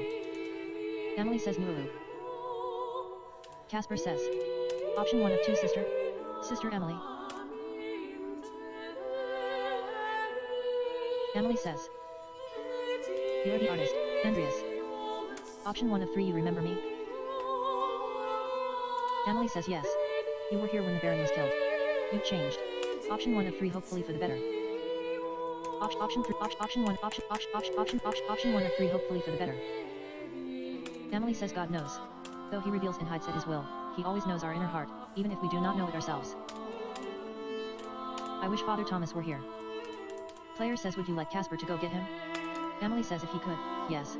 His house is just around the corner. Player says, Casper, run in. Casper says yes, Master Andreas. Emily says, your son? Option 1 of 3, my apprentice. Casper Ziegler, from Salzburg. Emily says he seems eager to please you. Option 1 of 3, of course. That is the job of an apprentice. Emily says I have little knowledge of the workings of masters and apprentices. Emily says my world is one of spirit, decoupled from the march of life and death. I see and hear your world turning from this little window, but they are mercifully small glimpses. Option 1 of 2, mercifully small? Emily says this cell allows me to contemplate mysteries without the noise of the outside world polluting my thoughts. Your world is the world of normal lives and normal thoughts. It can be difficult to hear the divine, much less make sense of it. I have no will to be part of that world. I strive to have no will at all, but to subordinate myself to the will of God. When my will is his will, he graces me with visions, confusing though they may be. Option 1 of 4, to join your will, to be intimate with Jesus, as though he were your wedded husband. Emily says. That is a bold thing to say, Master Mailer. Where did you hear that? Option 1 of 2. I read it in a book written by an English mystic.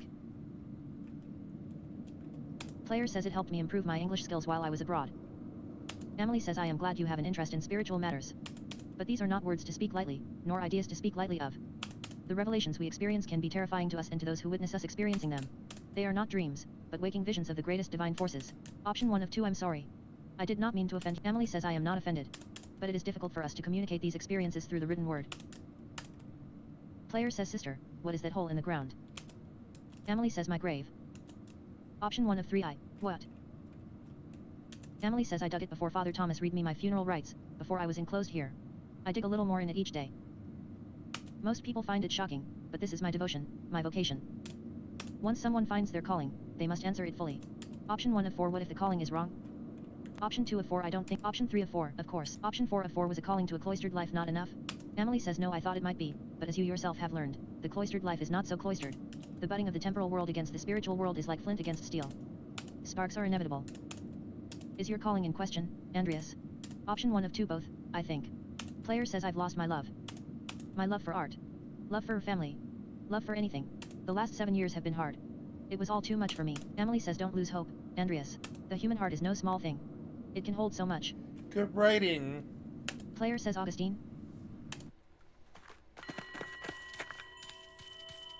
Thomas says Andreas, thank you for sending Casper. Option 1 of 2. It seemed prudent. Option 2 of 2. She asked for you. Thomas says are you alright, Sister Emily? Emily says yes, Father. I may have had another vision. I remember little of it. Master Mailer and his apprentice heard nothing specific. Thomas says that is unfortunate, but I am glad you are alright. Andreas, Casper, could you excuse us? We appreciate your help, but I must tend to her now in the church. Option 1 of 2. Of course, Father. Good evening. Emily says God bless you both. Casper says Master Andreas, I'm confused. What did that all mean? Player says I'm not sure, but the last time I heard Sister Emily have a vision, it was just before the Baron was murdered. Casper says what?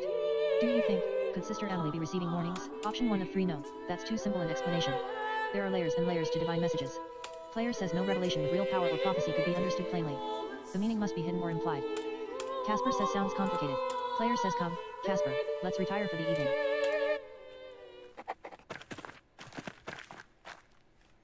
And then I Meadow. think this is, well, but see, this goes from the meadow, but I think my inn. Oh no, yeah, my inn is to the east, I guess. Yeah. No, I want to go to the meadow. Yeah. There's the inn. Golden Hand Inn.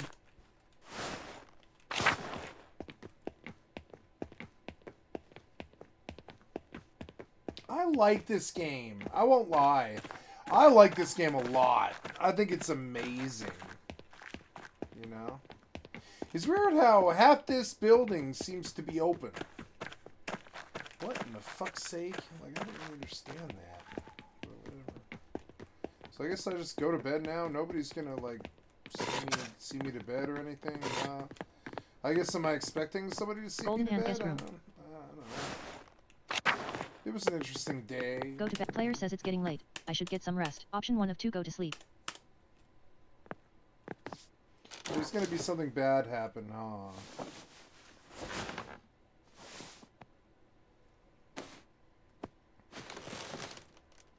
Go to bed. I don't want to. It's too early. I can't wait for dinner. Meet Illuminata at the library. Okay. Player says when I was a lad, when I was like 14 years old, I thought I had met my wife, and I thought I would marry her, and I thought that her name was Renata Heberton, and I thought she was a very beautiful woman, and I had this horrible crush on her, really embarrassing one. I was totally sprung for Renata, like my whole life. From her name to her life, to her face, to her family. I'm sure she's married now. I don't know why she wouldn't be. She was a beautiful girl. Beautiful girl. Yeah, very special. I liked Renata.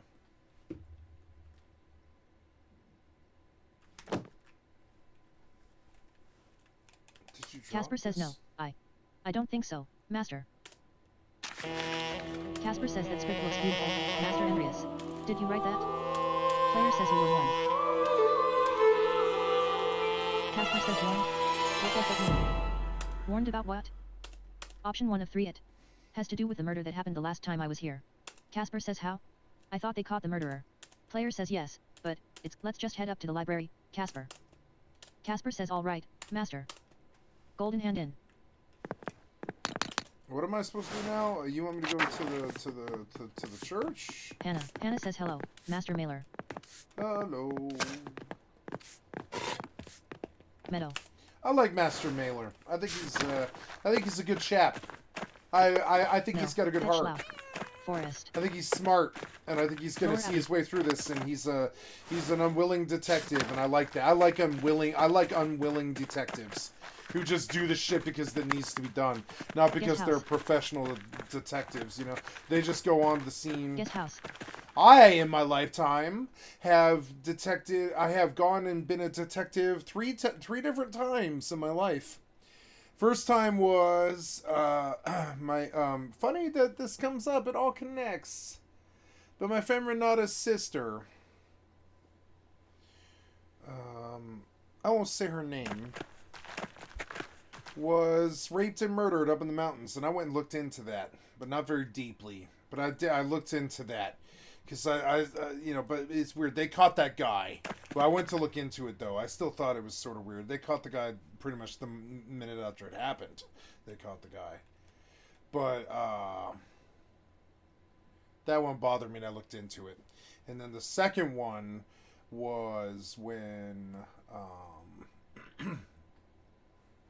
a friend of mine was raped and left to die in the dumpster in Littleton, Colorado in January. And I looked into that one and almost hunted the police who did that. As in, bring him to justice.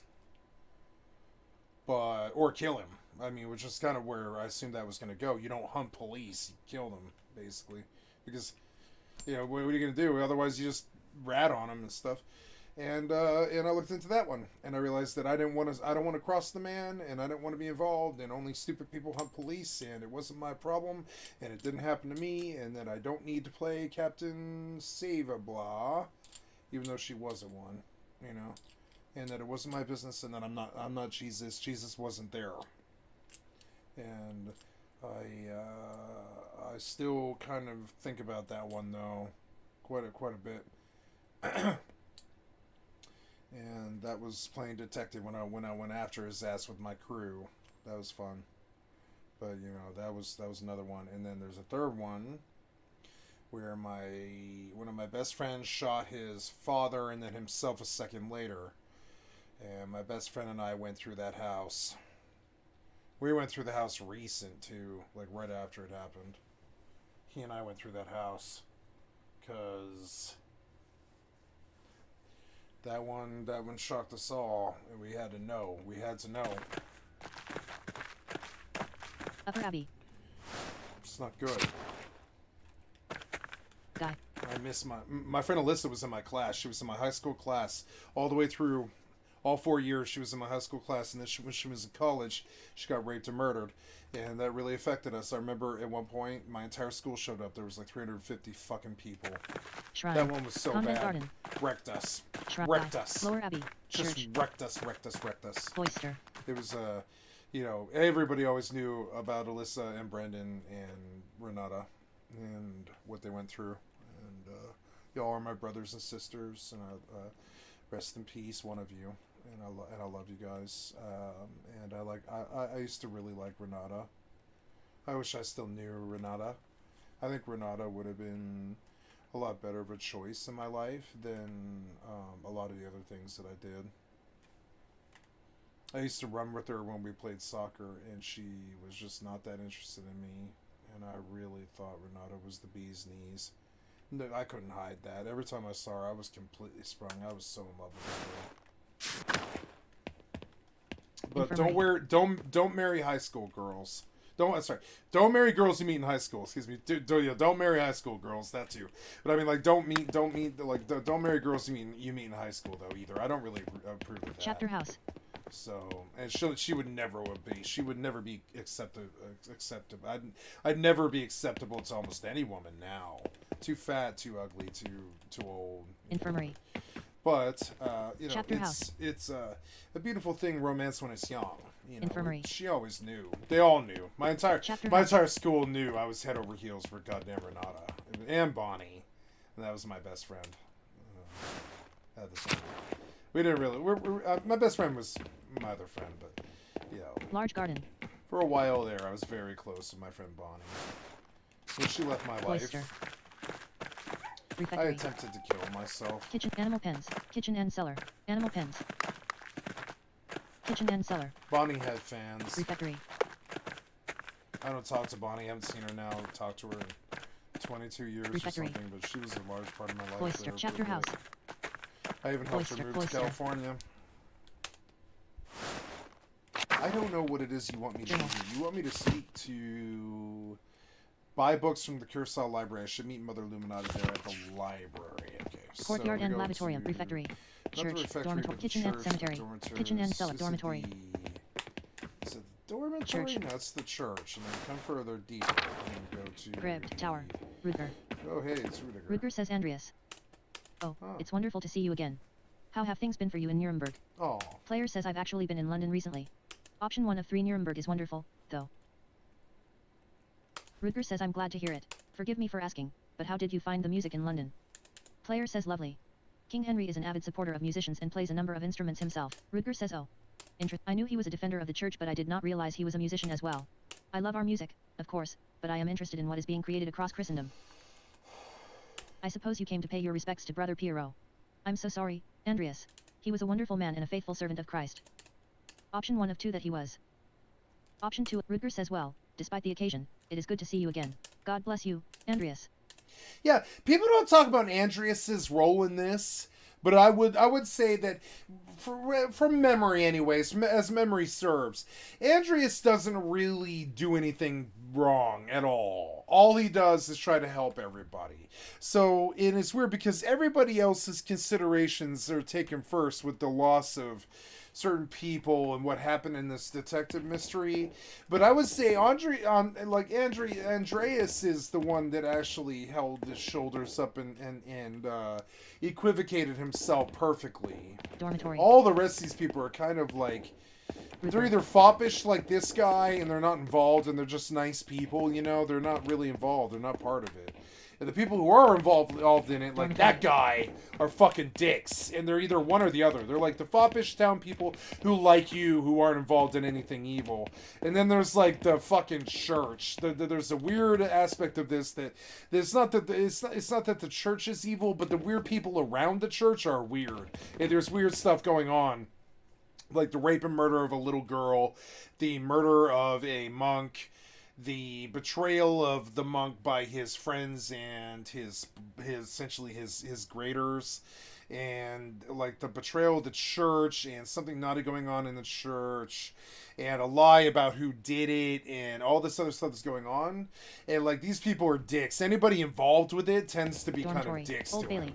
Which is weird because Andreas is the only one here who has no say in it. He's just a visitor from out of town trying to read books, you know? He wasn't really involved. He ends up being the unwilling detective because he's just here to learn about books, and they keep dumping all of their murder crap drama on him because an outside eye is probably the most beneficial thing that could happen in a situation like this, and he plays that role and he's willing to do it. But I mean, and he's and in that way he is sort of like I would say that sainthood is kind of a sainthood is kind of a repeated thing here. Like there's a lady who would probably be sainted if she wasn't a lady tied up in, or not tied up at all tied up, but she's secluded herself in a room in the side of the church where she spews prophecy when Jesus speaks to her. She's an oracle. And the oracle is really cool, but like, you know, it's weird. She would be considered a saint, I think, if she was a man. and she would be considered a prophet. But she's an oracle, she's a lady, and that's far worse. And so it's sort of weird. Like, sainthood is something that I would say Andreas himself could aspire to, because he has no say in it. He's not here to fuck the women or kill anybody. He's not here to play roles in the local politics, and he just sort of bears witness to what happens quite a bit, which is a very good storyline for a video game. And it has story. And it has depth to it, and there has reasons, and it has good character roles, and people's faces are memorable, and the roles are good, and it plays out like a story, right? Dormitory. Old Matthew. Matthew says Master Mailer. Player says Brother Matthew. How have you been? Matthew says Prior Matthew now, since Brother Ferenc was removed from the position. I believe the cause was your testimony to the Archdeacon about Brother Ferenc's occult interests. Option 1 of 3. Oh, no. That really wasn't my intention. Option 3 of 3mm. Were any of his books confiscated? They weren't destroyed, were they? Option 1 of 3. Oh, no. That really wasn't my intention. Option 3 of 3mm. Were any of his books confiscated? They weren't destroyed, were they? Matthew says, what are you getting at, Andreas? Otherwise, I am well, thank you. I will not bother you with questions about your life and career. It's clear you have done well for yourself. What? He just ignores the question entirely. He just ignored the question. He was like, what are you getting at? And just ignores it completely, which is like not a good sign. Not too good in the storyline. It actually is very subtle, but what just happened is kind of crazy. The guy straight up refused to provide the evidence at all. And so now an element of the occult has been mired up in the murder, which isn't too good because like there is some churchy occult stuff going on in the background here with blood sacrifice and some kind of weird problem going on in the church or something where the abbot's greedy, they're corrupt, there's like murder drama going on around them. Monks are getting prophets or whatever I don't know what the word is, but they're like the monks are getting martyred and murdered and by censure. And it's not good. And this whole church thinks of like evil and death magic and the occult and all that now. And so he asks about the occult books, and the fucking friar's like, what are you getting at? And moves on, which isn't good. Of course, I am sorry about Brother Piero.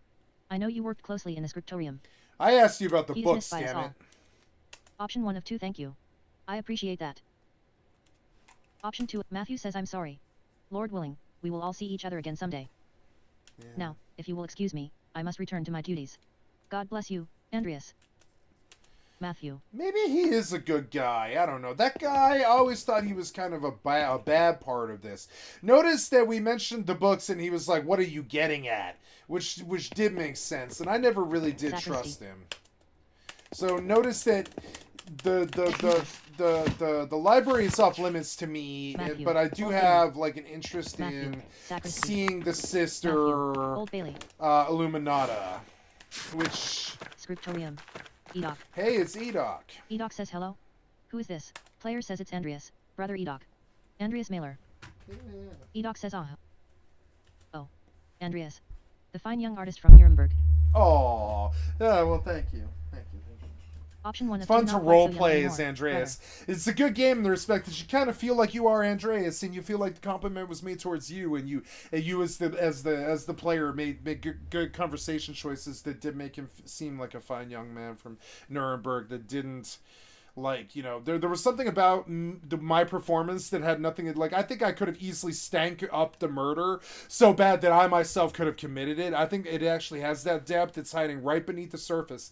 But I believe this game has the kind of depth where you can actually be the murderer. I think if you wander down the wrong alley at the right time and go to things out of order and probably go talk to certain people, I bet you can actually end up committing this murder and hiding from them the whole story. I think it's actually got that kind of depth to it, but it's maybe I'm just imagining things that aren't there, but that's kind of the depth that I feel like I've been missing a little bit, because if you do everything as they tell you, it just plays out like a murder mystery. But I bet it's got the depth of a really deep game, because Obsidian's known for this, where you can probably commit the murder if you know the right things to say and the right places to go and and that's how these old games, like there was one called what's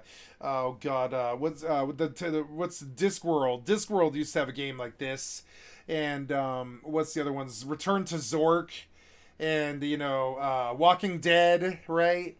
And I would say that these story-based games are pretty good. They're pretty good. Like, I would say they're high quality games as far as how much work is put into them, because very seldom does a video game have a good story. So not quite so young anymore, brother. It's got good writing too. Oh, Andrea Stefania, not quite so young anymore, brother. Yeah. Edoc says no. You are still you're young. still young. When you were last here, I thought I was old. I was wrong.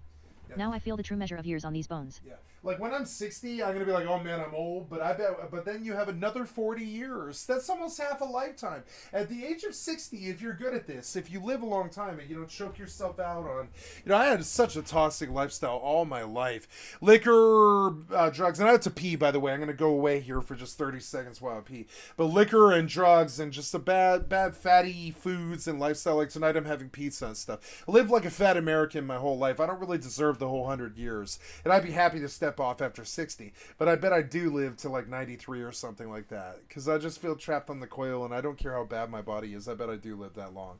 Yeah, I'm not getting, I don't think that I'm getting let off the coil earlier. And that sucks, unless somebody kills me. I don't think I'm getting out of this early. So I've just been trying to cultivate my mind lately. Like, very much so. Cultivate my mind, try to be an intellectual, try to follow the science and see what the stomping on the ground is, and the statistics and the writing on the wall and all that, and play the games. And, anyways, I've got to go pee. I'm so sorry to disappear on you guys, but I'll be right back.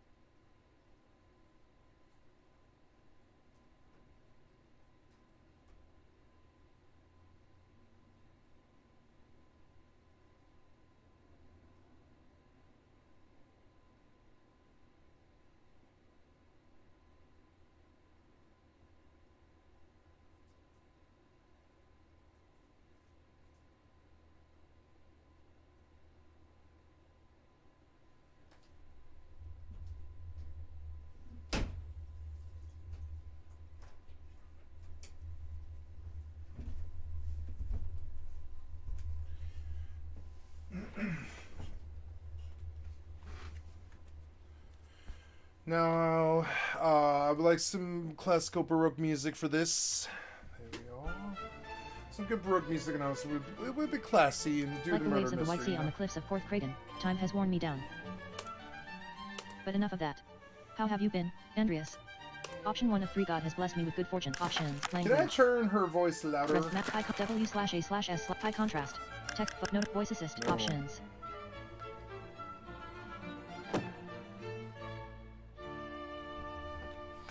Edoc says good. Be sure to share it with others when you are able. Oh yeah. Option 1 of 2. You seem more at ease now than when I was last here. He's retired. Edoc says do I? It may be so. I may have worked in the scriptorium beyond the limits of this body. It pained my joints and strained my brotherly love for Guy. The scriptorium took my sight and the use of my hands, but when it closed, it also took the pain from my heart. The abbot is content to let me serve the Lord through prayer and contemplation. And so it also contents me. I'm sorry, Andreas, but I must rest now. It is good to hear your voice at Kiersaw again. God bless you. Player says God bless you, Brother Edoc. This has a Doonesbury feel to it that I really, really like. It's like playing a comic book, and I really fucking love that. I think this story could have been in the funnies. I think this story is so good that it could have been in the funnies, like Prince Valiant. Scriptorium. Yeah, but what about my books? I want to buy these occult books. Hey, it's Illuminata! Library, Sedina. Yeah. Oh no, Sedina. Oh, it's Sedina. Hi, Sedina. Oh, she all flirty. I don't know. Do I even have to talk to her? I guess I do, but I don't know. I'm supposed to go see Illuminata. Library, Sedina. Sedina says, Andreas. You're back. Option 1 of 3. Hello, Sister Sedina. Sedina says that's all you have to say? Hello. Option 1 of 2. Oh, of course. God bless you. Sedina says ugh. You're such. Still, I hear you're a master artist now. How much you've grown in stature. I'm impressed. You know, I've grown as well. In a variety of ways. Option 1 of 2. Grown out of accusing others when you don't get your way, I hope. Option 2 of 2. Sister Zedina, I appreciate your interest. Zedina says ha. Don't be ridiculous, Andreas. I have matured past those days. Sorry to disappoint. but I haven't been pining over you for the past 7 years. Option 1 of 2. I see. Good. Zidana says I was young and immature. Let it pass, won't you? You didn't have to endure the tongue-wagging Mother Illuminata gave me. Option 1 of 2. Did you get in much trouble? Zidana says I had to do penance, obviously. And I had to help Sister Gertrude in the garden for a whole month. It wasn't horrible. I enjoyed working outside on the nice days. The garden is beautiful. I was young and lonely. You have no idea how boring a convent is for a young woman. Option 1 of 2. It can't be that bad. You don't listen to Mother Illuminata anyway. Option 2 of 2. You have more freedom here than I do slaving away for patrons in Nuremberg. Zidana says ha. Are you joking, or just that stupid? Wow. I'm not like you, Andreas. I never chose this life. My family couldn't marry me off to anyone of higher rank, so they donated to the abbey. The amount was substantial enough for the abbey to take me in as a nun. I was forced to take the habit. I loved my life before Kiersaw. At least you chose your vocation. I was shoved into mine and forgotten. Option 1 of 3. I had no idea. I'm sorry. Zidana says I've accepted where I am now. I make the best of it as well as I can. Still, it's a pity we never got to finish that kiss. Option 1 of 2. Go for a kiss. Zidana says haha. Sorry, Andreas. You'll have to go without. I should return to my duties. Thank you for speaking with me, Andreas Mailer. Player says until later, Sister Zidana. Library. Oh good, I can just enter. Hey, it's Illuminata! Illuminata. Illuminata says God bless you, Andreas. It has been too long. I know Father Abbot made it clear you were not to return when you left, but we had hoped to hear from you. Player says yes, my apologies. You're right, of course. Option 1 of 2. It's good to see you again, Mother Illuminata. This is my apprentice, Casper Ziegler, from Salzburg. Casper says God bless you, Mother Superior. Illuminata says God bless you, young Casper. Zidana says Master Mailer. Option 1 of 2. Sister Zidana. Zidana says. Illuminata says I'm sorry you have to see it in such a state. It sees very little use these days. Player says what happened? Illuminata says after Baron Rothvogel's murder, we had fewer and fewer wealthy patrons. The small number that held out lost interest. It's easier to commission new work from the Guild of St. Luke or individual masters in big cities like Nuremberg. Father Gernot saw no reason to keep the scriptorium or library open. Most of the books here have been suffering of neglect. After Mother Cecilia's death, neither I nor Sister Zidana had the time to maintain our inventory. Option 1 of 2. That's terrible. Kiersaw was one of the last monastic scriptoria in Bavaria. Illuminata says his brother Piero was fond of saying, all things change in time. Now all that remains are books for sale to interested parties, a task that Father Gernot has entrusted to me. Zidana says. Illuminata says and Sister Zidana. Option 1 of 2. Well, I'm eager to look through your inventory. Casper says Master Andreas, maybe you could find a book for little Magdalene, something that's not in print yet. Player says excellent idea, Casper. Illuminata. Illuminata says take your time. Make sure you've looked through the whole collection. Illuminata. Read. Player says Parzival. Perhaps Klaus would not object to this romance given its emphasis on Christian virtues. Parzival's very good. We had to do it in my high school. I love Parzival. The German is a little dated, but I'm sure she'll figure it out with Klaus' help. Who knows? Maybe it will inspire her imagination.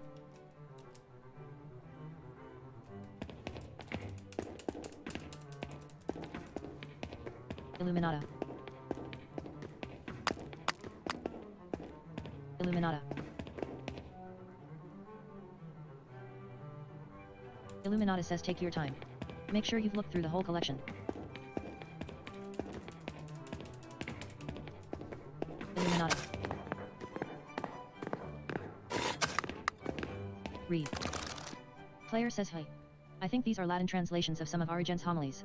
Also it looks like it's partially burned.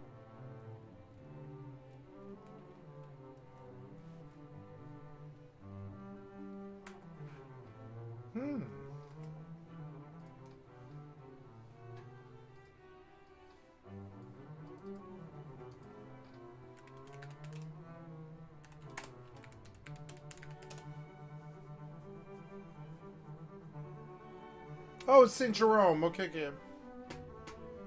Yeah, I was like, okay, on the Old Testament, but it's critical to divine revelation. Yeah, cool. Hey, cool. Probably not a great gift for a young G. Wait. This is the same bookhand as the notes I found when the Baron was murdered. Whoever wrote this is responsible for writing the notes. I need to ask Illuminata about this. Oh no. He traced it to the church now. Player says a copy of Jacobus de Origen's Golden Legend. Jacobus de Voragini's Golden Legend.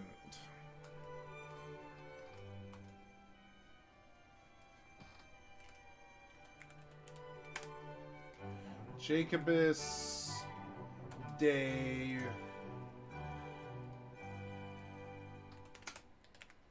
Voragini. Oh, he's an Italian chronicler. Ooh. Golden Legend.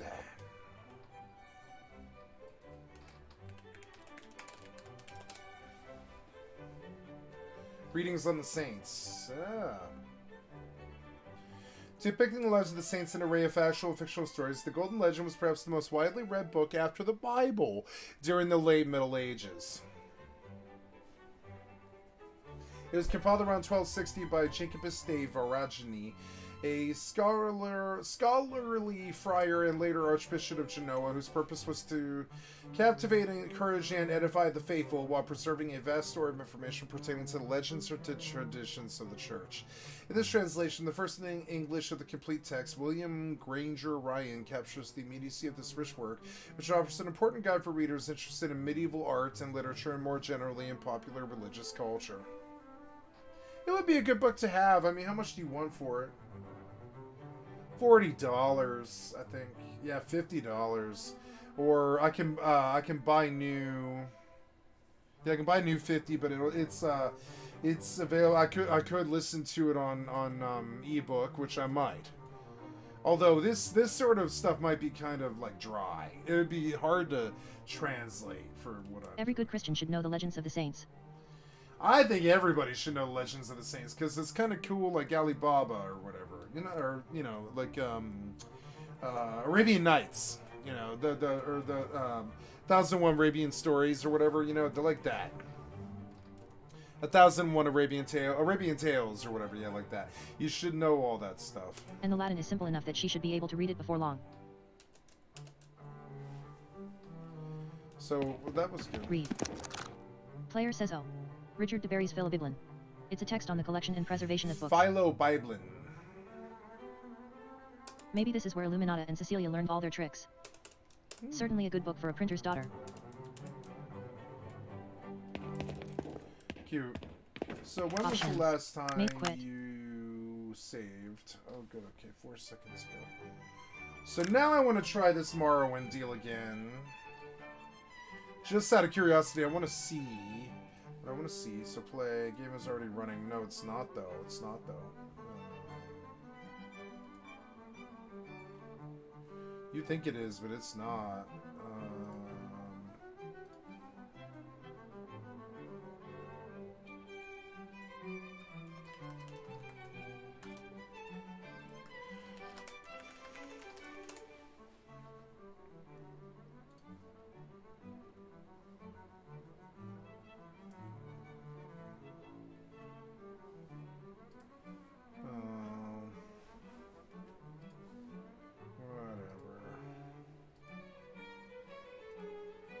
But it's not though.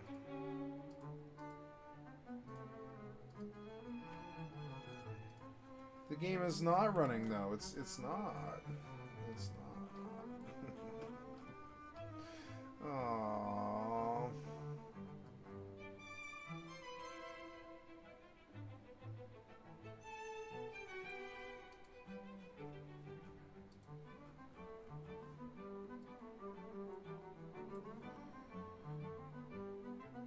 Pentiment is taking up like nothing, huh? It's kind of funny. Present Mon. What is Present Mon? Oh, that was probably. But no, I ended.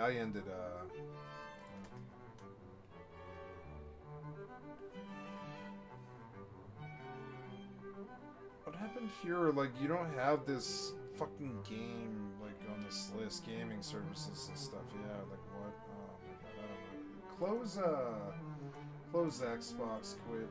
Yep, and then run Xbox again. And then play.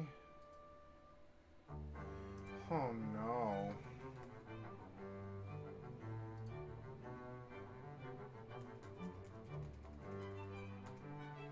Why do I have two of these open? What the fuck?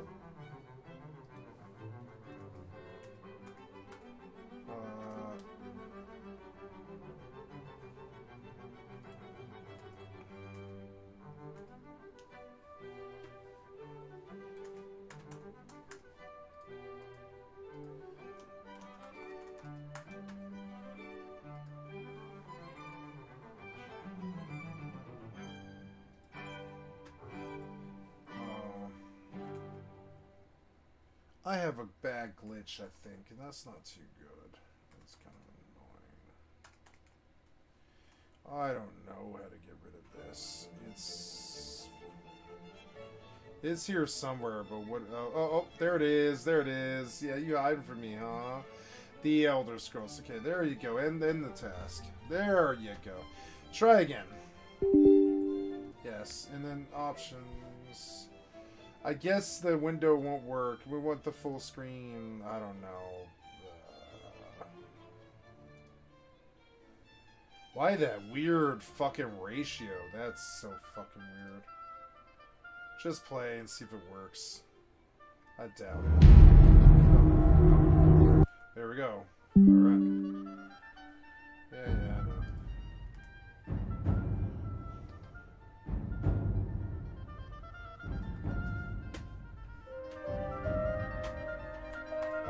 Come on, man. Like, where's my mouse? There it is. What's that? Load. Oh.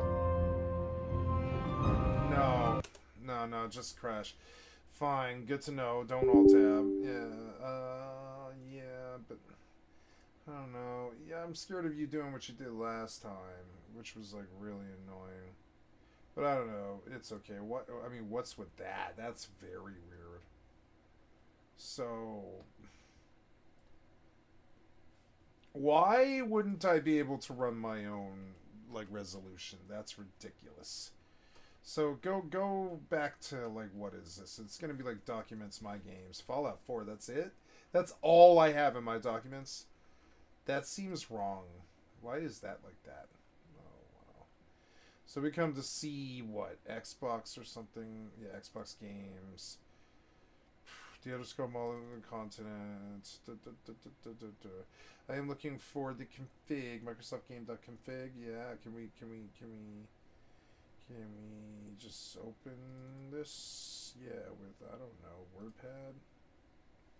Or Notepad? Notepad, right? Just once. Executable's good, but we're looking for... Oh, no, you don't have anything in this. So, launcher, EHC, the English data files video, but does the license Morrowind launcher Morrowind. That might be it. There! That might be it. Use joystick stuff. I'm looking for resolutions here. Resolutions here, which is... Oof, yeah, that's like not too good, but... There's menu states, copy protection strings, movies, question 1. Those weird questions that they really wanted. And then water, blah, blah, blah, pixel water, blood, preload, master fade. Secunda, weather. The weather's good, but I mean...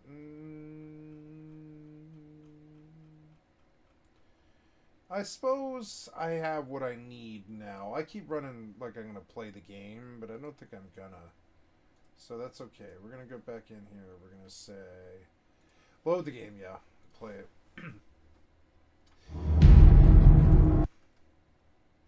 Yeah. Oh, it's loading fast, but yeah. So, okay, good. And then... Yeah, let's go see if... Stand up. There you go. You were dreaming. What's your name?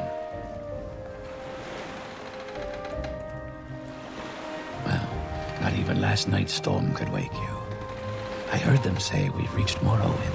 I'm sure they'll let us go. Quiet. Here comes the guard. This is where you get off. Come with me.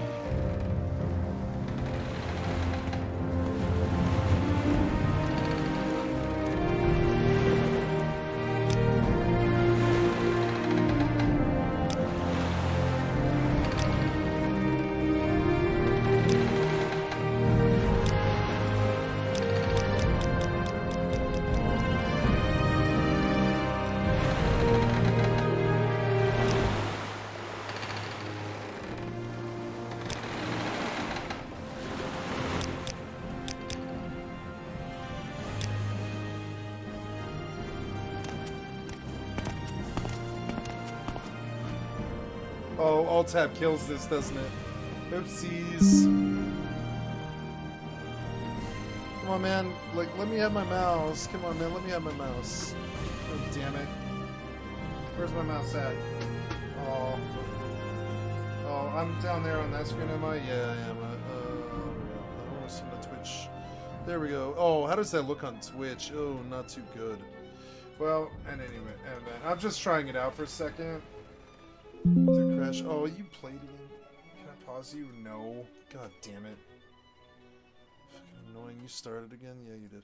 So yeah, I'm just trying to. Oh, you crashed. You full-blown crashed again. Ah, that means I have to restart. That's fucking annoying. Maybe it actually saved.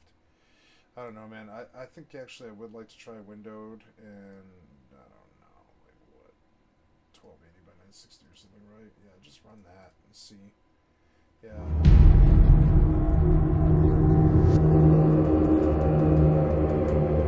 I mainly just want to see.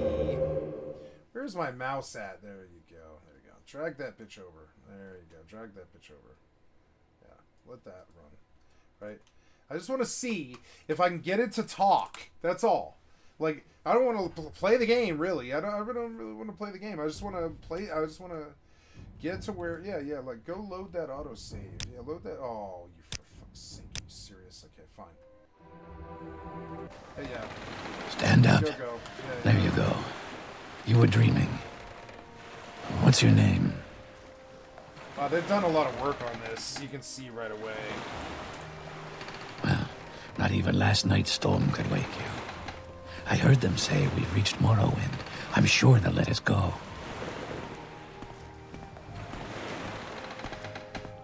Quiet. Here comes the guard. This is where you get off. Come with me. Okay, good, but... You better do what they say.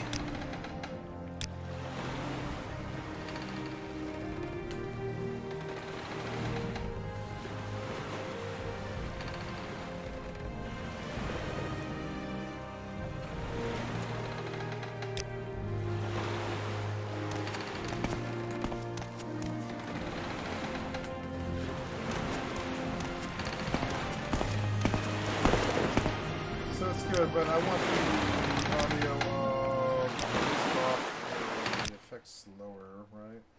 And I want the voice up, yeah. So, like, you know, because this stuff's blasting. But I just want to see if I can get it. I'm in here to experiment to see if I can get the NPCs when they do text. I want to see if I can get it to read it. The sooner you leave, the sooner we can move on. Alright, relax. Oh, that's not stealing, is it? Yes, confused? We're all waiting. Alright, relax. I thought I could just take Get yourself up on. This is where they want you. Head down to the dock and I'll show you to the census office. You finally arrived, but our records don't show from where. Yeah, that's fine for now. Whatever. I don't know. Sure. Great. I'm sure you'll fit right in. Follow me up to the office and they'll finish your release.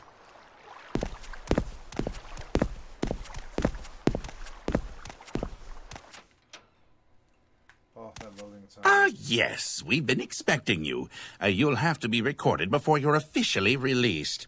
There are a few ways we can do this, and the choice is yours.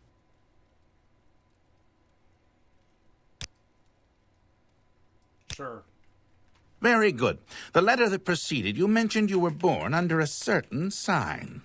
And what would that be? I don't know, the astronaut or whatever, yeah. Okay. Interesting. Now, before I stamp these papers, make sure this information is correct. Yeah, it's okay. Show your papers to the captain when you exit to get your release fee.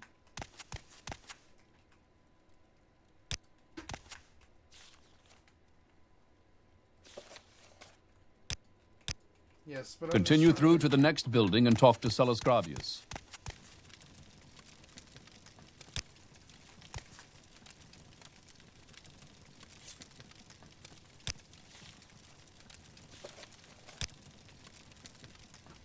I don't know about that. I don't care though. Same old Morrowind, but I wouldn't mind this game if. Alright, so.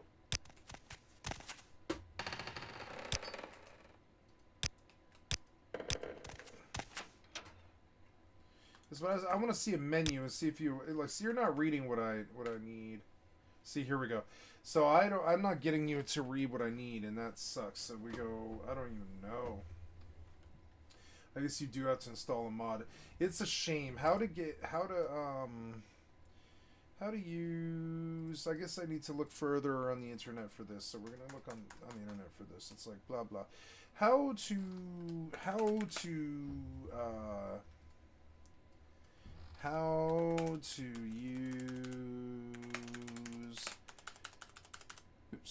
use text to speech on old games, right?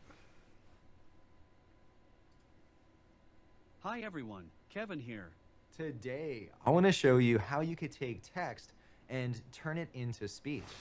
To kick things off, I want to show you how you can convert text into speech using apps that come pre-installed and also for free with Windows 10. And the first app that we're going to use is called OneNote for Windows 10.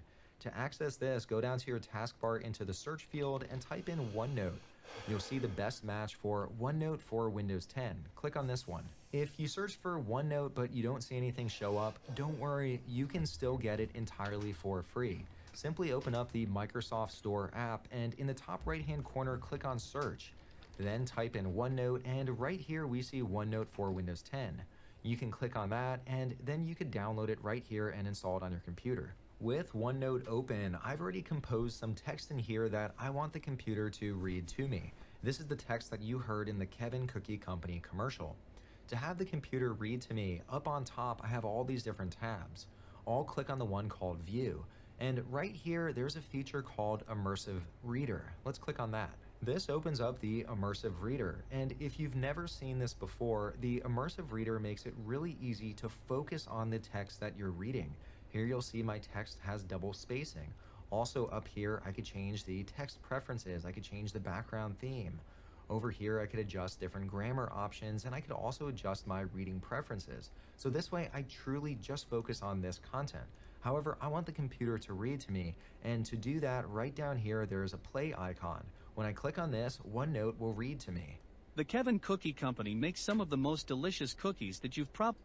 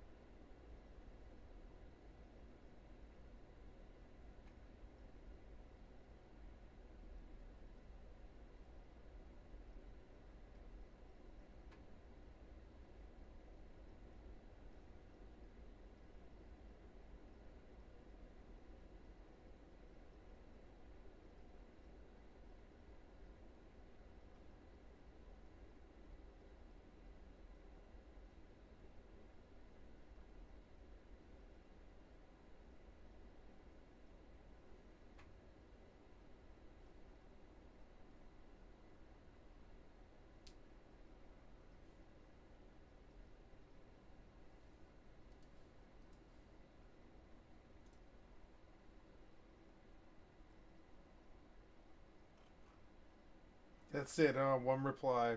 Yeah.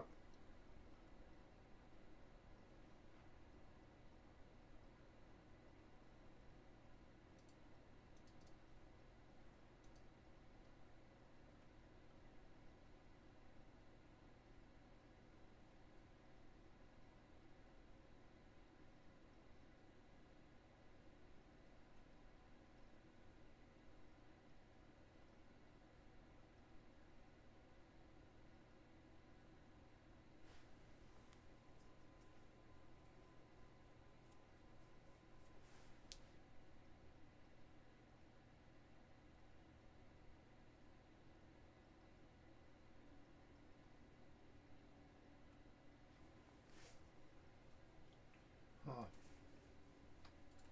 I can't run it for this, huh? I don't think I can. Well, I learned. Sorry, I was doing a bit of a crash course there on how to get the games to read to me. Because text-to-speech text games are actually kind of fun. I like them. They made Pentiment very good. So I'm just looking at this stuff. Yeah, use HDR, but see, I'm trying to speech to text. Oh, speech to text is on, but turns to be a chat. Text to speech, right?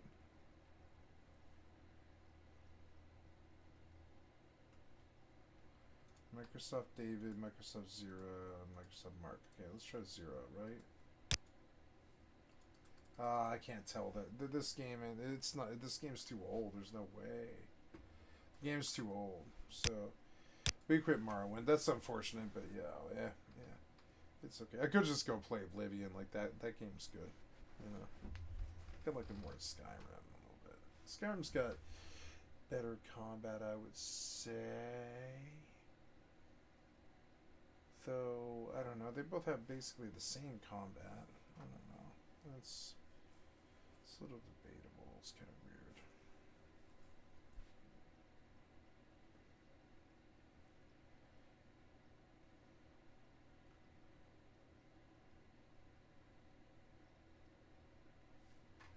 Text to speech. See, I would like a book reader, like a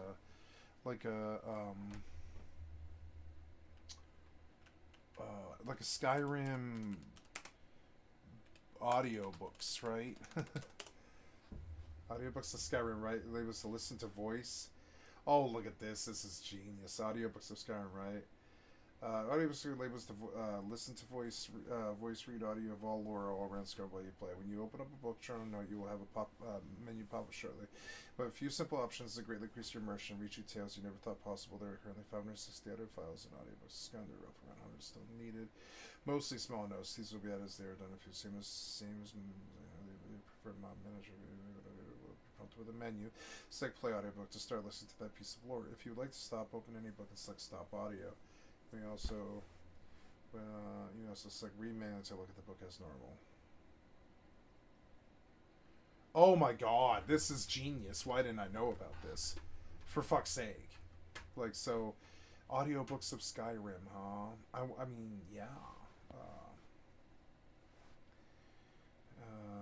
Images, files, this one uses...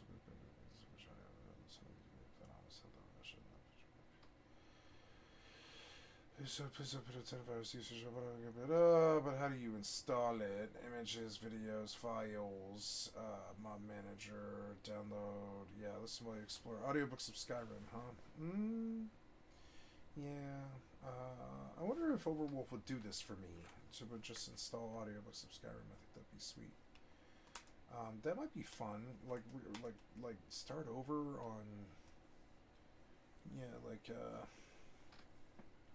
on Skyrim and well, not start over, but just like go and read my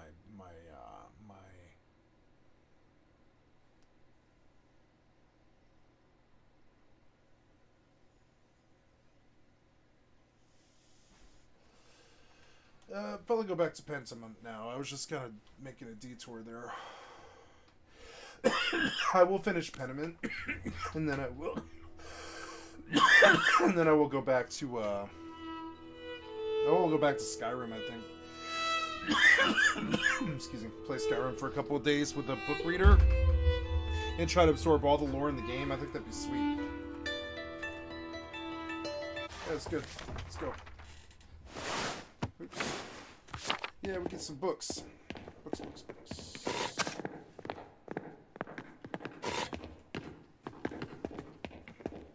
Read. Player says Albertus Magnus de Animalibus. It's ostensibly a bestiary, but it contains so much more knowledge on a variety of topics. This could inspire an interest in animals in the natural world. Beautiful illustrations as well.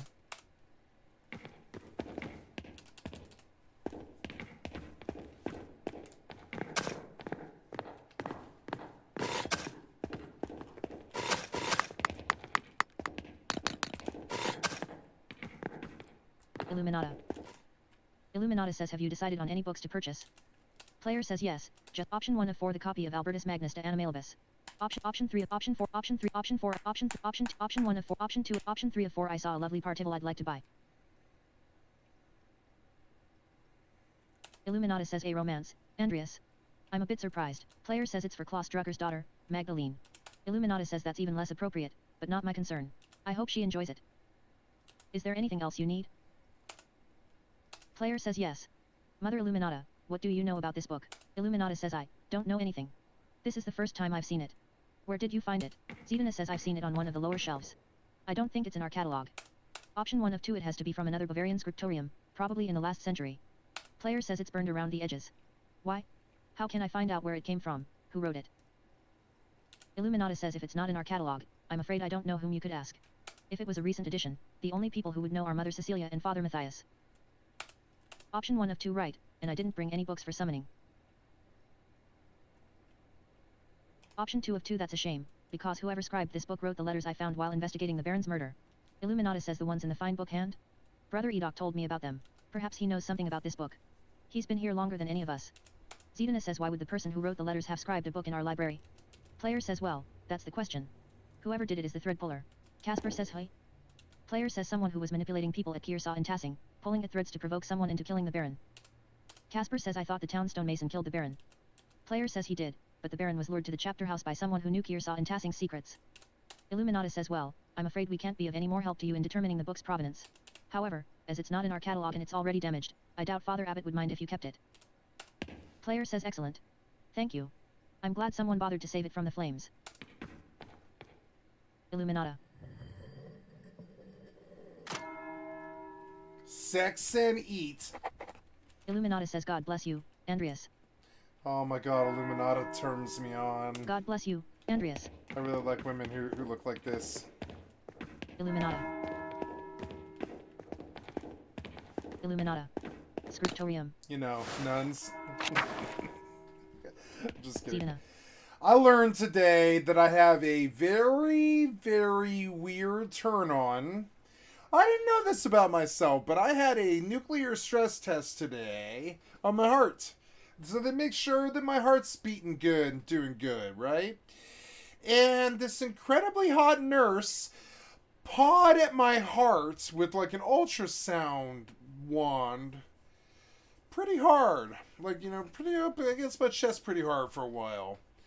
And I learned that having a really hot nurse claw at my heart turned me on in a really weird, fundamental way. A nurse pawing at my heart with a tool gave me such an erection. It was so weird. And I was like, I did not expect this. I did not want this. I didn't see it coming. It just came. It was inappropriate. She could tell right away, I think. She I don't think she knew, but I don't think she picked up on it. I actually would say I'm 100% sure she did not pick up on it. But because I hit it. I was like, Jesus Christ. This girl pawing at my heart is actually so beautiful in a weird way. It's like a girl pawing at your heart. And I have a strong heart, you know? So I was like, fine with it. I was like, yeah, you know, paw at my heart. Feel me. Yeah. And fuck, it turned me on. Some girl stroking my heart. It actually turned me on. I am such a romantic fucking sap. It's so dumb. It's just reprehensible, kind of. I'm such a romantic idiot. But Jesus Christ. And not only did it turn me on, it like really, really made me feel good. I was like, damn, having a girl rub my heart is actually really fucking beautiful. I never thought of having them do it. Just rub my heart. Yeah, just rub my heart for a bit. Feel my heartbeat. Just rub my heart. You know, it's actually really cool. It's a beautiful thing. Yeah, that's the core of me. You know? Oh, I dropped my pen. Damn it! No, where'd my pen go? Oh no, my pen. Oh, my pen. Oh well, I'll get it. Excuse me. So, go back to talking. What about you? Do you have anything else to say? Steven says greetings. Master Mailer, Nothing, library. huh? Oh, that's the library, right? Yeah, I'm not supposed to be in here, I don't Illuminata says God bless you, Andreas. Yeah, ditto. I'm just double checking back here, make sure I didn't miss anything, you know. Go on down here. Thanks for letting me in the ladies' side of the church. I'm not normally allowed in there. Library. But yeah, you know, keep the women and the men apart.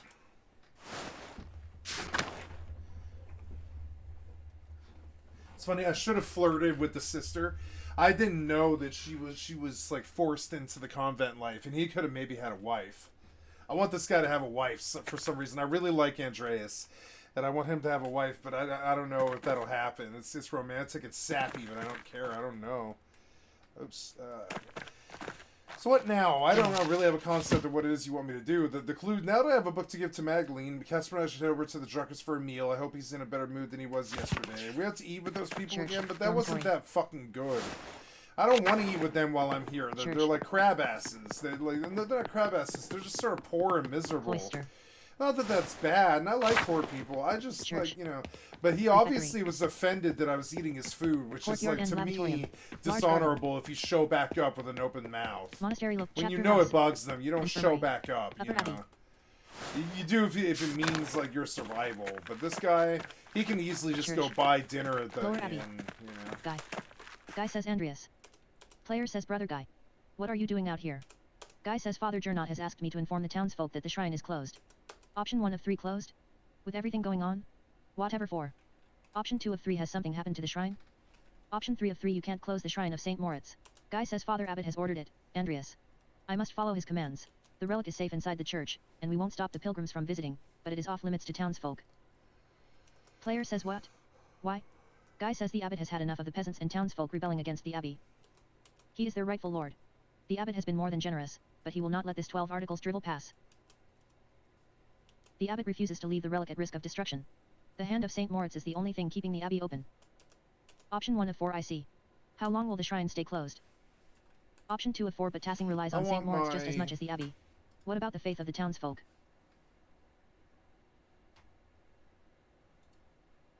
Yeah?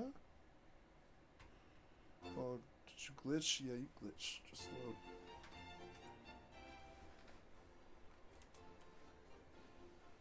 Option 4 of 4 so he's punishing the town further. Option 3 of 4 so this is about money. The pilgrims bring donations, but the townsfolk don't. Guy says don't be a fool, Mailer. Without the abbey, the shrine can't be kept in good condition, and it would be looted. The abbot is trying to protect the relic, nothing more. Option 1 of 3 what about the peasants' complaints? Guy says Father Abbot has done all he can. Until the peasants can see reason, the relic will remain in the church. Option 1 of 2 I pray the townsfolk and the abbey can resolve this quickly, then. Guy says as do I God bless you, Andreas. Now why would that be like that?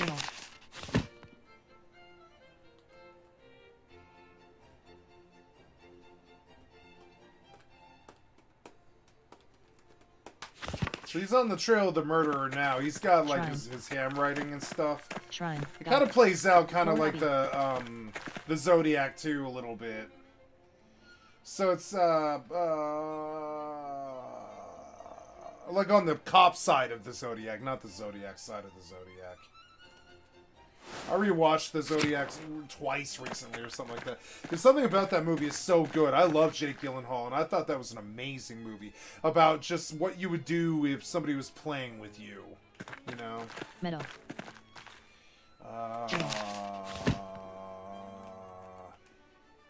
Maps. I don't know where you want me to go. Is it like... I really don't know.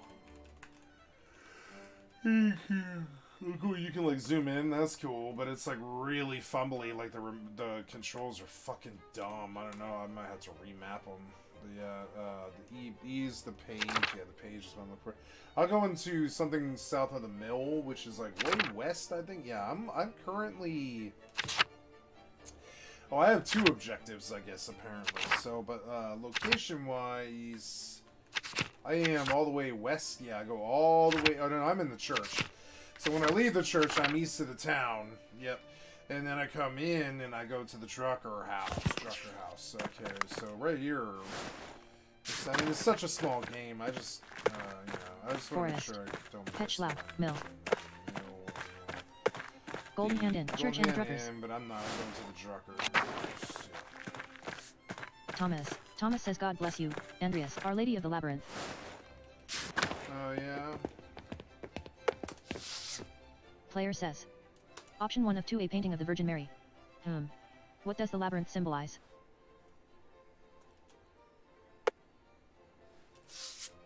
Player says. Option 1 of 2, option 2 of 2, this must be the labyrinth the church is named after. Interesting. Oh, there's a labyrinth, okay. Church and Druckers. Why are those people dancing with the devil?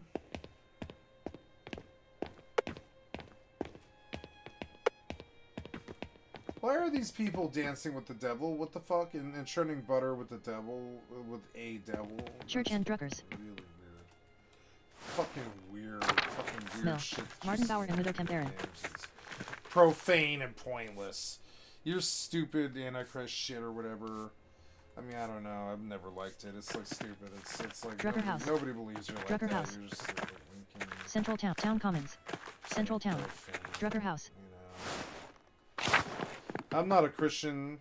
I'm not a Catholic. I don't give a flying fuck about dogma. But I still know when something is offensive, kind of like profane. And those people dancing with the devil, it was kind of profane, a little bit. Church and Druckers. Magdalene. And because they seem to be enjoying it, and that's profane. That's, Magdalene says, bah. Claus. Not that I care. I'm not some dogmatic motherfucker who gives a flying fuck about that. I'll fucking dance with the devil. No problem. I just, because I don't believe in it. You know what I'm saying? I don't care. I'll dance with the devil. Whatever you think it is, I'll dance with it. I don't give a flying fuck. Because I don't believe in it. I just don't. I don't believe in the devil or whatever. So it's fucking stupid. I don't believe in some god under the world or whatever. It's like so stupid. So, you always do this. Claus says you're back. Good. We're almost ready to sit down to eat. Would you and Casper care to join us? Player says of course. Use them for lunch. Why not buy it from the inn? You have money. Go buy it from the inn. Why you gotta like eat these poor people's food? I don't know. Andreas, these are my friends, Benjamin and Rachel Sommerfeld. They're on their way back to Prague. Oh, never mind. This time around, it's all peaceful and cool. Benjamin says good day. Rachel says hello. Excuse me for not getting up. It's a bit difficult. Player says of course, I understand. It's nice to meet you both. Casper says hello. Magdalene says BPFFTBRRRRR. Hello. Player says that sounded like a real word. Klaus. Klaus says she's learning more of them every day. She'll be reading before long. Player says that's a wonderful segue to the gift that I've brought her. Klaus says oh.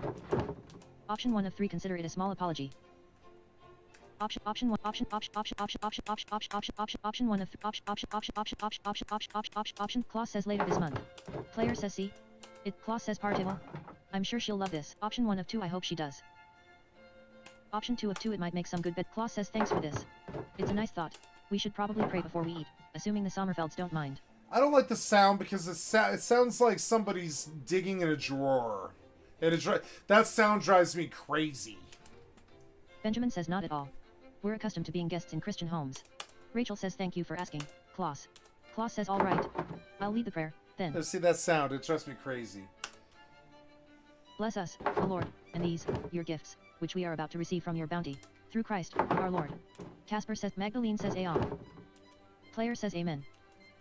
Rachel says Klaus, thank you again for letting us stay here. It's been such a long trip. I think religion's cute. I like seeing it. I won't lie.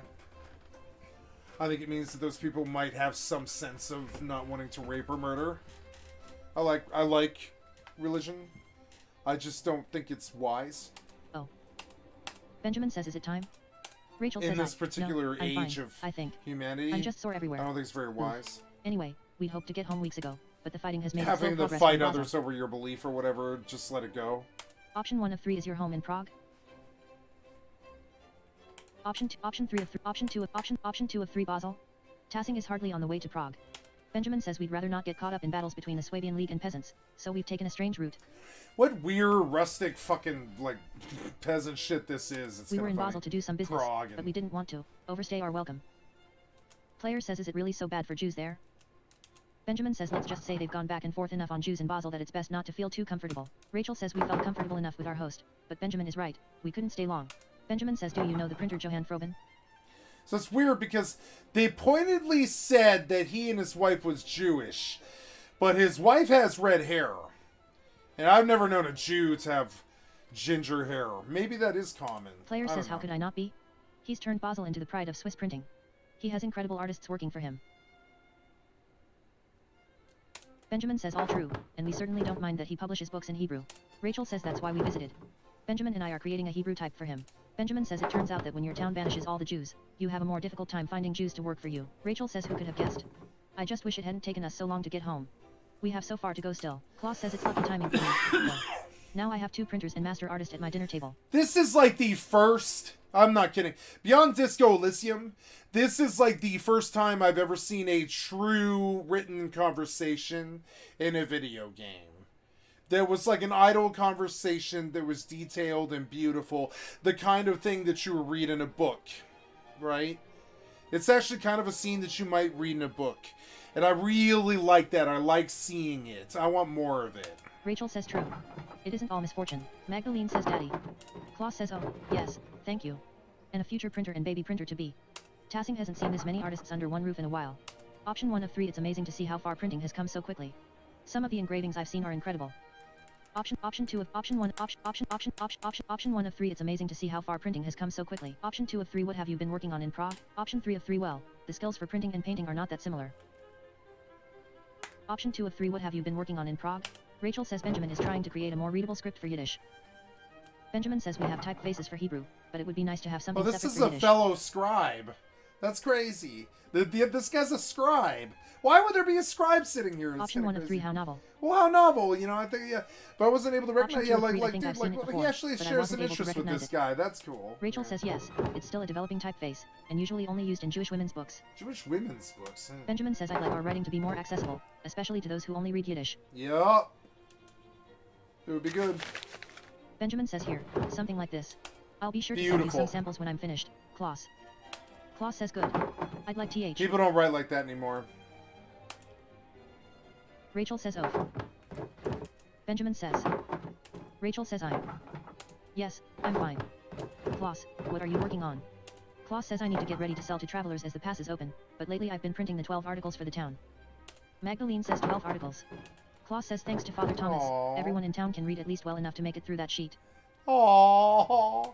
It's got a lot of people talking and a lot are coming over to Otto's way of thinking. Well, you heard him yourself, Andreas. What do you think of what's happening in Option 1 of 3, I think the abbot is in a difficult position and he's just trying to find a way through it.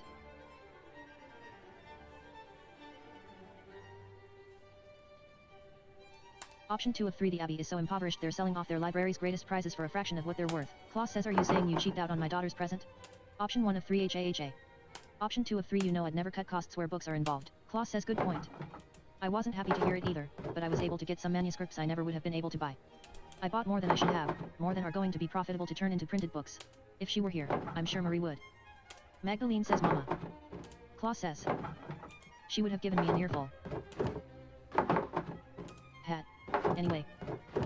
If the abbey is in such a bad state, there must be someone the abbot can appeal to for more money. Option 1 of 2 who? The Pope?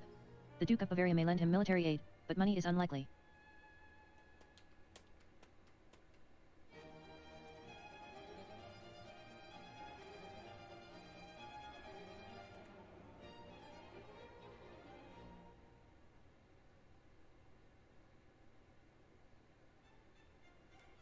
Option 2 of 2, he could try to sit down with Otto and work something out. Klaus says Otto's tried to reason with him. The abbot won't listen. Benjamin says we're sympathetic to what's happening here. We saw it all throughout Swabia. Peasants are suffering. Rachel says it's true, but I worry about what will happen in Tassing. Ow. Benjamin says. Rachel says I'm fine. Peasants are no match for the soldiers of the Swabian League. Casper says what is the Swabian League? Option 1 of 3, soldiers of the Swabian nobility, meant to keep peace in the empire.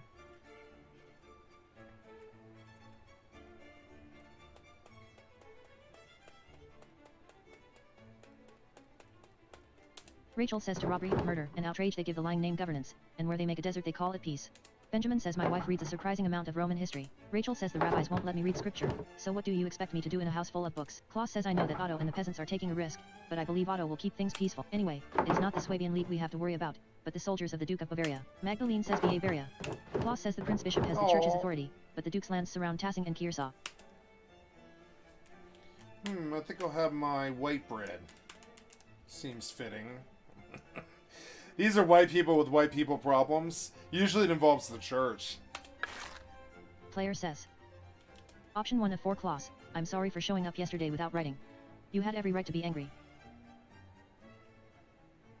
Option 2 of 4 Klaus, I wanted to apologize for never writing back. Option 3 of 4 Klaus, I'm sorry for never writing back. What happened here in Tassing, at Kiersau? I just wanted to forget it.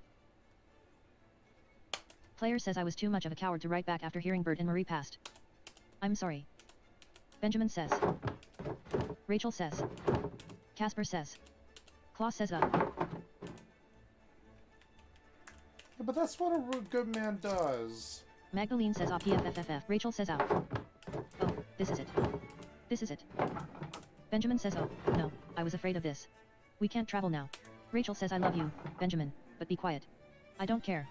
I need help. Benjamin says yes. We need a midwife. Is there one who would accept Rachel? Option 1 of 2 Agnes Steinau Aaron.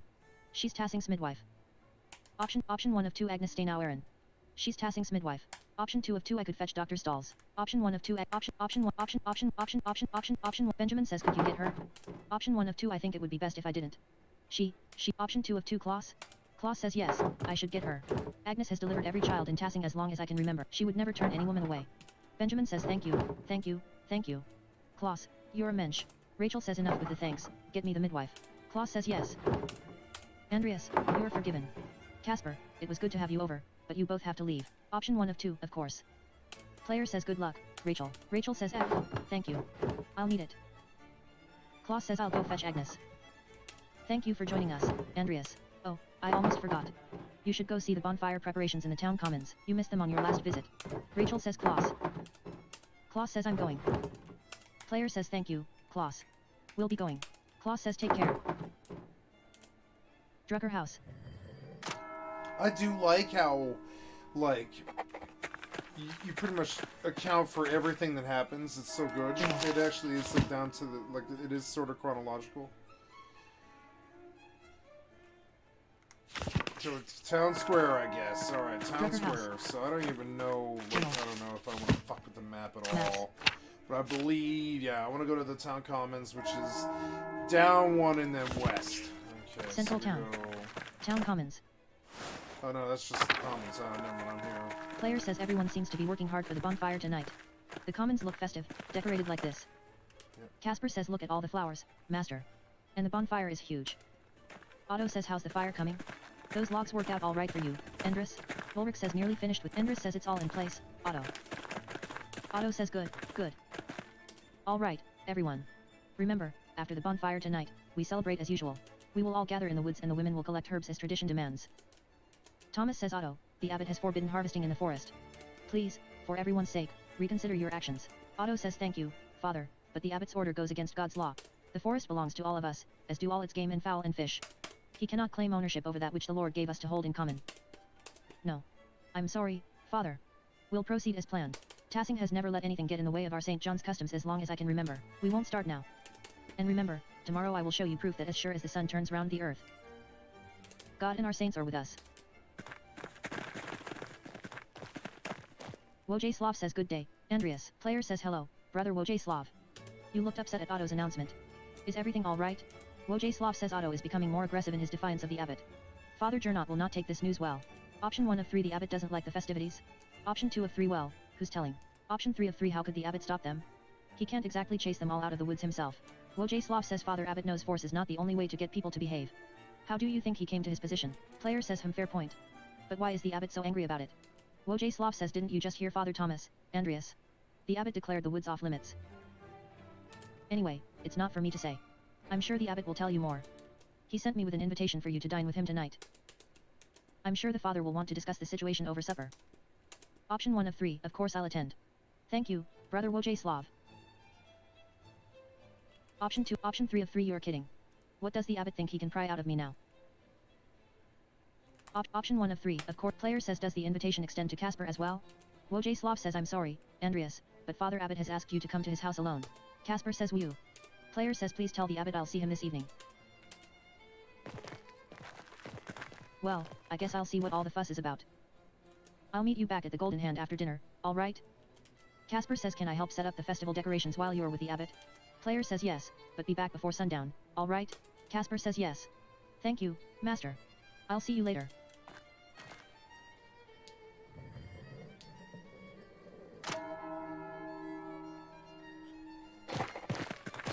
Carl. Carl. Carl. Anton. Johann Bauer. Anton. Johann Bauer Farm. Brigida. Brigida. Johann Anton.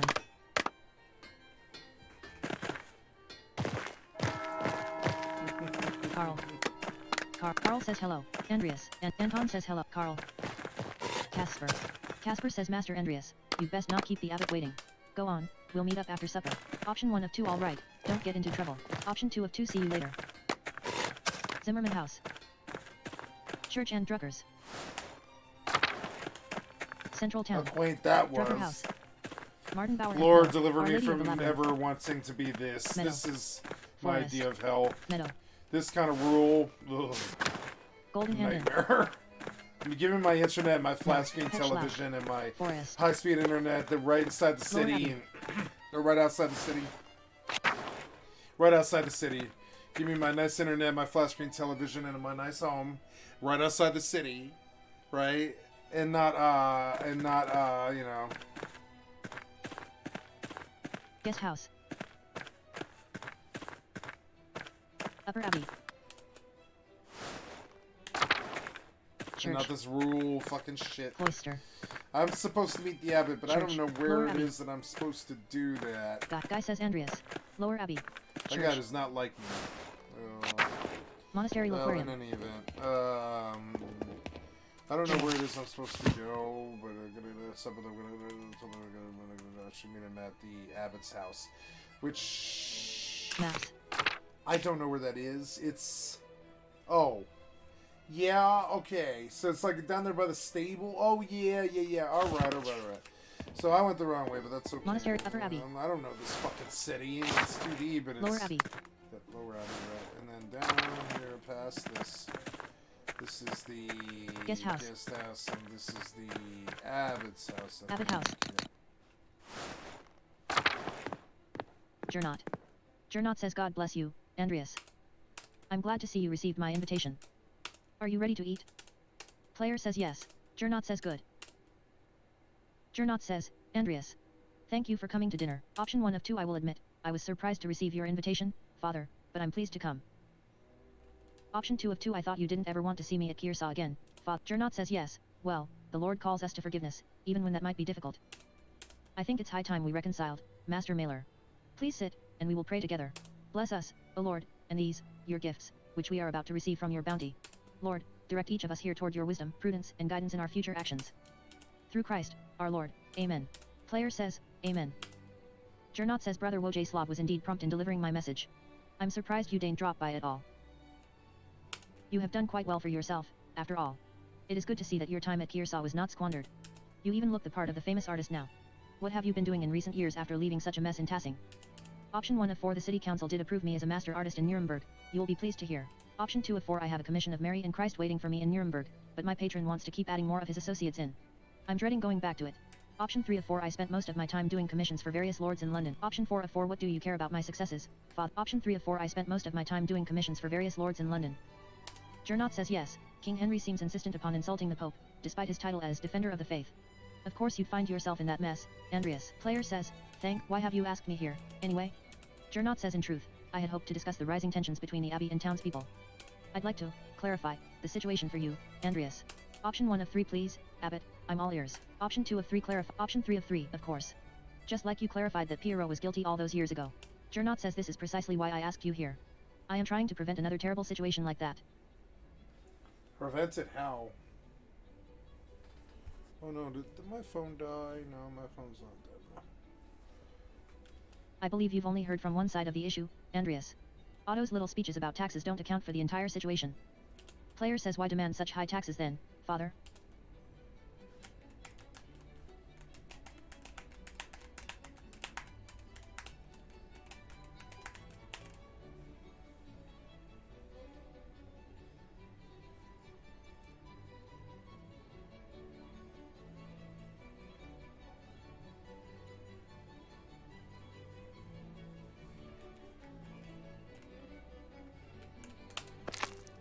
Gernot says with the scriptorium closure, the taxes are necessary to make up for the lost income. Option 1 of 5. Surely there's another option. Do you really need to raise taxes that much? Option 1 of 5. Surely there's another option. Do you really need to raise taxes that much? Option 2 of 5. Why not ask the bishop for help? Option 4 of 5. Then why close the scriptorium at all? I don't understand it.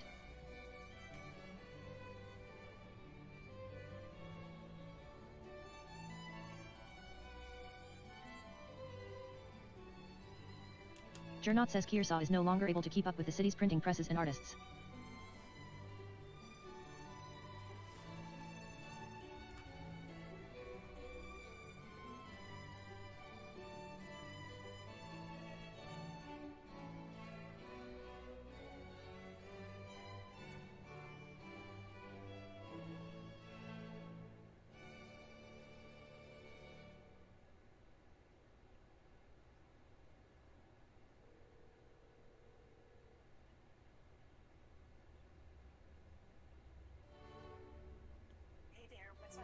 I'm just checking in to make sure you're okay. Doing okay?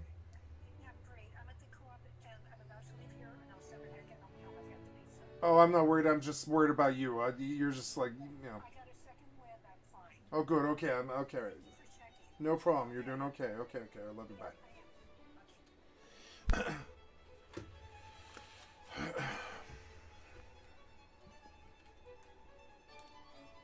There are better uses of the brother's time than books.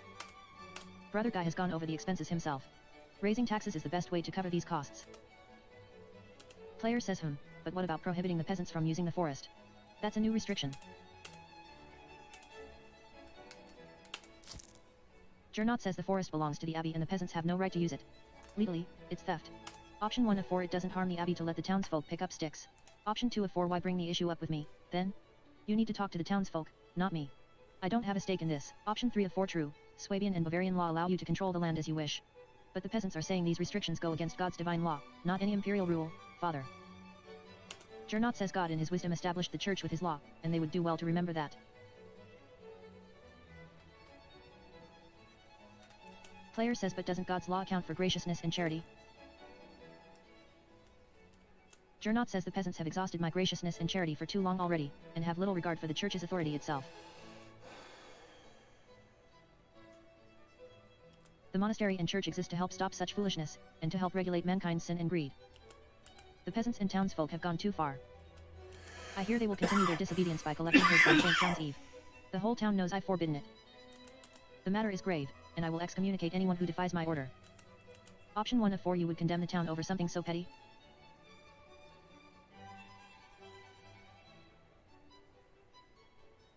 Gernot says that is up to them.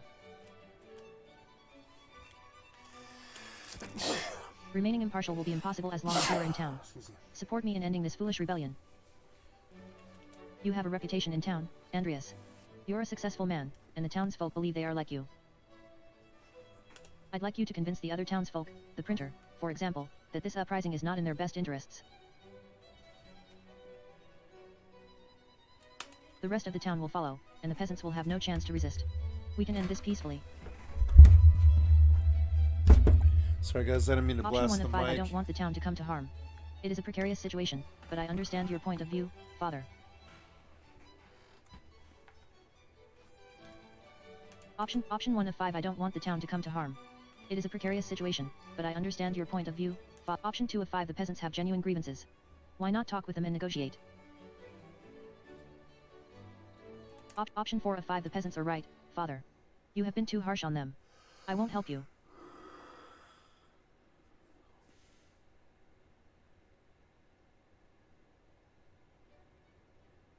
Option 3 of 5. I want no part in this either way. I don't have a stake in this and I don't want to make enemies. Option 2 of 5. The peasants have Jernot says I am a forgiving man, but Otto's stubbornness has challenged even me. Otto is past the point of talking, Andreas. That's why I'm begging you for help in the matter. Please, take more time to think about it. I apologize, we must conclude for now. Jernot says I must excuse myself. I am expected to lead a service at Compline tonight. Think on what we've discussed, Andreas. I trust you can find your way out. Player says I will, Father Abbot. Good night. Jernot.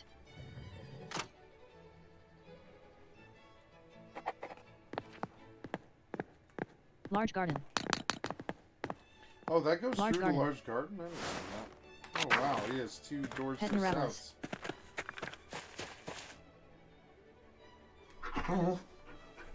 People are suckers for this kind of thing. It's kind of funny. It's wise for them to do it. Pet Mirabilis. It was good. Player says these cucumbers are growing quickly. I'm sure whatever isn't eaten will be pickled. Yeah. So, Animal I don't pen. know. What, I mean, now, I don't know what my stake is as I should return to the comments to find Casper. Okay. Kitchen and cellar. Refectory. It's Oyster. kind of Chapter house. formulaic a little bit. Oyster. Oyster. It's like, go do something, go do something, go Modest do chapter something, house, sleep. infirmary, Go Upper do Abbey. something, go do something, go do something, sleep. It's fairly Church, Lower repetitive. Abbey. And it suffers from that a little bit. But it's still an interesting story. I can't seem to get enough of it or I would stop. I think the story is compelling and I do wish to I do wish to know where it goes, at least for this particular walkthrough of it. Smokey's home. Church and Druckers. Meadow.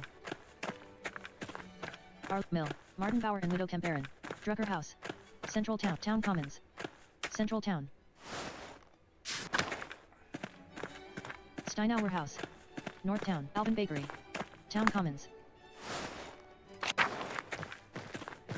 Gertner Farm. Brigida. Johann Bauer Farm. Carl. Casper. Casper says Master Andreas, look at how big the bonfire is. The decorations are so fancy. Option 1 of 2, the St. John's Eve Festival is a big event for Tassin. I missed it last time I was here. Haven't you ever been to a festival like this, Casper? Casper says no, I've never seen anything like this. Can I stay at the bonfire and see the costumes and watch them collect herbs, Master Mailer? Please? Option 1 of 2 alright, but follow along and don't get in their way. I'm too tired for the festival. I think I'll just turn in for the night.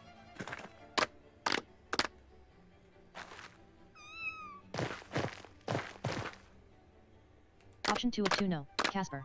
It's late, and I don't want to risk the abbot's anger. Option 1 of 2 alright, but follow along and don't get in their way. I'm too tired for the festival. I think I'll just turn. Option 2 of 2 no, Casper. It's late, and I don't want to risk the abbot's anger. Let's just head back and go to sleep. It's weird because this choice could be crazy if I don't protect Option 1 Casper of 2 alright, and they follow kill along him. and don't get in their way. Option 2 of 2 no, Casper. It's late, and I don't want to risk the abbot's anger. Let's just head back and But go if to I sleep. bring him with, he doesn't die and someone else does. It's sort of bad. I mean, let's see Option what 1 of 2 happens. alright, but follow. Casper says yes. I promise I won't make trouble. I'll see you tomorrow, Master. I feel bad about that. Adelia, Zimmerman House. Church and Druckers. But I also, I mean, I don't know. Central Town. You gotta choose Drucker one way or House. another. I Martin chose Bauer and that. I Mill. wanted Our to Lady of the see Labyrinth. if that's where they went with it. I said, Meadow. like to see Forest. if that's Meadow. where what their goal was. Yeah. Golden Hand Inn.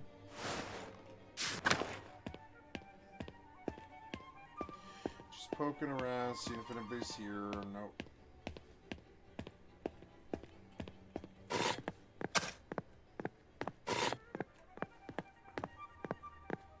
Golden Hand Guest Room.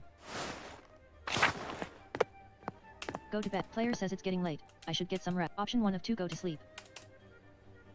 It's funny because Disco Elysium is exactly like this. I mean, this game is kind of like Disco Elysium. It's easier.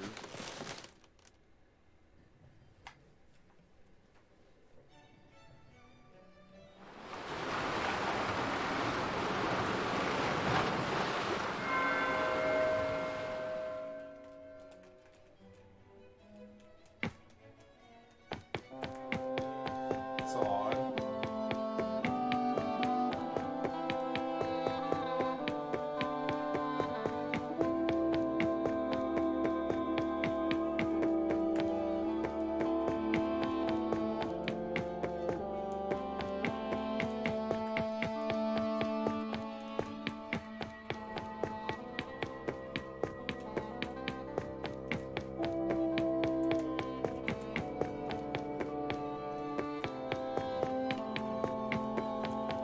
Sabine says. Player says what is it? Sabine says. Option 1 of 2 what? Option 2. Sabine says come home. Option 1 of 3 I will. Soon. Sabine says you're lying.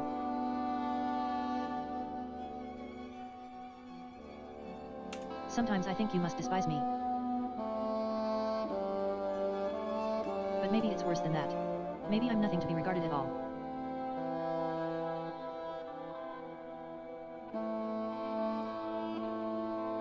What am I to you now? An annoyance? A bother, a nuisance to be ignored while you lead another life in London? Was there ever an ounce of love in your heart for me? Option 1 of 3, of course there was. Option 3 of 3, option 1 of, Sabine says but no longer. Option 1 of 2, I hate talking to you when you're like this. Option 2 of 2, Sabine says fine. Go back to your books, the only things that make you happy. This house is so lonely without him. Player says stop. Sabine says your presence would only amplify the grief. Player says stop. Sabine says leave me alone. Leave me alone with the memory of him. Player says stop. Just leave me alone. Just for one night. One night where I don't have to dream about him. Please. Thank you.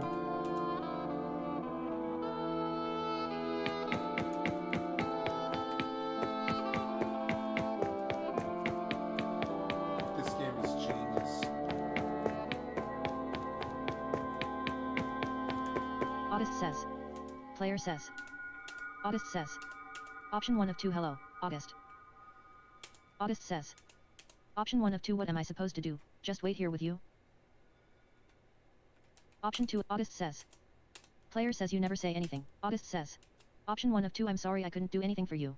Option 2 August says. Option 1 of 2 I'm so tired, August. August says.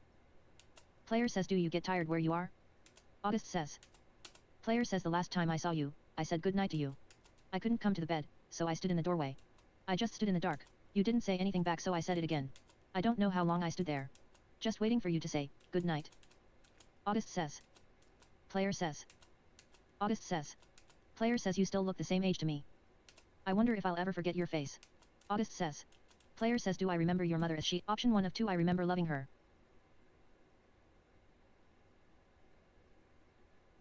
August says. Option 1 of 2 can you ever picture someone clearly if you love them? Option 2 of 2 can you ever picture someone clearly if you hate them? Option August says. Player says I loved you, little boy. Option 1 of 2 I wish I didn't. Option 2 of 2 I loved you so much. Player says sometimes I wish I could die so I wouldn't feel it anymore. August says. Player says but I can't. So I retrace my steps every night, and I find my way back to her. Back to you. August says. Player says I love you, August. Good night.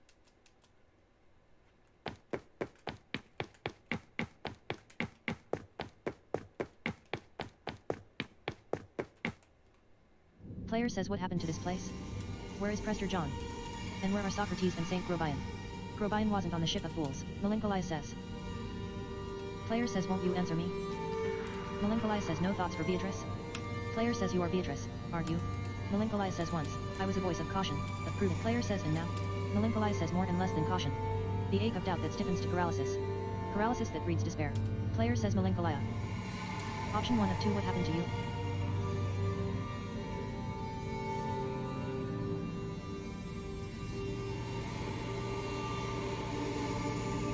Option 2 of 2 what Melancholy says what happens to you happens to us. The foundations of this city are still moored within the ocean of your mind. Its court does not rule your mind. Your mind rules the court. Once reason, curiosity, and the foolishness of youth dwelled under the aegis of your intellect. I am all that remains. The melancholy of life's autumn. Option 1 of 3 but it is only June. Option 2 of 3 is that it. Option 1 of option 3 of 3 how did it come to this? Melancholy says you have turned your gaze to your own dark center. You know the courses of your own life. You know how the choices you've made have brought you here. Player says what am I supposed to do about it now? Melancholy says change your life. Player says. Wait. I shouldn't be here. I needed to help someone. Is Casper alright? Melancholy says so your thoughts aren't entirely turned inward. There is still something in you that cares for others in spite of your melancholy. Perhaps there is still hope for us. Wake up, Andreas.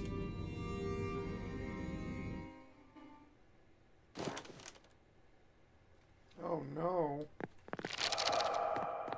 Where's the boy? See? I should have made the boy come back with me. Go to bed. I was like, nothing will happen to the boy. There's all these good people here. I was like, nothing will happen to the boy. I should have just given in to my own goddamn thing and like let him live. But I was like, man, wait, they take the boy. I'm gonna be so pissed. They took the boy, maybe? I don't know. Where's the boy? Oh no. Man, this fucking... Is it the abbot? Is it the dirty abbot? Golden Hand Inn, Church and Druckers. Where in the fuck's sake is the boy? What is it that you want me to do? Yeah, so we're gonna go look, I guess. Arl Mill, Martin Bauer and Widow Kemperin. Drucker House. Central Town Commons. Zimmerman House. Otto says hello, Andreas. Enjoying the bonfire? Your costume looks just like a fancy night dress. Option 1 of 2, I'm looking for Casper. Have you seen him? Option 2, player says I woke up and Casper was gone. Have you seen him? Otto says him. No, I haven't seen the boy tonight. A group of townspeople went into the forest to collect herbs, though. You might see if he wandered off with them. Enjoy the festival while you're at it, Andreas. We're showing the abbot what for. Zimmerman House. Martin Bauer and Widow Kemperin. Church and Druckers. Martin Bauer House. Oh, this dead ends here. Okay. So what's down here? Is it that way? Oh, this dead ends too. Autoli's home. Oh yeah! Oh, but I mean it's locked. Oh. Johann Bauer Farm. Johann Bauer House. Town Commons. I better go to the Commons. I'm off track. I gotta get all the way over east to like towards the church. Church and Druckers. Central Town. Drucker House. Martin Bauer and Mill. Our Lady of the Labyrinth. Meadow. Forest. Smokey's home. What the fuck? Meadow. Shrine of Waterfall. Shrine of Saint Sasha. Meadow. Shrine of Waterfall.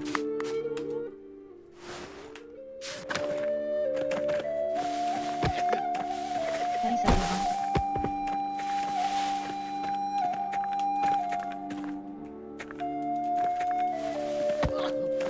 I can't. Player says the waterfall must flow down from the snowmelt in the mountains above the abbey. The waterfall must flow down from the snowmelt in the mountains above the abbey. Hetty says Johann dear. Old salt mine.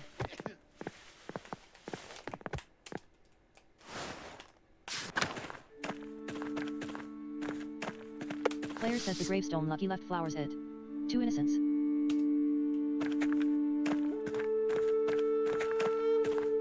Waterfall. Well, let's get our looks because I didn't know what was there. Hetty says Johann deer. Forest.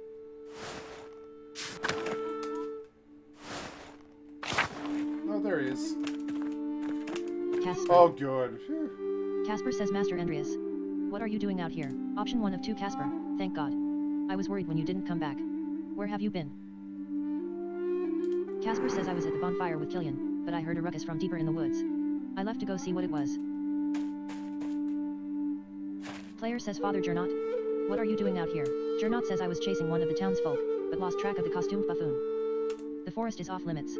I'll figure out who's breaking the rules and excommunicate them myself. Casper says what was that? Gernot says someone is screaming in town. They're really taking this nonsense too far this year. Option 1 of 3 let's go back to town and see what's happened. Option 2 of 3 let's go back to town together and option 3 of 3 what are we still doing here? Come on. Forest.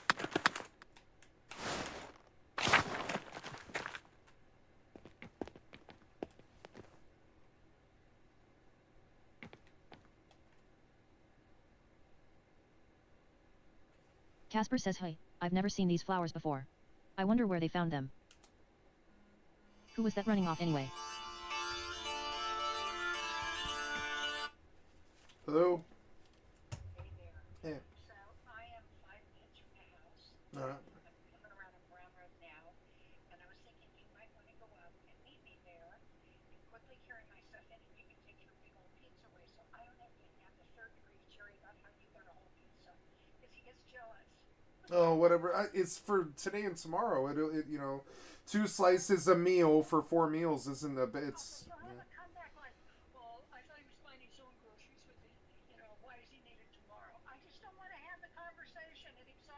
Yeah, I understand. Yeah, so I'm coming. Okay? I'm not criticizing either one of you. I don't have the energy for it. I understand. I'm starting to lose it now. Oh, it's okay. It's okay. Alright, so anyway, um, probably in 4 minutes now, I will be there, and if you want to meet up with me, you can quickly carry my bags up for me up the stairs, and then you can leave with your pizza. I'll leave it on the back seat. Okay, do you want me to take the stuff to the kitchen or just the thing by the door? If you take it by the door, that's a big help. If you take it all the way to the kitchen, it's even nicer. Kitchen. Yeah, I'll take it to the kitchen. Yeah. All right. Sweet. That's really good. All right. All right. Okay. I'll see you in 3 minutes now. All right. Bye. Got to be right back, guys. It's dinner time, but I'm coming back to play the game. But I need to go grab dinner. So, BRB like 3, 4, well, more like 5 minutes, something like that. Probably 5 minutes, and then I'll be back. Be right back. 5 minutes. You know, I never thought about that. Be right back. 5 minutes. Grabbing dinner. So, I'm gonna go pull a. I want to. Yeah, but I would really like it if you. Like gave me the desktop. Okay, new text fucking document. Open it. Oh my god, are you opening Word? Please don't do that. Alright, well, whatever. I don't care. You're constantly trying to give me Word. Let's get started with blah blah. Blah blah blah blah blah. Blah blah blah blah blah blah. Wait, what? I need you to open with. Like, choose another app, go to Notepad, always, just once, right? Yeah, always for that. BRB, 5 minutes. Make it big. Be right. Get that shit there. Be right back. 5 minutes. Dinner. Dover. Dinner. Why is that open? Get that closed. It makes me worried. Dinner, sorry. Why am I not getting, like, there we go.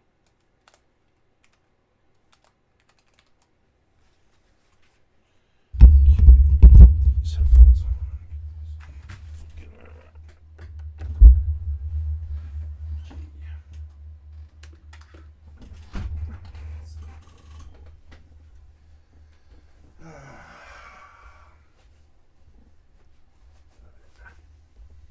Towards fucking bedtime here. Let's go. Okay. I'm gonna need my phone for a flashlight.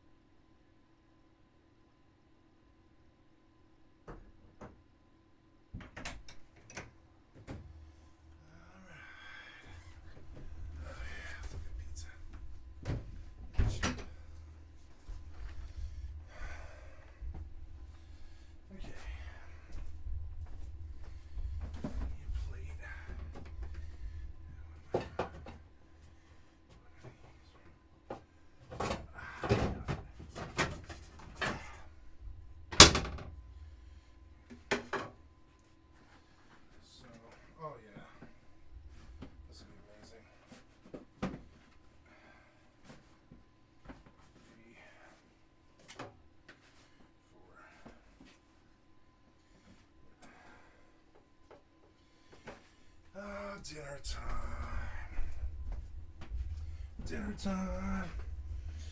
Okay. Flesh. Alright, back, sorry. Oh yeah, pizza. I haven't had pizza in a long time. Fuck yeah. Huh. Okay, where's my mouse? There it is. Don't save. Jernot says it's too hard to tell who's who in those stupid costumes. Option 1 of 2, we can worry about that later. Let's check on the town first.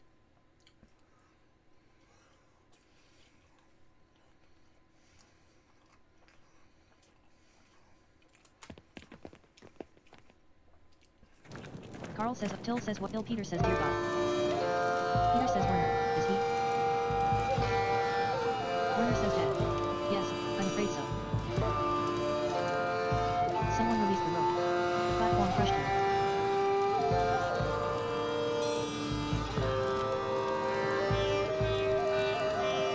Jernot says what?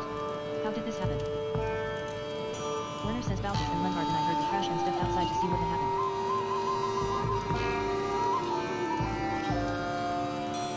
Balthasar says right, and then we saw a figure in a costume rushing off from the hothouse.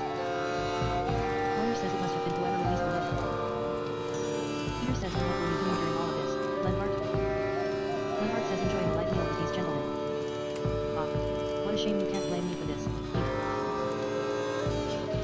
Player says Casper, look to see if Otto had a note. Casper says Player says do it.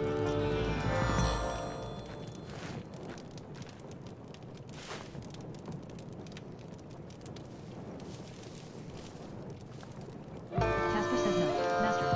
There's nothing. Player says, are you certain? Casper says, what were you expecting? Player says, I'm not sure.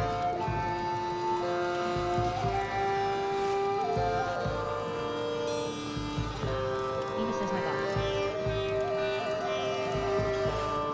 Otto. No, no.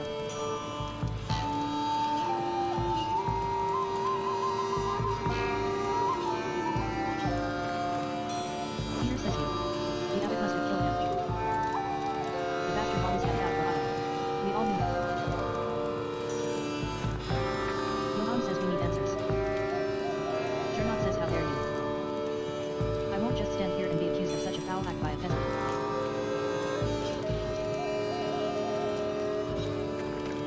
Peter says go after him. Casper says wait, no. The abbot was with us. He's innocent. Option 1 of 2, that's right. There's no way he could have killed Otto. Peter says grab the artist and the boy, too. We'll get to the bottom of this. Player says Casper,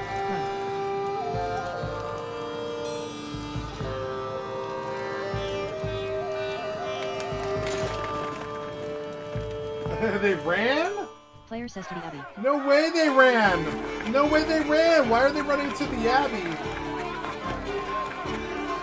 Oh no! Oh no! It's townspeople with pitchforks and fucking torches. Go! Go! How are you gonna calm this down? You're not. You're just gonna die. Jernot says brothers. To the library, now.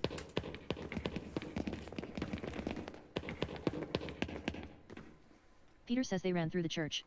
This way.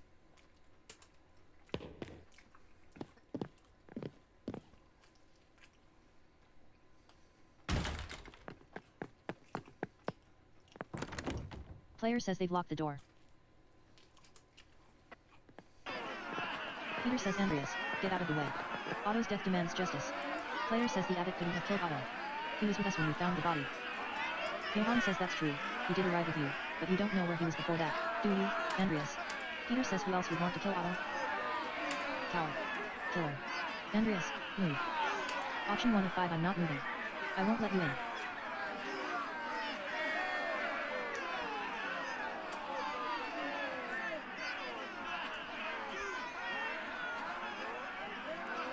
Option 5 of Fabian says no mercy. Carl says face us. Till says he's a monster.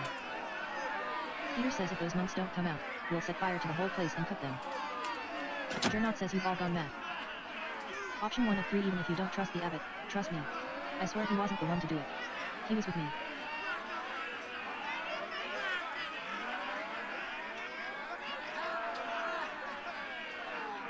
Option 3 of 3. You all have good. Casper says it doesn't seem like the abbot could really kill Otto, does it? Peter says fine, damn it. You've got one day to find whoever you think is the real killer, Andreas. Otherwise, we will come back for the abbot. Eva says Andreas, all I want is justice for my husband. Please, we must find the murderer. Option 1 of 2. I swear I will find whoever really killed Otto. Option 2 of 2. Eva, Otto was a good man. I won't stop until I find who killed him. You should have committed to that. But oh well, that's what this game is, so we commit to it. Casper says the peasants are really convinced that Jernot killed Otto, but it was impossible. Option 1 of 3. Peter's temper got in the way. The abbot is an easy target because he was at odds with Otto and his cause.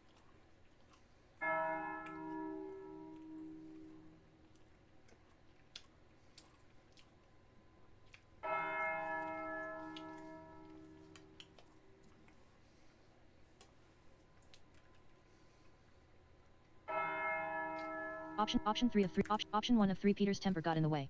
The abbot is an easy target. Option 3 of 3. I don't wish death on the man, but the abbot is an ass.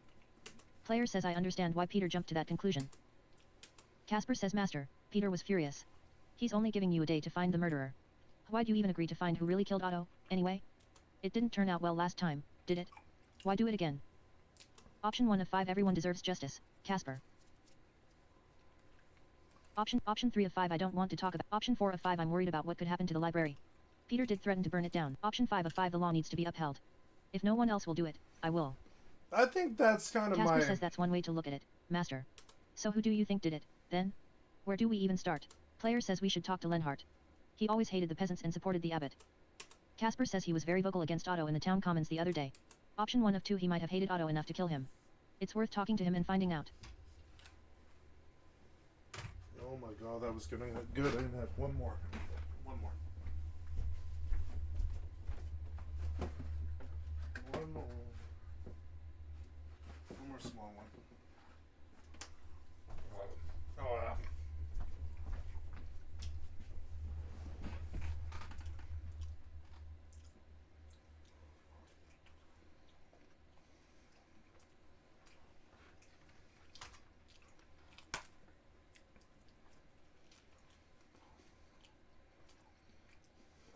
Casper says oh, what about Martin Bauer?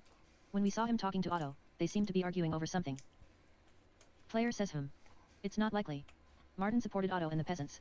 Option 1 of 2. Martin was always an ass. If they had a bad enough argument, he could have wanted to kill Otto.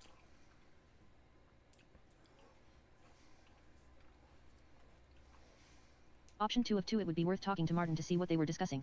He might have an idea of who would want to kill Otto. Option 1 of 2. Martin was always an ass. If they had a bad enough argument, he could have wanted to kill Otto.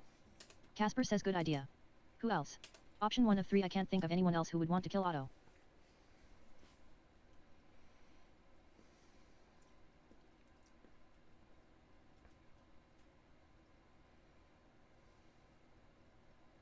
Player says we'll have to do some more investigating to find out who the murderer is, but we'd better move fast.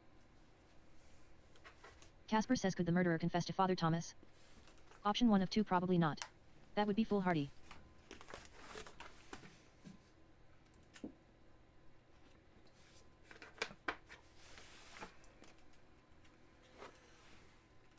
Option 2 of 2. Player says, however, we could eavesdrop on confessions. Since St. John's Eve just happened, the townsfolk will all come in to confess. Wow. Casper says oh, yeah. One of the townsfolk might have heard something, anyway. That's a good place to start. Player says we could also ask around at the Golden Hand. Option 1 of 2. The travelers might have seen or heard something useful. Casper says what about the person who ran by us in the forest? They were wearing these flowers. I've never seen them before. Player says right, we have to find the source of those flowers in the woods. That might give us some sort of connection to the killer. We have a lot of good places to start. Even though time is short, we have a good chance at finding the real killer. Alright, let's get to work. Golden Hand Inn. Yellow flower murder. Hannah. I like it. Yuzua. Yuzua. This could easily be any setting. You can make this a tech setting. You can make it in a medieval setting like this.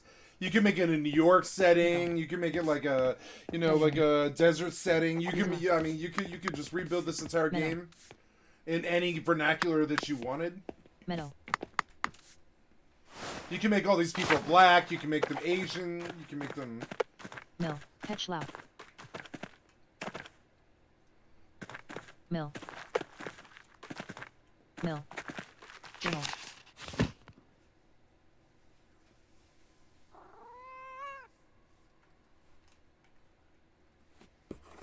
Yeah, so, but, I mean, what? Yeah, but, like, oh, the Golden Hand, right. Okay, another murder, investigating Otto's murder. Should speak with Father Thomas to see about the St. John's Day confessions. Townspeople becoming a professor since. I should also visit Lenhard Muller. He's heavily invested in what's happening. He must know something. I can ask around the Golden Hand and learn what the burgers have heard from locals and travelers. I also need to search the forest to find flowers dropped from the figure who ran past us. Okay, so... Petschlau. Forest. We could go straight to the forest. I suppose that might be the wisest place to go. Meadow. Casper says, look, Master Andreas, flower. Player says they're not the ones you found, though. See the petals? Let's keep looking. Smokey's home. Player says Brother Wojciech uses time in almost all of the Abbey's cooking. Maybe Smokey's home. Player says with Father Gernot's new Meadow. Shrine of Waterfall. Shrine of Saint Sasha. The waterfall, maybe? Casper says what about these, Master Andreas? Player says no, these flowers are red. They don't match what you found. The waterfall must flow down from the snowmelt in the mountains above the Abbey. Old salt mine. Player says the gravestone Lucky left flowers it. The gravestone Lucky left flowers it. 2 innocents. Waterfall.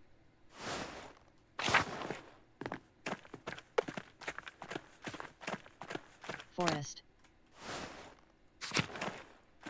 Meadow. Lower Abbey. I think Pentiment's probably making pretty big waves Upper right Abbey. now. I think it's going to change some people's lives, this game. Guest house. Abbott house. I don't know. I don't know where they want me to go, kind of. I'm like, I don't know. I could, let's go look in the map where you want me to go, huh? You say that you want me to go to... There's no objective, huh? No objective at all. I don't know. Let's go talk to... Guest house. Father Martin, which I think is like right Meadow. over here. Right? Yeah, I think so. Forest. Petschlau. Mill. Golden Hand Inn. But yeah, I was supposed to ask about the Golden Hand. Yuzua says God bless you. Killian says good day, Master Mailer. Nico says Master Mailer. Is there anything I can do for you? Player says Nico, have you heard anyone in here talking about Otto's murder? Not just talking about it, but, you know. Casper says yeah, you know. Option 1 of 2 millimeters exactly. Option 2 of 2 he understands. Option 1 of 2 millimeters exact. Nico says like they had something to do with it. Oh, no. I think I'd remember something like that. Then again, I try not to eavesdrop on conversations. I don't want to get yelled at, or worse, but maybe you could find more luck talking to people. Beer always tends to loosen people's lips. Buy a round for everyone and you can have the run of the place. You'll be here a while, though.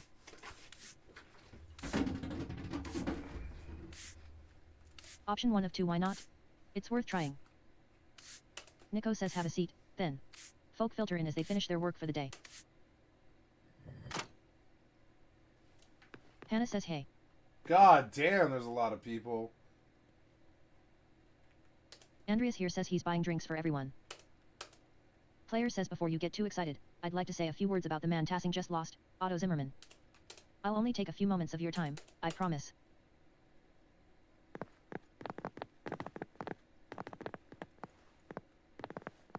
Option 1 of 3 Otto was a good man. Option 2 of 3 auto. Option 3 of 3 auto. Option 1 of 3 auto was a good man. Option 1 of 3 he stuck up for the people in this town. Option 1 of 2 and he was a loving husband to Eva and a good father to OTZ. Option 1 of 2 his reward in heaven will be equal to his good deeds on earth. Player says to Otto.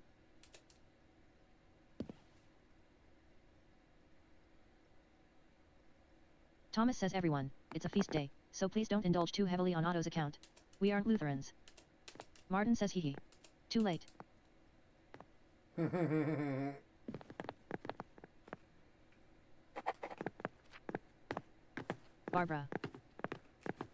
Barbara. Barbara says are you the man to thank for the drinks? Option 1 of 4 I am. Option 4 option 4 option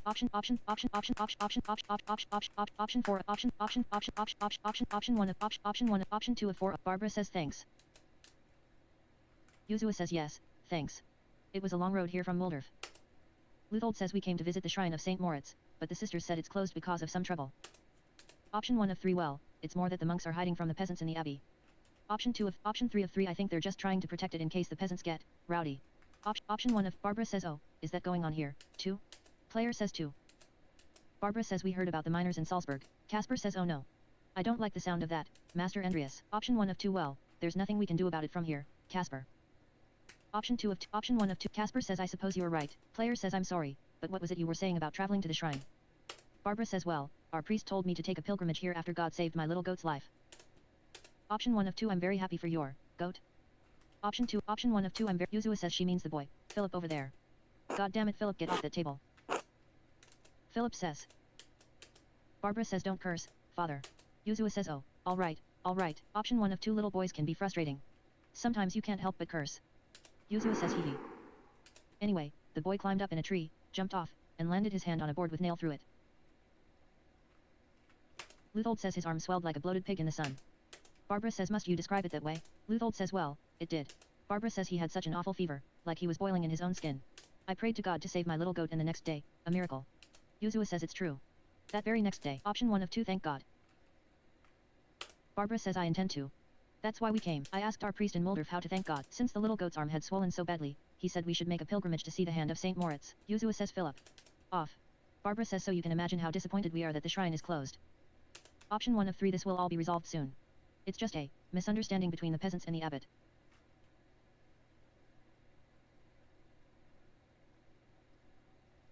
Barbara says if you say so.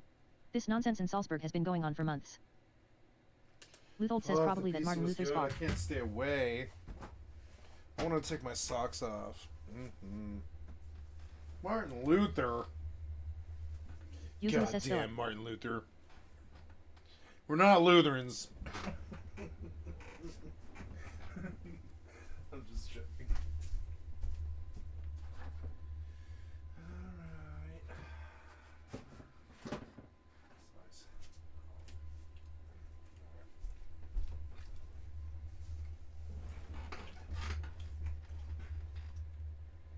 Oh my god, it's so good.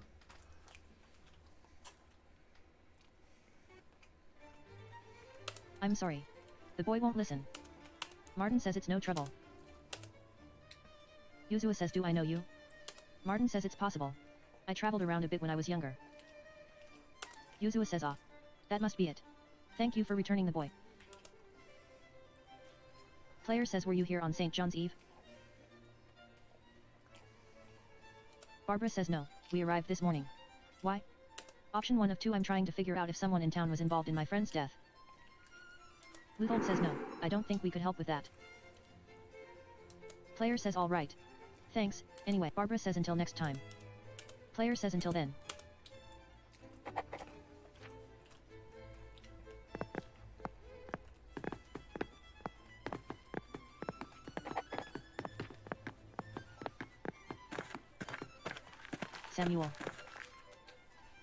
Samuel says Andreas Mailer, right? You're staying here at the Golden Hand, aren't you? Option 1 of 2 yes and yes.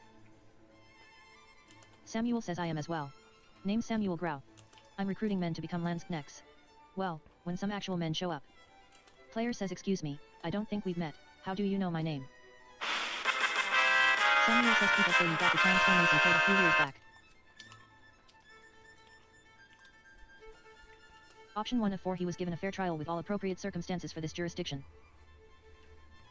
Samuel says if you say so. I don't know anything about the law. Well, then why condemn me? I'm just the barrister. I was just telling young Hans and Fabian about the life of a Landsknecht. Hans says what's the pay like? Fabian says is it dangerous? Samuel says 4 gold in a month, and yes, it's dangerous. Mind that you do have to pay for your own equipment. Fabian says how much? Samuel says at 13 to 15 golden. Hans says damn. That's more than 10. Samuel says, yes, it is. It's 3 to 5 more than 10. Do you have 10 golden? Hans says oh, no. I don't have any golden.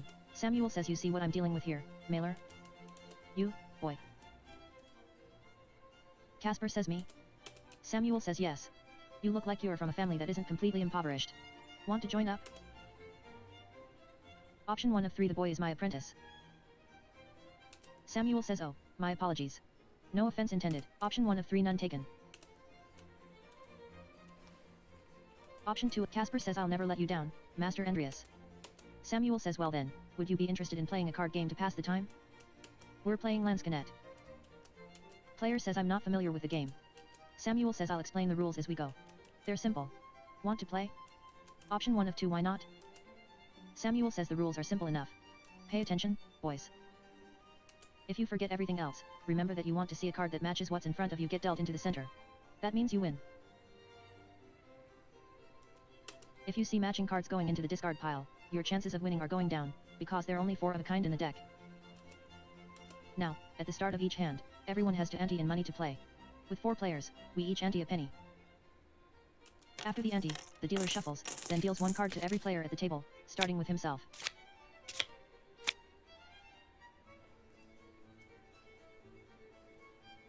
Is that a jack? It looks like a jack of hearts or king, I don't know. All cards are dealt face up in this game, so we all know what we're dealing with. The value of the card is only important if we run through the whole deck, but it may influence your strategy. In this game, the queen is the high card, followed by the king, then the farmer. Each turn, you can raise by the ante, stay, or fold from the game.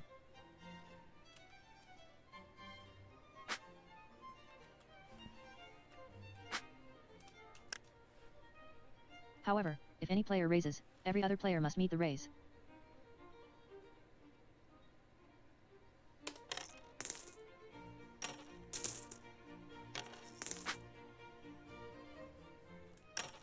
When all players are finished, we deal 3 cards into the discard pile. Then we bet again.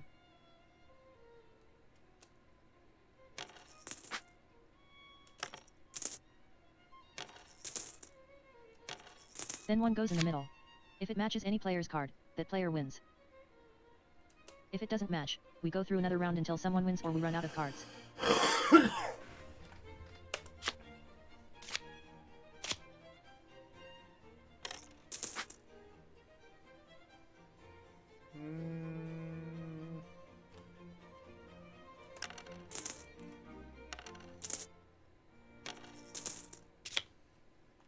Congrats Hans, you would have won the money, if we were playing a real hand. If we run out of cards, the highest card wins. If multiple players have high cards, the highest suit wins. Leaves high, followed by hearts, bells, and then acorns at the bottom. Oh, Alright, come on, how am I let's play a real supposed to game now. know that?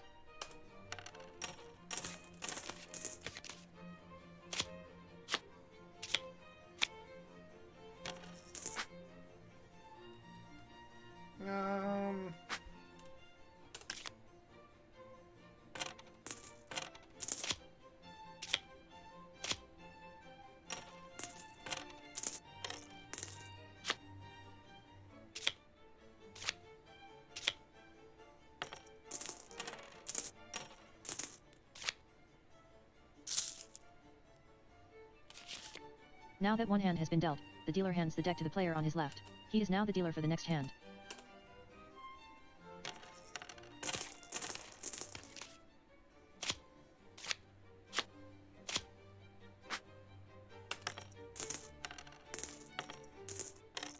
Hans says oh, can we have some beer, Samuel?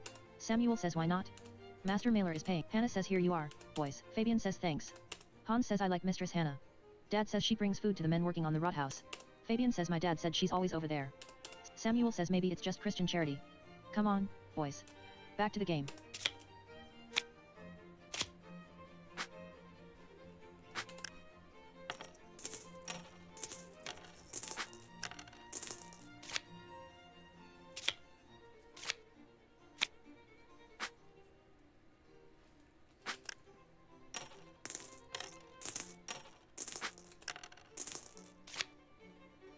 Fabian says, why is the queen higher than the king? Samuel says, because Our Lady is the patron of all lands. Next, I chose to honor her in this way.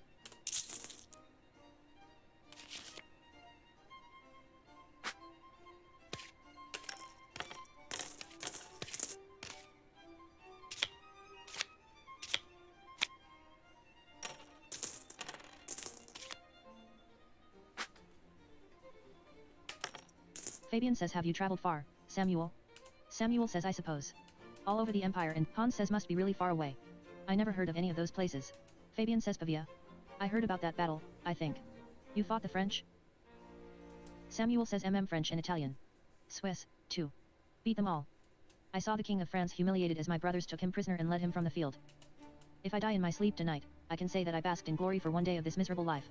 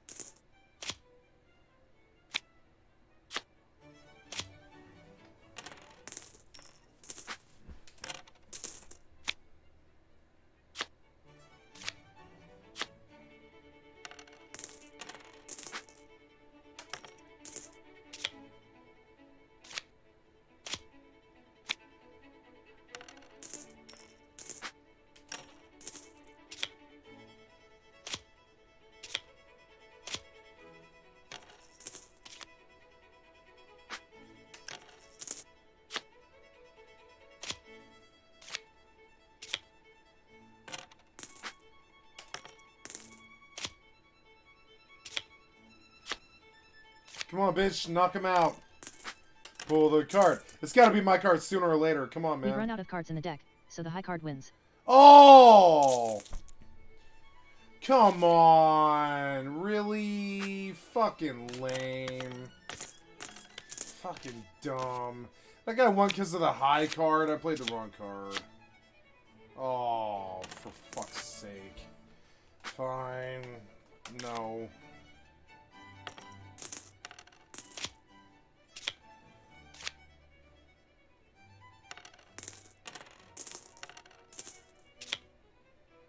Hans says, why are they called farmers? They're making books and holding guns.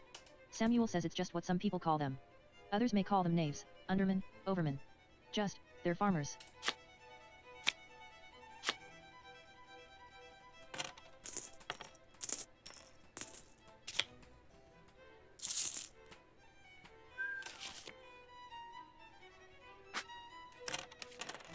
I'll play until I either win or lose.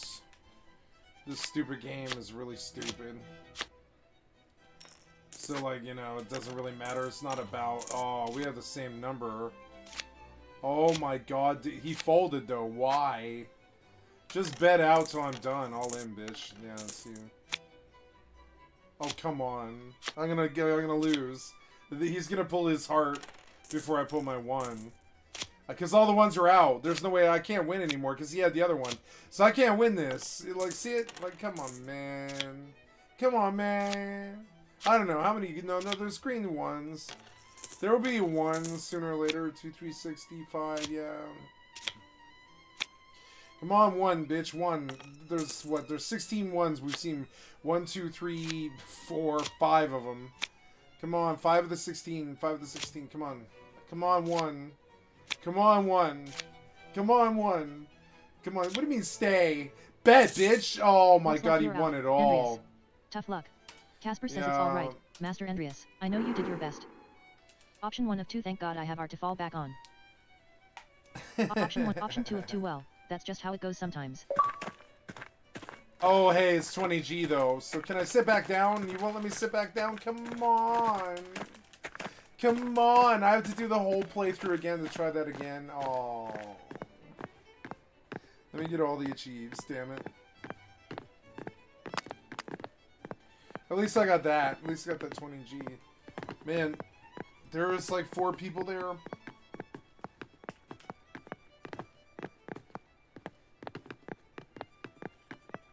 I like this whimsical game. I think it's wonderful. I don't care what other people think. Werner says de questa technic bolognesi, ma non le hovis di persona. Marc Antonio says si risultati sono piuttosto notevoli, te lo assicuro. Werner says Master Mailer. Thank you for the drink. Care to join us? The other doctors and I are having quite the chat. Doctors? Option 1 of 3, I'd love to join you. Option 3 of 3, nothing like a little drink to lubricate the mind. Werner says certainly. I'll introduce you.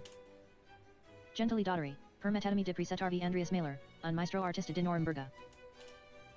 Marc Antonio Orsi, Vincenzo Ambrosi, and Angelo Gaggiarni are esteemed doctors from Bologna traveling to Flanders. Aww. Player says on PSR. Doctors! Hello, doctors!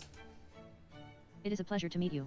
You never get to have a beer with a doctor and just be like, what's it like to be a doctor? So tell me about being a doctor. Lasciamo parlar tutti italiano. Ah, what a relief. We can all speak in Italian. Vincenzo says di cosa stavamo discutendo? What were we discussing? Werner says La Naturalis Historia di Plinio il Vecchio. Pliny the Elder's Natural History. Oh, Pliny the Elder, yeah. Angelo says una merda. It's shit. Marc Antonio says iunudo ment rigitivo. That's unnecessarily reductive. Yeah. Vincenzo says Andreas, conoscete la Naturalis Historia di Plinio il Vecchio. Andreas, are you familiar with Pliny the Elder's natural history? Werner says Serb divertent. Perci mai un artista dovrebbe conoscere la Naturalis Historia. Haha. That would be funny. Why would an artist know natural history? Option 1 of 3, I must admit my ignorance, but please continue your conversation, gentlemen. Option 2 of 3, I've read through it a few times for pleasure. Vincenzo says non il genere di cose che la maggior parte del persone legrebbe per diletto. 6 int iris la medicina o la natura? It's not the sort of thing most people would read for pleasure. Is your interest in medicine or nature? Option 1 of 3, medicine. Option 2 of 3, nature. Option 3 of 3, I just like reading. Werner says that much is clear. Marc Antonio says bet, da viravamo? Well, where were we? Angelo says la Naturalis Historia una merda. Natural history is shit. Vincenzo says cosi dis Nicola Leone seno 30 anni fa. Non una novità. Perci ce ancora bisogno di discutere? So said Nicola Leone seno 30 years ago. This is nothing new. Why does it still need to be debated? Werner says stiamo ancora usando il testo nella nostra. We are all still using the text in our practice, so the debate is ended, is it not? A meno che Leone seno non abbia pubblicato un'opera in grado di sostituire quella di Plinio, et. Unless Leone seno has published a work to replace Pliny, hat. Marc Antonio says certo che no, ma remain il wos gli errori nella Naturalis Historia siano semplicemente errori di trascrizione o qualcosa di peggio. Of course he has not, but the question remains if the mistakes in natural history are simply transcription errors or something worse. Werner says persino colenuccio, il più grande difensor di Plinio, mhci sono errori di I tradizione. love this game. It's so intellectual and beautiful. It's in a different language right now. It's fucking crazy. Pizza. I'm just gonna eat it all. I don't care.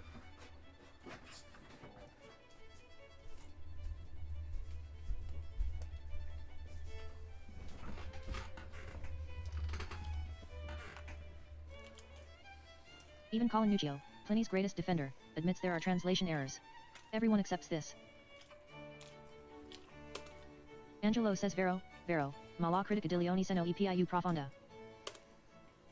True, yes, but Leone seno's criticism is deeper than that. Met anche discussioni le fonti arabe a cui ci affidiamo per identificare le nostre medicine. He also calls into question the Arab sources we rely on to identify our medicines. Fra errori di trascrizione e fonti inaffidabili, perci qualcuno lo venera ancora come se fosse la parola di Dio. Between transcription errors and bad sources, why does anyone still revere it as though it were the word of God? Vincenzo says possiamo chiedere la vostra opinion in merito, Andreas. Dare we ask your opinion on the matter, Andreas? Option 1 of 4, any text with such a long history would inevitably suffer from transcription and translation errors.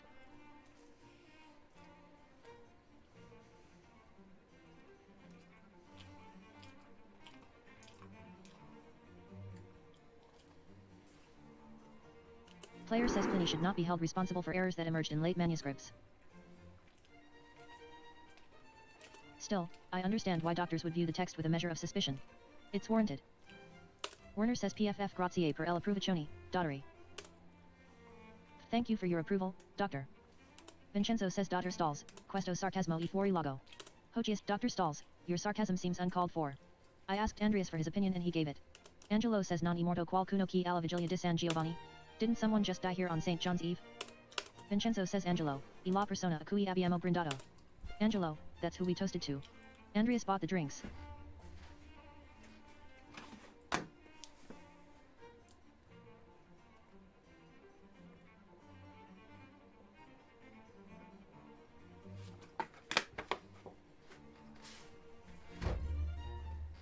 Rude Angelo doctor. says o mio dio, mi dispiace, Andreas. Io mio tedesco e così scarso che non avevo capito. Oh, my god, I'm sorry, Andreas. My German is so poor I didn't understand. Oh. Option 1 of 2 don't trouble yourself over it. Vincenzo says conosceva bene quel uomo. Did you know the man well? Option 1 of 3 well enough. He was a good man. Option 2 of 3 yes. Vincenzo says ah. Prego che sia con dio, allora. Ah. Then I pray that he is near to God. Werner says ero lì quando è successo. O meglio, subito dopo. I was there when it happened. Or, right after it happened, at least. Option 1 of 2 that's right. Dr. Stalls and his neighbor were the first people on the scene. Vincenzo says per questo si stato tutto col trambusto? Si hospegliati ma non sapevamo cosa sta succedendo. Was that what all the commotion was about? It woke us up but we didn't know what was happening. Player says interesting. Did you see anything unusual around that time?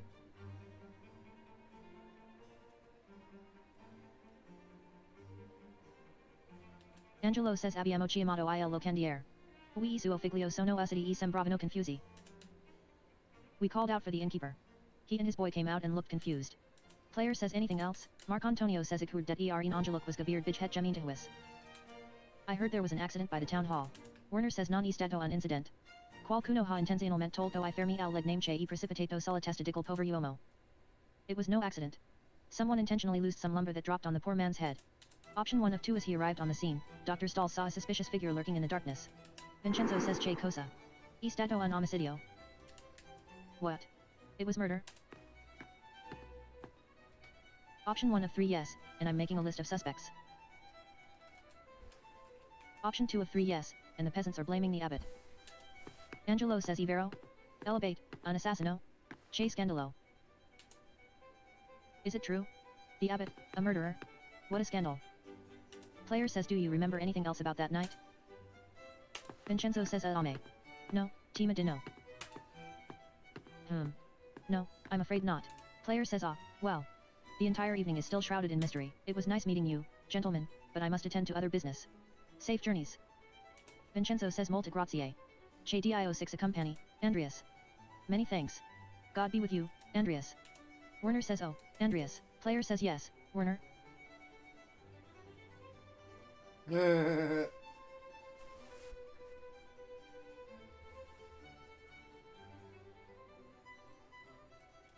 Werner says maybe it's nothing, but the murder has got my mind turning over possible suspects.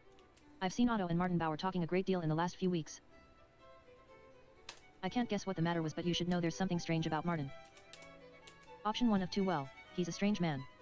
Werner says no, I don't mean his personality. There's something else. A year before you first came to Tassing, I treated young Martin Bauer for an injury.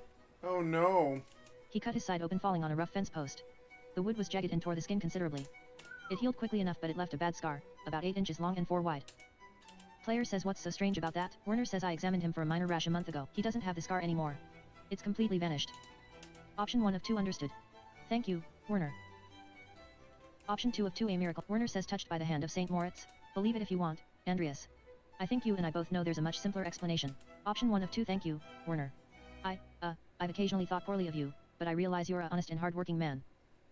Player says the people of Tassing should be proud to have you. Werner says hey. I appreciate the sentiment. Until later, Andreas.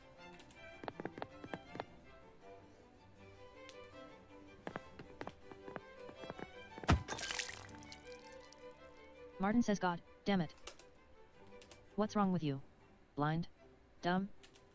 Angelo says comedy. È stato un incident. Calm down. It was an accident. Lo giro. I swear. Martin says what the hell are you saying?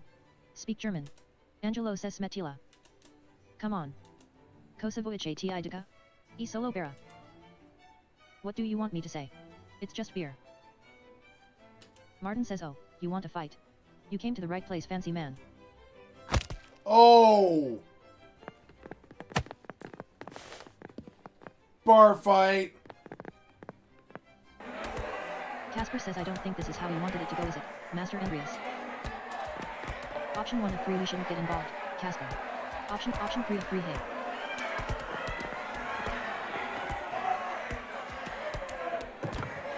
Player says a man was murdered in this town. His body is barely cold. I bought drinks for you all to remember him and to lighten the burden of his death.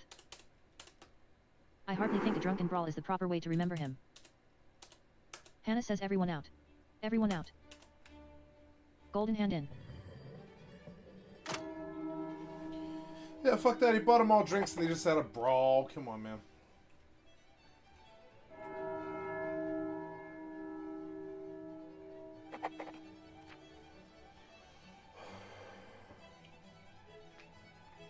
Not on my watch.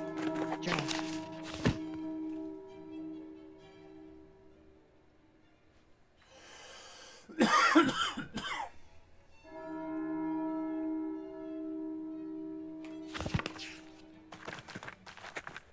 Mill, Pet Schlau.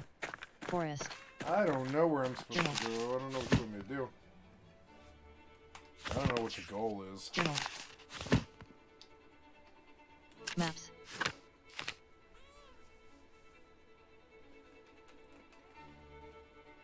People. Map. Journal. Ex Libris. Journal. Maps.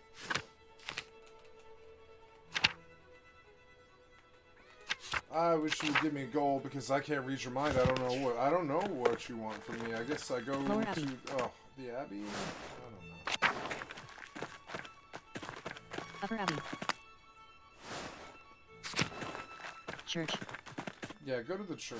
Or no, I don't know. Go to the Abbey or the Lower Abbey. yeah, Shrine. the shrine and see if I can get in. Oh, Lisbeth. Lisbeth says God bless you, Master Mailer. Player says God bless you, sister. How are you faring? Lisbeth says Mother Illuminata is grieved to hear about Otto's death, as am I. The Lord granted me the gift of knowledge in grief, so I will help the sisters how I can. Option 1 of 2 a heavy burden to carry. Lisbeth says not so, Master Mailer. It was by my losses that I found this life. As Christ said, for my yoke is easy and my burden is light. Now I can guide the sisters in their grief. Option 1 of 2 I pray your counsel soothes their spirits. Lisbeth says as do I, Master Mailer. Player says is working for Mother Illuminata very different than working for Mother Cecilia? Lisbeth says my duties remain the same, regardless of who the prioress is. Option 1 of 3 you are very devoted to the prioress, sister. Surely you've noticed some changes.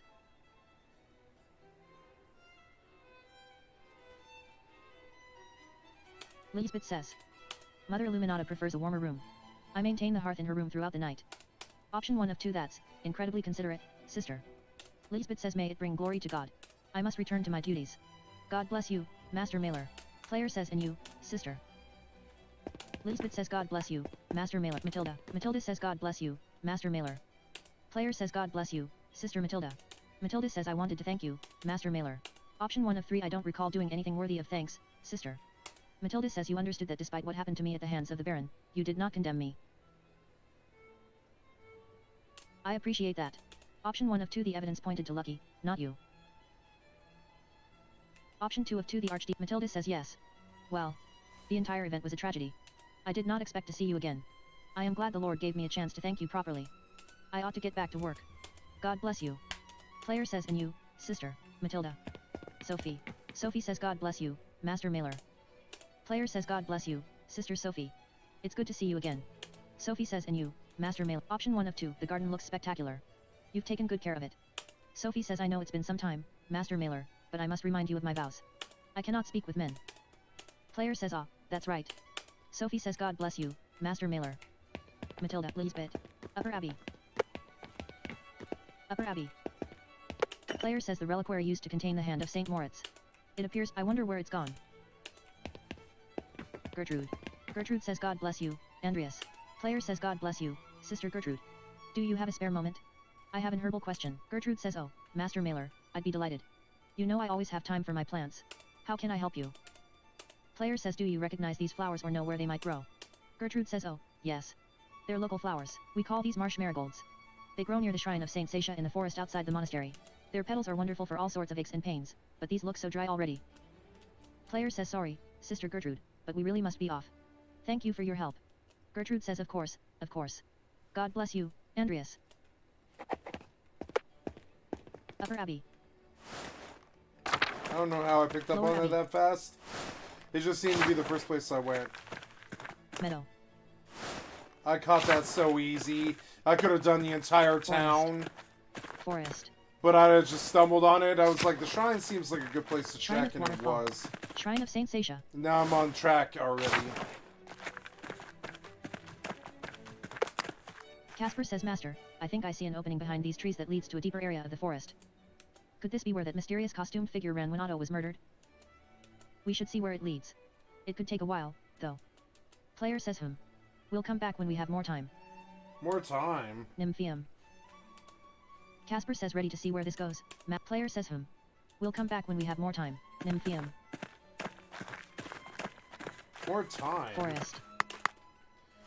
Well, time for what? I mean... Meadow. God, what do I do now? I found the link. Player says Come with Father on. Jernot's new restrictions, the townsfolk can't eat Smokey's home. Smokey's home. Let's go see if Smokey says anything. Smokey. Smokey says, oh, hello, Master Mailer. You're looking well. Player says thank you, Smokey. How are you? Smokey says I'm well enough, I guess. Vaxlov went his way a few years ago, which I suppose was bound to happen. I miss the company sometimes, but now there's no one to keep me from my gossip. No one to tell it to, either. Option 1 of 4, have I missed much? Option 3 of 4, what have you heard? It may be helpful in option 4 of 4. Option 3 of 4, what have you heard? It may be helpful in my investigation. Smokey says I don't know about that, Master Mailer. I don't trade in the serious stuff, not anything pertaining to Master Zimmerman, anyway. Option 1 of 2. Option 2, Smokey says I did see another Imperial Reichspost courier ride from the Abbey a few days ago.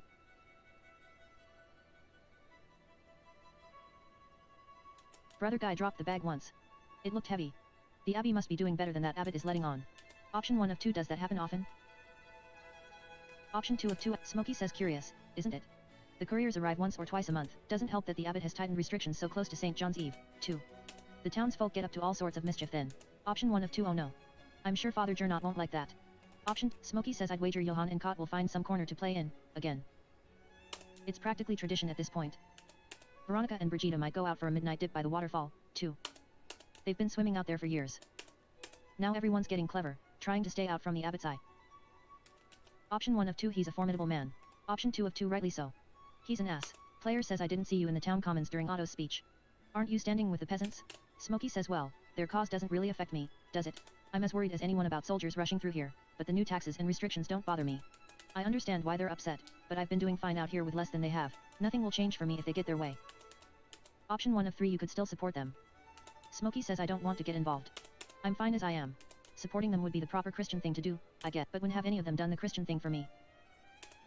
Player says the Christian way is to help without expecting anything in return. It's the giving that counts. Smokey says easy for men of means to be benevolent. All I want is fairness. Decency. I've given them my work for years, but they refuse to treat me right. They mock me for my blind faith, since I have to keep a constant eye on the kill, for days on end, and can't go to church as often. They laugh at the way I stink. I can't help that, you know. Option 1 of 2, hence one must be even stronger of heart to forgive them their follies. Option 2 of Smokey says ungrateful bastards, is what they are. Ah well. Enough of that. Thanks for stopping by, Master Mailer. Player says until later, Smokey. Smokey says until then. They're like friends. Smokey likes him, that's good. Casper says here's some flowers. Player says close, but not a match to the ones you found. Let's keep searching. Forest. Smokey. Forest. Smokey's home. So now we basically checked the Church and entire fuck town, which I just really don't want to do. Meadow. Golden Hand Inn. I don't know, it just came from the inn, Church it and can't Breakfast. possibly be that. We know it's not the inn, and we know it's not the shrine. Yeah, the father was the Thomas. lead, wasn't he? Thomas I says, think oh, so. Andreas. What have you come back to? This is all awful, just awful. I should never have allowed Klaus to publish the 12 articles. This is what happens when common people get agitated by reading nonsense. Option 1 of 2, nonsense? Is that what you think of the 12 articles? Option 2 of 2, what's the alternative? Forbidding them from reading? Thomas says sometimes, yes. Just because a commoner has learned to read, that does not mean he can fully comprehend any book he finds. Learn to read. Some of these texts are written to inflame passions. They're not all written with modest intentions. These pamphlets, these books, can make people crazed, furious. Sister Emily and I have seen what happens when good people become part of a mob. Option 1 of 2, what do you mean? Option 2 of 2, Thomas says thankfully, no. It was much earlier. Before we came to Tassing, I was the priest at a town near a Benedictine convent. The town was full of good people. But the good people were whipped into a panic by an educated neighbor, the town doctor. He had read the Malleus Maleficarum. It had put ideas into his head. Player says the witch hunting manual. The author was driven out of Innsbruck, wasn't he? Thomas says yes, though word of that had not reached our doctor. One thing the book's author and the doctor shared was a contempt for and hatred of women. In the convent, the doctor saw a coven of witches. In Sister Emily, he saw not a mystic, but a woman possessed by evil spirits, speaking blasphemy. Player says but surely the local magistrate didn't believe that. Thomas says no, he did not, but that didn't matter. The doctor inflamed his neighbor's fears. No matter what I did, no matter what I said, it made no difference. They wouldn't listen to reason. They wouldn't even listen to scripture. In the dead of night, they gathered at the convent and set fire to it. Sister Emily was lucky to escape with her life. The rest of the nuns were not as fortunate. So I am all too aware of what can happen when a mob forms. I should have known it would happen again. This is my fault. Option 1 of 2, you can't blame yourself for this, Father. Thomas says why not? I share more than a small measure of responsibility. You'd think that Otto's death would have shocked the farmers into abandoning a hopeless cause. It's only inflamed them. Option 1 of 3, do what you can to keep the peasants calm. I'm still looking for Otto's killer. Option 2 of 3, it should have never come to this. The abbot. Option 3 of 3, it will be all right, Father. Have faith. Thomas says in God, always. But this is a season that tests my faith in man. Yeah, me too. I suppose there's no good fretting about what's already happened. I have to minister to the people of the town as best I can given the circumstances and pray for the best. Speaking God, of the which, writing's I need to good. hear confessions for the townsfolk. It's a Tassing tradition after St. John's Eve, in case they got up to any mischief that can't wait until Easter. I expect they'll be coming early in the morning. If you could excuse me, I need to prepare. Player says of course, Father. Our Lady of the Labyrinth.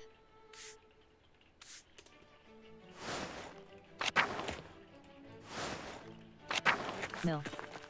So now what? You got a goal yet? Journal.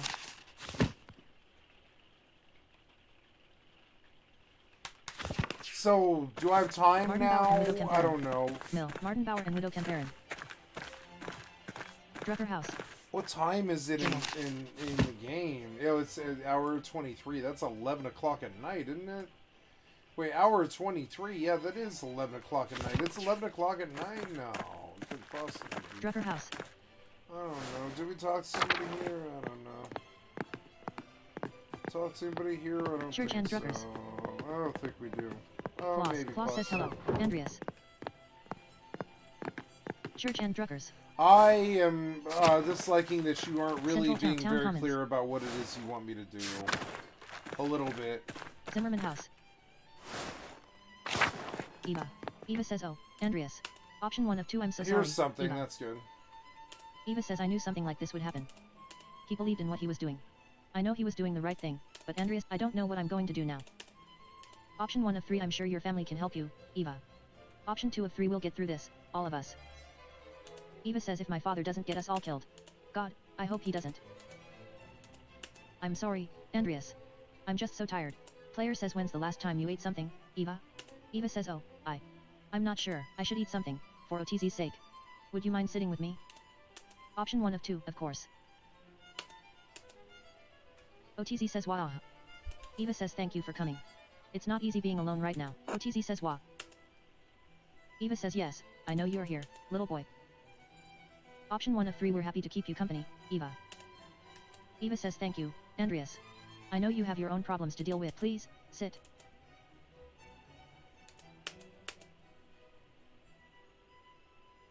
I'm sorry, I'm just used to my father or Otto praying. Option 1 of 3, it's alright, Eva. Eva says bless us, O Lord, and these, your gifts, which we are about to receive from your bounty. Please receive my Otto's soul and forgive him his many little sins. He was a good son, and husband, and father. And help Andreas and Casper find his murderer, that he may be brought to earthly justice. Through Christ, our Lord. Casper says amen. Player says amen. Eva says thank you for doing this, for trying to find Otto's killer. I know my father and the others, they forced you into it, but I appreciate it. Option 1 of 5, Otto was a good man, Eva. You deserve to see his killer brought to justice.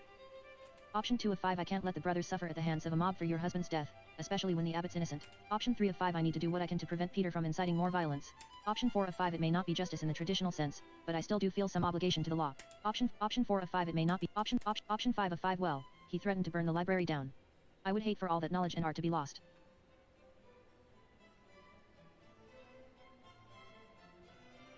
Option 4 of 5, it may not be justice in the traditional sense, but I still do feel some obligation to the law. Option 1 of Eva says he always spoke highly of you. I'm glad you feel the same. Player says Eva, may I ask you something about Otto? Eva says. Option 1 of 3, I know it's hard. Option 2 of 3, Eva says yes, of course. Player says who do you think may have had cause to kill Otto? Eva says the abbot, of course, but there were others in the town who resented Otto for what he was doing. Player says they must have hit it well, because it seemed like everyone around here supported him. Eva says most people support him, but it bothered my father that it took the inheritance and forest laws to get Otto on our side. The peasants have been dealing with the abbot's taxes and property schemes for years. If you hadn't interceded for Ottolai Camperin, she would have lost her farm. Option 1 of 3, but surely that didn't affect you after you married Otto. Option 2 of 3, the taxes and restrictions apply to everyone equally in Tassing, don't they? Option 3 of 3 is Lord, the abbot has the right to tax the. Option 2 of 3, the taxes and restrictions apply to. Option 1 of 3, but surely that didn't affect you after you married Otto. Eva says but it affects my family and my neighbors. What kind of Christian would I be if that didn't trouble me? Player says there had to be some people who were unsympathetic, like Lenhart. Eva says of course, but no one hates the peasants the way he does. I can't think of anyone else who spoke out against Otto. He managed to convince most of the townsfolk that the peasants' cause was right. If anyone harbored resentment about it, they kept quiet about it. Option 1 of 2, do you think Otto was taking things too far?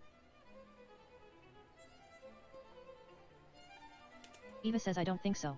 He believed that the peasants' cause was just, but talking wasn't accomplishing anything. He needed something extreme to shake the abbot up. He thought St. John's Eve was one way to do it. It may be hard to believe with what's happening now, but Otto never wanted violence. I'm sorry. I don't think I can talk much more about this. I just want it to be over with. Option 1 of 3, of course Eva. Thank you for your help.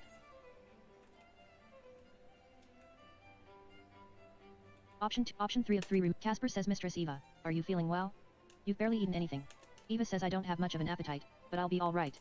I'll eat in a bit, for OTZ's sake. Thank you, Casper. What about you, Andreas? I'm sure you weren't expecting this to interrupt your trip home.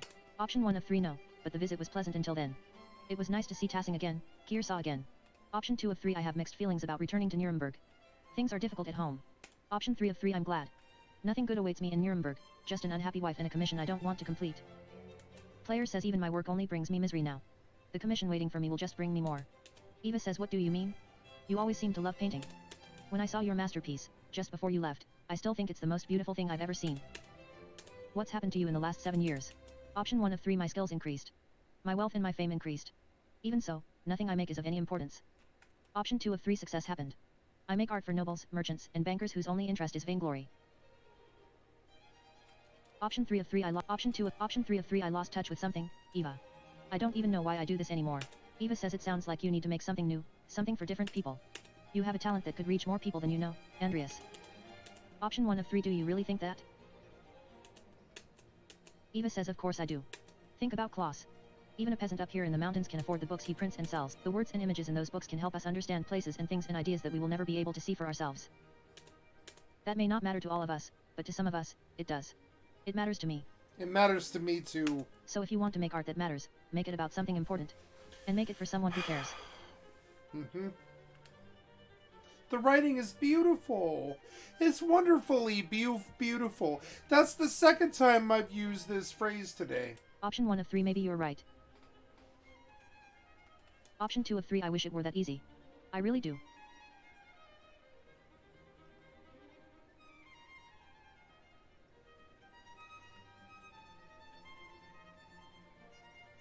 Option 1 of 3, OTZ says Waya. Eva says oh, no. It's feeding time. Player says of course. Eva says thank you for the visit, both of you. It helps. Think about what I said, Andreas. You don't have to be unhappy. Option 1 of 2, I will. Thank you. Eva says and thank you for trying to find justice for Otto. God bless you. Eva. Let's compline. Town Commons. I guess I'm supposed to sleep, but I prefer to go down to Martin Bauer and Widow Camperin. Down to the other thing and see if it'll let me do it.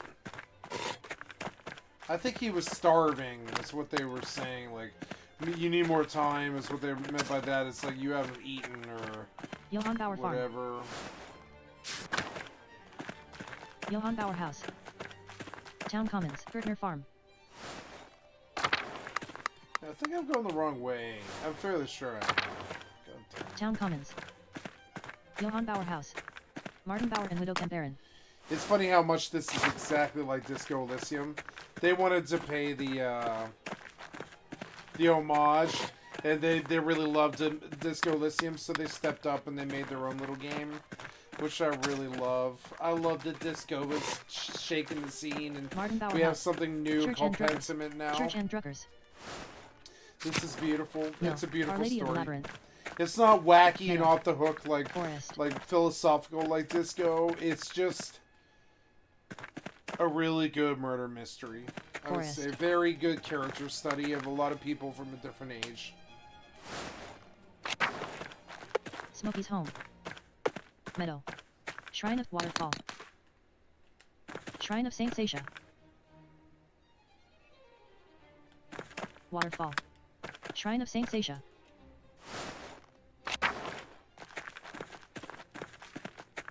Nymphium.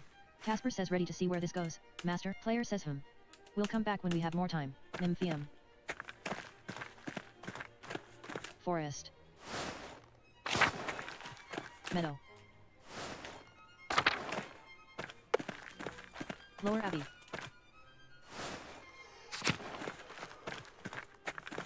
Upper Abbey. Shrine. Convent Garden. Shrine. Lower Abbey. Meadow. Forest. Petschlau. Mill. Golden Hand Inn. Killian says good day, Master Mailer. Nico says hello, Andreas. Samuel says hello, Andreas. Nico. Killian.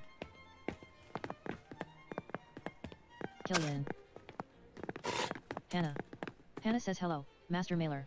Anything I can do for you? Option 1 of 2 yes, actually. Option 1 of 2 you were pretty vocal against Otto in the town commons. What was that about? Option 2 of 2 well, Hannah says no, not usually.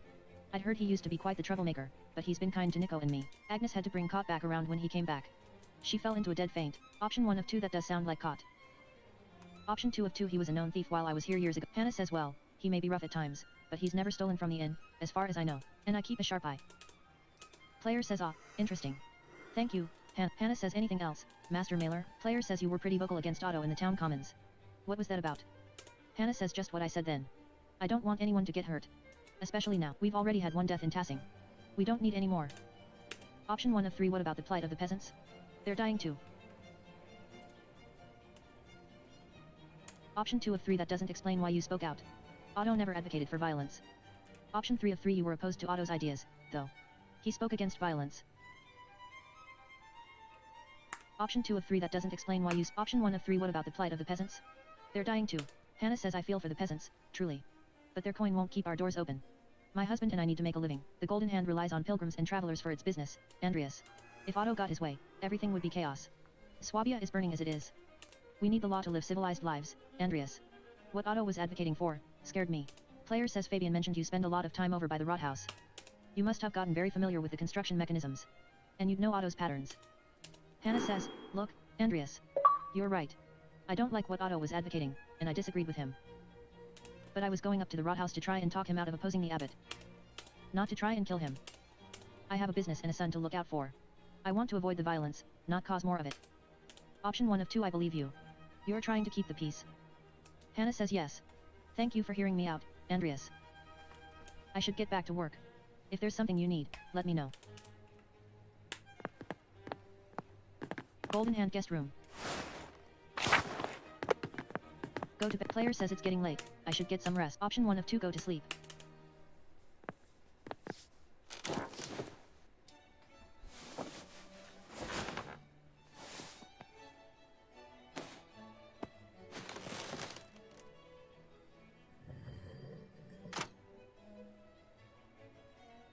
Peter says, Andreas, get up.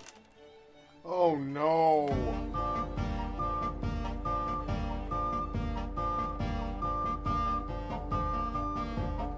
Wake your boy. 2. Option 1 of 3, Peter. What are you all doing here? Option 3 of 3, why? What's happening now? Option 1 of 3, Peter. Peter says we're getting you.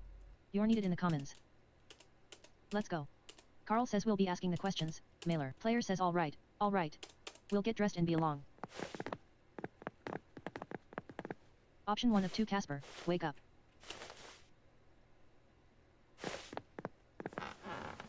Casper says. What's going on? It's the middle of the night. Player says something's happening in the commons. Peter and the others want us there. Casper says will we be alright, Master Andreas?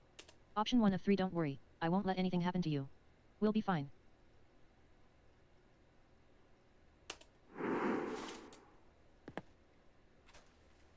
Peter says alright, now that everyone's here, we can start. Option 1 of 2, start? Start what? Peter says we're holding a trial for Otto's murderer. You're the one with the evidence. Option 1 of 4, so you've decided Emic Court is the best way to handle this? This isn't Westphalia. Player says the people of Bavaria don't have the authority to pass blood justice. Peter says, and why not, Mailer? We must have a means of exacting justice. Well, what have you found? We're all waiting. Player says hold on. I've barely had a day to investigate. I can hardly come to a conclusion so soon. Carl says answer the man. Eva says please. Till says give us the killer. Ulrich says calm down. Fabian says this isn't fair. Peter says well, you'd better fucking decide, Mailer, or you can watch that damned abbey go up in flames. Agnes says be quiet. Peter says. Agnes says I have a woman in labor right next door. This behavior is shameful. If she loses her child because of this fighting, it will be on your souls. Eva says Agnes is right. I know you want justice for my husband, for your friend, but I don't want things to get worse than they already are. Please, Dad. Give Andreas a little more time. Peter says. Fine. Andreas, you've got until that baby is born. After that, we'll claim our justice. Carl says, Ulrich says it, Till says et. Agnes says him.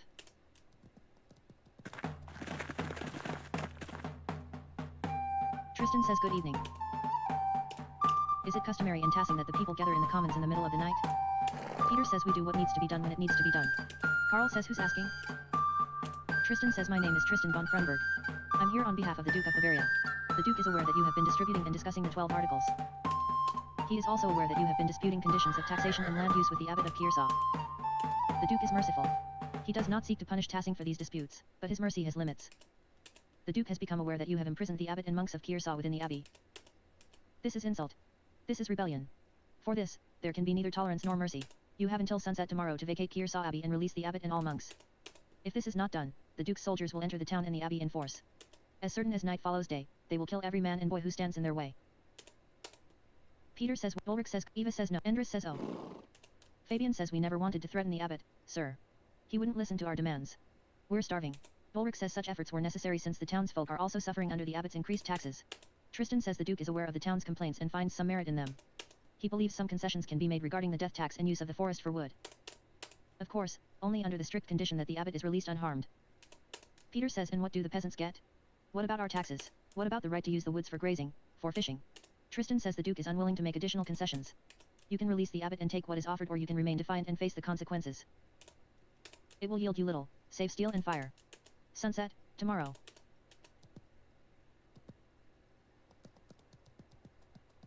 Wow. Gertner Farm.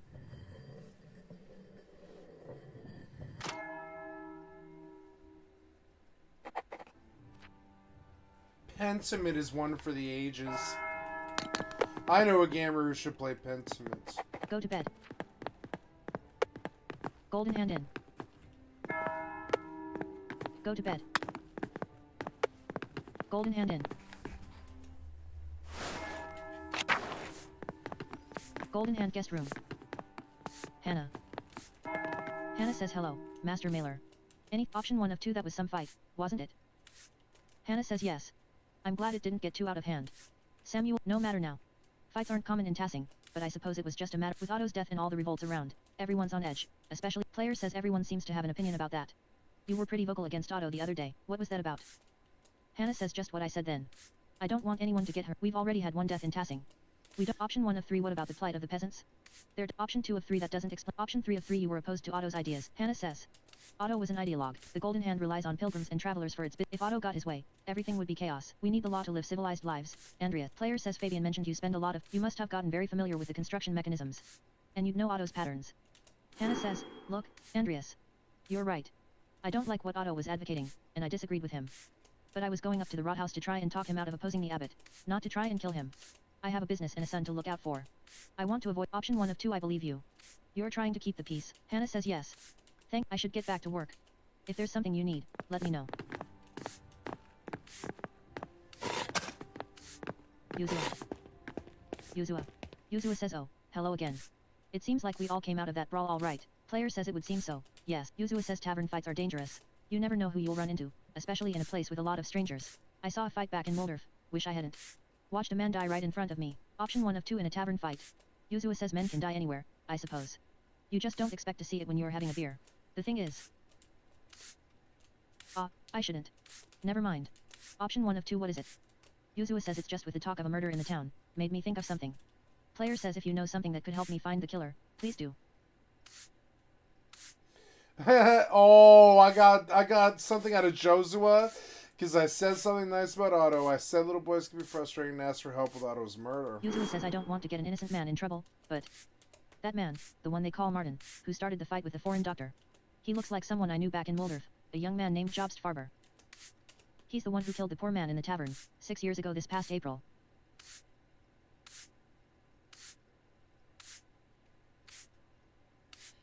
That is a fucking trip. Just flew out of town fast as his legs could carry him. Never saw him again. Option 1 of 2 until today. Yuzua says maybe. Maybe. Well, I'll let you get on with your day. Until later. Player says until then. That's it. That's him. Killian. I nailed it. Nico. Samuel says Landsknechts are surrounding the town. I suggest leaving while you have the chance. Option 1 of 4 they don't scare me. Option 2 of 4 I can't. Option 3 of 4 I'm trying to stop this before it gets out of hand. Samuel says things seem quite out of hand already, Master Mailer. Unless someone gets these peasants to calm down, the Duke's soldiers will spill blood. Casper says Master Andreas. Option 1 of 2 would you mind not terrifying my apprentice? Samuel says you're the one putting him in harm's way by staying here. If the truth terrifies him, maybe you should do the responsible thing and leave before things get violent. May God prepare you both for what is to come. Samuel says hello, Andreas. What? Nico says hello, Andreas, Killian. Everyone seems to be threatening to kill me now. It's sort of weird. Meadow. It's a little odd. Church and Druckers. We have several places Golden we can Hand go here, and I don't think we have a hint. Mill, Petschlau. But I know where I want to Forest. go, which is the forest. And follow this lead through. Shrine of Saint Sasha. I've had 2 leads and a confirmation, but I want to know. Nymphium. I want the Casper evidence. says ready to see where this goes. Master. Option 1 of 2 let's get going.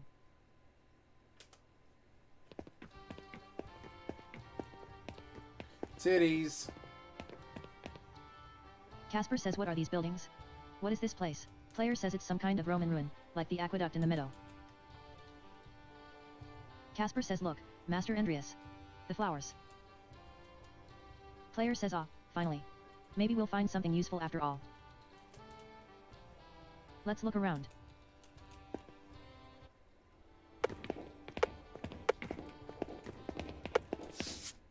Player says another inscription. It's still in good shape. Player says this Latin is carved sloppily into the stone. That's odd.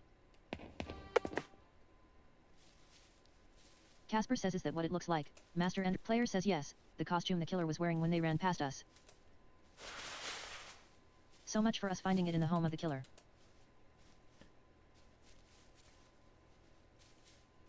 Well, perhaps there's a clue inside.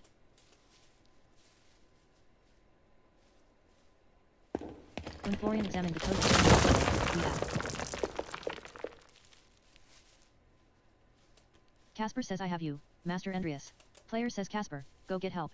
Casper says I won't let you fall. Player says it's not a long drop, just get someone to bring a rope. Casper says I can't abandon you, Master. Option 1 of 3 Casper. Get. Help. Option 2 of 3 bringing me a rope isn't abandon. Casper says I suppose that is TR.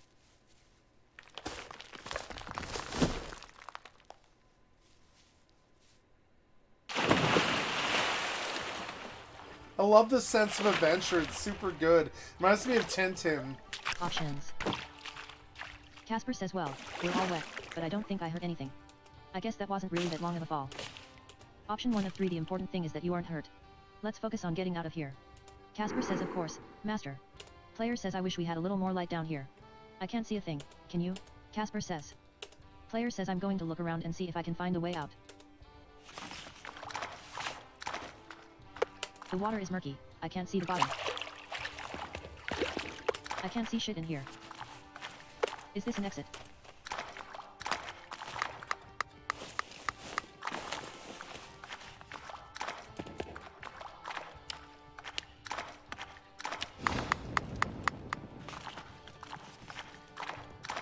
Casper says, does this work?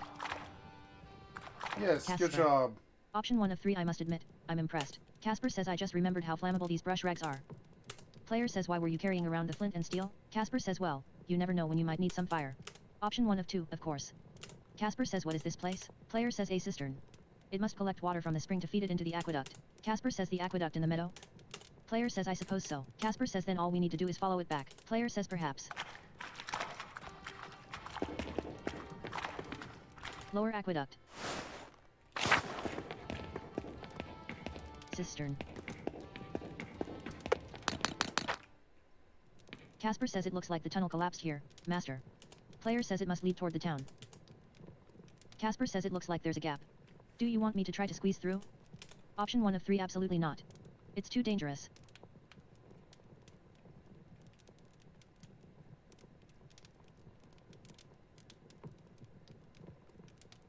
Option 2 of 3, I don't know. It seems risky. Option 3 of 3, yes. I'd like option 2 of 3. Option 3 of Casper says, of course, master. I'll be right back.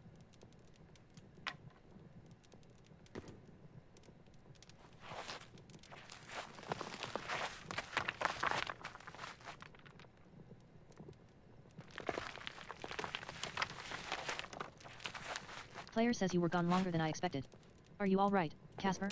Casper says, I think so. Player says, what did you find? Casper says, I don't know. It was very dark and I felt strange. It's not a way out. Option 1 of 2, all right. We'll just have to keep looking. Option 2 of Casper says, like I wasn't supposed to be there. And it smelled strange, like something old. Option 1 of 2, it's good thing you came out, then.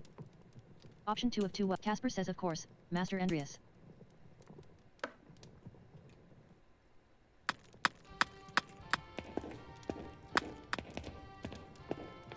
Cistern.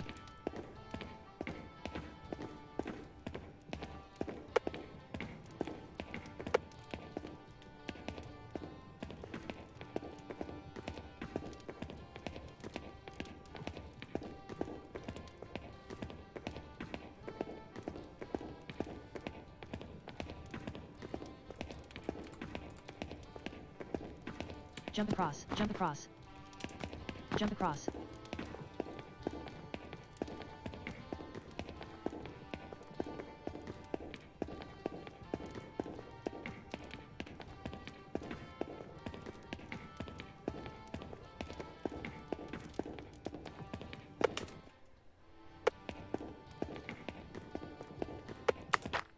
Casper says, where do you think this goes? Player says, well, it goes up, so it probably leads out. Casper says, I don't think I can squeeze through that gap. Player says we need to find something to move the rocks, something to give us leverage. Wait. Casper says, hey. Player says, never mind. Let's find a way out of here. Player says we won't be able to escape through all this heavy rubble. I need to find something to get leverage on the rocks.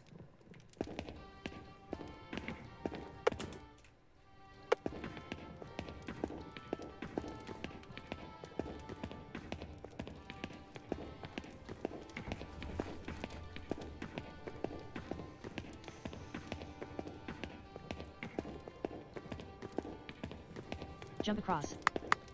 Jump across. Jump across.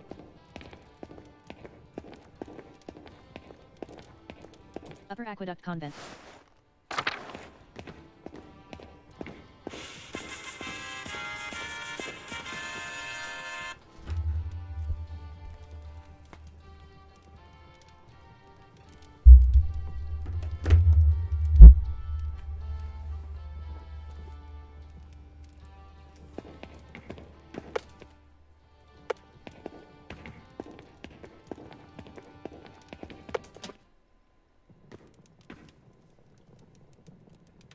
Casper says there's a big grate.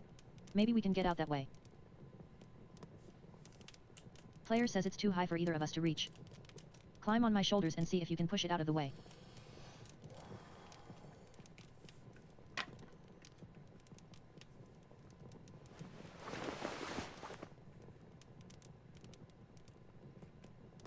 Casper says it looks like a kitchen. Player says the Abbey kitchen. What else is up here? Casper says I don't think so. It's big, though. Player says of course.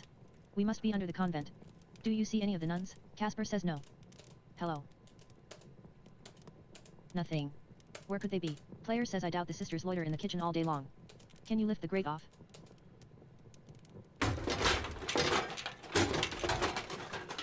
Casper says there's something heavy above me. I can only lift it a little and I don't think I can squeeze through. I might be able to reach.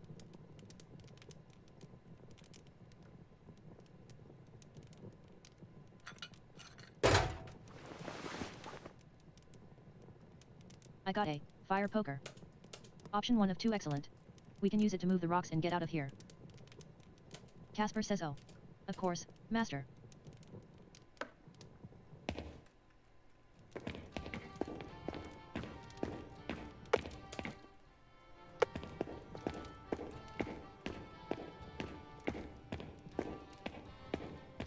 Upper Aqueduct Crypt.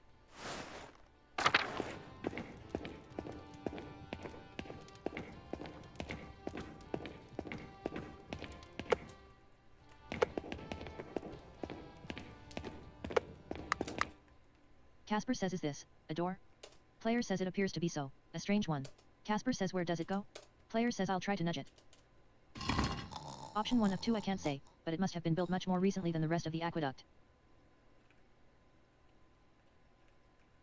Option 2, Casper says another. Player says when I was investigating the Baron's death, I found a secret entrance from the Abbey's library to the crypt. Casper says could the Abbot use this door to escape? Player says escape to where? We can't even find our way out. Casper says that's a fair point. Player says it's possible that the Abbot doesn't even know it's here. Casper says what's that sound, master? Player says, snoring. Casper says is someone sleeping on the other side of the door? Player says hey. Wait, Casper says. What should we do, master? Player says well, we already have the poker from the convent kitchen. We can try that on the stones and try to get out. Casper says of course.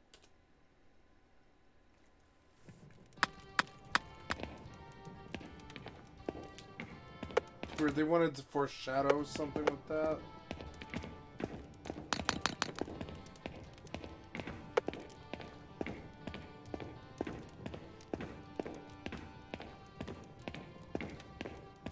Upper Aqueduct Convent.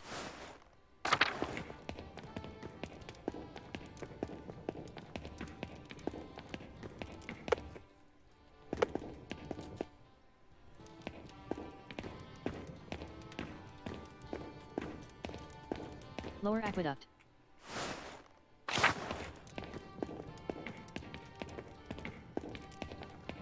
Jump across. Jump across.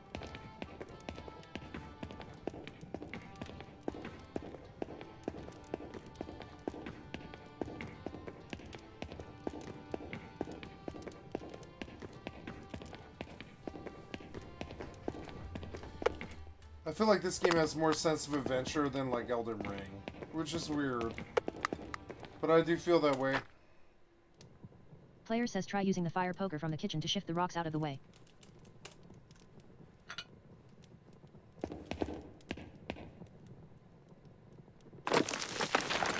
Like true sense of adventure, like you don't know where it's going or what could happen. Wait. I still hear something. I would say a Plague Tale was fairly like that. You get about a quarter of the way through the Plague Tale, you're like, oh no, I have no idea where this is going. And it did kind of go on quite a romp. Like the second one, it went like, you know, through the mountains and down a river, past like, you know, like a rail sequence and like into like, you know, all these other fucking crazy places, man. Like Plague Tale was really immersive. Lenhart says you shouldn't come here during the day. Oh no! Hannah says I had to. The farmers are out for blood. Lenhart says and? Did you fail to notice the soldiers gathering around the town? When the fighting starts, we need to be indoors. Hannah says you know that's not why I'm here. Lenhart says then quit wasting my time and get to the point. Hannah says don't play stupid. We both wanted Otto gone. Lenhart says now he is. I didn't kill him. Hannah says, why would you ask me such a thing? Lenhart says, because of the note, you stupid cow. Because of the note that sent you into hysterics. Because you are behaving like a woman who committed a murder and is afraid of being caught. Hannah says, how could you th? Lenhart says, stop. It doesn't matter. I don't care if you did or didn't. He's dead.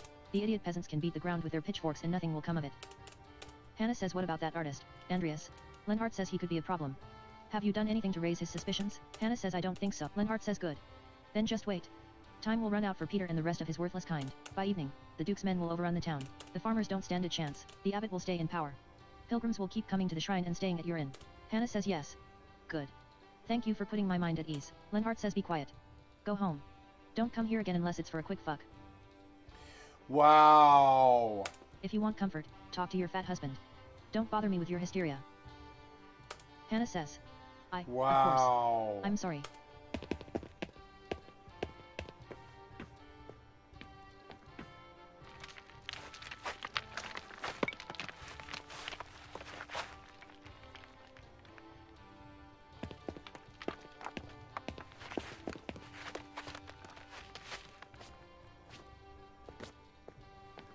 Casper says, I'm glad we're finally out of there, Master.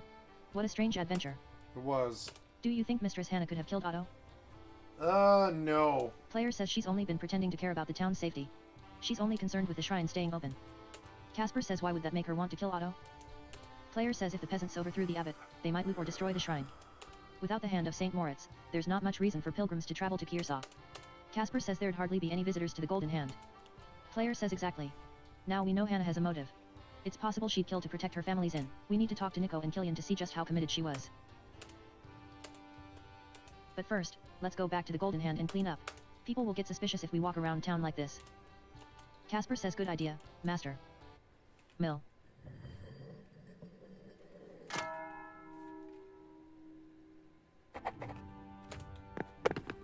Golden Hand Inn. Hannah. Hannah says, hello, Master Mailer. Anything I can do for you? Option 1 of 2, yes, actually. Option 2 of 2, no, nothing. Sorry to bother you. Hannah. Wow. Hannah says, hello, Master Mailer. Option 1 of 2, yes, actually. Player says you must want a break from all the work sometimes. A way to let Hannah says, I don't understand, Andreas. Option 1 of 3, I know what you do by the Roman ruins. Option 2 of 3, I know you're cheating on your husband with Lenhart. Option 3 of 3, but really, Hannah, Lenhart? You could do better. Hannah says, what? What are you talking about? Player says, I know you're cheating on your husband with Lenhart. Hannah says, how did you know? Did Lenhart tell you? Option 1 of 3, I overheard the two of you talking by the old aqueduct. Option 2 of 3, it doesn't matter. Hannah says, does Nico know? Option 1 of 2, not as far as I know. Option 2 of 2, Hannah says, you're a bastard, Mailer. You'd hold the ruin of my family over me, and for what? Option 1 of 2, lives are at stake, Hannah. I will do what I must. Hannah says, damn it, Andreas, what do you want from me? Option 1 of 2, what matters the most? The truth. A gift endowed unto humanity by God above. Hannah says, the truth? The truth is that Lenhart is a handsome man. Strong and forthright, he knows what he wants. A prop, not like Nico. Nico is so boring. Weak. He avoids taking a stance, avoids making the tough choices. Player says, I see. So when it comes to tough choices, if you're so willing to cheat on your husband, I bet you'd do whatever it takes to keep the inn running.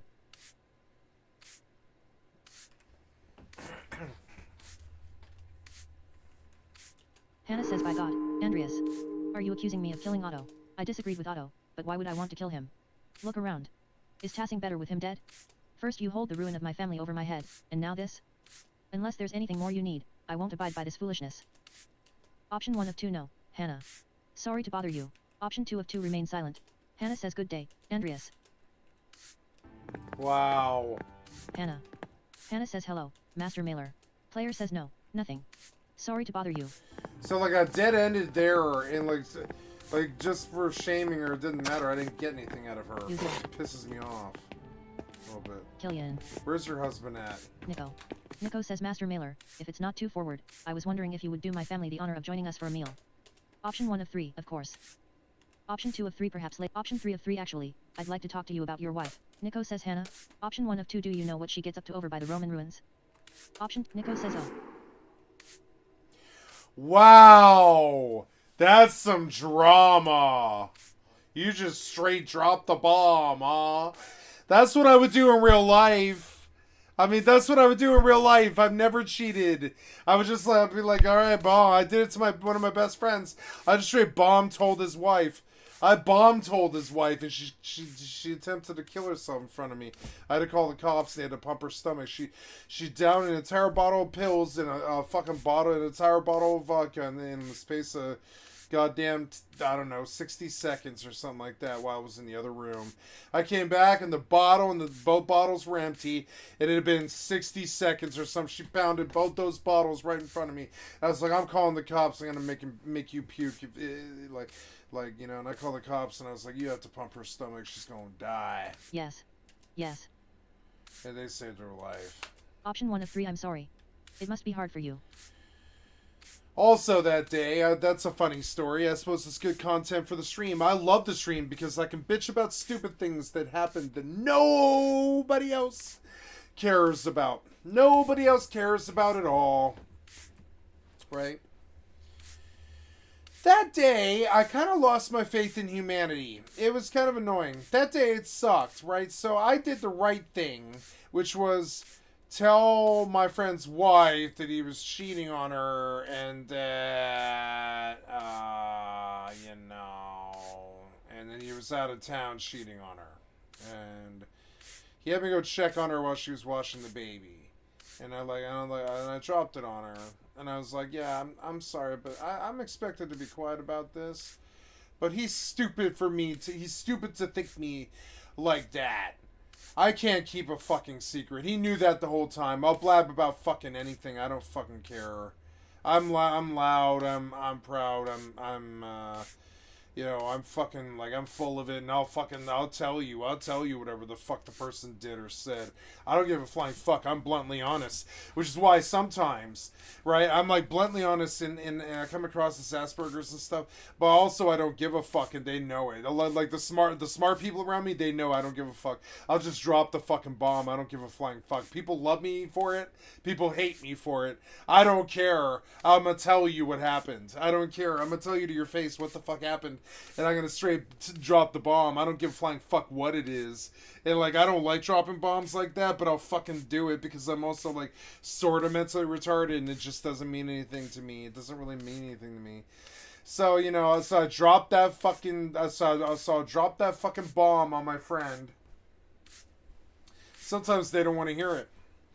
Sometimes they don't believe me. Sometimes she didn't want it. She believed me. She was like, "You're right, hon." I'm like, "Yeah, I'm right. I'm so sorry." And she's like, "Thank you for telling me." Yep. And I was like, "Yep, no problem." And then she was like, "Well, you know, will you go look at this?" And I went to go look at something, and she she downed 2 bottles of pills and live vodka and stuff, and I just had to call the cops. And so that day, I called the cops, and I called her mother, and her mother came before the cops came before her mother, chronologically. And it was a very cold day in Denver, up there on East Colfax and Chambers, kind of far up there, where my friend used to live. And they were in an apartment complex with a courtyard, and after his wife downed the bottle of pills and the bottle of vodka, and I'm not going to drop names here, so we can just tell this story without, anybody ever getting wise to it or whatever. But, she stripped down to her panties as she went out in the cold after she ate an entire bottle of pills and a whole bottle of liquor. And I'm gonna alt tab this in the hopes that, oh my god. My god, that's annoying. That fucking sound. Option 1 of 3, I'm sorry. Nico says quite. But I love her. And I have to think of Killian. I just don't know what to do. I don't really understand her. Option 1 of 3, Hannah said you're weak and boring. I'm gonna get back to the story in a minute. I promise I will. I'm not gonna forget. I'm just trying to get that sweeping sound done. Option 2 of 3, women are mysterious, and remain so. Nico says what are we to do? Option 1 of 3, accept that your marriage is going to be miserable. Option 2 of 3, all I know is that something has to change. An unhappy marriage is a wretched way to live. Player says believe me, I know. Stand up to her and carve out some path towards happiness. Nico says. I don't know, how. Player says before you can solve your marriage, there's a bigger problem you need to think about. She's glad Otto died. Did you know that? Nico says I'm sure I don't know what you mean. Option 1 of 2 I think you do. Option 2 Nico says no, never. She never did. Option 1 of 2 is you wish. Until later. Nico says until then. I failed twice in a row on whatever it was I was trying to do. I bungled 2 conversations, but I went through them as I would go through them. So I don't consider that bungled. I tried, right? I try to do the right thing with these people. I try to tell them the right thing, and I try to say the right thing. If it's not too forward, I was wondering if you would do my I think if you spend some more time with Hannah, you'll see she couldn't have. Option 1 of 2, of course. Wow. Yeah, I don't Nico think says she Andreas, did commit it. welcome. It's always a pleasure to have new conversation at our table about what's been going on in town. Yeah. Hannah says yes, a fresh perspective is always welcome. The inn always benefits from different opinions. Option 1 of 2 I'm always happy to share my thoughts. Thank you. Option 2 of 2 oh, I don't think I have the expertise to comment on the troubles between the peasants and the abbey. Option 1 of 2 I'm always happy to share my thoughts. Thank you for having us. Nico says good. Let's tuck in. Bless us, O Lord, and these, your gifts, which we are about to receive from your bounty. Through Christ, our Lord. Amen. Killian says, Hannah These says, people are always says eating amen. or working. It's funny. Player says amen. Fucking peasants. Nico says so, Master Mailer, I hear tell that this is a return visit to Tassing. Has the town changed much since your last visit? Option 1 of 3 the town certainly Option 1 of 3 the town certainly feels much smaller, but my fortunes have improved, and I've been living in bigger cities since then.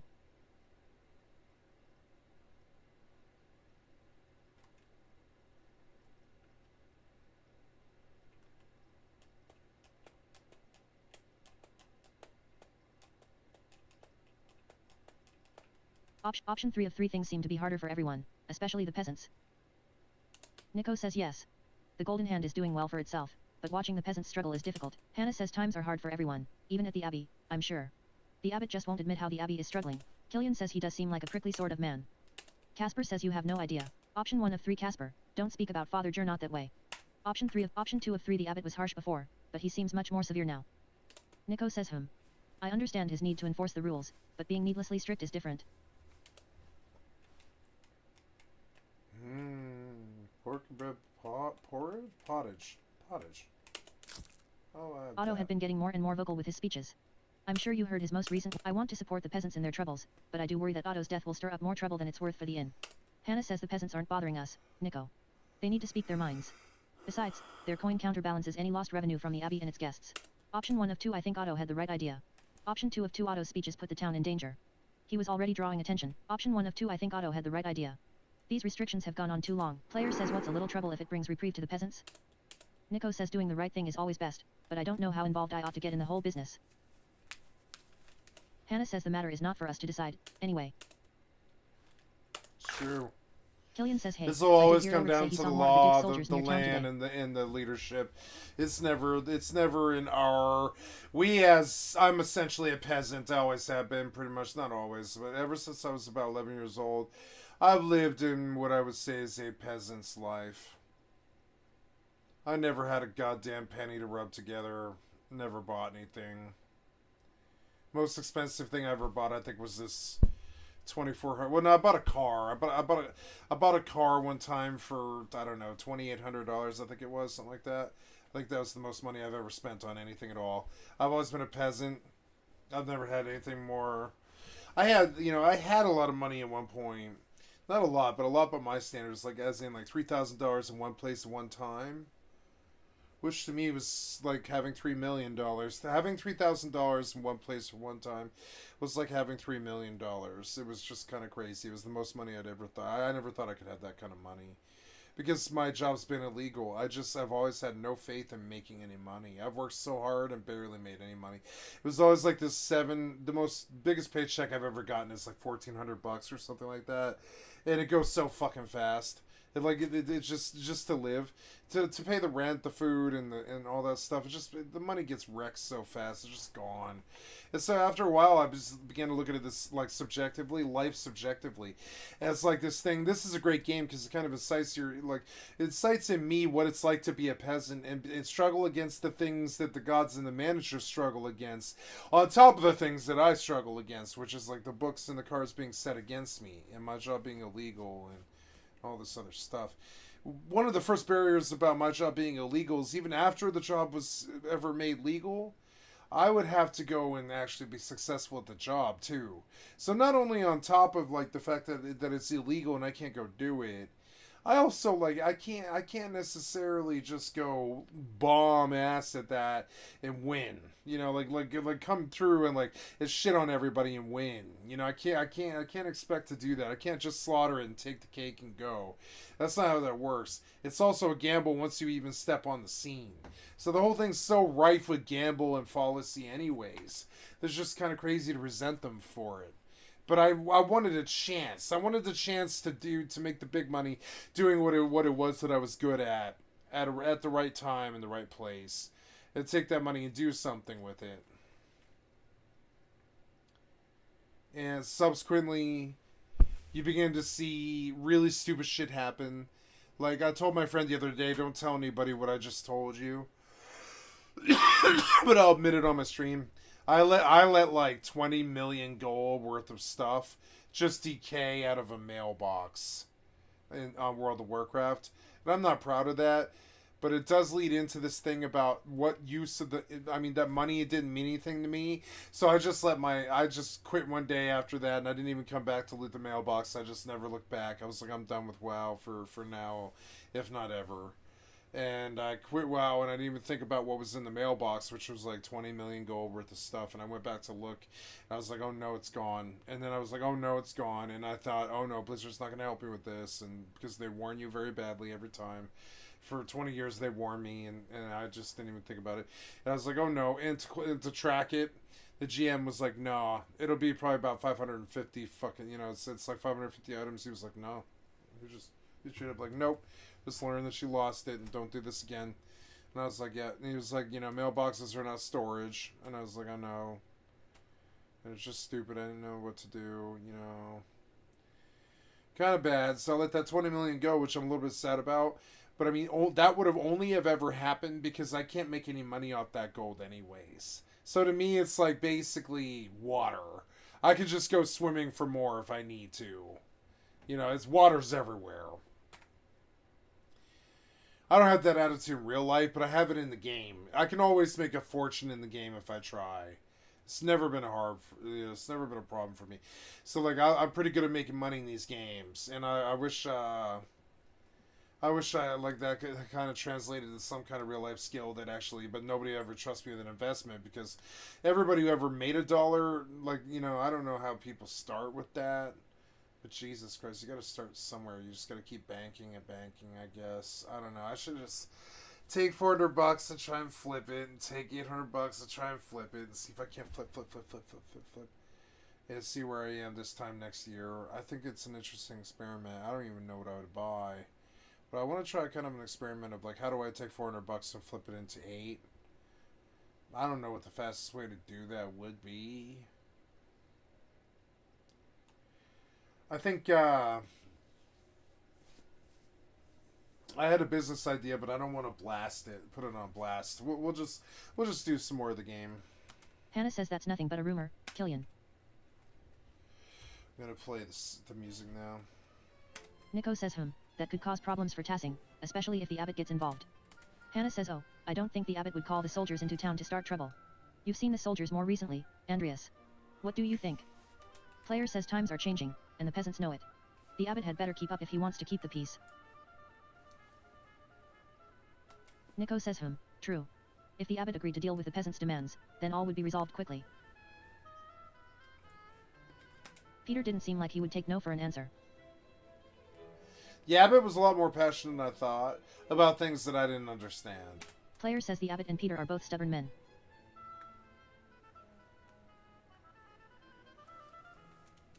Hannah says by the grace of God, things can be resolved peacefully.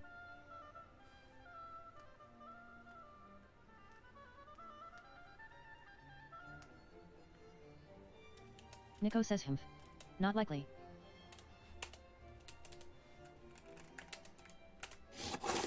Player says Hannah, you were pretty vocal after Otto's speech the other day. Killian says really? You spoke up, Mom? Nico says I thought you said you weren't going to get involved, Hannah. Hannah says oh, I'm just looking out for the peasants. I didn't think my few words would cause any harm. Option 1 of 4 I understand. It's difficult not to want to fix things.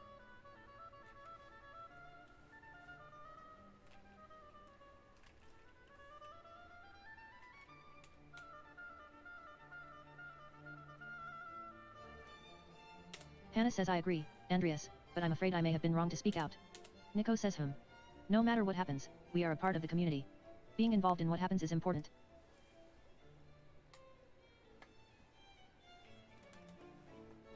Nico says speaking of the community, I should get back to work. Hannah says yes, there's always much to do. Thank you for sharing your perspective, Andreas. Player says thank you for the meal, Hannah. It was excellent. Hannah says you are welcome back anytime, especially so Killian can learn more from Casper's well-behaved example. Killian says Mom. Nico.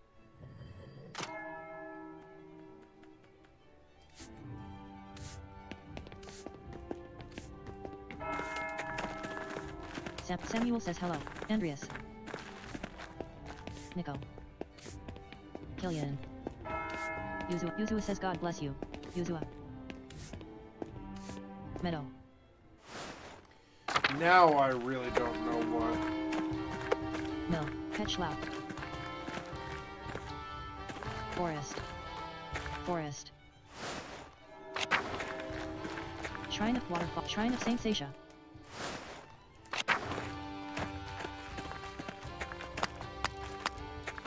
Oh, they locked that off, huh?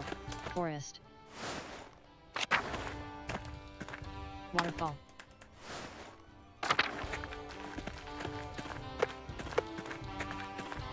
Old Salt Mine.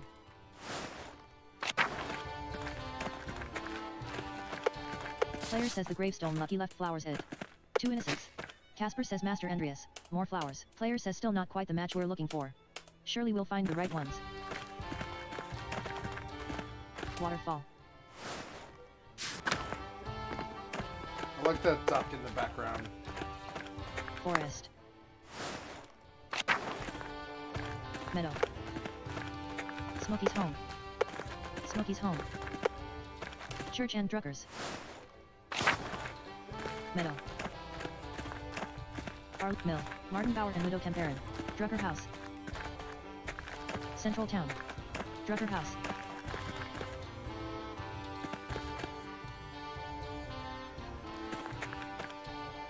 Central Town. Drucker House. Central Town. Town Commons. Zimmerman House. And Johann Bauer Farm. Till. Till says hello, Master Mailer. And Gertner Farm. Town Commons. Gertner Farm.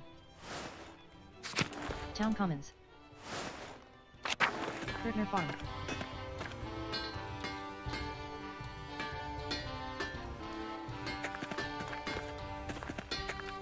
Andreas. Andreas says Andreas, how did you get caught up in another murder? Option 1 of 3 bad luck. Option 2 of 3 I'm not trying to do it, I swear. Option 3 of 3 maybe God wants me to solve murders instead of making art. Andreas says seems like a bad way to put food on the table, but maybe you're right. Listen, Andreas, I can't talk any sense into Peter. I understand he's angry. We're all angry, but threatening the abbot? Burning down the abbey? The Duke's soldiers will tear this town apart. Option 1 of 2 I'm doing what I can, Andreas. Option 2 of 2 Andreas says I don't know. You lived with a man. I'm just worried for all of us. Otto's death leaves his wife and newborn child all alone in this world. What would I leave behind? In all these years, I still haven't found anyone to love. Anyone who would remember me if I died. I fear it's never going to happen. Option 1 of 2 really? Not a single person has caught your eye? Andreas says well, when I was in Innsbruck a few years ago, I saw a real pretty girl at the market, selling painted pots. I think about her sometimes. Maybe more than is Christian. Option 1 of 2 hold on. You need to go back to Innsbruck and find that pretty girl. Andreas says W what? Option 1 of 3 you're older than me and you're not married. Go find her. It's how it should be. Andreas says you seem to feel strongly about this, but it sounds foolish. Juvenile, you. Option 1 of 4 maybe. But it feels right. Option 2 of 4 don't overthink it. Andreas says well, if I ever have the chance to get back to Innsbruck, maybe I will. Of course it's hard to think about saving up to go the Innsbruck market with Father Gernot leading us all. Option 1 of 3 oh? Are you in with the peasants, Andreas? Andreas says well, of course. Gernot has been running them into the ground. On top of that, we can't even use the forest anymore. Any of us used to be able to go fishing in there. Not any. Option 1 of 2. How far are you going to take this? Option 2. Endress says bloody. No one wants that. But we're not going to get anywhere by keeping You know what it quiet. reminds me of? It's very close to Bone. Bone is kind of a lot like this. There's a lot more fantasy in Bone than this. This is a human tale. Entirely human tale. But it's got the adventure of a Bone. Bone was a lot like this. Option 1 of 3. You have a good advocate in auto. Option 2 of 3. I hope it goes well for you. Option 3 of 3. Be careful. Option 1 of 3. You have a good advocate in auto.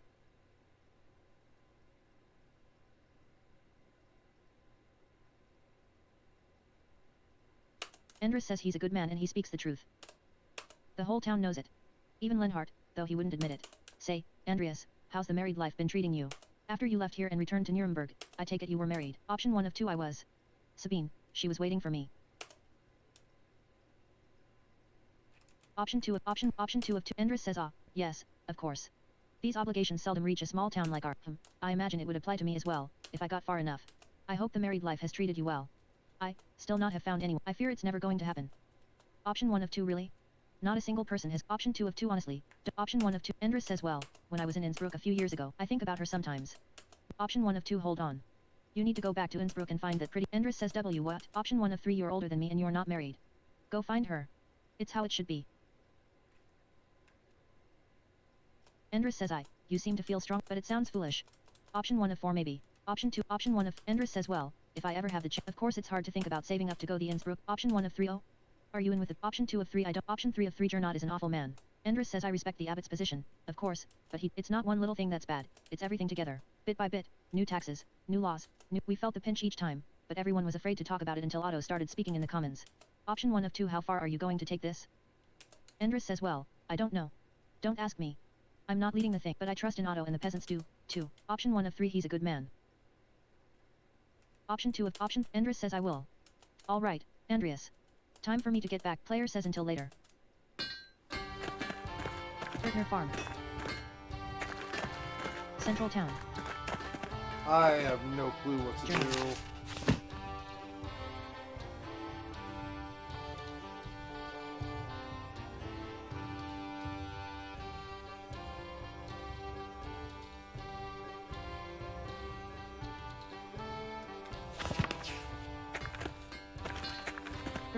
Partner Farm.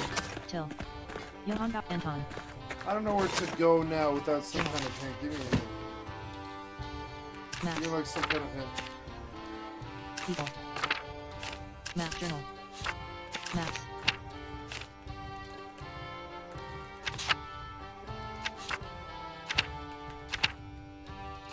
People. Glossary. People. Map journal. Ex Libris. Journal. Ex Libris. Oh yeah.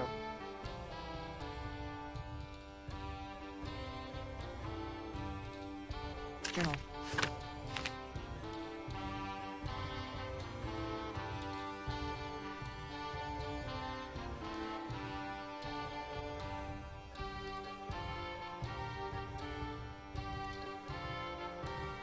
Maps.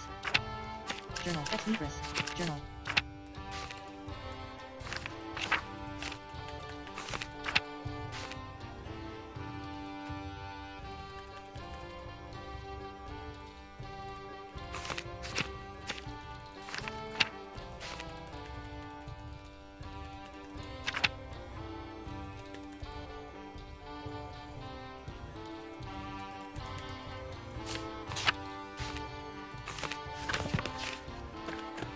Zimmerman House.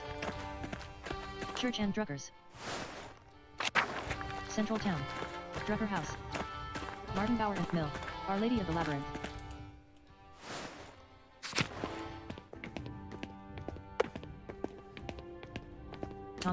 Thomas says Andreas. I don't suppose you've come for our local St. John's Day confession? I have to give priority to the locals, of course, but if you want to wait a few hours, I can hear you. You don't have to, of course, but I would be remiss if I didn't offer. Option 1 of 2 in fact, that sounds just fine to me. Thomas says oh. Good. It may take a while to get through everyone, but you're welcome to stay and pray.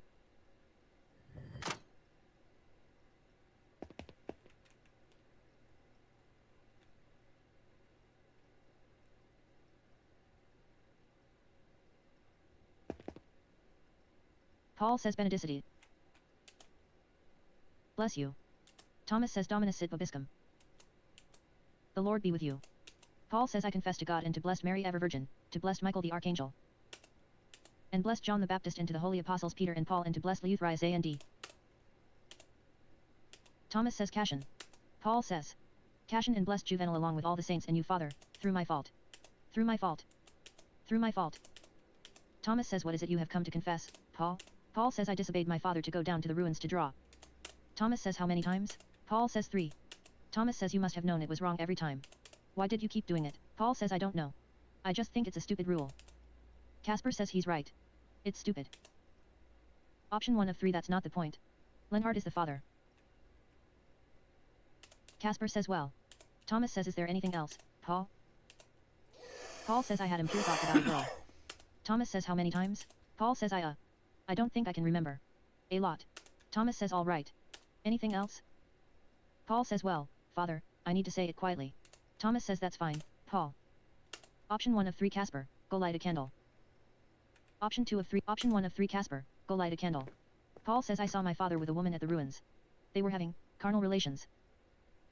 Thomas says, that's a serious matter, Paul, but you are not here to tell me the sins of others. If they want to confess, they know where to find me. Paul says, all right. Thomas says, obey your father, avoid the temptation to think about girls. Christ wants us to live in harmony with our family. You cannot be in harmony if you are disobedient to your parents. And if you find yourself thinking about girls, pray to the Blessed Virgin for strength. Paul says, yes, Father. Father Thomas? Thomas says, what is it? Paul says, are we going to be all right? I mean, the soul. Thomas says, I don't know what's going to happen, Paul. But I do know that we are saved. Trust in that, trust in God. Paul says, all right. I will. Thomas says, for your penance, say 5 Hail Marys and 2 Our Father. Paul says, yes, Father. Thomas says, Dominus Noster Jesus Christus te absolvat et ego octorate ipsius te absolvo ab omni vinculo excommunicationis et interdicti in quantum possum et 2 indiges. May our Lord Jesus Christ absolve you and I, by his authority, absolve you from every bond of excommunication and interdict, inasmuch as I am able and you require. Deend, ego te absolvo a peccatus tuis in nomine Patris, et filii, et Spiritus Sancti. Amen. Thereupon, I absolve you from your sins in the name of the Father, and of the Son, and of the Holy Spirit. Amen.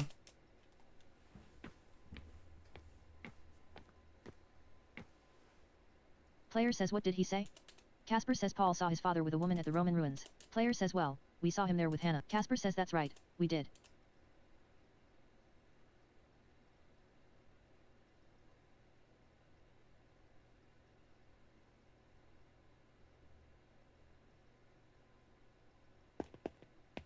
Thomas says, what have you come to confess, Gret? Gret says, well, Father, I argued with my husband about his support of the peasants. Thomas says, Ulrich is the head of your household, but it's not sinful for you to disagree about things. It's a serious matter. The peasants are trying to change the way things have always been. When people try to change a place's way of life, they are playing with fire, with sin. Gret says, is Ulrich's soul in danger? Thomas says, I know Ulrich is a good Christian, but I worry that the peasants will become violent. I thought Otto's death might shock the peasants into abandoning their cause, but it only inflamed them. Gret says, oh God, poor Otto. Casper says, Master Andreas, do you think Gret could have killed Otto? Option 1 of 2, Gret couldn't kill a mouse, much less a man. Casper says, well, you know her better than I do. Thomas says, SHH. It's all right, I'm sorry. I shouldn't have said anything. I'm here to listen to your confession. Gret says, no, Father. Thank you. I appreciate it. Thomas says, of course. Now, remember what I said about the difference between disagreeing and disobeying. Gret says, yes, Father. Thomas says, Jesus wants our families to be in harmony, but there is room for disagreement, especially on something so important. Now, for your penance, say 2 Hail Marys and an Our Father. Gret says, thank you, Father. I will. Thomas says, Dominus Noster Jesus Christus te absolvat et ego octorate ipsius te absolvo ab omni vinculo excommunicationis et interdicti in quantum possum et 2 indiges. May our Lord Jesus Christ absolve you and I, by his authority, absolve you from every bond of excommunication and interdict, inasmuch as I am able and you require. Deend, ego te absolvo a peccatus tuis in nomine Patris, et filii, et Spiritus Sancti. Amen. Thereupon, I absolve you from your sins in the name of the Father, and of the Son, and of the Holy Spirit. Amen. Casper says that wasn't helpful at all. Is anyone going to confess something good? Option 1 of 3, God willing.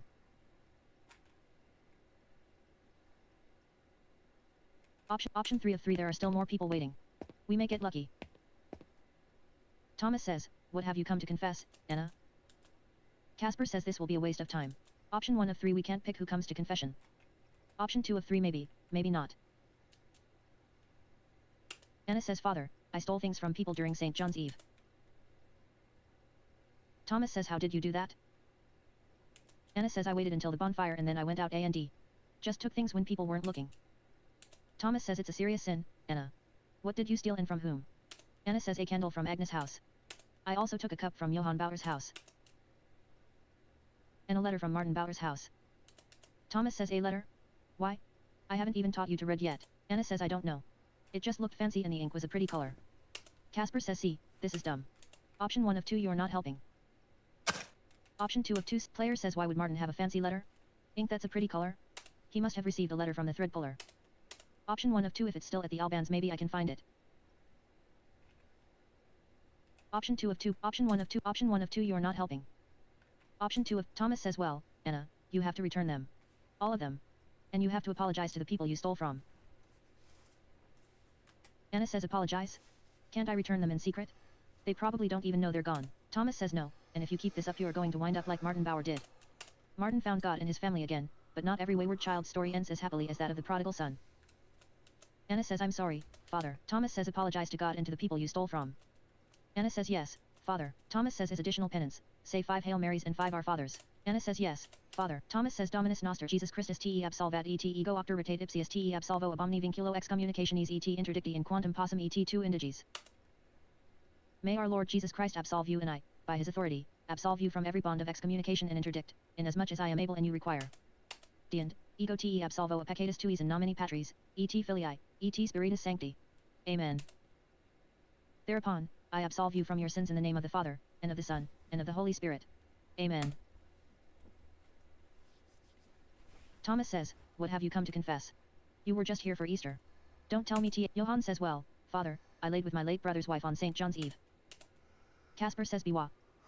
Option 1 of 2, all right, I'll admit it, that was unexpected. Thomas says, this is the 3rd year in a row. Johann says, Father, please keep your voice down. Thomas says. Johann says. Casper says, I can't hear them, can you? Option 1 of 3, Casper, go light a candle. Option 2 of 3, go light a candle. Thomas says, 3 times. 3 times in 3 years, Johann. Johann says, I don't mean for it to happen, Father. We just get carried away by St. John's bonfire. Thomas says, don't you bring St. John into this. Johann says, sorry, Thomas says, this has to stop, Johann. God's forgiveness is limitless, but you must truly repent for your sin. I don't know what's in your heart, but he does. If you do not recognize the sin in yourself, you are as far from salvation as we are from Jerusalem. Johann says, yes, Father. Thomas says, for penance, say 5 decades of Hail Marys. And don't forget the Our Fathers. 5 decades of Hail Marys, and don't forget Our Fathers. Johann says 5. That will take forever, Father. Thomas says you'll burn in the fires of hell forever if you don't stop this, Johann Bauer. Johann says, all right. I understand. Thank you, Father. O-A-N-D. Father, I can't spare a confession pfennig right now. I'm sorry. Thomas says, it's all right, Johann. You don't need to give me anything. It's more important to help your family right now. Johann says, thank you. Oh, Father, if I die, I mean, if the soldiers, kill me. Thomas says, yes. Johann says, will I go to hell? Thomas says, I don't know, Johann. Please don't let it come to that, for everyone's sake. Johann says, I'll do what I can. Thomas says, Dominus Noster Jesus Christus te absolvat et ego octoritate ipsius te absolvo ab omni vinculo excommunicationis et interdicti in quantum possum et tu indiges. May our Lord Jesus Christ absolve you and I, by his authority, absolve you from every bond of excommunication and interdict, inasmuch as I am able and you require. Deend, ego te absolvo a peccatus tuis in nomine Patris, et filii, et spiritus sancti. Amen. Thereupon, I absolve you from your sins in the name of the Father, and of the Son, and of the Holy Spirit. Amen. Player says it appears Johann has done this before, a couple of times. Casper says, did he say anything about the murder? Player says no, unfortunately. Casper says, sorry, Master Andreas. Maybe the next one will go better. Thomas says, before I ask you what you've come to confess, how are you, Agnes? Agnes says, I've been better. Thomas says, I'm sorry. Tell me what's troubling you. Agnes says, is it alright if I speak quietly? Thomas says, of course. Option 1 of 3, Casper, go light a candle. Casper says a second time. He's going to yell at option 1 of 2, you're right. Option 2 of 2, I believe in you. Option 1, Casper says, thank you, Master. Option 1 of 2, go light a candle. Option 2 of Agnes says. Thomas says. Player says, well, now I have no idea what she's talking about. Casper says, I think that's it, Master. There's no one left to confess. Thomas says, Andreas, it's your turn. Option 1 of 2, all right, father. Player says, just wait here. Casper says, yes, master.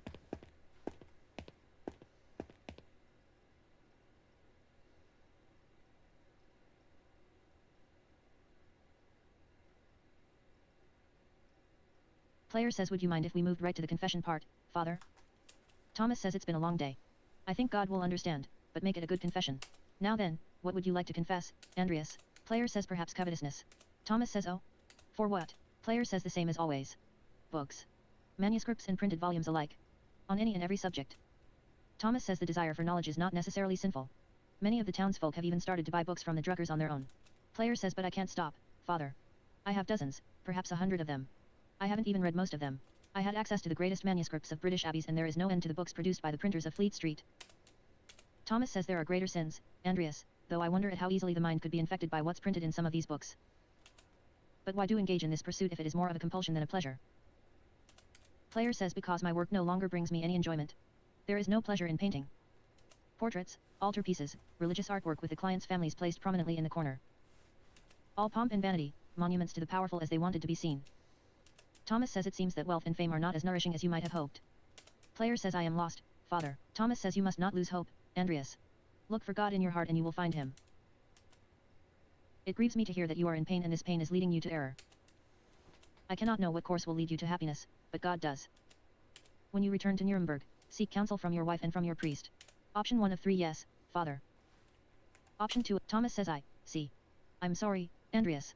It seems you have many problems to work through. For penance, say 3 Hail Marys and 2 Our Fathers. And when you feel despair, remember that hopelessness is among the gravest sins against God. It offends him because no matter how dire things may seem, there is always salvation through Christ's sacrifice. Player says, yes, father. Thomas says, Dominus Noster Jesus Christus te absolvat et ego operatate ipsius te absolvo ab omni. May our Lord Jesus Christ absolve you and I, by his authority, absolve you from every bond of excommunication and interdict, inasmuch deend, ego te absolvo a peccatus tuis in nomine Patris, et filii, et Spiritus Sancti. Thereupon, I absolve you from your sins in the name of the Father. God bless you, Andreas. Now, if you'll excuse me, I have to prepare for supper. Player says, until later, father. Player says, well, I may as well do my penance now. Option 1 of 2, Hail Mary, full of grace, the Lord is with you. Player says, blessed are you among women, and blessed is the fruit of your womb. Jesus, Holy Mary, Mother of God, pray for us sinners now and at the hour of our death. Amen. Option 1 of 2, Hail Mary, full of grace, the Lord is with you. Player says, blessed are you among women, and blessed is the fruit of your womb. Holy Mary, Mother of God, pray for us sinners now. Amen. Option 1 of 2, Hail Mary, full of grace, the Lord is with you. Player says, blessed are you among women, and blessed is the Holy Mary, Mother of God, pray for us. Amen. Our Father in heaven, hallowed be your name. Your kingdom come, your will be done. Give us this day our daily bread, and forgive us our debts, as we also have forgiven. And lead us not into temptation, but deliver us from evil. Amen. Our Father in heaven, hallowed be your name. Your kingdom come, your will be done, on earth as it is in heaven. Give us this day our daily bread, and forgive us our debts, as we also have forgiven our debtors. And lead us not into temptation, but deliver us from evil. Amen. Well, that's it. 3 Hail Marys, 2 Lord's Prayers. Player says, I hope Casper isn't too bored way. I know, right? I've got to go to bed. I'm exhausted. This shit just puts me to sleep. Every time it put me to sleep back in Catholic school, and it puts me to sleep now. Fucking boring. Emily says, Andreas.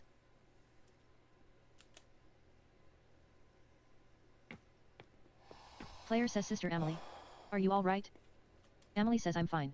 My body pains me but my spirit soars. Option 1 of 3, good?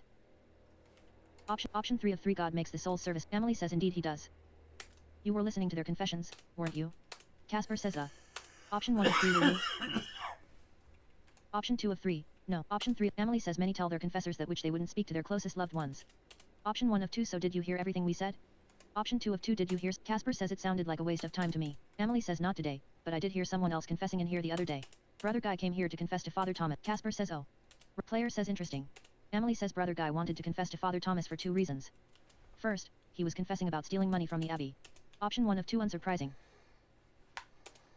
Emily says, second, he knew Father Thomas was becoming suspicious of his role in managing the abbey's money. If Brother Guy confessed to him, Father Thomas would be bound to secrecy by the seal of confession. Option 1 of 2 brother guy has very few scruples. Emily says he also said Otto Zimmerman confronted him about the Abbey's finances when he was doing repairs. Otto saw brother guy writing in the Abbey's ledger and he demanded to see it.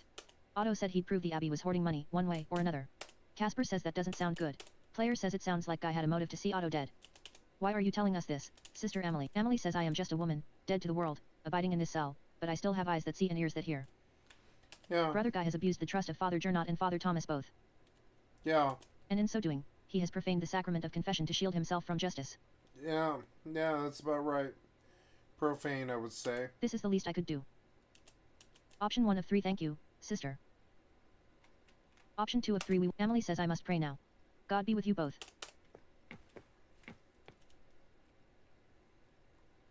Casper says, well, what should we do now, master? Player says we need to find that ledger and evidence of Guy's misdeeds.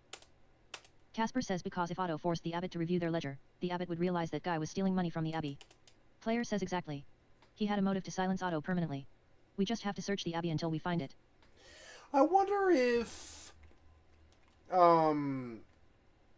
what's his name ends up being the star of this sooner or later. It's possible some of the brothers and sisters may be able to assist us as well. If like 10 more years pass, he'll be old. He'll be like 60 or something like that. And if 10 more years pass after that, he'll die, and I bet this kid becomes the star. I'd best head into town and be prepared to name a suspect. Oh yeah, that's okay. That's the gameplay, Lupin. Name a suspect after what you learned. I know what I think, but I don't know if it's the right thing. Player says. Option 1 of 2, a painting of the Virgin Mary. What does the labyrinth symbolize? Church and Druckers. Mill. Our Lady Thomas. Thomas says God bless you. And Art Mill. Martin Bauer and Widow Kemp Baron. Drucker House. Central Town. Town Commons.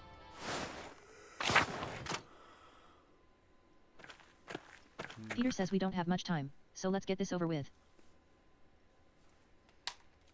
I know some of you are frightened, some of you want to give up, but we have to see this through.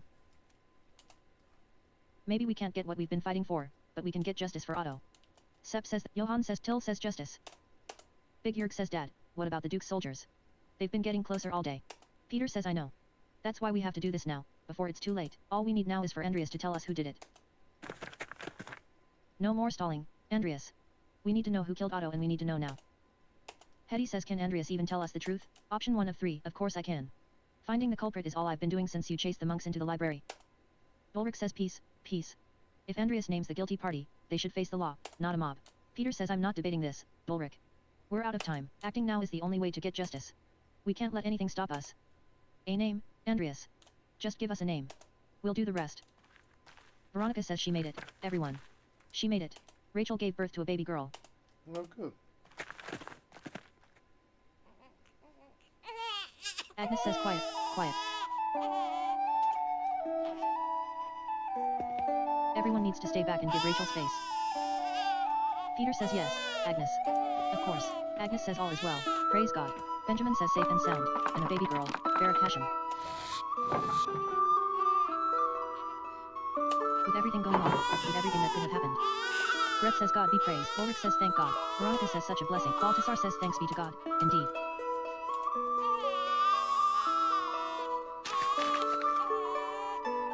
Klaus says. Peter, I'm sorry. I can't keep supporting you anymore. I understand your cause, but I need to protect my daughter and keep my friends safe. I've already lost Marie and Bert. I can't bear to. If bowing to the Duke's wishes will protect us, I'll do it gladly. I believe in the cause, Peter, but not at the cost of any more violence. Option 1 of 3 Klaus. We cannot back down in the threat of violence.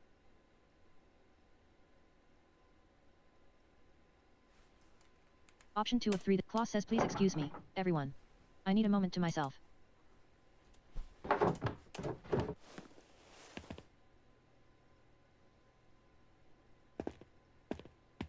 Endris says maybe he's right. Gret says this is too much. Veronica says right.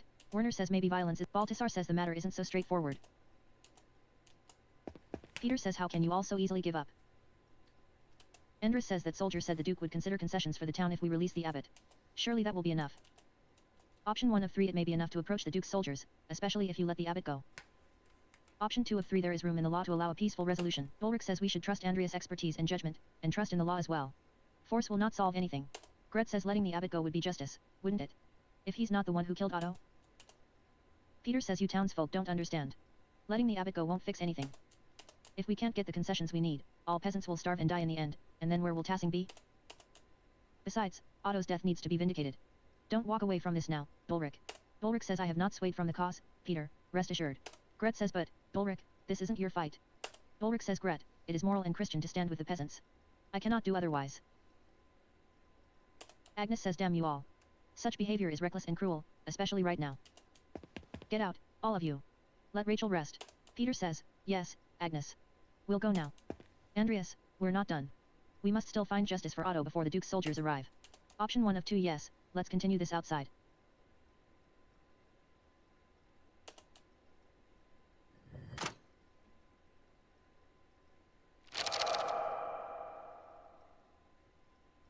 Peter says no more stalling. No more interruptions. Tell us what you know, Andreas. Give us a name. Give us a name or the monks can burn along with their precious books. Option 1 of 3 remember your promise. You'll let them go. You won't hurt them.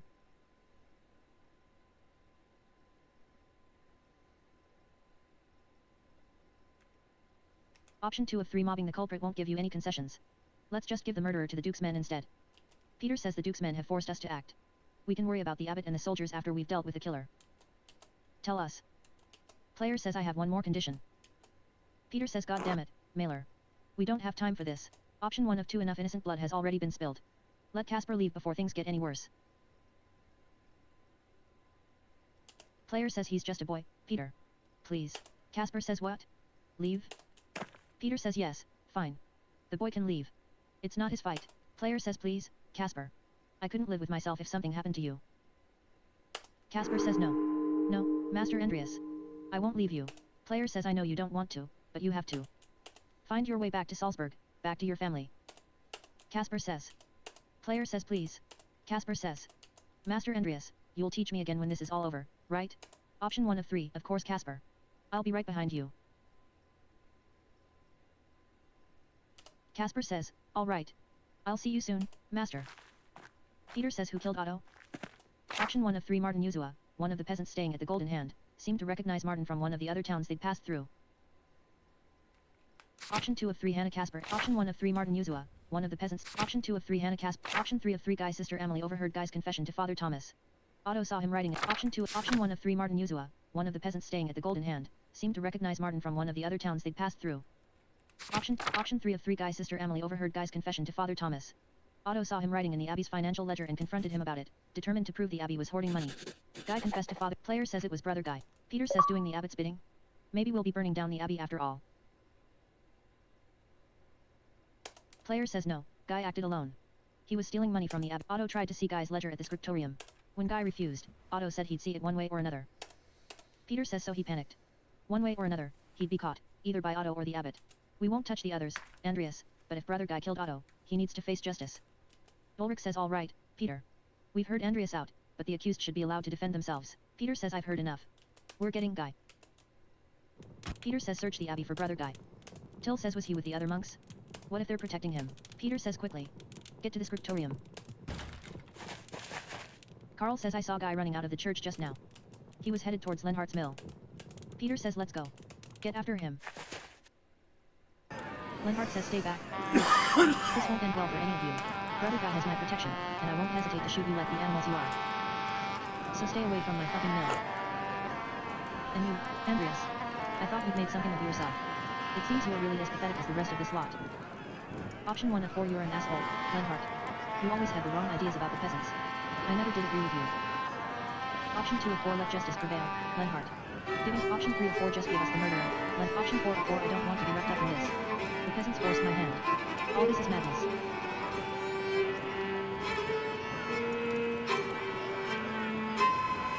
Lenhart says yet you're standing there with the rest of them. You could have let this go, but instead you had to meddle. Peter says else, take the boy and go. You don't need to be involved in this. Lenhart says no. Else, Lenhart says don't you dare disobey me, Paul. You hear me? Get your mother back inside. Paul says I'm not staying here any longer. I'm taking Mom, and we're leaving, somewhere far away from you. Lenhart says you'll regret this, boy. I won't be responsible for how your life turns out if you leave. Peter says Lenhart, let them go. They've lived under your rule long enough. Lenhart says I should have expected this from you, Paul. You've always been a sad excuse for a son. And else. If you do this, you won't find anyone else to love you. You'll be a feckless old crone like that Adelia, else. Peter says it's over, Lenhart. They're gone. You are not so high and mighty now, are you? You are going to lose everything, just like us. Give up, Muller. There's more of us than you in that mill, and you can't shoot us all. Give us the 30 month, you bastard. Guy says I didn't do anything. You have to believe me, I had nothing against Otto, nothing against the peasants. I'm on your side. Peter says you're a liar, a thief, and a murderer. And now you'll pay for it. Lenhart says you are all mad. This isn't how the law works and you know it. Your blabbering will change nothing. Peter says you've never given a damn about law, or justice, or propriety, or fucking decency a day in your life, Lenhart. Lenhart says ha. You've let me have my way for years, Peter, and done shit all about it. You've never stood up for anything, and you won't get any further today, coward. Ulrich says Peter. Lenhart. Please, let us search for peace tonight. Such language is not Christian. Peter says coward, am I? Come down here and face me like a man, you piece of shit. Ulrich says please, everyone calm down. We can still talk this out. Violence is not the answer. Lenhart says you can't blame the man, Ulrich. Force is all Peter and his family knows. It certainly worked with Christine. Peter says how dare you even speak her name, much less suggest.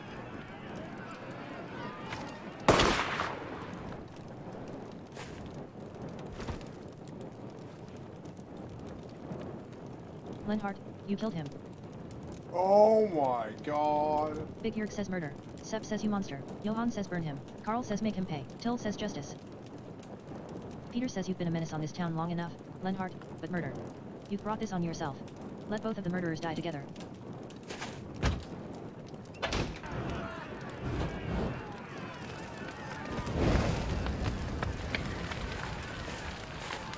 Boss says Andreas. Troops are advancing on the town. We need to go, now. We must let the abbot out so we can talk to the Duke's soldier. Option 1 of 3, you were right. Let's go.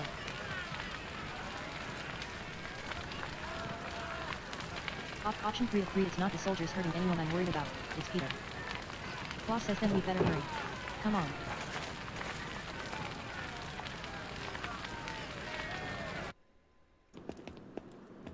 Klaus says Father Abbot, you can come out.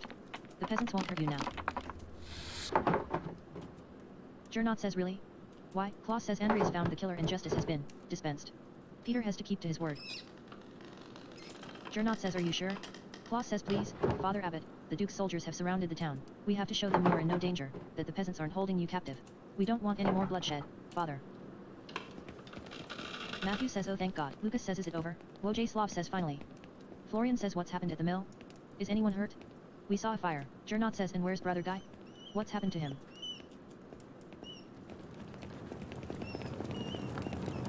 Player says Peter, stop. You got your justice. You swore that you wouldn't harm the abbot or the brothers, remember? Peter says I did. Klaus says no one else needs to die tonight. The abbot can talk to the Duke's herald.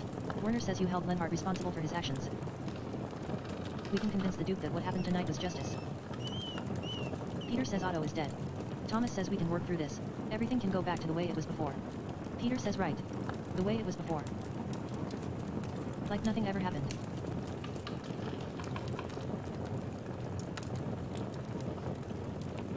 Player says Peter.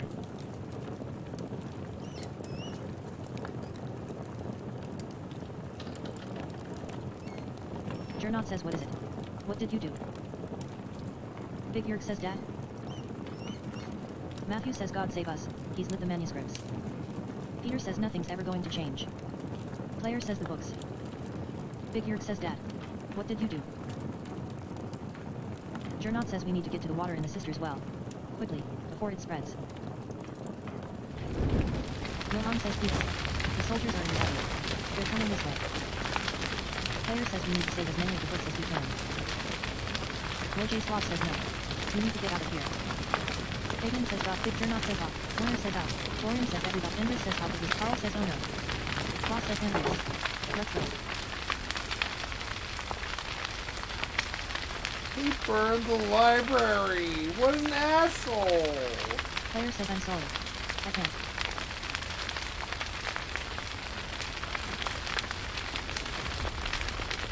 Klaus says Andreas.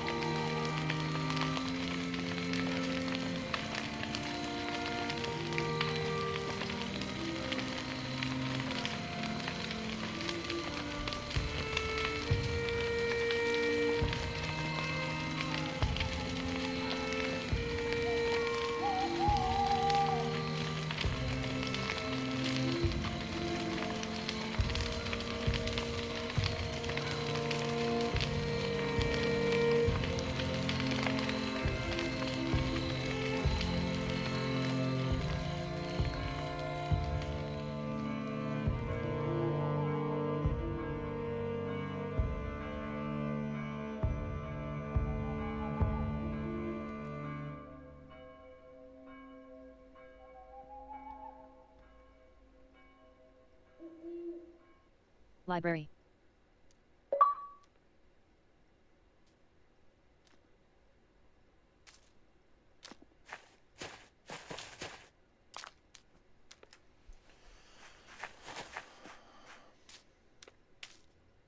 Magdalene says feels like it's getting cold early this year, doesn't it?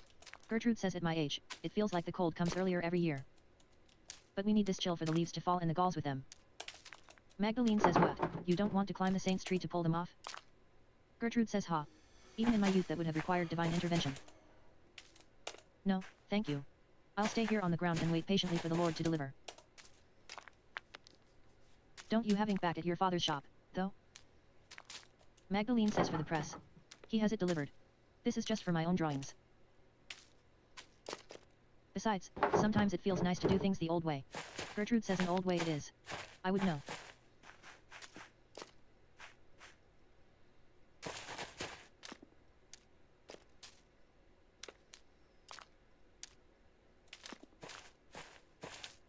OTZ says hey, Mags. Sister Gertrude. Aww. Ots is all grown up. Gertrude says God bless you, Master Zimmerman. Magdalene says I told you not to call me that. OTZ says what? Mags. Why? People call me OTZ. You don't see me complaining. It's not even a name. It's a valley. Magdalene says you like being called OTZ. OTZ says right, so? Why are you being so stuck? Gertrude says Master Zimmerman, would you call Mary Magdalene, witness to our Lord's death and resurrection, Mags? OTZ says. I guess not. Gertrude says then it seems only fitting you should call Mistress Druckaren by her full Christian name. OTZ says all right. Sorry, sister. Sorry, Mags. Magdalene. Anyway, your dad wants to see you. Magdalene says what? Why? Isn't he at the Rot House? OTZ says he is. He wants you to grab his mural sketches and bring them. Magdalene says ugh. Fine. I suppose this is enough galls for now. Gertrude says I was just about finished, too. God bless you both. OTZ says don't be long, Magdalene. The council's waiting on this. Magdalene says not sure why this falls on me, but I suppose I better get going. I think Dad left the Rot House plans on his workshop bench at home, next to the printing press.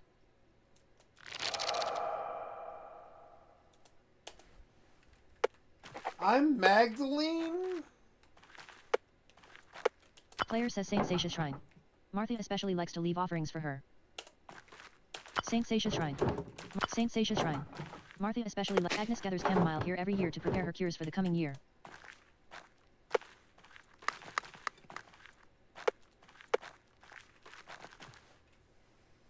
This one's extremely good. We need more like this. Bring me a whole genre like this, please. I will eat these. You can release 100 of these a day. It wouldn't matter. 100 of these a day. I would just tear through the rest of these for the rest of my life. You can make... Every little company can make 10 of these, and I would just eat them up. Like, you know... $10, $20 pop. Eat. You know, I don't know why there isn't a bunch of stuff. Like, I want to be able to live the rest of my life just doing story games. I think that'd be amazing. Player says Agnes gathers chamomile here every year to prepare her cures for the coming year. Oh. Options. So, we're going to quit here, and I'm going to stop here. It has been a long time. Been about 9 hours and stuff, and I already had like a 5-hour day before that, so it's been my customary... Oh, what is that? That's my customary 14.5 hours right now. I'm sorry to stop so early, guys. I realize that it's like the middle of the fucking session and stuff, and that isn't like that amazing for you, but I am gonna kind of move on here and sleep, and I will be back in the morning at a fairly early time, like 9 a.m., something like that, 10 a.m. to go do some games. And thank you so much for all the wonderful support, and I'll talk to you later. Bye.